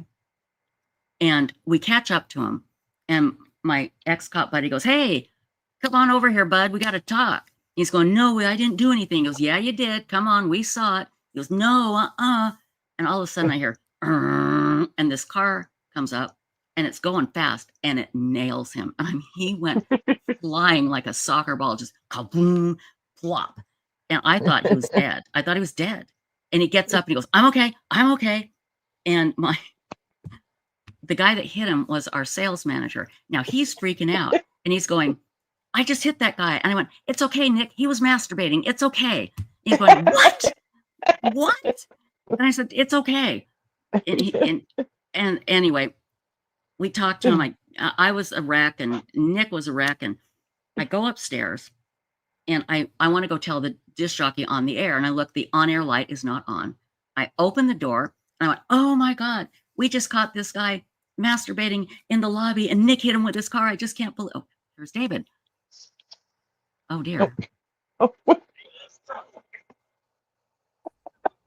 Hi, David. How you doing? I'm good. Well, I was just finishing a story and you Oh, came in cool. right at the wrong time, the No, absolute wrong time. go No, ahead it's and okay. finish the story. No, I'm not going to finish. I can't finish it. I'm sorry. I can't. No, I'm kidding. It was just, I walked in and Bobcat Goldthwait was there with the disc jockey and he goes, you people in Utah are so damn weird. And then he told that whole story on stage that night. I ran into a guy. It's a long story. I'll tell you later. It's so weird. How's your stream doing? It's doing really good. We've had a blast. Everybody, this is David Middleman. He is the CEO of Othram. And this is the reason why Websleuths is as strong as it is today, why we have no commercials, why we're doing so well. The reason for this live stream and this YouTube channel, we have partnered with Othram, and they are absolutely fantastic. And we had Phrase on here today, and we talked all about the Guardians, and we talked about the DNA solves, did a lot of talking about DNA solves and what you're doing. But now you guys have a podcast, right? Yeah, we do. So, first of all, I want to say a lot of the credit for Websleuths goes to everyone that's part of Websleuths, because the discussions are always better on Websleuths than there are elsewhere. And then with this Guardian program and everything else, all that support has gotten rolled in. And that's why I think most people have noticed the website's a lot faster. It's just everything's more responsive and it's more pleasant. And you guys now have John there to help and develop things further. So hopefully you're making good use of that. We are. He and I've got to say, John is amazing. He again, his attitude, he's always so polite and helpful, and he's got great ideas, and he works like crazy behind the scenes. I can't tell you how lucky we are. I don't know if you know this, but he helped build Think Geek. I don't know if you've ever heard of Think Geek. Yeah, we talked about it today. Yeah, he talked about. He was already on the pod. Okay, well, he came on, talked all about it. Then to tell that story. But yeah, he's a great guy, and he really loves the community and the topic. So we're thrilled to have him as well. And I think Websleuths will just continue to develop and grow into something more and more exciting. But I would like to tell everyone that we started a podcast. It's very different, I think, than the typical podcast. It's not really heavy on necessarily the technology or on all the scientific details, but it's a podcast that is told by the investigators that had to work the case, by the families of victims that were impacted by the case. Right. It's incredible. And we did it in partnership with iHeart. And they know what they're doing. I heard they know a lot about podcasts. So oh boy, they do. iHeart are working with a production company called Kaleidoscope. And so yeah, it's America's Crime Lab. You can find out on every platform.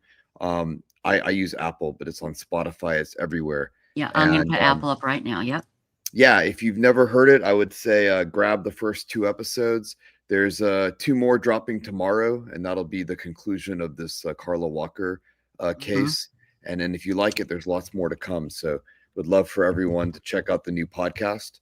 And as always, anything we can do to come up with better ideas for Websleuths, joining the Guardian program, which I think gets you into that private Zoom, so you can actually provide direct feedback and talk to the mods. And we do a Zoom meeting if you're a Guardian for only $3 a month. And part of what you get is a Zoom meeting once a month, 8 hours a day, where you can just come in and chat with us. And it was so much fun the last time we did it. It was so much fun. Yeah. I think it's just another dimension, another kind of venue to be able to discuss what we all like discussing anyway. So yeah, the podcast is new. We the first 2 episodes came out last Wednesday. There's 2 more coming out tomorrow, and every Wednesday we'll launch, until the end of season 1, a few episodes. And they'll cover a whole number of cases. Some cases you've heard of probably, some you've not. I know a lot of folks are itching to know more about the Kohlberger case. Yes. We'll cover that on the podcast as well, probably in the next several weeks. And then yeah, anything that folks can do to spread awareness. As since inception, we've done a lot of work to kind of push cases that need either funding or visibility, because there might be a clue or some detail that's important on DNA solves. We're continuing to push that as well. So lots of ways to get involved now between Websleuths, the new podcast, and DNA solves. And if people have ideas for cases that should be covered on the podcast, we want to hear about it. If there are things that you like and don't like, obviously we want to hear about that as well. So very excited to get anyone to participate in any of these kind of projects that we're working on together. And that's what we were talking about today with John, was people are always saying, how can I help? How can I help? Well, there are, like you said, many different ways to get involved. And Websleuths.com is read by law enforcement, by media, by families, by perpetrators, and it's a great way to become involved. Even if you, like I always encourage people, just go to Websleuths.com, start scrolling and clicking, and you will Yeah. find yourself reading about cases, and before you know it, 5 hours have gone by. And it's that way. And David, I don't know if I've ever told you this, but I every so often will get an email from somebody that says, you've got to delete my account because it's affecting my marriage. I've got to stop going to Websleuths. I have to block this. I mean, it is that. I have a solution. So I actually solved this problem, decades ago. So solution to being able to pursue what you love and also not ruin your marriage is to go pursue it with someone that you love. So there you go. Kristen and I built Othram together, and honestly, decades before Othram, we were in graduate school together at Baylor College of Medicine, messing around with the biomedical experiments. So, we love each other, we love science, and right now we're really excited about applying science to criminal justice. So that's the other option: is find someone that is just as crazy as you are.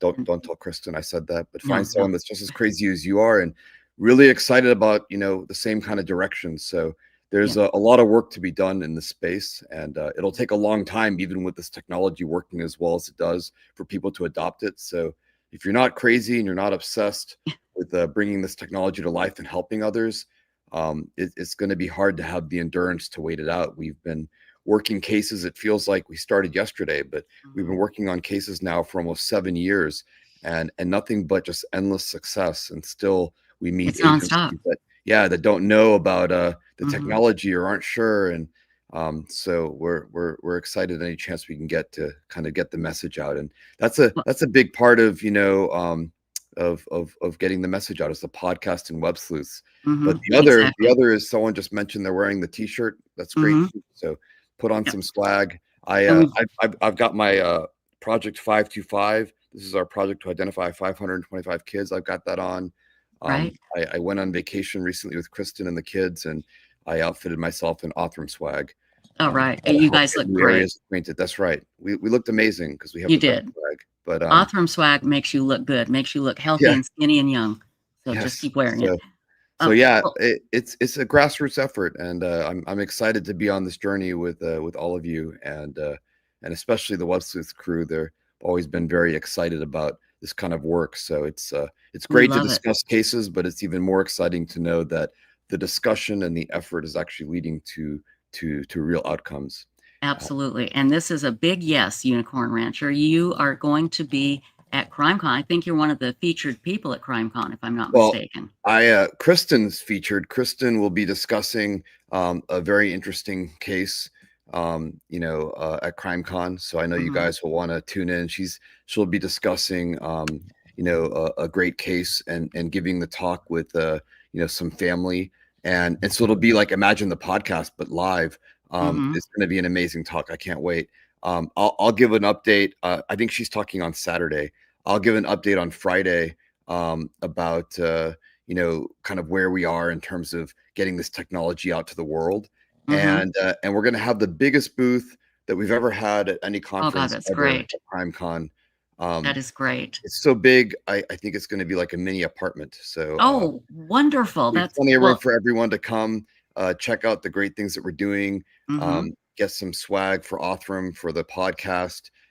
Talk to folks about what to do if you have a case that you're trying to get visibility for, if you're missing a loved one, or you think someone was impacted by crime. So we're very excited to see everyone at CrimeCon. We've been there, I think, every year. Last year, Kristen and I talked together. And this is Kristen, by the way. This is Kristen, the scientist and the amazing. Does Kristen have her doctorate? Yeah, we both finished. Yeah, we both finished doctors. Baylor College of Medicine. Right. We have the same degree. She looks just a little bit better than I do. She doesn't have the hat that I've got. That's true. She's not wearing the swag. I mean, that's the difference. But she does wear the swag to the office. So, yes. Anyways, yeah, it's very exciting. So we'll be at CrimeCon. We'll be everywhere. So, we really want to interact more with the community. So again, provide as much feedback as you can. If you're around tomorrow, I believe there's going to be a couple cases announcing tomorrow and the next Oh, day. we'll So be there'll be here. some Yeah. new We'll talk cases. about it. More than one press conference going on. Mhm. So we're excited to share all that, and we always post those updates on Websleuths in our Othram thread. So yeah. Right. Hey, I want to ask you a couple of questions about Yes. Othram for because we have a lot of new people here right now. But you and Kristen started it. What caused you to start it? How did you go? Let's start this big company that is going to be on the cutting edge of DNA. How did this all start? I mean, it's such an amazing company. Yeah, Kristen and I have a background in biomedical science, like I was talking about. Kristen's actually a biochemist, and I don't know much about chemistry, but I'm a geneticist. I studied human genetics in school. Both of us at Baylor College of Medicine, and the work that we had done was primarily biomedical in nature, diagnostics. And years later, we ended up at Virginia Tech, where she was working to manage $600 million of funding for the Commonwealth of Virginia. Oh, She had wow. moved from direct, experimentation to like government affairs, funding, and grants and contracts. And I was kind of in the research group. I was a professor running a laboratory, developing new tools in the genomic space. And when we went to Virginia Tech, one of the interesting things that happened is after leaving the medical school, we became aware of so many other interesting problems out there besides just traditional medical problems. And one that we became aware of is this shocking realization that there are tons of human remains that never get identified. There's crimes that don't get solved. And I think, a lot of people, they call it the CSI effect. They kind of figure once it gets off the news, it probably gets solved. And so there was an article in the New York Times 2 weeks ago. I think it was like July 8th. And it said basically that there's a coin flip chance that you'll get caught if you murder someone. So that's terrible. So That is. It shouldn't be that way. yeah, No. so I think that building technology that can be applied not just to medicine and to other areas of the world, but to make the world better through improvements to criminal justice. This really spoke to our heart. It wasn't even just me and Kristen; it was a whole group of us, and so we all got together and decided this is how we want to spend the next several years. And before you know it, it's been 7 years. And we've just had tremendous progress. We've teamed up with NamUs. For those that don't know about NamUs, back in 2022, they are the federal program for all these long-term unidentified. In the last 18 months, we've probably cleared with DNA in partnership with RTI. They're the contractor for NamUs. We've cleared more cases through DNA than have been cleared in the history of NamUs using conventional DNA tools. So there's That's definitely a fantastic. scale and things are ramping up. But that's kind of how we got started. We thought this was a really high impact problem.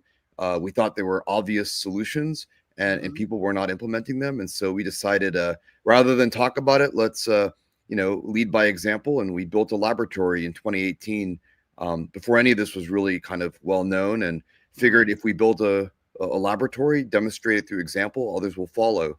And they are following, but it's taken a long time. As they say, the wheels of justice turn very slowly. So, Well, that's surprising that I would think that law enforcement, the second they heard about this, would just jump on it. But you're having, I don't want to say trouble, but like you said, it's been kind of a long it time. takes time. Look, it's like with anything. The internet was a toy that people played with, and no one really thought it was going to be the primary way that people spend their time or buy things. And then before you know it, the internet's a foundational part of our life. And the same is true for VR headsets and for what became the iPhone, and now AI, right? AI is the new thing. It's like, oh, it's really cool, but it's just a toy. It'll never actually transform industries. Huh. And That's so going to this is transform the everything. natural life cycle of technology.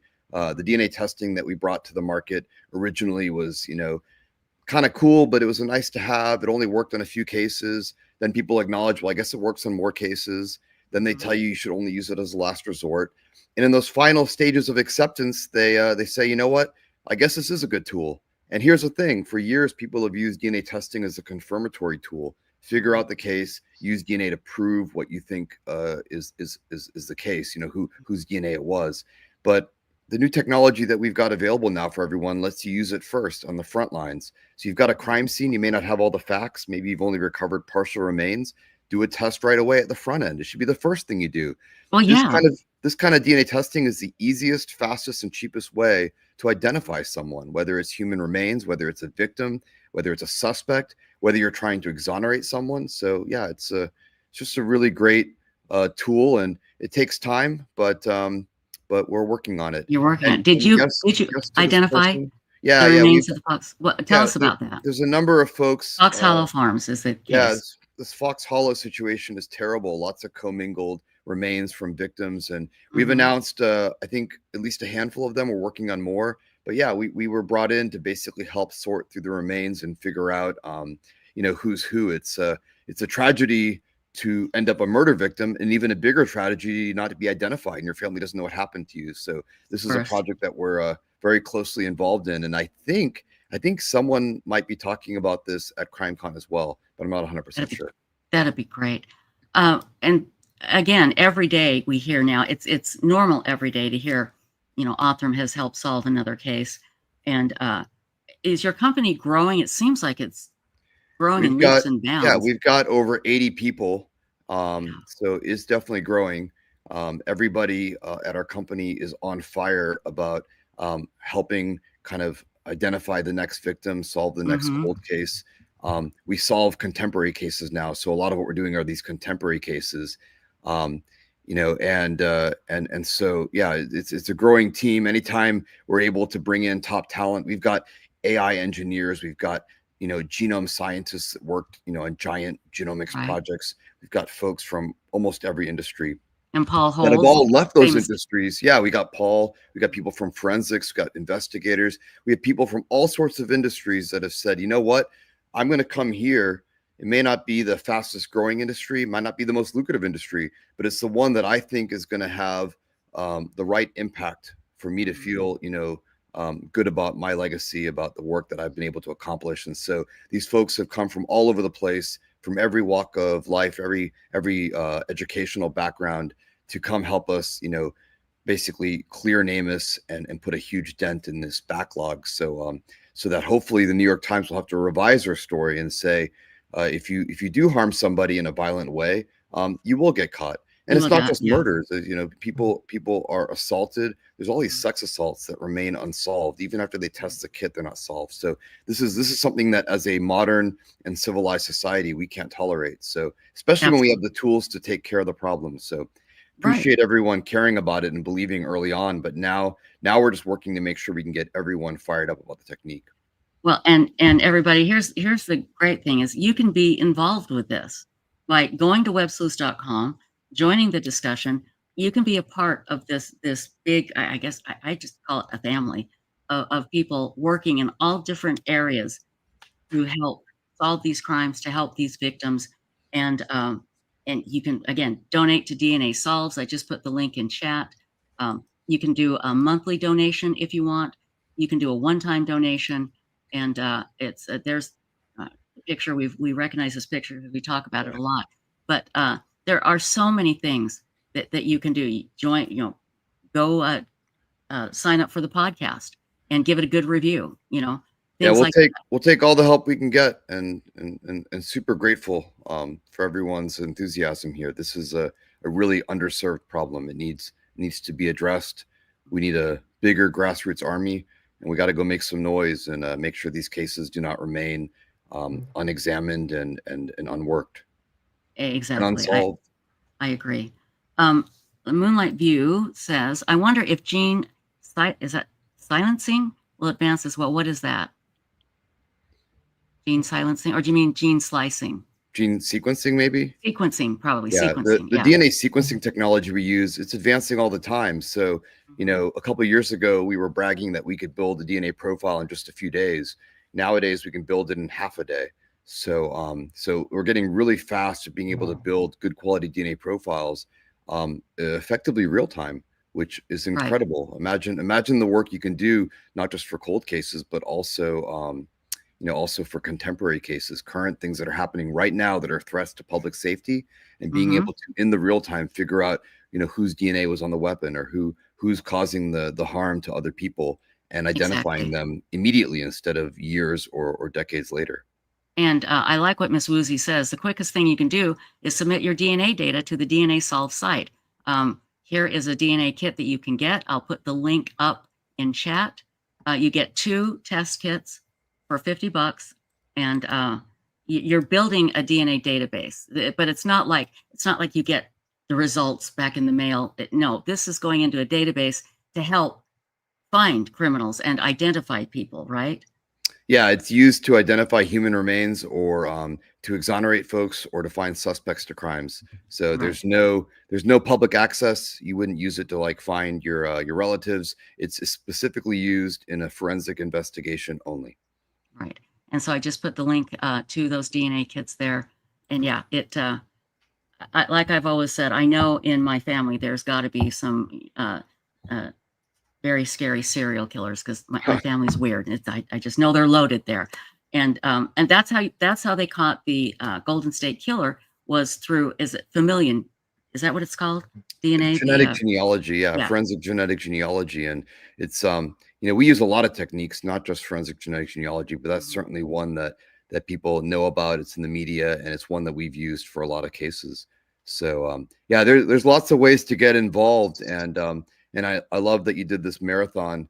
I wish I could have stayed longer. I ended up at the tail end here, but no, this is great. Anytime you come on, David, is perfect. We love it, no matter we'll be when. back again with more updates as soon as a few more cases announce. And again, always excited to interact with all of you. We've got a dedicated thread on Websleuths, so always provide your feedback, ask questions, and we'll do our best to answer questions, entertain cases that you think haven't received the kind of scrutiny or analysis that they need, and anything we can do to help, we want to help.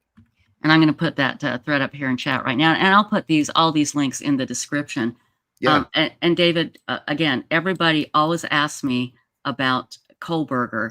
Are you going to be able to talk soon about Kohlberger? Yeah. We're actually recording a podcast episode on it. Mm-hmm. Kristen will be talking about it at CrimeCon.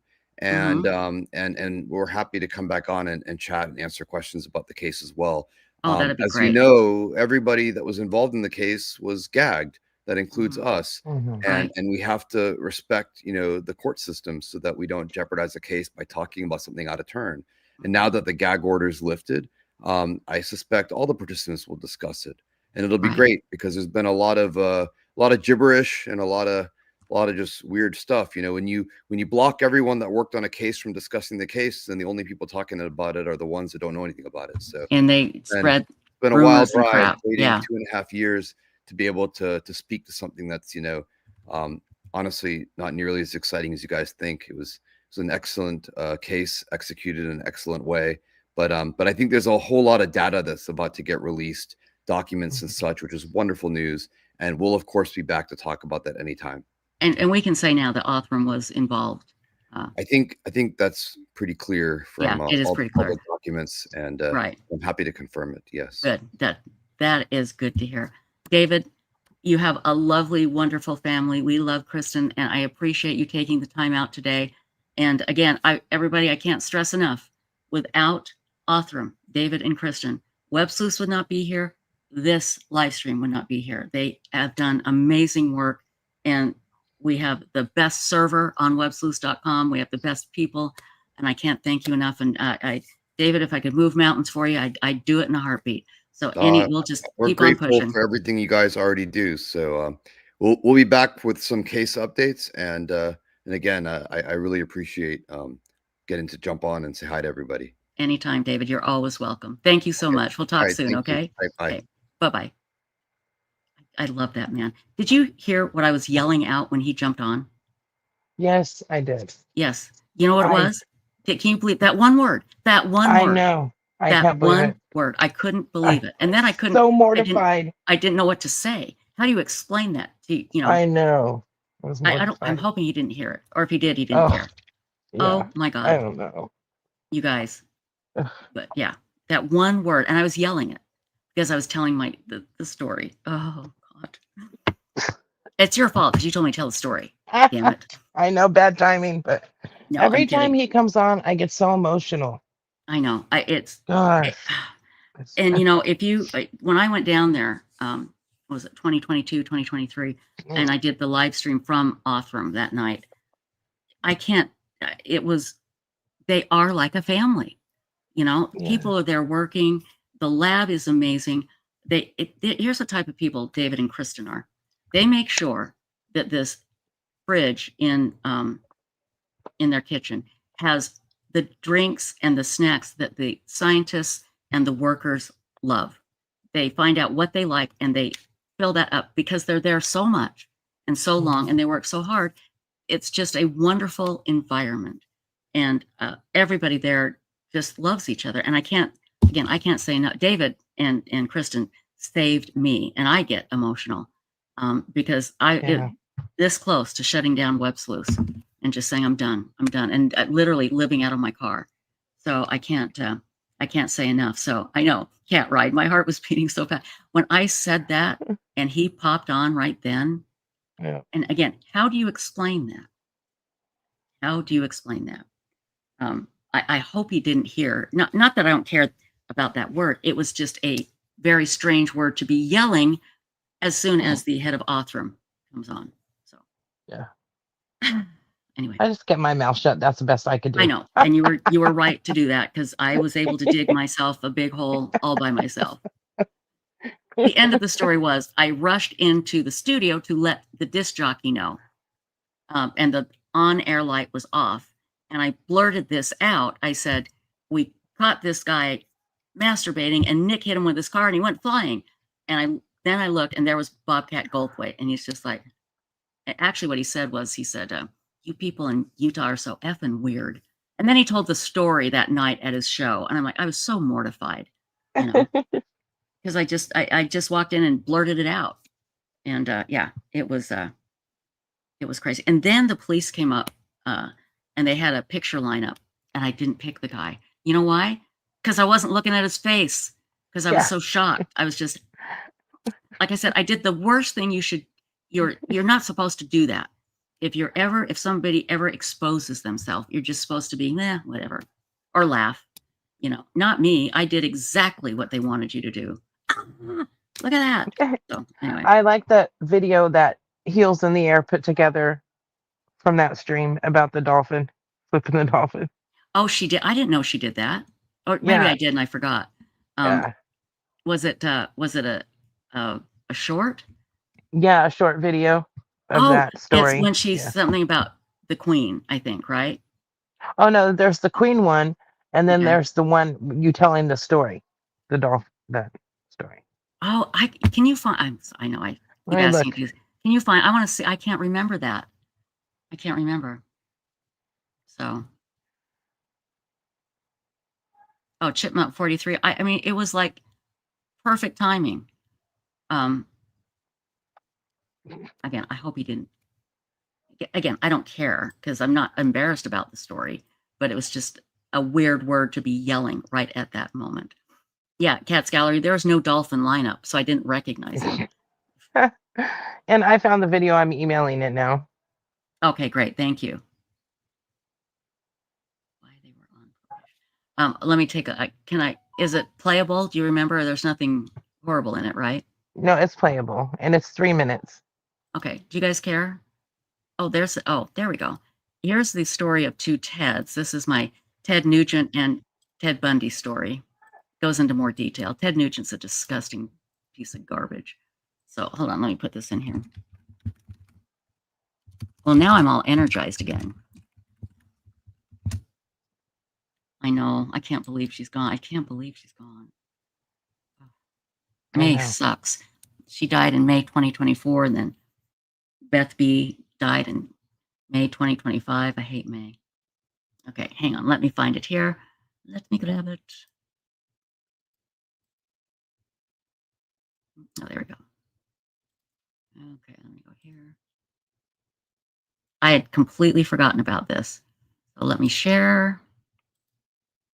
It's going to make me cry. It's her. She's the reason I do this live stream. She literally forced me into doing it. Here we go.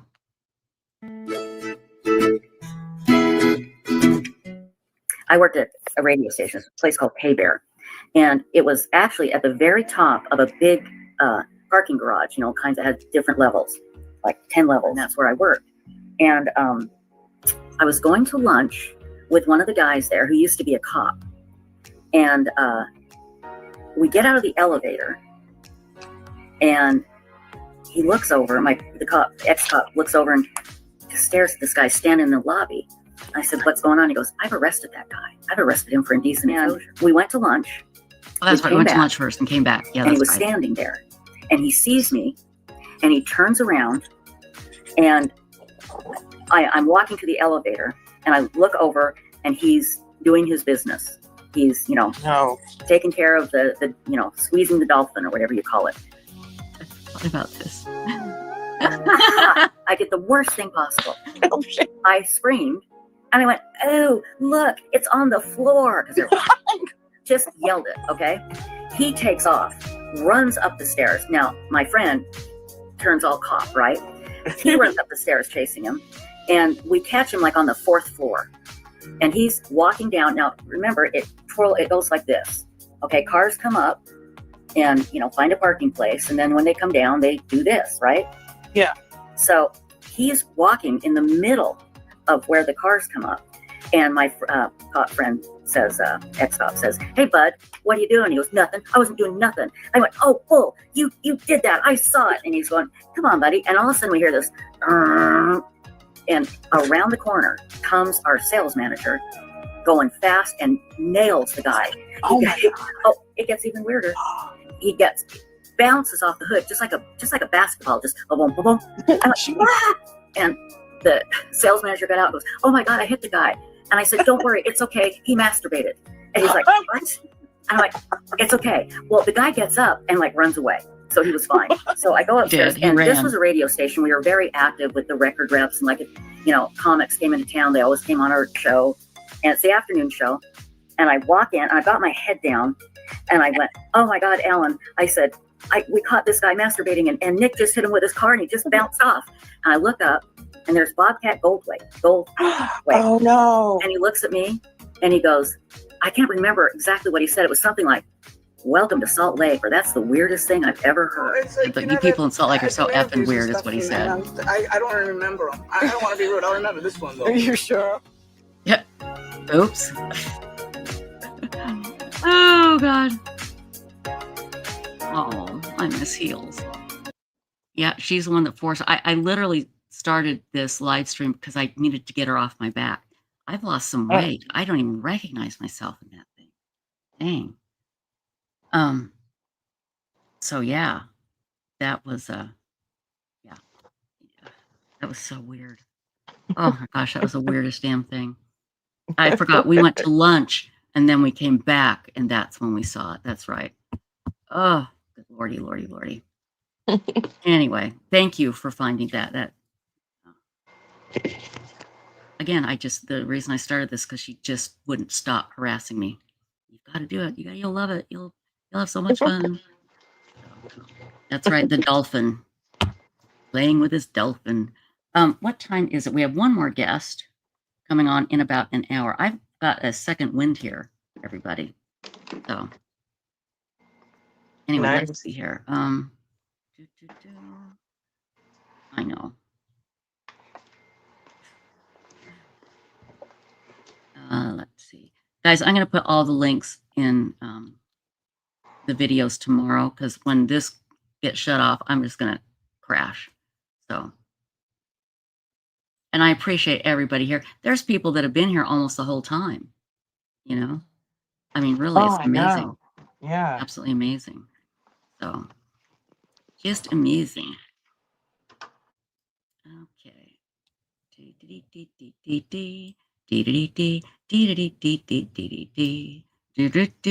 I'm so glad now that we can say that Othram was the people with the DNA. Oh yeah, for sure. Yeah. I knew about it a long time ago, not because they like, oh, don't tell anybody, but somebody broke it. I can't remember who it was, but it was supposed to be confidential, and somebody went on and started talking about it. I'm like, what? And yeah. But remember how they got the DNA, which I find fascinating. If this is not correct, someone correct me, but this Brian Kohlberger, he was at his parents' house and he took his own garbage and he cut it up and put it in plastic baggies and put it in his neighbor's garbage can. Because when you throw something away and it goes out to the curb, it's public property. Anybody can take it. Well, the cops have been watching him, and I think they followed him there, basically, I think. And what they did was they got garbage from his family's garbage can that wasn't his, it was his dad's. And they were able to, trace it back to him, the DNA. That one little bit of DNA on that knife sheath is what did him in. If they hadn't left that, I don't think they would have caught him. Even with the car going in and out and the DoorDash, I think he would have got away with it. I really do.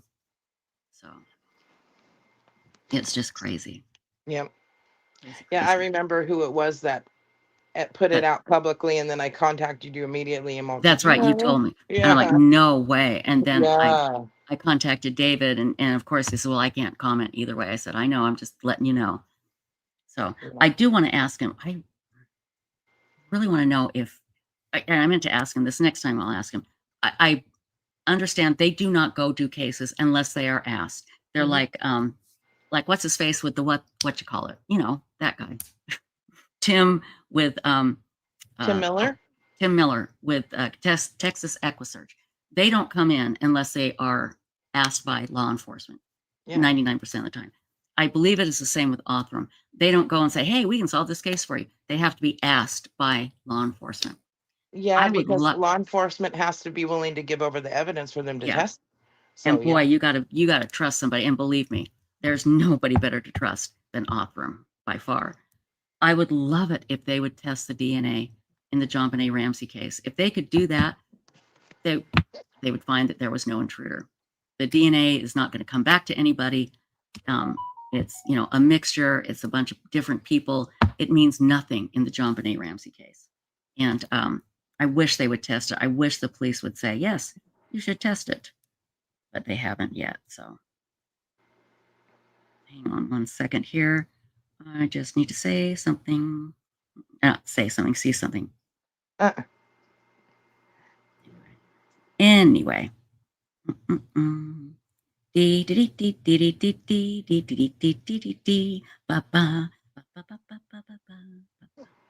Guys, in case you missed it today earlier, we had the CEO on from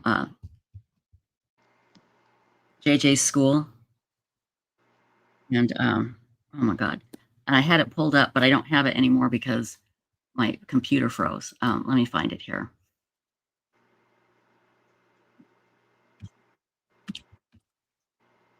Are you trying to find the school name? Yeah. The Lawrence Institute for Education. Yeah, and it's Life. Yeah. So let me do this just a second. Is it Laura or Lorna? Laura's Institute? Lauren. Oh, Lauren. Yeah. Like Lauren, our friend Lauren. Lauren. Yep. Oh, there we go. That's not what I wanted. Hold on. This one. Red Like Wine again says, letter from Dave. Letter from Dave. She repeats it over and over. Oh, you want me to read the letter from Dave?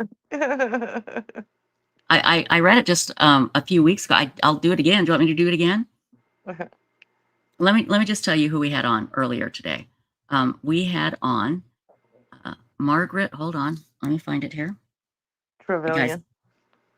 Yeah, but what did you say? I'm sorry. Travillin. Yeah, she is the CEO of Life Academy, and that is the school that JJ went to. And she was on and talked about how much they loved JJ and how great JJ was, and how much they loved his dad Charles. And let me just put the link up here. And that was, it was a very emotional interview. And Kresha came on and asked some questions. It was great. And they said, they just texted me and said they want to, if we do this again, they'll come on and we'll have more time next year. This year, you guys, I'm surprised this came off because I was busy with something else. And so were you, Stacy. And I had very little time to prepare. So again, I want to thank all of you for being so patient. And Stacy, I could not do this without you, and Ping and Phrase.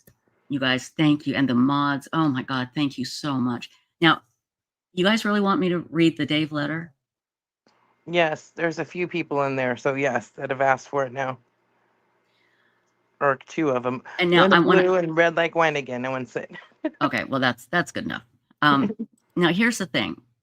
I don't want anybody to get mad, because people get mad when I read this letter. Don't get mad, because I cracked up when I read it. So hold on, just a second. And I've written this person back, asking, hey, do you have any more suggestions? And never heard back from him. If it is a him, but anyway, okay, you ready? This is from, let me tell you the date. It's January 5th, 2021. So I had not been doing my show for about 11 months. I've been doing the show. Hi, Trisha. Starts out friendly enough. My wife and I very much enjoy watching, listening to your live stream on YouTube. Now, this is when I was only doing it by myself. I had no guests other than verbal guests, and I didn't use live stream. It was just YouTube. So it was really very basic. My wife and I very much enjoy watching, listening to your live streams on YouTube. During your most recent live stream, you stated you are going to be making some changes in order to gain more subscribers and become monetized on YouTube. I want to offer the following suggestions. 1, you are a beautiful woman, have a wonderful sense of humor, and are very intelligent. You do, however, need to pull yourself together. You need a haircut, trim those ends, and or put your hair up. I'm sorry to say, but it looks horrible on camera. 2, you need to start dressing more professionally. The denim jacket and scarf around your neck have got to go. All capital letters. They make you look like a bag lady. I don't think anyone expects you to dress as if you were going out for the night on the town, but the bag lady look makes you look frumpy. 3, all those blankets on your sofa makes it look like you live in a dump. I know you've got to be a messy person slob. You basically say so different times on your live streams. Get your house in order. I know you must spend a lot of time online. Take some time for yourself. Only live stream once a day, preferably in the evening when people are home from work. Yeah, exactly. Let's see. 10 p.m. Eastern is far too late. 9 p.m. Eastern is far more reasonable. 5, absolutely, positively stop playing the poor act. That's when I had to ask for donations because I was literally needing food money. Absolutely, positively stop playing the poor act. I don't care how much money you make, but my wife and I can tell every single time you are begging for money. I have to hand it to you. You're very subtle about it, but it's still there. 6, either shit or get off the pot in regards to moving to Texas. It's not that difficult to find a place to live. If you're such good friends with the person you are moving closer to, why can't she put you up as your landlord until you can find a place to live? Nah, not buying your claim that you can't find a place. Stop it. 7, get one of your mods to run your social media accounts. Stop being such a damn baby about it. It's not that difficult. You have great content. But until you pull yourself together, other creators are not going to invite you onto their live streams. I mean, you're a damn mess. Get it together, Trisha. People love you, but you just can't seem to get out of your own way. Stay off the damn internet so much and get your house in order. Sincerely, Dave. I mean, I laughed so hard when I had tears. And the first time I read it on the air, everybody got so mad. I'm like, no, this is, first of all, he was almost right about everything, not everything, but he had some good points. He did. So yeah, I have no idea. Woman of Steel is just Dave. I have no idea if it was a woman. I have a feeling I know this person. Well, but go ahead. There are a few of us have had a theory since since you first got that letter, and that's that it's not actually Dave, it's Davina. I mean, really, what man talks about split ends? Well, that's true. It's got to be a woman who's her name. It's not Dave. It's Davina. I agree. It's got to be a woman. Yeah, a guy's not going to talk like that. Absolutely not. Yeah. So, but he was right. My hair was a mess. I agree. I agree with that. But I made an agreement with myself. I said, Trisha, here's your agreement. Do whatever the hell you want. Don't do it for anybody else. Dress how you want. Just be yourself. Because my whole career, I've always had to follow the company line and, toe the company line. And I'm glad to do that. But on this YouTube channel, I was just going to be myself. And I just liked the way I dress. So anyway, yeah, it is just too funny. It just cracked me up. And again, I have no idea who that was, but I love the capital letter. You can just feel the seething anger coming from this person. Now, I have a feeling I know them. I probably know them very well. Maybe I don't know them. I probably don't talk to them anymore. But I think it was somebody that knew me and just didn't want to come out and say it. I really do. Yeah, that could be, and that's why it seems so personal because Yeah. I mean, like they were taking it personally because like they were really upset about it. They were mad at me. That would make sense. Yeah, That would they were make sense. really mad at me. So yeah, Jeez. I know the Dave letter that will go down in history. I wish he or she would write me again and give me some more advice just like that. I love that. That again, I should memorize that because it was so funny. But do you remember, Stacy, how mad people got? Oh yeah. Uh, Yes. And Carolina Hurtado, that makes sense. That's an exception. What's that? I have an uncle like that too. Oh, yeah, it could be a gay guy that, Yeah. yeah, I agree. Absolutely. Could have been a gay. No question. No question. Teresa, my cousin, Teresa Cook says, Trish, I have thoughts. Uh-oh. Is it one of our relatives? It could be. Oh, I bet you. That's what Yeah. she's thinking. Very well could be. So, did I miss, Linda versus Linda says, did I miss the Who Trisha Saw story? Well, we had a couple of them. I saw Dick Van Patten, Ted Bundy, Bobcat Goldthwait, saw a guy masturbate, got hit by a car. Who's the other guy that I saw? Ted Nugent, but that's a whole other story. Is that it? Were those the ones? I think those were the ones. Yeah. I think. I mean, you've met a lot of people from your years as a disc jockey. Oh, so, yeah, I could go on and so on. many. Yeah. Yeah. David Coverdale from White Snake White and Snake, Deep Purple. I remember he came up. They always came out to the studio because we were playing current records. They don't do this anymore, but we were playing current records. So the record companies would always make their singers come up and cut promos for us and cut commercials. And David Coverdale was in the production studio, and he came out. It was a little teeny hallway, so I stood up against the wall and I'm like, "Hey, David." David Coverdale looks at me and goes, "Dangerous breasts, Trisha." I'm like, "Well, thank you." That was the best compliment ever, So. Oh, Sienna, yeah, thank you. Yeah, I thought earlier, last year, almost a year ago, I saw a child that looked exactly like Sebastian Rogers, and I did report it. And the woman that took my information just could have cared less. I had to beg her to take my information. So, and real quickly, what caught my eye when I was packing my car to go to Utah, it was right after, like the day after we did this show last year. And I went out and this kid was running weird, running on his tippy toes. He's all gangly and weird. And that's what caught my eye. And I looked at him and my mouth just dropped open. And he stopped and he looked at me and he started walking normally. And I went, oh God, that's Sebastian. He looked just, again, I'll repeat myself. Remember the North Carolina picture that looked just like Sebastian? That's who he looked like.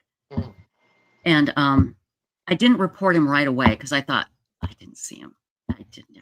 That was, yes, it was. If someone put a gun to my head and said, was that Sebastian or not? I would say, yes, it was. It looked just like him. But then so did that picture. I thought for sure that picture in North Carolina was him, So, I mean, there's lots of kids that wear those glasses and have a short haircut and are gangly, but it did look exactly like him. And yeah. And then after that, I started seeing in chats, I listened to other creators when they were talking about Sebastian. I'd just go in, I'd be watching their chats and I'd see, he's in Texas. I saw that all over the place. So anyway, I don't know. So, he did not recognize me, red like wine. He had no idea who I was. He just saw me staring at him and that's why he stopped running. So yeah, thank you, Sienna. Yeah. So that's, that's who I thought it was. And I did finally report it. But again, she just could have, I was just bugging her. I had to repeat myself. Don't you want my name? Don't you want my phone number? Don't you want my address?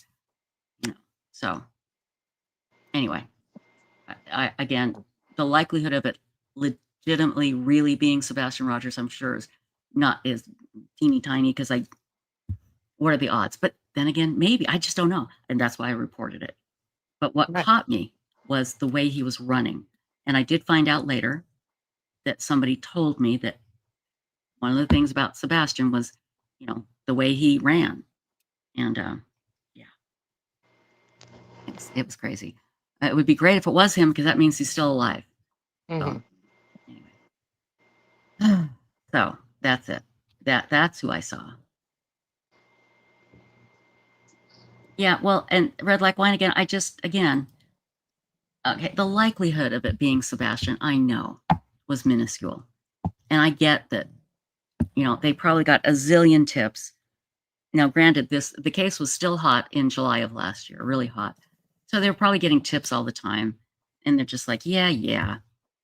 But again, she was polite. I have no complaint that way. She's very polite. But it was the TBI line that I called, the Tennessee Bureau of Investigations. And that's who I called. And I said I need to talk to somebody about Sebastian Rogers. So that's what it was. And again, I would love it if I was right. I would absolutely love it. And I did get that information to others.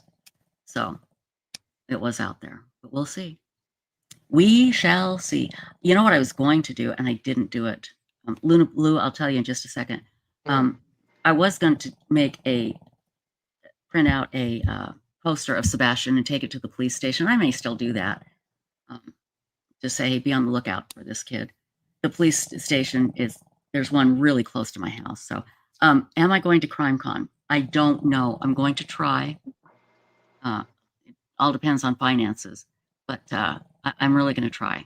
So we shall see. When is it? I forgot. It's in September, and I really need to decide whether I'm going or not. But, the problem is when I go, I have to hire someone to take care of the animals. That's the biggest expense. I'll probably drive. So, but we'll see. We shall see what happens. But I'd love to go. I love going there. It's not even like seeing the speakers. I just like going there and seeing everybody, the gang. The gang. So yeah, exactly, Carolina. The very same TBI who still hasn't found Summer Wells. So, Red Like Wine again. SF Investigates is going to be here at 8:30 Pacific, 9:30 Mountain, 10:30 Central, 11:30 Eastern. When we're done with him, then we'll end. So, oh, Luna Blue, if you're going, you live in Colorado? That's so cool. Hey, you want to email me, and I will give you my phone number, and we can, and when you're at CrimeCon, call me, okay? Websleuths. I've got so many emails that I've got to get back to. videos@gmail.com. Yes, V-Team Paranormal. Lori's sentencing will be streamed. I think they only have a 5-minute delay this time. And I hope she's wearing the zappy belt, because if she loses her mind, then she'll get zapped. So that'd be great. Oh, and I wanted to tell David that Othram Text Bug Nugget the First was snoring, because he's probably going, what the hell is that noise? I was going to say, it's your namesake. It's Othie. It's Othie. Oh, Luna Blue, I adore you too. Anybody that says they adore me, I'm shallow enough to say I adore you too and love you too, as long as you love me back. That's all I care about. Thank you, Luna. That's very nice. And I look forward to meeting you too. I'm talking to the chat like she's looking at me. Sorry, guys. I'm getting loopy. Are you able to stay up, or are you exhausted, my darling? Oh, I'm good. Okay.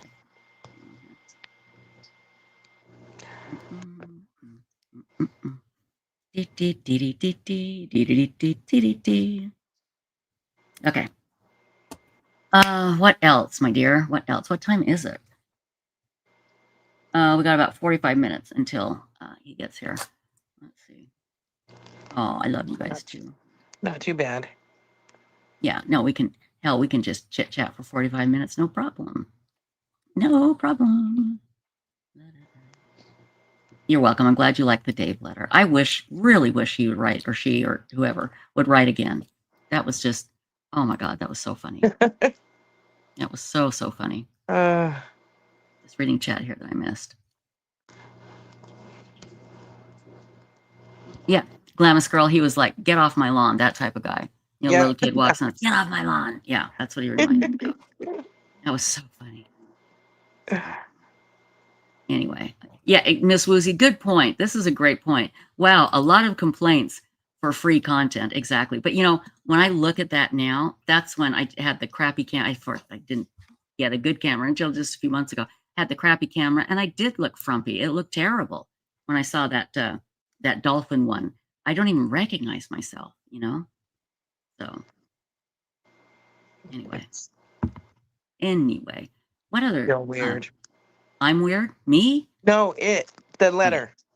No, yeah, you're right. Letter is, and I am weird too. So, a constant Niemocker. I have to read it like that because that's what he sounds like in my head. Is him just yelling at me, you know. So plus all the capitals. Yeah, and there were so many capitals throughout the whole thing. What time does the 24-hour shut down? It's going to shut down right after SF investigates, and he'll be here in 45 minutes. So we'll probably shut down about 11:30 Eastern, right around there. So, oh, thank you, Moonlight View. You're very sweet. But yeah, I mean, I look to me, I shocked. I was shocked when I saw myself from a few years ago. You know, I forgot. So, Beverly Peace, amen, sister. Amen. Weird is good. Never forget that, people. Weird is good. Yep. Absolutely. Absolutely. I did not know that, Glamis Girl. Eric Menendez has kidney stones and wants to get out early for treatment. Now, guys, I will tell you, I know kidney stones are horribly painful, but why can't they treat them in the prison hospital? I don't know. He's in the hospital right now. Oh, he is? Okay. Yeah. He's I in the didn't know hospital. that. Okay. Yeah. You keep track of him? Are you in love with him? What's the deal? Why are you keeping track of him?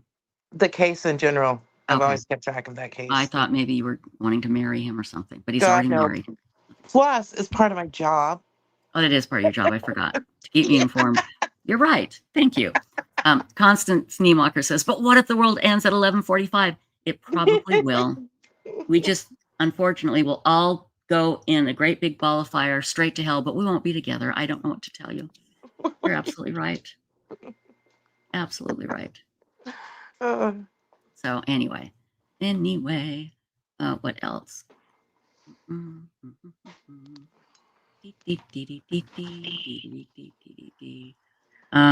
on here. Oh, HD, thank you. Says, love you and all your split ends. Thank you. Thank you. Thank you. Thank you, Scooter. You know, I've got to give credit to Phrase, who was here earlier today, and David, because David said, go to Dallas and fix Trisha up with whatever she needs to make her look good on YouTube. That was David that did that for me. And that's the type of guy he is. He's a wonderful man. And he came down here to do other work too, not just that, but to help me do this. Because I don't know what the hell I'm doing. I have no idea. Hello, love you more. Good to see you. Yeah, B-Teen Paranormal. I know kidney stones are horrible. I certainly wasn't making fun of anybody having kidney stones. They are horrible. I had gallbladder stones, thought I was going to die. And kidney are a lot worse. So, yes, we did have the tinfoil contest, D-Max. I can show you who won. We picked a number. Actually, Megan Connor picked a number.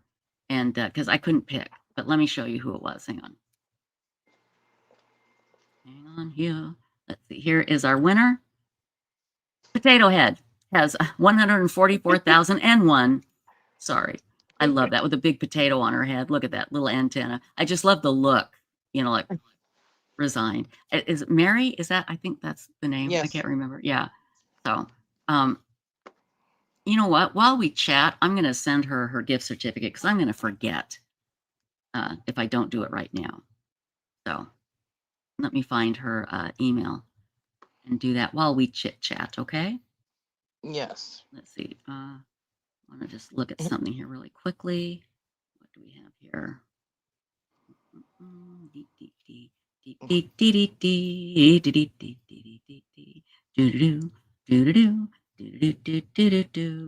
This one just kills me. I'm thank you for doing this. Oh. The chat effect. She looks like him. This is Grumpy. What's his name?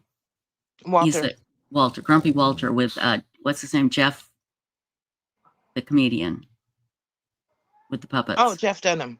Jeff Dunham. Yeah. Look at that. She's got the downturned mouth. And see, I'm telling you, I think she had Botox or fillers, and they're like melting now, and she can't get that in prison. Just like him. Just like him. And everybody's asking about the chatter with the tinfoil hat. Her name was Mary. Yeah, Mary. I don't know what her username is. I don't think. She was in chat earlier. Yeah. But it wasn't one I recognized. It was Mary, and she had some numbers or letters, so I'm not sure what they meant. Okay. Yeah. Yeah, if you're around, Mary, you won. Yay. So let me get in my email. Penguin, so good to see you, my dear. So, is that Detective's daughter? Detective's daughter is Mary, but is that her? Oh, that'd be great. I mean, I'm not saying I would have rigged it, but I love it. If that is her, I don't know. So, hold on one sec. Scooter says, wouldn't it be cool if we're part of the 144,000 that get lifted up and Chad and Lori don't? That would be great. So, Nana Lana, I read a letter from a listener or a viewer from years ago who just tore me a new one, and it was hilarious. So, oh, thank you, Red Like Wine again. On the screen. There we go. Yay, Mary. Thanks for the gift cards. It was me. Thank you. It was, and again, it was the potato. It was what you wrote, and the look on your face just resigned. So I'm going to send that to you right now. Okay. See, with my bills, when I pay things, it's first come, first serve. So I want to get this out there and to make sure it gets paid. So yes. Just a second.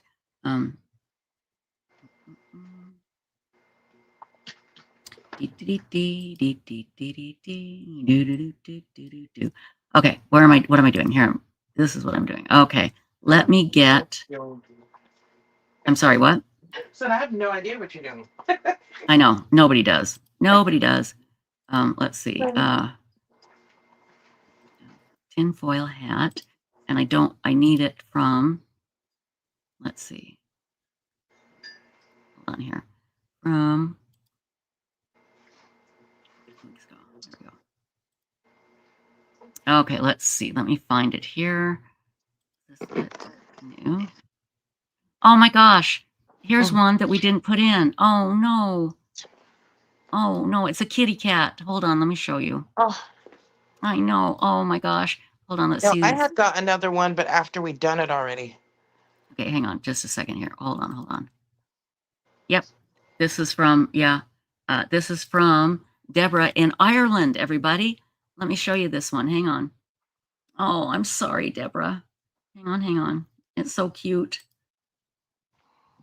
It's really cute. Look at this kitty cat. Oh my gosh. Look at that. Oh, and look how patient that kitty is. I bet when she took off that hat, the cat ripped her face off. How dare you do that to me? Look at that. Oh, thank you, Deborah. Thank you so much. I apologize. It was just at the top of my email now. I don't know if it just got here or what. So I do apologize, my dear. So hang on here. Let's see. That's not it. If you could read some things in chat while I do this. Yeah, Miss Woozy says, oh my God, that's so cute. Kitty is very patient. Yes, very patient. Very, very patient. Very patient. Oh, shoot. I can't. Oh, wait. I think I found it. I found it. Mary says, oh, an Irish kitty. It's definitely an Irish kitty. So, oh, shoot. Where is that? Hold on. Let me find it. Okay, I got to go through all of these because I can't find it. So you can just keep on reading. Okay. See. Red Like Scooter. Wanigan says, I wish you guys were on every day for 24 hours. Such good company. Oh, I know. It would be fun if I could stand it. Yeah. If I could. Let's see. Let's see what else. Yeah, Carolina Hurtado says, so adorable. The things our pets put up with. I know. They're so patient. They're so patient. And Wendy has a great idea. She says maybe have an animal category. Oh, that is a good idea. Yeah. And we can torment all of our animals. Yeah. That's a great idea. There's Barry. I have a picture of my cat and with the Santa Claus hat on his head for animals. And the look in the photo is I just bet. like a terrible look at me. Like I'm going to What scratch your the face off. hell Yeah. are you doing? Yeah, exactly. Exactly. It's so funny. Okay, let's see. Hang on here. Let's see. Just a second. Tinfoil hat. Irish kitty. That's so cute. Oh yeah, here, I'll send you the late entry I got. Okay, very good. Hold on. Let's see, get it.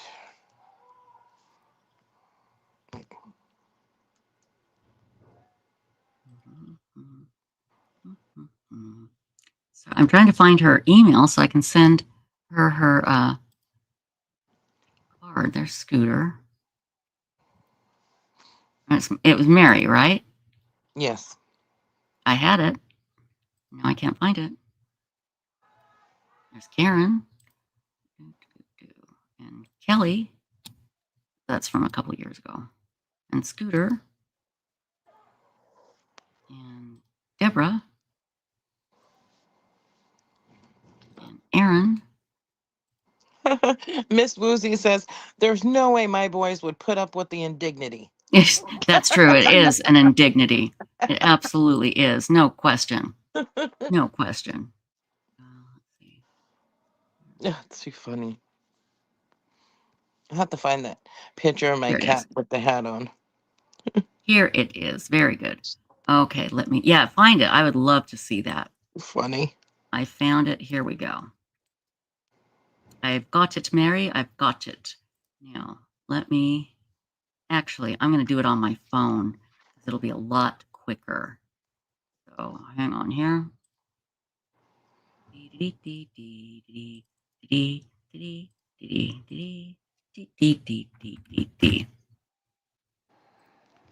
there we go. Now, where's my phone? Here we go. How is it? Oh, I got to plug this sucker in. It's about to die on me. Here we go. Let me get back here.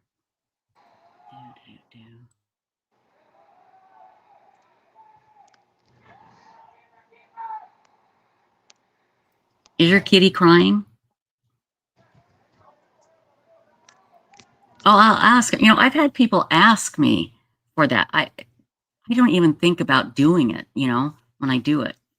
Sometimes I exaggerate it because I do it purposely to exaggerate it. But would anybody really want that as a ringtone? I mean, people would look at you very strangely. All of a sudden you're dee dee dee dee dee dee dee dee dee dee dee dee dee. So hang on. Let's see here. That. Go there.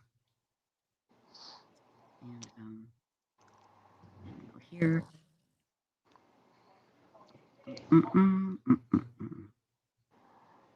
And copy. Okay, let me get to Amazon. Okay, gift cards. Gift cards. Here we go. Amazon gift card. All right. Oh my goodness. What's that? So I type in cats in my photos, and it says there's 599 cat photos. No way. Really? Yikes. Yikes. Wow. I didn't realize I took so many pictures of cats. Yikes. Okay. Well, I found it. I found it.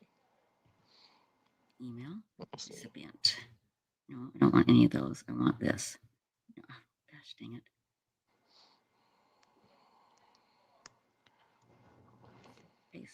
Here we go.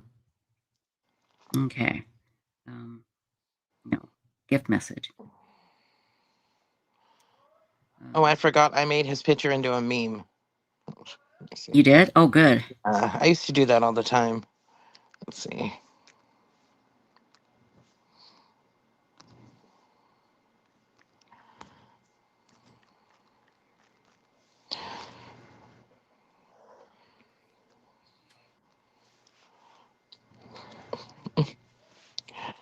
Oh man.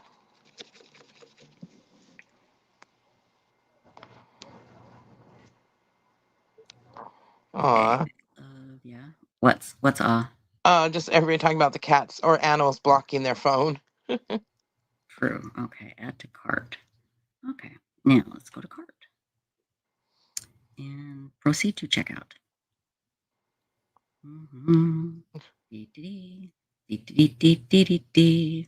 Oh, D Max, that was her kitty. She said she missed seeing the kitty. She didn't get to see the picture up. Oh, let me put it up. Hang on. Mary, can you check your email? You should have that gift card there. Okay. Here, let me put it up because we want to make your kitty famous. Okay, here's your kitty. Look at that kitty cat. Look at that sweet baby. Look at the cat going, the indignity of this. I can't wait to rip her jugular vein while she's sleeping. She's a cute kitty cat. She's got little green fur on it. So cute. Yeah, and it looks like, is that shamrocks? Yeah, I think so. Little shamrocks in the background there. Look at that. That poor cat is just going, I'm going to kill you. I'm just going to kill you. That's all there is to it. It's so cute.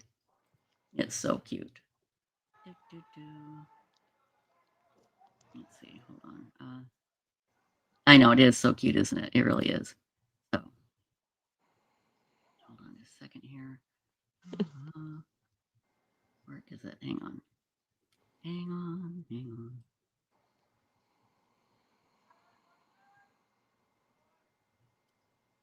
Oh my gosh. Tanya Jones says, my kitty is 26 years 26 this year. Wow. Her name is Molly. That is cool. What is the oldest cat? I think the oldest cat is like 30. Dang. That's amazing. That's absolutely amazing. Did I just see Mary's name up here? I thought I did. Hang on.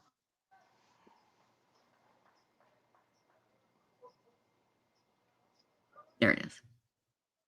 Oh my gosh. Well, you deserve it just for that. Says, I started watching at 5 a.m. while at work, watching Trisha sleep. Now that's exciting right there. Watch me sleep. You just can't get any more better valued entertainment than that. So, but Mary, please check your email and let me know that you got that, okay? You can just put it in chat or email me back if you'd like. Okay, maybe we need to do this. Lynn Jen says, if you want to hear a funny cat song on YouTube, search Daniel Thrasher, the cat song. Does anybody know what this is? I think it might be the one that she sent me the other day. I'm not sure. Is it good? Dang it, I can't remember. She sent me two. Mm-hmm. So I don't know if it's one of them or not for sure. Let's see here. We'll see. Is it when your cat writes a song? There's a whole bunch of them. When you finally write a hit song, but your cat is dead. Oh, gosh. Well, it looks funny. Excuse me, that's terrible. Mm-hmm. I mean, yeah, that's, let's see, hold on. Let me see. Oh, God. He's got a whole bunch of cat songs. So I don't know which one to take. Oh, she emailed them to me. I was looking through my texts. Okay. Let me see. I think it's an email. Let me see. Yes. Here it is. Okay. I'll forward it to you with the email. It has a YouTube link in it. Sorry. Okay. So you should be able to get that. Okay. Sent. So. Okay, let's see here. Hello, Leisha.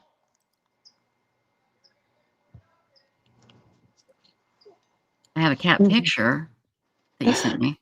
Marilyn Landis says cat scratch fever. You sent a cat picture, but not a video. No, the picture was one I sent earlier, my cat. I sent that a little bit ago, and then I just now forwarded Oh, that got 2 it. minutes. There, it Yeah. just showed up. Okay.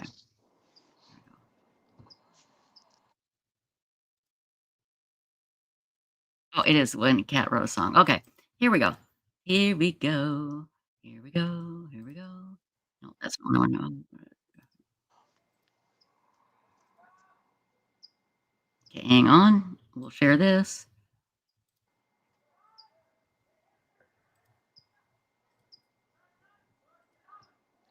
Song? No, it didn't. Yes, he did. You know what? I'm not even going to argue with you because it is. My cat wrote a song. No, it didn't. Yes, he did. You know what? I'm not even going to argue with you because it is the end of 2020 and I am very tired and I'm pretty sure you're going to show me anyway. There it is. Oh, kitty, kitty. Oh, it sounds nice. I'm a cat and I don't give a fudge. What kind of year that you had, or whether or not your happiness took a plunge. I don't give a meow about you. I don't give a meow at all. I'm so happy that I found you, so I could punch you in the face with my paw. And then I'll claw you, drink all your blood too. And then I'll scratch everything that you ever loved. I'll pee on your head, and then when you're dead, I'll be meowing at you from heaven above. 'Cause you'll be in hell, not me, I'm the cat. You humans all smell, what's the deal with that? Your cat doesn't seem very friendly. What are you talking about? Do you hear what he's saying? Yes, he's saying he loves you. No, I don't think that is correct. I don't think that's what he said. What's that? Oh, he says another verse is coming up. Okay, this should be. Fire, blood, and brimstone. I'll tear your flesh off to the bone. I'll wear your skin like it's a suit. I'll make that shit look super cute. I'm singing about you, Daniel, but he just hears meows. I'm looking right at you, Daniel. I'm king of this house.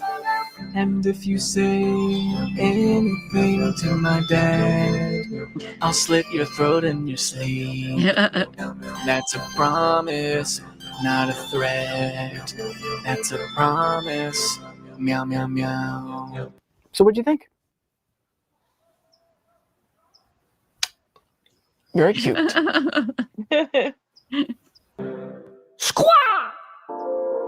Happy holidays! Today's video is brought to you by Audible. By the time this message is over with... Okay, that was cute. Thank you. Nice, good, nice laugh. That was very cute. Oh God, Bipolar Express. No, this can't be the 48-hour show. I'm sorry. No way. No way, no way. No way, no way, no way. So let's see here. Hey, I have a question.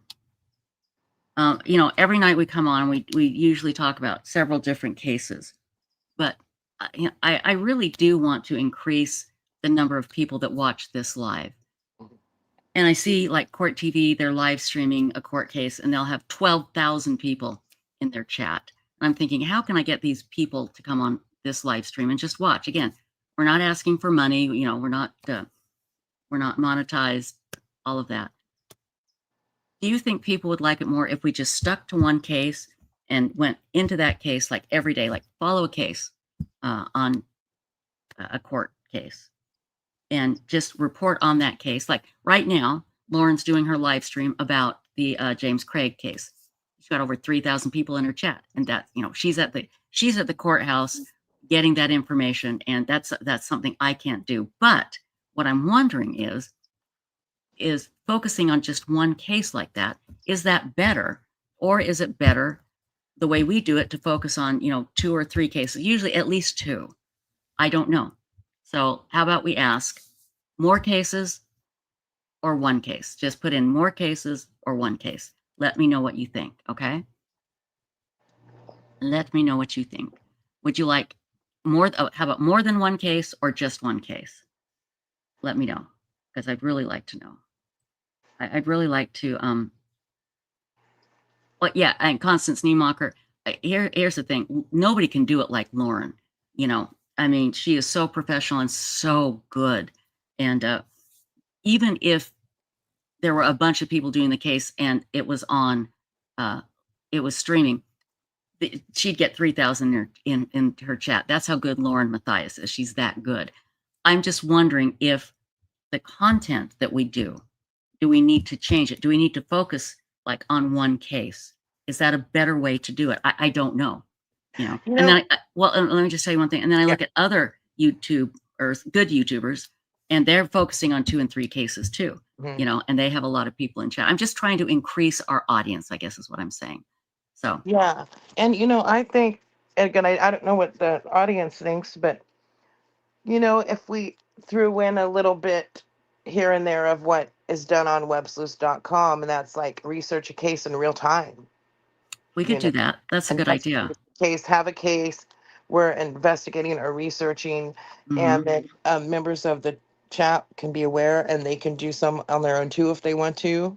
Right. Yeah. That's a very good idea. Yeah, everybody's saying more than one. Okay. Yeah, I agree. And again, nobody can do it like Lauren. She is the master at it. She is so good.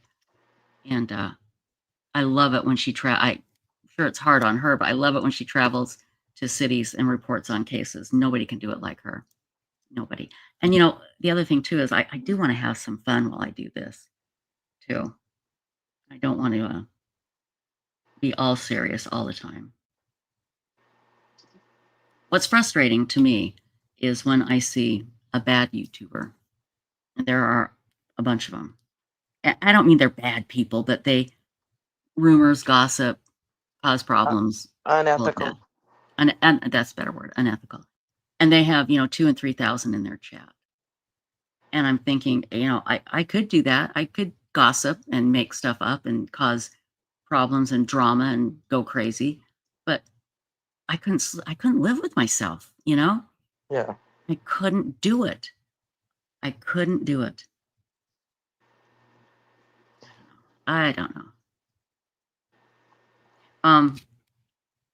D-Max, I'm with you.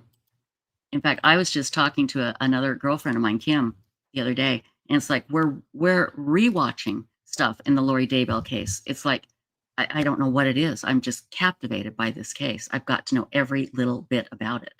So, and yeah, we have thought about Jill Emery Morgan picking a cold case and doing that. There's all kinds of things. So, yep. Let's see.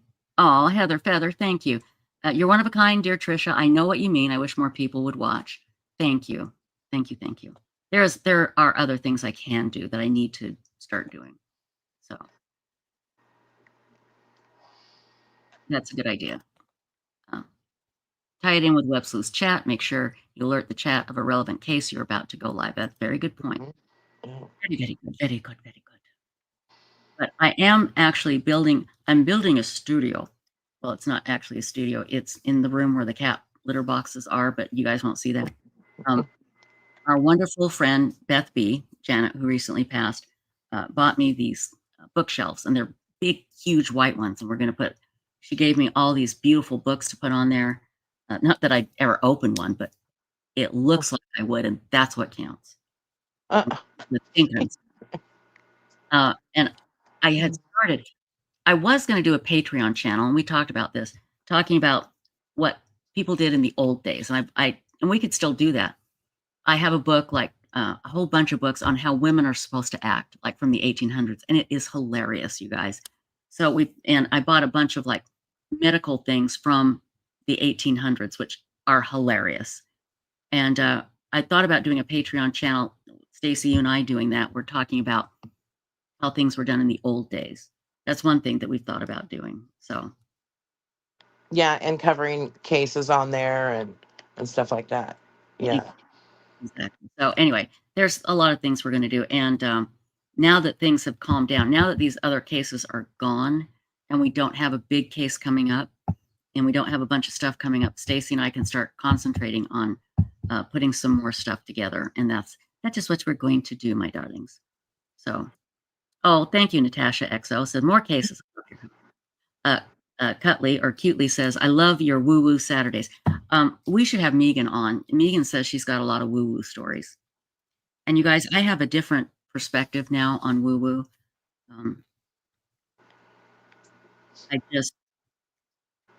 I've never had anything solid happen before. The most solid thing that I had happen was the time that my son, when he was 3, when he was talking to my mother who had passed and who he'd never met. That day in the car when he was talking to her, that was the most solid thing I'd ever seen as far as a woo-woo. But I didn't necessarily, I'm not saying I didn't disbelieve it, because there's wonderful people in here like V-Team Paranormal who has had amazing experiences and has told us about it. I didn't disbelieve it, but I wasn't sold on it at all. Not at all.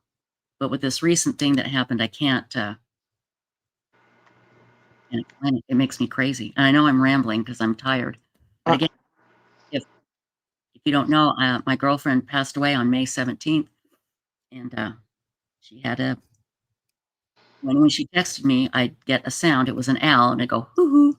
And on May 18th, she texted me after she was dead. I had her phone, and it was sitting on my coffee table. I wasn't anywhere near it. I didn't touch it. And it said, be me. And it was not pre-programmed. It wasn't set. It absolutely wasn't. We checked everything we could out, right, Stacy? We have checked everything. To try Yes. Literally, the only way to actually find out exactly how it happened is to contact Apple, and that's the only thing. That's it. And only I wish they would know. Yeah. I wish I knew somebody at Apple, because how do you say customer service? Yes. Yes, That I girlfriend know. just texted me. How do I look into this? Yep, Can you I know. elevate this up to your manager, please? Thank you. So, thank you, D-Max. But yeah, it was, she wasn't able to text at least 10 days, if not 2 weeks before she passed away, because she was getting weak and couldn't. And it just happened. I think I called you first thing, Stacy. I couldn't believe it. Yes. Couldn't believe it. Yeah. And was there another phone? No, there's no other phone. I had her phone. I had her only phone. I didn't touch it. I didn't type it. I didn't hit send. I didn't do anything like that. And I have been, ever since that happened, I have been trying to find an explanation. The biggest one is everybody's saying it had to be pre-planned or, preset. It was in her cloud. That phone does not have that capability to send a text message. Like my phone now, I can set a date and time and send a text message. Her phone couldn't do that. And why would she send that to me? Why wouldn't she send, hey, look, I'm dead. Isn't this cool? Or something, It's really nice up here. Hope to join me someday, But here's the weird thing. And again, I can't go into this more, but I will someday. But the Be Me has turned out to be incredibly important and right on. And it was something that I needed to hear, that I desperately needed to hear. And there have been a couple more things that have happened since, not that big, but pretty big, that the only explanation is that there is something out there that happens. We change form when we die. And there is something out there. And I know this sounds crazy, but my friend had to get me this message. And I understand why now. I understand. And someday we'll be able to tell you everything. But I would love it if somebody could explain it to me. I would. I'd actually feel better, because it is making me, I just sometimes obsess about it. How did that happen? So, is Kay here? Is Kay here? Kay, oh my gosh. Kay Woodcock, is that really you? On. What? Oh, just you. Somebody in chat said the same thing. Asked the same thing. I thought maybe I was being trolled. Kay, hi. Oh my gosh, it is so great to see you, my dear. Oh, I am so happy to have you here. I don't know if you can, but we would love you to jump on again. Don't feel obligated. and your daughter Kresha will tell you I'm very annoying when people come into my chat that I want to talk to. Here's a link. If you want to pop on and chat, we would love it. We would absolutely love it. But Kay, I am so glad that you are here, and I hope you are able to hear the interview that we did with Margaret, the CEO of Lauren's school, the Life School, Lauren's Institute for Education. It was so moving. Everybody was crying, everybody. Yeah. And it was so wonderful to hear how much the teachers, how much they love JJ and how much they miss him. And they talked about Charles. She talked about Charles, how great Charles was, just how great he was. So. And you know what? The story about JJ when his suitcase. Oh, so Because cute. it's like always wanting to go. That just shows you his favorite thing in the world must have been to go see Kay Papa. and there. What did he call Larry? Pop Pop. Yeah, that Yep. must have been his favorite thing, and that's why he did that. He always pretended he was packing his bags to go somewhere. So I am just so happy, Kay, to see you here. And I would love to email with you if you ever get a chance. You can email me at Websleuths at gmail.com. And yes, we love Kresha. We really do. Yes. So. Yeah, and she has our info too. So. Yes, absolutely. Yeah. And you can call me anything. Oh, Papa. Thank you. Thank you, Kay. It was Papa. Hold on. And Papa, that's it. Papa and Mama. Ashlyn all together. It was so cute. And we watched the bus video today too with Kresha, and that was so adorable. And like Margaret said, so much, this is such a big tragedy. There's so many tragic aspects of this, but the what could he have become? What could he have become? What amazing young man would he have become, and the things he could have accomplished. He was an amazing young man. He really was. And hold on, I'm trying to find something here really quickly. I don't know. I'm going to start bawling here. I'm trying not to cry. So I don't want to. Margaret Travillin, the CEO and co-founder. Let's see. He says, I'm in a hotel picking up Todd at 10 a.m. tomorrow from rehab. Oh my gosh. He's getting a 72-hour pass to attend her sentencing. He can speak his piece finally. And I think we all forget about Todd, and that is that's your son and JJ's father. And I am grateful to hear that he is in rehab, and even more grateful to hear that they are giving him a 72-hour pass, and he deserves to have his piece heard. And like has been talked about, Todd has lost his son twice, and this is so unfair. Well, it's unfair to everybody. But Kay, I just want you to know, if you ever need anything, we have a big community here. We can help you with anything. Just don't hesitate to ask, okay? JJ's heart was huge. He was kind. He brought us great joy still today, and he does. And you can see that, when we watch that bus video, oh my gosh, he was so happy to be on that bus, and he was just so dang cute. And he did have a huge heart, and he was a loving, beautiful child who affected these teachers at Lawrence Institute so positively and affected their lives. And again, it just goes to show what the devastating effect these crimes have had on so many people, So, oh, that's okay. No, and you need your rest, my dear. I'm glad you took some sleeping medication and you just get your rest. I don't know if you're going to be speaking on Friday or not. We're delighted that Kresha is. We're talking to Kresha today about it, and we're just saying, just gut punch her, just. And Charles is your brother. Is it Gary? Jerry, your brother? Jerry? Are you talking about Jerry. I don't know if he's going to speak, but if he does, I can only imagine. That's going to be amazing. So, yes, Kelly J. Tylee was an amazing big sister. And I feel like Tylee took care of JJ a lot more than Lori ever did after Charles was gone. You know, Lori wasn't going to waste her valuable time dealing with him, but JJ was everything to Tylee.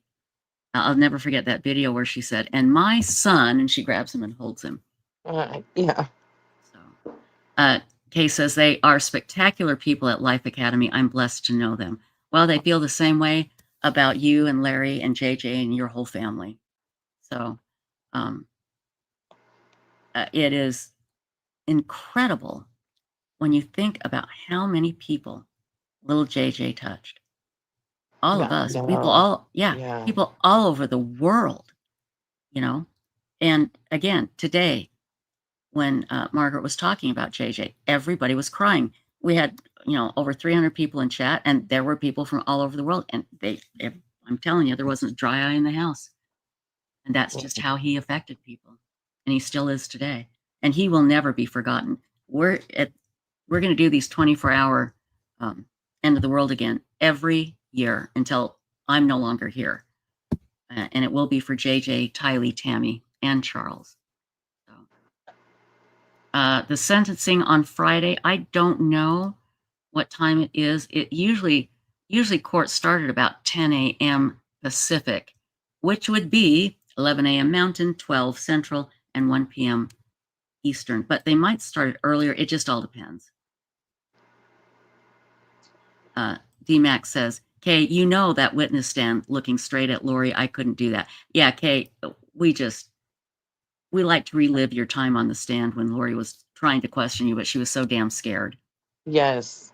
Because it was a mic drop moment, when you told her that you saw all the evidence. There was plenty of evidence to prove that she had killed Charles. She didn't object or anything. No further questions, just sat down. Her voice was shaking. So Kay's a rock star, man. Oh, she is. Yeah. Kay says at the sentencing, "I will speak 2 statements. One is Charles' sister and one on JJ's behalf. The witch murdered his dad. She will hear what JJ thought about it, although I know he couldn't articulate." No, you're absolutely right. You know what he thought about it. You felt his heart, and he was, and his teachers, or Margaret said he was angry. He came back to school very angry and didn't believe that his dad was gone. Didn't want to believe it. Oh gosh. So, yeah. Okay. We are That's so so there with bad. you. We are so there. I'm not now. Now I'm not going to be able to sleep tonight. I'm just going to be so mad. Yeah, that's. Yes. Thank you for being JJ's voice. And you are an amazing woman, Kay. Like they say, you are a rock star. And we talked about it today.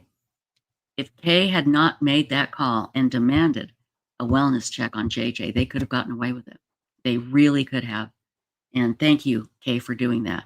And hats off to the Rexburg Police Department for taking it seriously, and going out there and taking it seriously, unlike the police department in Arizona. We were listening to Justin Lum today. He had a panel on his usual panel, and I think it was the attorney for Joseph Ryan. I can't remember. It was an attorney, and he said that he felt that the police department in, God, I just forgot the name, in Arizona. What's the name of the police department? Yeah. Was it? I don't know if it was the Gilbert one or Gilbert. That the Gilbert Police Department. Or it He was says Gilbert and Chandler. So Gilbert. What he was saying was, and I'm totally paraphrasing what this guy was saying, that he feels like at the very least, and it's not much, but at the very least, they have. He says, "I'm sure they have looked at how they do things now and how they communicate with each other, and going back and seeing Charles beg for help. They have to change. They have to change." And he said, "I'm sure they have changed their protocol. I hope so. I really hope so." Yeah, the Gilbert Police Department. Is Arizona, now they're in Pacific time zone, but see, they don't have daylight savings time. So half the year they're in Mountain and the other half they're in Pacific. And I think right now they're in the Pacific time zone. And then in October, they'll move to the Mountain time zone, I think. I think. Oh my gosh. Yeah.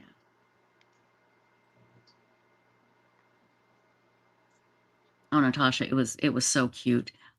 It was on the second half, wasn't it? Yeah, it was the second half. It's on this video. It's on the second half of the live stream.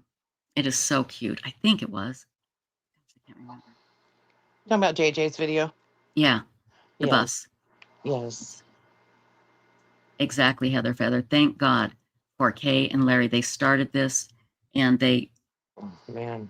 heaven help the person that doesn't help Kay and Larry on something about the people that they love.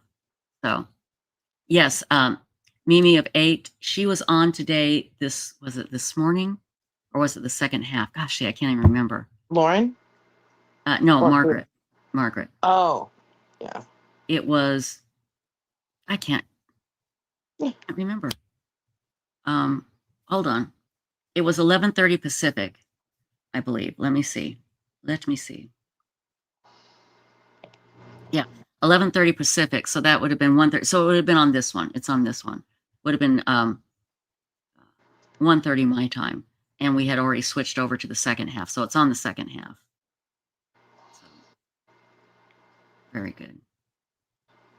And they were just so gracious. And I think a lot of our people in chat made a donation. So to the school, which is great. Kay says sentencing begins at 9 a.m. Arizona time. Yeah, that is Pacific time. So Yeah. I'll do the time math. 9 a.m. Pacific, 10 a.m. Mountain, 11 a.m. Central, and noon Eastern. That's good to know. That's very good to know. Absolutely, Kelly J. Another round of applause for Kay's strength and sass throughout all of this. Absolutely. Absolutely. Again, big mic drop moment when Lori, and I love the fact when the prosecution was done and the judge says, defense have any question? And Kay goes, oh boy. Yeah. When Lori We said were all yes. saying the Yeah. same thing, the exact same thing. So I can't wait. We'll stream it. It's going to be streamed, so we'll stream it too. So we'll open the chat so we can all talk.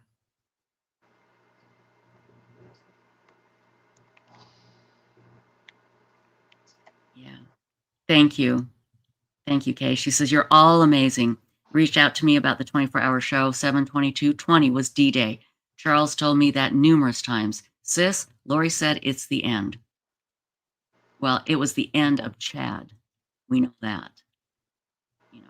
On 7/22/20, his big, fat, slimy slug ass was in jail. And it was done. It was done. So. Wow. I know. Okay, it was great. It was so great because it was just calm, like, oh boy. And we all just went, yes, that's what we're saying too.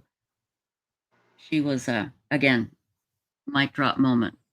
Oh, when yeah. you got, and if it had been any other lawyer, they would have said, objection, and the judge would have said, strike that, don't use that, you can't. But she didn't because she's an idiot. She just got scared and sat down. So. Yeah, that was we great. played that a few times. Oh, we played it a lot. Yeah. I can't remember exactly, but it was like you saw plenty of evidence that she did it, something to that effect. And Oh yeah, like did you ever? Lori said something like, "Did you ever see me hear do or anything? see?" Yeah, or Yeah. that I did something, and Kay goes, "No, but I saw plenty of evidence." Yeah. And again, a real lawyer would have got that stricken. You know what? We can find it really quickly. So hang on here because I think it's worth playing again because you know what? It just makes me so damn happy to hear that and see it over and over. So Yeah, I can remember what Kay said, but not Lori's words exactly. Yeah. Yeah, I remember Kay's words. Yeah. Well, get it here.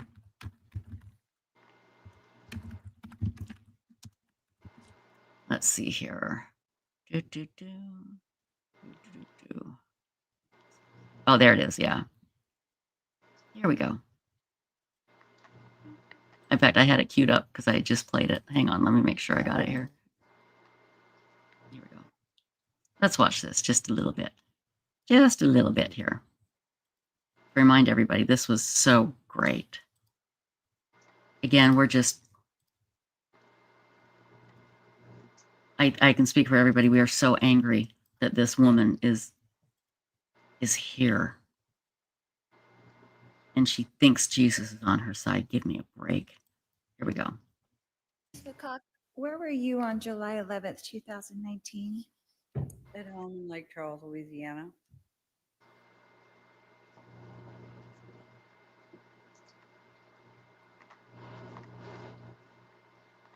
You know what? I've got, guys, hold on one second. I rewound it too much. So hang on just a second here.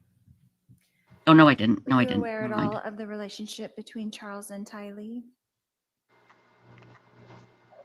It was, let's say, it was a bit contemptuous. It seemed like there was always a lot of drama going on, and so that's all I knew.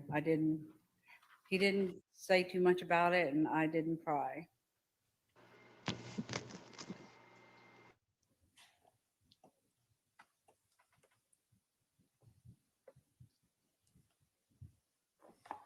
But you knew that there was some kind of contention going on with those two for I a can't hear while. you. I'm sorry. You did know that there was some kind of contention going on with those two for a while. Yes. Okay. And you weren't really aware of the events that happened that morning, were you? The morning of his July murder? Of July 11th? No, I wasn't. Okay. Because you didn't tell me. Mm-hmm. Yeah, you didn't tell Charles's sister. Evil. Miss Woodcock, did you see or hear or personally witness me conspire with Alex Cox to kill my husband, Charles Vallow? No, but I saw a ton of evidence that did. Thank you. No further questions. Thank you. No further questions. Thank you. That was just brilliant. That was brilliant. Hey, a lot of people are asking, have you heard any more about Colby? I can't imagine he'll be able to go on Friday. Maybe he will be. I don't know. But last we heard was the update that he gave that he looked well. I mean, he was, upbeat and positive. So yeah, exactly, Heather Feather. Boom. Drop that mic. That was perfect. I bet Absolutely she perfect. regretted asking that question Oh, immediately. I bet she did. Yeah. Well, again, she's an idiot because what she thought was, well, of course Kay is going to say no because she didn't see me do anything. She never even considered that Kay would say, I saw all the evidence, 'cause Right. she's an idiot. So, yeah. Big time mic yes. drop. Lynn Jing My says, God. I hate when Lori refers to Charles as her husband. Oh, I That know. drove me crazy in the trial for Charles when she kept saying, my husband, my Yeah. husband. And then, which, oh my gosh. And then when she was talking to Nancy Joe and, Oh, God. and she kept That saying, made me my crazy. husband. Oh, the husband thing Did got you and my so husband talk confusing. about me all the time? Yeah. Oh. It drove me nuts. And I don't even know how she was able to say that because Chad's her husband. Yeah, I know. Charles isn't her husband. Well, again, it's all about Lori. And at that moment, it behooved her in her mind to say that Charles was her husband. So it is crazy, absolutely crazy. Kay, again, we support you, love you and Larry. Whatever you need, we're here. We're open 24/7. We're just like 7-Eleven. Anything you need. We have a large group of wonderful people that support you and are grateful that you're here, and we are with you, my dear, for anything you need. Please stay around. We have got a wonderful investigator here that just came up, our last guest of the 24-hour end of the world broadcast. Again, everybody, straight off the trail of searching, SF Investigates. How are you doing, my dear? I'm good. Sorry I'm late. I've been up on this mountain Okay. for Well, last month. can you talk about the search and who you're searching for? Yeah, it's a search going on in the Angeles National Forest. A woman, hiker named Monica Reza, 60-year-old, when today's the 1 month. She was with 2 other people hiking on a trail on a ridge line, and Mm-hmm. the guy in front of her was only 40 to 60 feet in front of her, and he started to turn right going down. These are rugged mountains, but he turned right to go down towards where the car would be, and he waved at her to make sure she made the turn. She waved back, and never seen again. And within 5 to 7 minutes, he was back up on the ridge looking for her, and a retired sheriff's deputy that was on the SAR team was with a couple friends, came by.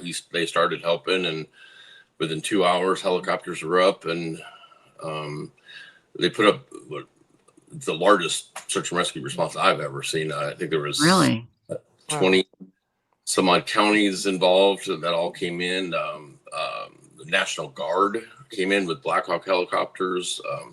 She's a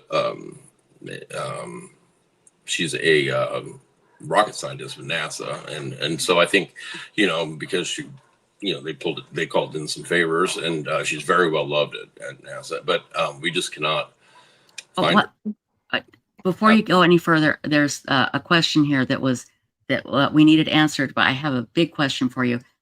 We asked about Colby Ryan, how he was doing. Kay has an update here, and that is he's improving. He's been through too much already, then meningitis. He's a tough guy. He's strong. Kay, thank you for letting us know, because everybody was so worried about Colby. So thank you, Kay. What could have happened? First of all, the guy she was with, believable, no question. No questions. It's the three. There was 3 of them from their yoga community. They had started a hiking thing. This mountain is unbelievably steep, and it has a refrigerator to house-sized boulders all over it. There's cliffs that are waterfalls when the water runs. There's a brush. It's we're starting. She was at 8,000 feet, and the canyon goes down to 3,000, and it's. I mean, I've never climbed stuff like this before. There are so many like little crevices, and she's only 4'11", but again. We had the air support and stuff we had. It's really baffling that we can't find her, but I don't know. What can you do? Steve, I apologize. This is the 24-hour broadcast. I've got to let my cat in. She's going nuts. Sure. Stacy, can you put up Kay's latest comment and read that while I go get the cat, and then I'm going to come back. I got a lot to talk to Steve about here, and I'll be right back. Okay, hang on. Yes. Kay says, thank you all for supporting us. It has made a family tragedy livable. Loco is about to learn what family tragedy truly is. Oh, it's terrible. I missed the context of that one. I haven't been. Oh, yeah, sorry. It's in regards to Lori Daybell. Oh. She gets sentenced on Friday. And Koberger's tomorrow, right? Yes, sir. Yeah. Be interesting to see if he gives any context, of why he did what he did, I know. I have a feeling he's going to talk. You think he will? I do. I think he won't be able to help himself. Kind of like how, BTK, when yes, he walked through each individual. Be nice. I wonder. Yeah, and Dennis Nielsen did that, and so many others. Yeah. So she again, the guy that was with her is not a suspect or anything. Why in the world can't they find her? I mean, you would think. So we found her beanie, 500 feet down on the opposite side of the mountain. So they were right on the ridge line, and so he turned right and started descending the north side, which is where the parking lot is, another couple thousand feet down. And then she could have, that could have been her last opportunity to duck off and pee or something, go behind a bull, and then you tumble. But you know, so her beanie, confirmed her beanie was found about 500 feet down rugged terrain. And then we did find a Burt's Bees lip balm that is in an area where this isn't an area where there's a lot of hikers on that side. So very likely could be hers. And it was kind of in line. But, you know, you take that time of a fall, I wouldn't expect the person to be mobile after that. So she got up and hiked off. That's confusing. Yeah, it's a super. I think that she's much. I think that she'll be found very close to, you know, where we found the beanie, and everybody. It'll probably become a conspiracy theory, but you know, it happens. You know, like you hit these boulders have little crevices, and you hit one of those, and then the shale can fill in out on top of you, buried. You know, and oh, so awful. Brain like I've never worked in before, and it's you know, well, it's nuts, man. There is a although very slim, I'm sure there's a chance that she's still alive somewhere, and that's why they're searching so heavily. Well, so I was involved in the initial search too, but the SAR teams have all stood down on day 8. So now there's been a volunteer. Oh, it's been going on that long? I thought it was just recently. Well, how long has she been missing? 30 days. Oh, well, yeah, Whoa. I'm sorry. She's not alive. I'm sorry. For some reason, I thought it was just a couple of days. Okay. No, she's not so alive. they had air support up 24/7 and everything, and then they stood down. So now there's a group of about 60 right now that are still involved, primarily made of people that are on SAR teams and whatnot. But it's difficult, you know. It's just tough, you know, and it's so wild how somebody can just vanish just like that. I mean, just like that, and that quickly, and you have the area where she was last seen. It's right there, and all this equipment and everything. There's literally over 300 professional searchers, first rate, scouring that mountain, and it's just. But it happens, you know, and we see it, and then all of a sudden, you know, a couple of years later, or after a big storm or something, bones washed down, and but we're still staying at it with this group, and we're going to until we've decided we will until it starts snowing, and you know, she's covered, and it won't make, you know, then we just have to wait. So it takes that long. We're going to continue with it. Stacy, would you mind getting SF Investigates Twitter so we can post that in chat? Okay. So what other cases are you working on, my dear? So of course I'm still involved in Sebastian's case. We're kind of anything new on that? No. I mean, there is, but we've decided because it's so. Is it the gossipy bull crap that's been going? Yeah. You know, we found it just a little. You know, there's so many of the drama-inducing, you know, creators involved in that case. To give them any fuel, like I did give them a little bit the other day, but it was kind of to prove a point. But so there's not, unfortunately, there's not a ton new in that case. I'm, you know, Holland Snap in Kingsport, Tennessee, and who gets lumped in a lot with Layla Santinello because they're missing very close to each other in time, and they are from the same city, and some of the same people running their groups, but they're not related cases. But Holland, I've been, you know, putting a lot of work in. That's it's a case where we know, I mean, we essentially know what happened, and it's, the DA just, you know, wants a body, but we know that she's 19 years old, and 52-year-old guy named Stephen Linkus had her over at his place. She operates at Holland has the mentality of a 10 to 12-year-old, so she's very easily manipulated. He had just gotten out of jail and asked somebody to get him a girl over at the party, and Holland had no idea what she was walking into. And I've interviewed 3 witnesses that saw her after she had been beaten to a point where, oh my God, lifeless. And you know, and then she's never been seen since that beating, and it's been very frustrating because he is a career criminal, and he's not going to give up any information. And there's the people that are close to him, you know, live by that code as well. So knowing exactly, but I mean, we are chipping away at it, and there's certain things. And we have listened. I mean, there's recovered video, surveillance video from inside and stuff. There's really damning evidence, but for whatever, not for whatever reason, I get that the DA, they're like, we get one shot. One crack at it. Yeah. But if there's ever a circumstantial evidence case, this is probably it, And I'm sorry, you broke up a little bit on my end. What was the name of the young lady again? Holland, Hollynn, Snap, SNAPP, and from Kingsport, Tennessee, and same time and area that Layla Satinello, who is probably a little bit more well-known case, They've been missing, very close to each other.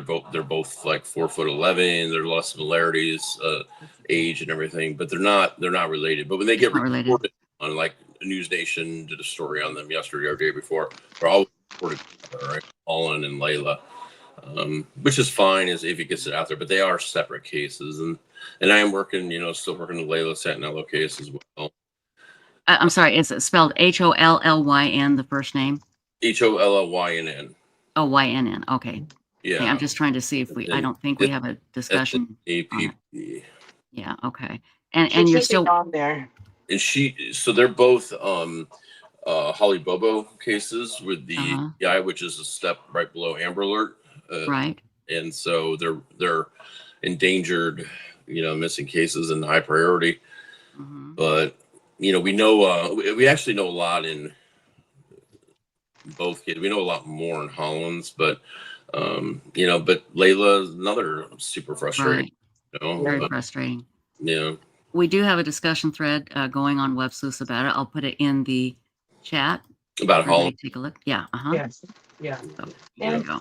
Steve, I was wondering, the place where Holly Lynn was supposedly seen with that guy, did they search it?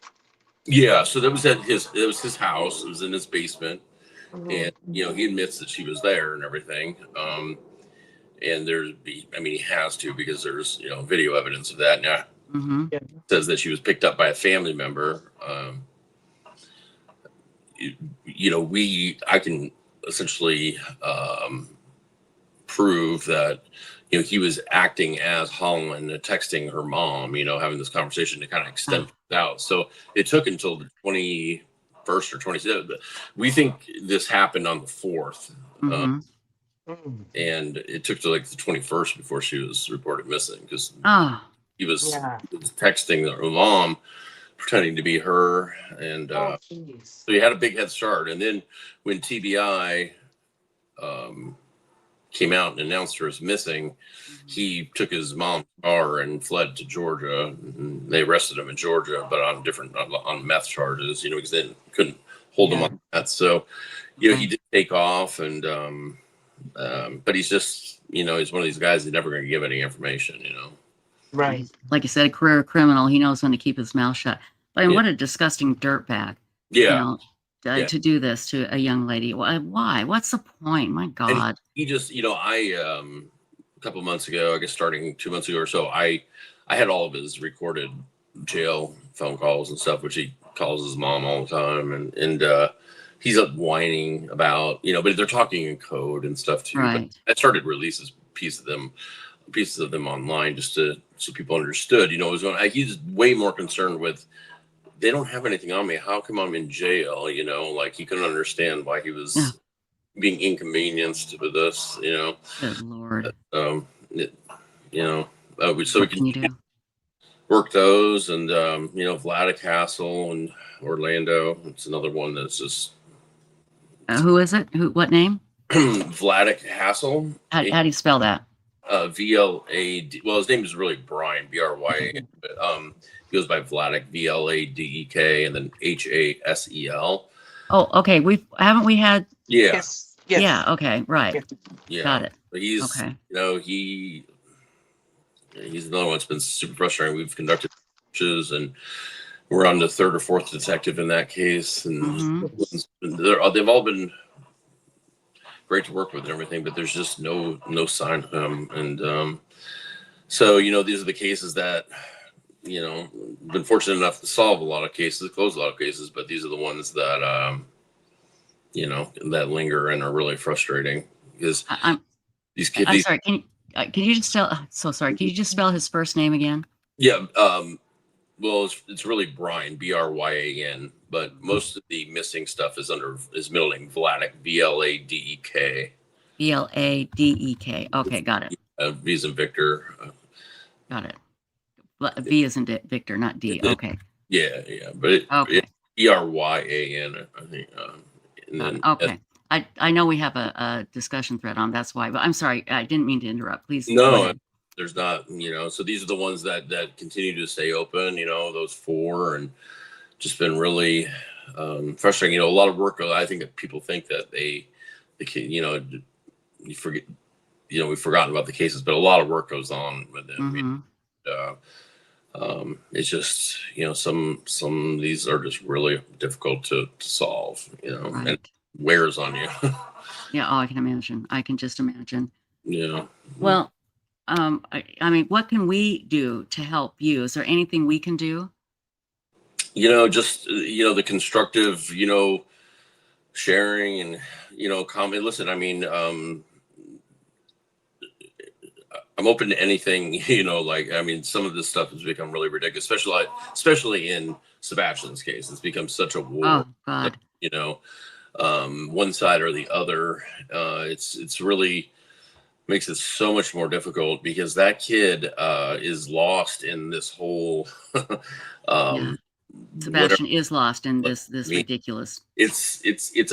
It revolves around him, but it's not about him. It's about what side is going to win and who's right, and twisting everything to fit a certain narrative. And law enforcement, I get. I mean, why maybe they're like, we don't want to get involved in all that chaos, but to stay this silent at a year and a half, I mean, it's just almost criminal in itself. They have been given no updates. I know what is the hell is going on with that? It's not, this is not how investigations should, they should keep his name out there. I mean, if they came out and said something, it would really, get things going again. Mike has something interesting. Mike, I want to see what you have to say. Mike, I agree. I still think Sebastian has another Game Boy, met with someone online, or had an extra phone. Hopefully they checked out the close phone tower and number used, then stopped. I mean, I don't know. What do you think? I wish I could. I wish I could answer that. I'll just say that I hope so too. There's. I mean, listen, I've got some information. It's not like it's going to break the case, but there's information we have that we'd like clarification on. And law enforcement, I'll just be honest, law enforcement's not working with us. So, but yeah, I think this case very well could come down to that cell tower. And I don't know how thoroughly it's been it's been investigated. I know there's been warrants served out, but I don't know to the extent that, because I know some things about some cell phone numbers and stuff that I think could be key, and I don't know why it's not being investigated harder than it is. Maybe it is, and I'm just assuming that, but the fact that nothing's come out of it, or that there is information that we've submitted to law enforcement in report form and asked to be checked out, and we get no response. So right, and it's ridiculous.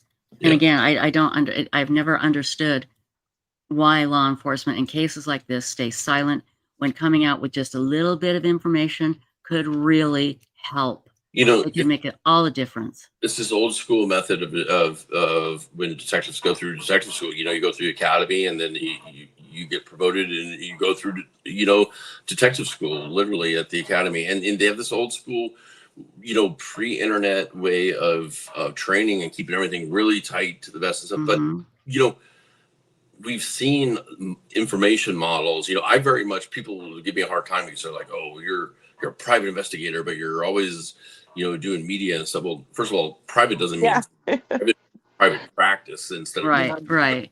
But besides that, the thing is, look at the Amber Alert model. That is okay. We're going to put all the information. We're going to put the suspect information out there. We're going to put the license plate number out there. We're going to put and what happens with Amber Alerts, except for Sebastian, of course, but they're all solved like within, usually resolved within an hour, 2, 3, 4 hours, because you're putting information out there. And now Right. everybody's like, well, you're letting the bad guy know, and they might kill. If they're going to kill a person, they would have killed him by then anyways. And that's, Right. but you got to weigh. I mean, listen, you can give what ifs all day long, but the fact is, in this connected, not just connected by internet, but I mean with surveillance cameras everywhere and everything, that law enforcement, they're not that great at pulling surveillance. I can't tell you how many cases I've been involved in where I've found the surveillance that law enforcement has not pulled. I mean, Kylie Rodney's case, Riley Strain's case, tons of cases, and so I think that this, hey, we're going to be secretive and everything, it doesn't work, and that's why Amber Alerts are effective. Give the public. Not anymore. Not anymore. When a missing persons case, when they come out with missing persons fire, that is a call for help to the public. That's what it's called for help. So give us a little bit to work with. Something, just something. Exactly. And Steve, that's my biggest complaint about law enforcement is, especially like Websleuths. Here you have this group of people willing to, from all walks of life, with all experience, willing to work for free. They don't want credit. Just, right. Don't look at us as the bad guys. Don't look at us as the people that are gossiping and causing problems, because we're not. We're here to help. I was telling my girlfriend today about the documentary that your Websleuths is in. Detective actually came into the chat, or the message boards and stuff, and look what happened in that case. It was solved. Look at Body with that don't fuck with cats. Right. Same thing. Listen, it can be very effective. Yes, there's going to be some cases. There's some people that are involved, like are involved with Sebastian's, but tune them out, and it can be really effective. And that's why I think those documentaries are really important to watch too, because you can see how it really can be effective. And that detective in the case that you guys, he welcomed that. I mean, he was so great. Yeah. He embraced it. And look what And we got the killer posting and answering questions and talking like crazy, And again, that's if they could just see how well it could work for them, how it could make their lives so much easier. Yeah. Like just throwing away their ego or whatever it is hell they're doing. So it's ego. It's taught to, but it's so ego based. And I see the same in search and rescue too. Search and rescue. Oh, we don't want any volunteers. Yes. We don't want.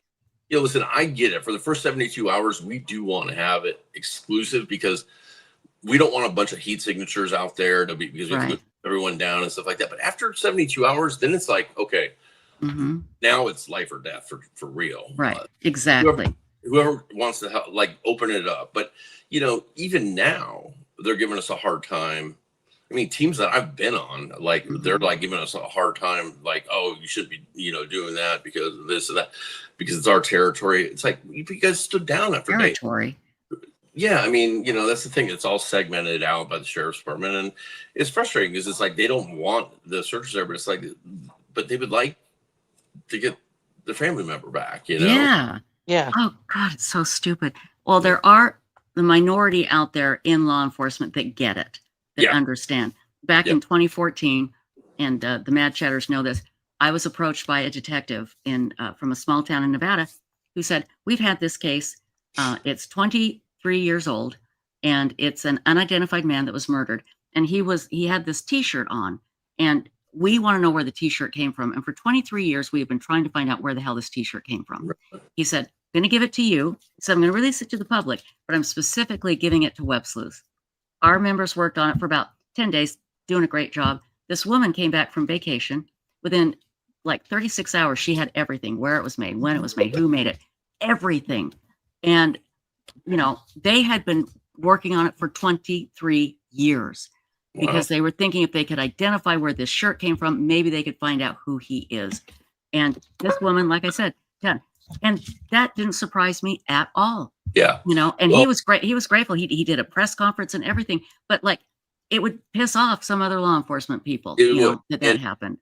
I'll tell you the other thing, and I honestly had no idea that you guys were even connected till not that long ago, but I think the biggest thing going on in true crime and missing persons cases. The biggest development in decades is what Othram's doing. I mean, Othram, yeah.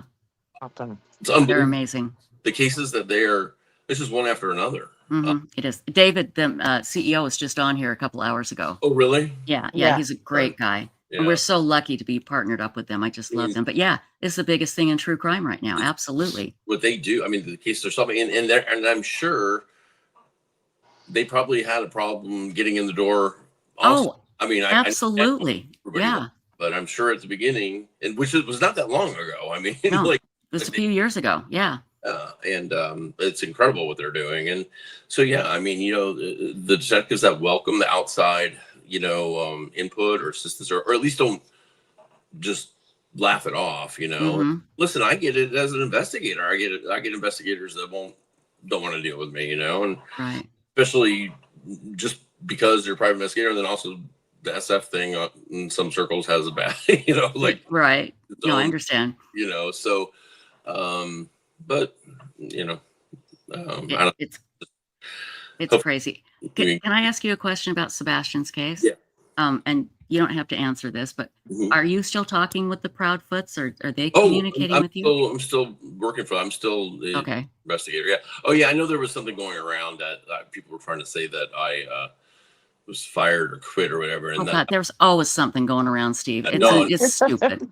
Yeah. No, I mean, I can tell you I've been out to I just don't announce it when I go anymore, but I've been out there recently. And so, yeah, no, I'm still retained by them, and we're still working the case. We're just not being they're literally, that's like one situation where we don't see, even I don't see any value in being public facing anymore on it. Yeah. Because it just, the people that are involved on the other side, just when I say the other, I say the other side, I'm not talking about Seth, the others, like the other parent. I just mean the other side of like sanity. Like I know exactly what you mean. No, I do. So just you got to the point where it was just like, wow, and there was some other groups involved, like this intelligence agency and whatnot, and I had to get a first time ever I had to get a restraining order against somebody, and it was the guy from this intelligence agency. I mean, he literally was putting up like videos of me being shot and chopped up and stuff. From a television station? No, from a supposed intelligence agency. Oh, intelligent. Oh, okay. I'm sorry. I know who you mean. Yeah. Yeah. I mean, that was so ridiculous. Anybody with a brain would look at that and go, "What the hell?" Yeah, I know. So, it's I'm glad you did that. Which is really sad because it's, Sebastian, again, he has been lost in this whole damn thing, and he is still out there somewhere, and he needs to be found, and just like I've never been involved in the Summer Wells case, but I mean, that's the other one, yeah. And I don't know, and it's just crazy, because Summer's case, like Holland and Layla are both right there. I mean, they're all in the same county. And do you think there could be a connection of some sort, or is it just? We know it's not in Layla and Holland's cases, because we know where the guy was, at the time. What is the common thread is that there was drug use and poor decisions made, and kind of this lack of fear, I guess. Right. Yeah. Holland, listen, Holland's a homicide, unfortunately, I believe.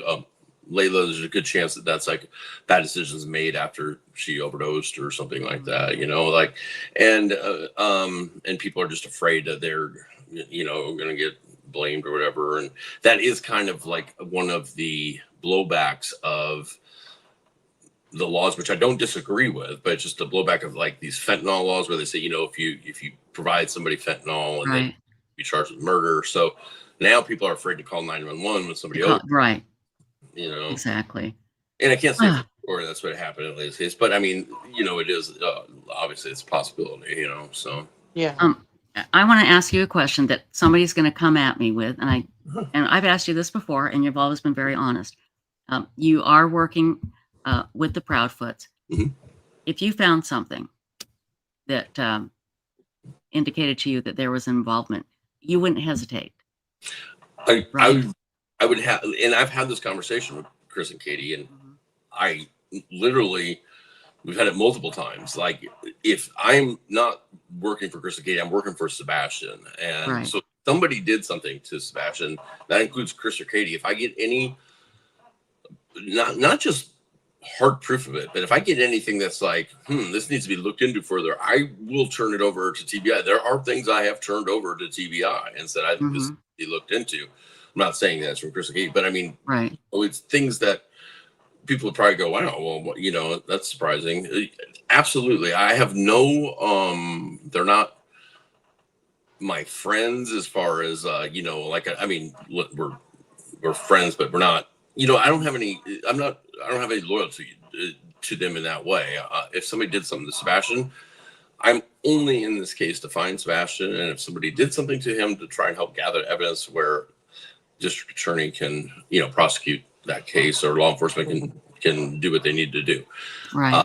I absolutely. And listen, when I came in, I told them, I'm like, I am going to turn your personal lives and your private lives upside down. And I mean, listen, I have all their phone and text records. I have all the Apple Watch data. I have I have heart rate stuff. I have everything.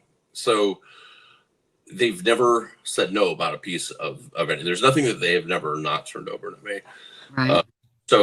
But listen, I still have, he's not found. So I still have questions like there's still questions, you know, that get asked. And so, yes, I would absolutely, if I found out they did something, I've never once in my life worked for a defense attorney to help build a defense, and I've never worked for prosecution. I'm only a missing persons investigator. I'm only interested in finding a missing person, and then I want out of the case the day they're found. Like, that's not my thing anymore. You know, if more needs to be done, then that's for somebody else. But I've never worked for a defense or a prosecutor. Well, I'm glad to hear, and I knew that's what you were going to say, and I believe that with all my heart, that if you found something, no matter what or whom it pointed to, you would turn it over. Your loyalty is to Sebastian, and so what's again, I really honestly don't. So what's the 24-hour thing for? Oh, well, you know, Chad and Lori Daybell. Yeah. Okay, they, you know, killed their Lori's 2 kids and buried them. Well, the reason why Chad Daybell moved his family from Utah is he felt like he knew when the end of the world was going to happen. Right. And he said it was going to happen on July 22nd, 2020. And then the only people left would be 144,000, and he would be their leader along with Lori. So it was going to end July 22nd, 2020. The world was going to end. Yeah. I just started my live stream that year. My internet was so weak, I couldn't have a guest on at the same time. I could just do, hold a phone up to the microphone to have a guest. And I thought, I got to do something. And I thought, hey, if the world's going to end, I should do a 24-hour broadcast, and we'll end it together, because we're all going to hell, apparently. Yeah, right. Yeah. And so obviously it didn't end. And so every year, in case Chad got the year wrong, we do It's the End of the World Again broadcast. And we pick a charity. Like this year, we chose the school that JJ Vallow went to. And we had the CEO of the school on, and we asked people to donate to the school. And it was very moving. They talked about what a lovely boy JJ was. And so every year it's to remember, first and foremost, JJ, Tylee, Tammy, and Charles, all of the victims. And of course, to poke fun and just shove it down Chad's big, fat, stupid throat that he was wrong, that he is a nobody. Broadcast everybody out. Yeah, exactly. So every year we just wait. We do this 24 hours every year. In case he got the year wrong, we'll all go to hell together. You know? Yeah. So it's great. Every year it gets bigger and bigger, and it's really fun. And again, it's 24 hours. I'm sorry, what? You've been up for 24 hours? No, Yes. I actually I go to sleep. I keep my camera on, and then I have somebody from Australia come over in the middle of the night and do like 3 or 4 hours. And Stacy did it with him. And then I don't get much sleep, let's put it that way, but I do sleep for a few hours. But I keep the camera on, and I put up a banner that says the host is not dead. Do not call 911. Yeah. Because the first year I did it, that almost happened. I didn't have anybody, and I was asleep, and my friend came on and saw and thought I was dead. Oh, and was going to call 911, but didn't have my address. So yeah, it's yeah, but we've been up for basically 24 hours with a few hours here and there of sleep. Wow. So Yeah. but it's a lot of fun, and a lot of people come together for it. Yeah. And it's a good time to revisit the case and to remember the victims first and foremost. Sure. And again, to shove it down their stupid throats Yeah. that they were wrong and Yeah. they're idiots. So it's really good. Yeah, D-Max says, we watch Trisha sleep. Yeah, it's really exciting in the middle of the night. So I just sit here and sleep.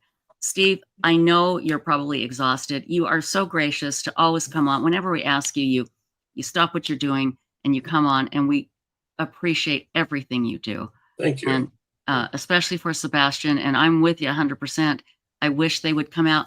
You know, how about just give a little piece of evidence and let the good people work on it. And if you ignore the noise, just ignore it. Don't respond to it. You know, let them fight amongst themselves. That's what that needs to happen. Again, we know that, but they don't. Yeah. So let's hope that changes. Yeah, I'm sorry, what'd you say? I interrupted you. I appreciate you having me on. You know, always talk about those cases. Anything, and yeah, and again, we'll put the links up to the cases that you talked about. And if you need any help, if you need publicity for any of the cases, we're here for you, my dear. Okay. Thank you very much. Thank you. And I'll be in touch. I have something for you. I need you to look into something. So I will definitely be in touch. Okay. Okay. Thanks. Thanks, my dear. Bye-bye. Bye. Oh my gosh. I just love him. I love how honest he is about Sebastian's case, you know, because it's so hard to get anybody to talk. And and he's absolutely right in everything he says. And people give him crap for working with, I don't say he works with the Proudfoots, but I absolutely believe 1,000,000% without question that if he found something that pointed to the Proudfoots, he wouldn't care. He would report it, you know. Oh yeah. It's not about protecting them. It's about finding Sebastian. Yeah, that's his goal. And, Yeah, exactly. Exactly. That's all he cares about. Yeah. Absolutely. I think this is Or a the great main way. priority, I should say. Right. I think this is a great way to end the end of the world again. We survived. Shockingly, the end of the world didn't happen. And Chad did not rise up to lead the 144,000. But Megan Connor, you did what a lot of us did today. And that was you went out, you opened champagne, you set off fireworks, you didn't pay off your mortgage, you ran up your credit card, you took all your money and just blew it, right? You just blew it. And because the end of the world was going to happen, why not? Why not go out and buy a whole bunch of stuff that you always wanted? Well, now that the end of the world isn't here, what the hell are we going to do? I don't know. I did the same thing. I ordered Amazon nonstop all day today because why? Why not? So you guys, I can't thank you enough. And Megan, you are such a big part of what we do here on Websleuths YouTube Live. You're always available. I mean, really, I don't know where you get your energy, woman. I don't know, but we appreciate you and everybody in chat. And I got to thank our wonderful mods. Oh my gosh, you guys, like Four Sons Mom, Lynn Gen 2, Moonlight View, Yuda, you are amazing. You are up all hours of the night. Also, Alicia Gallegos, ladies, I can't thank you enough.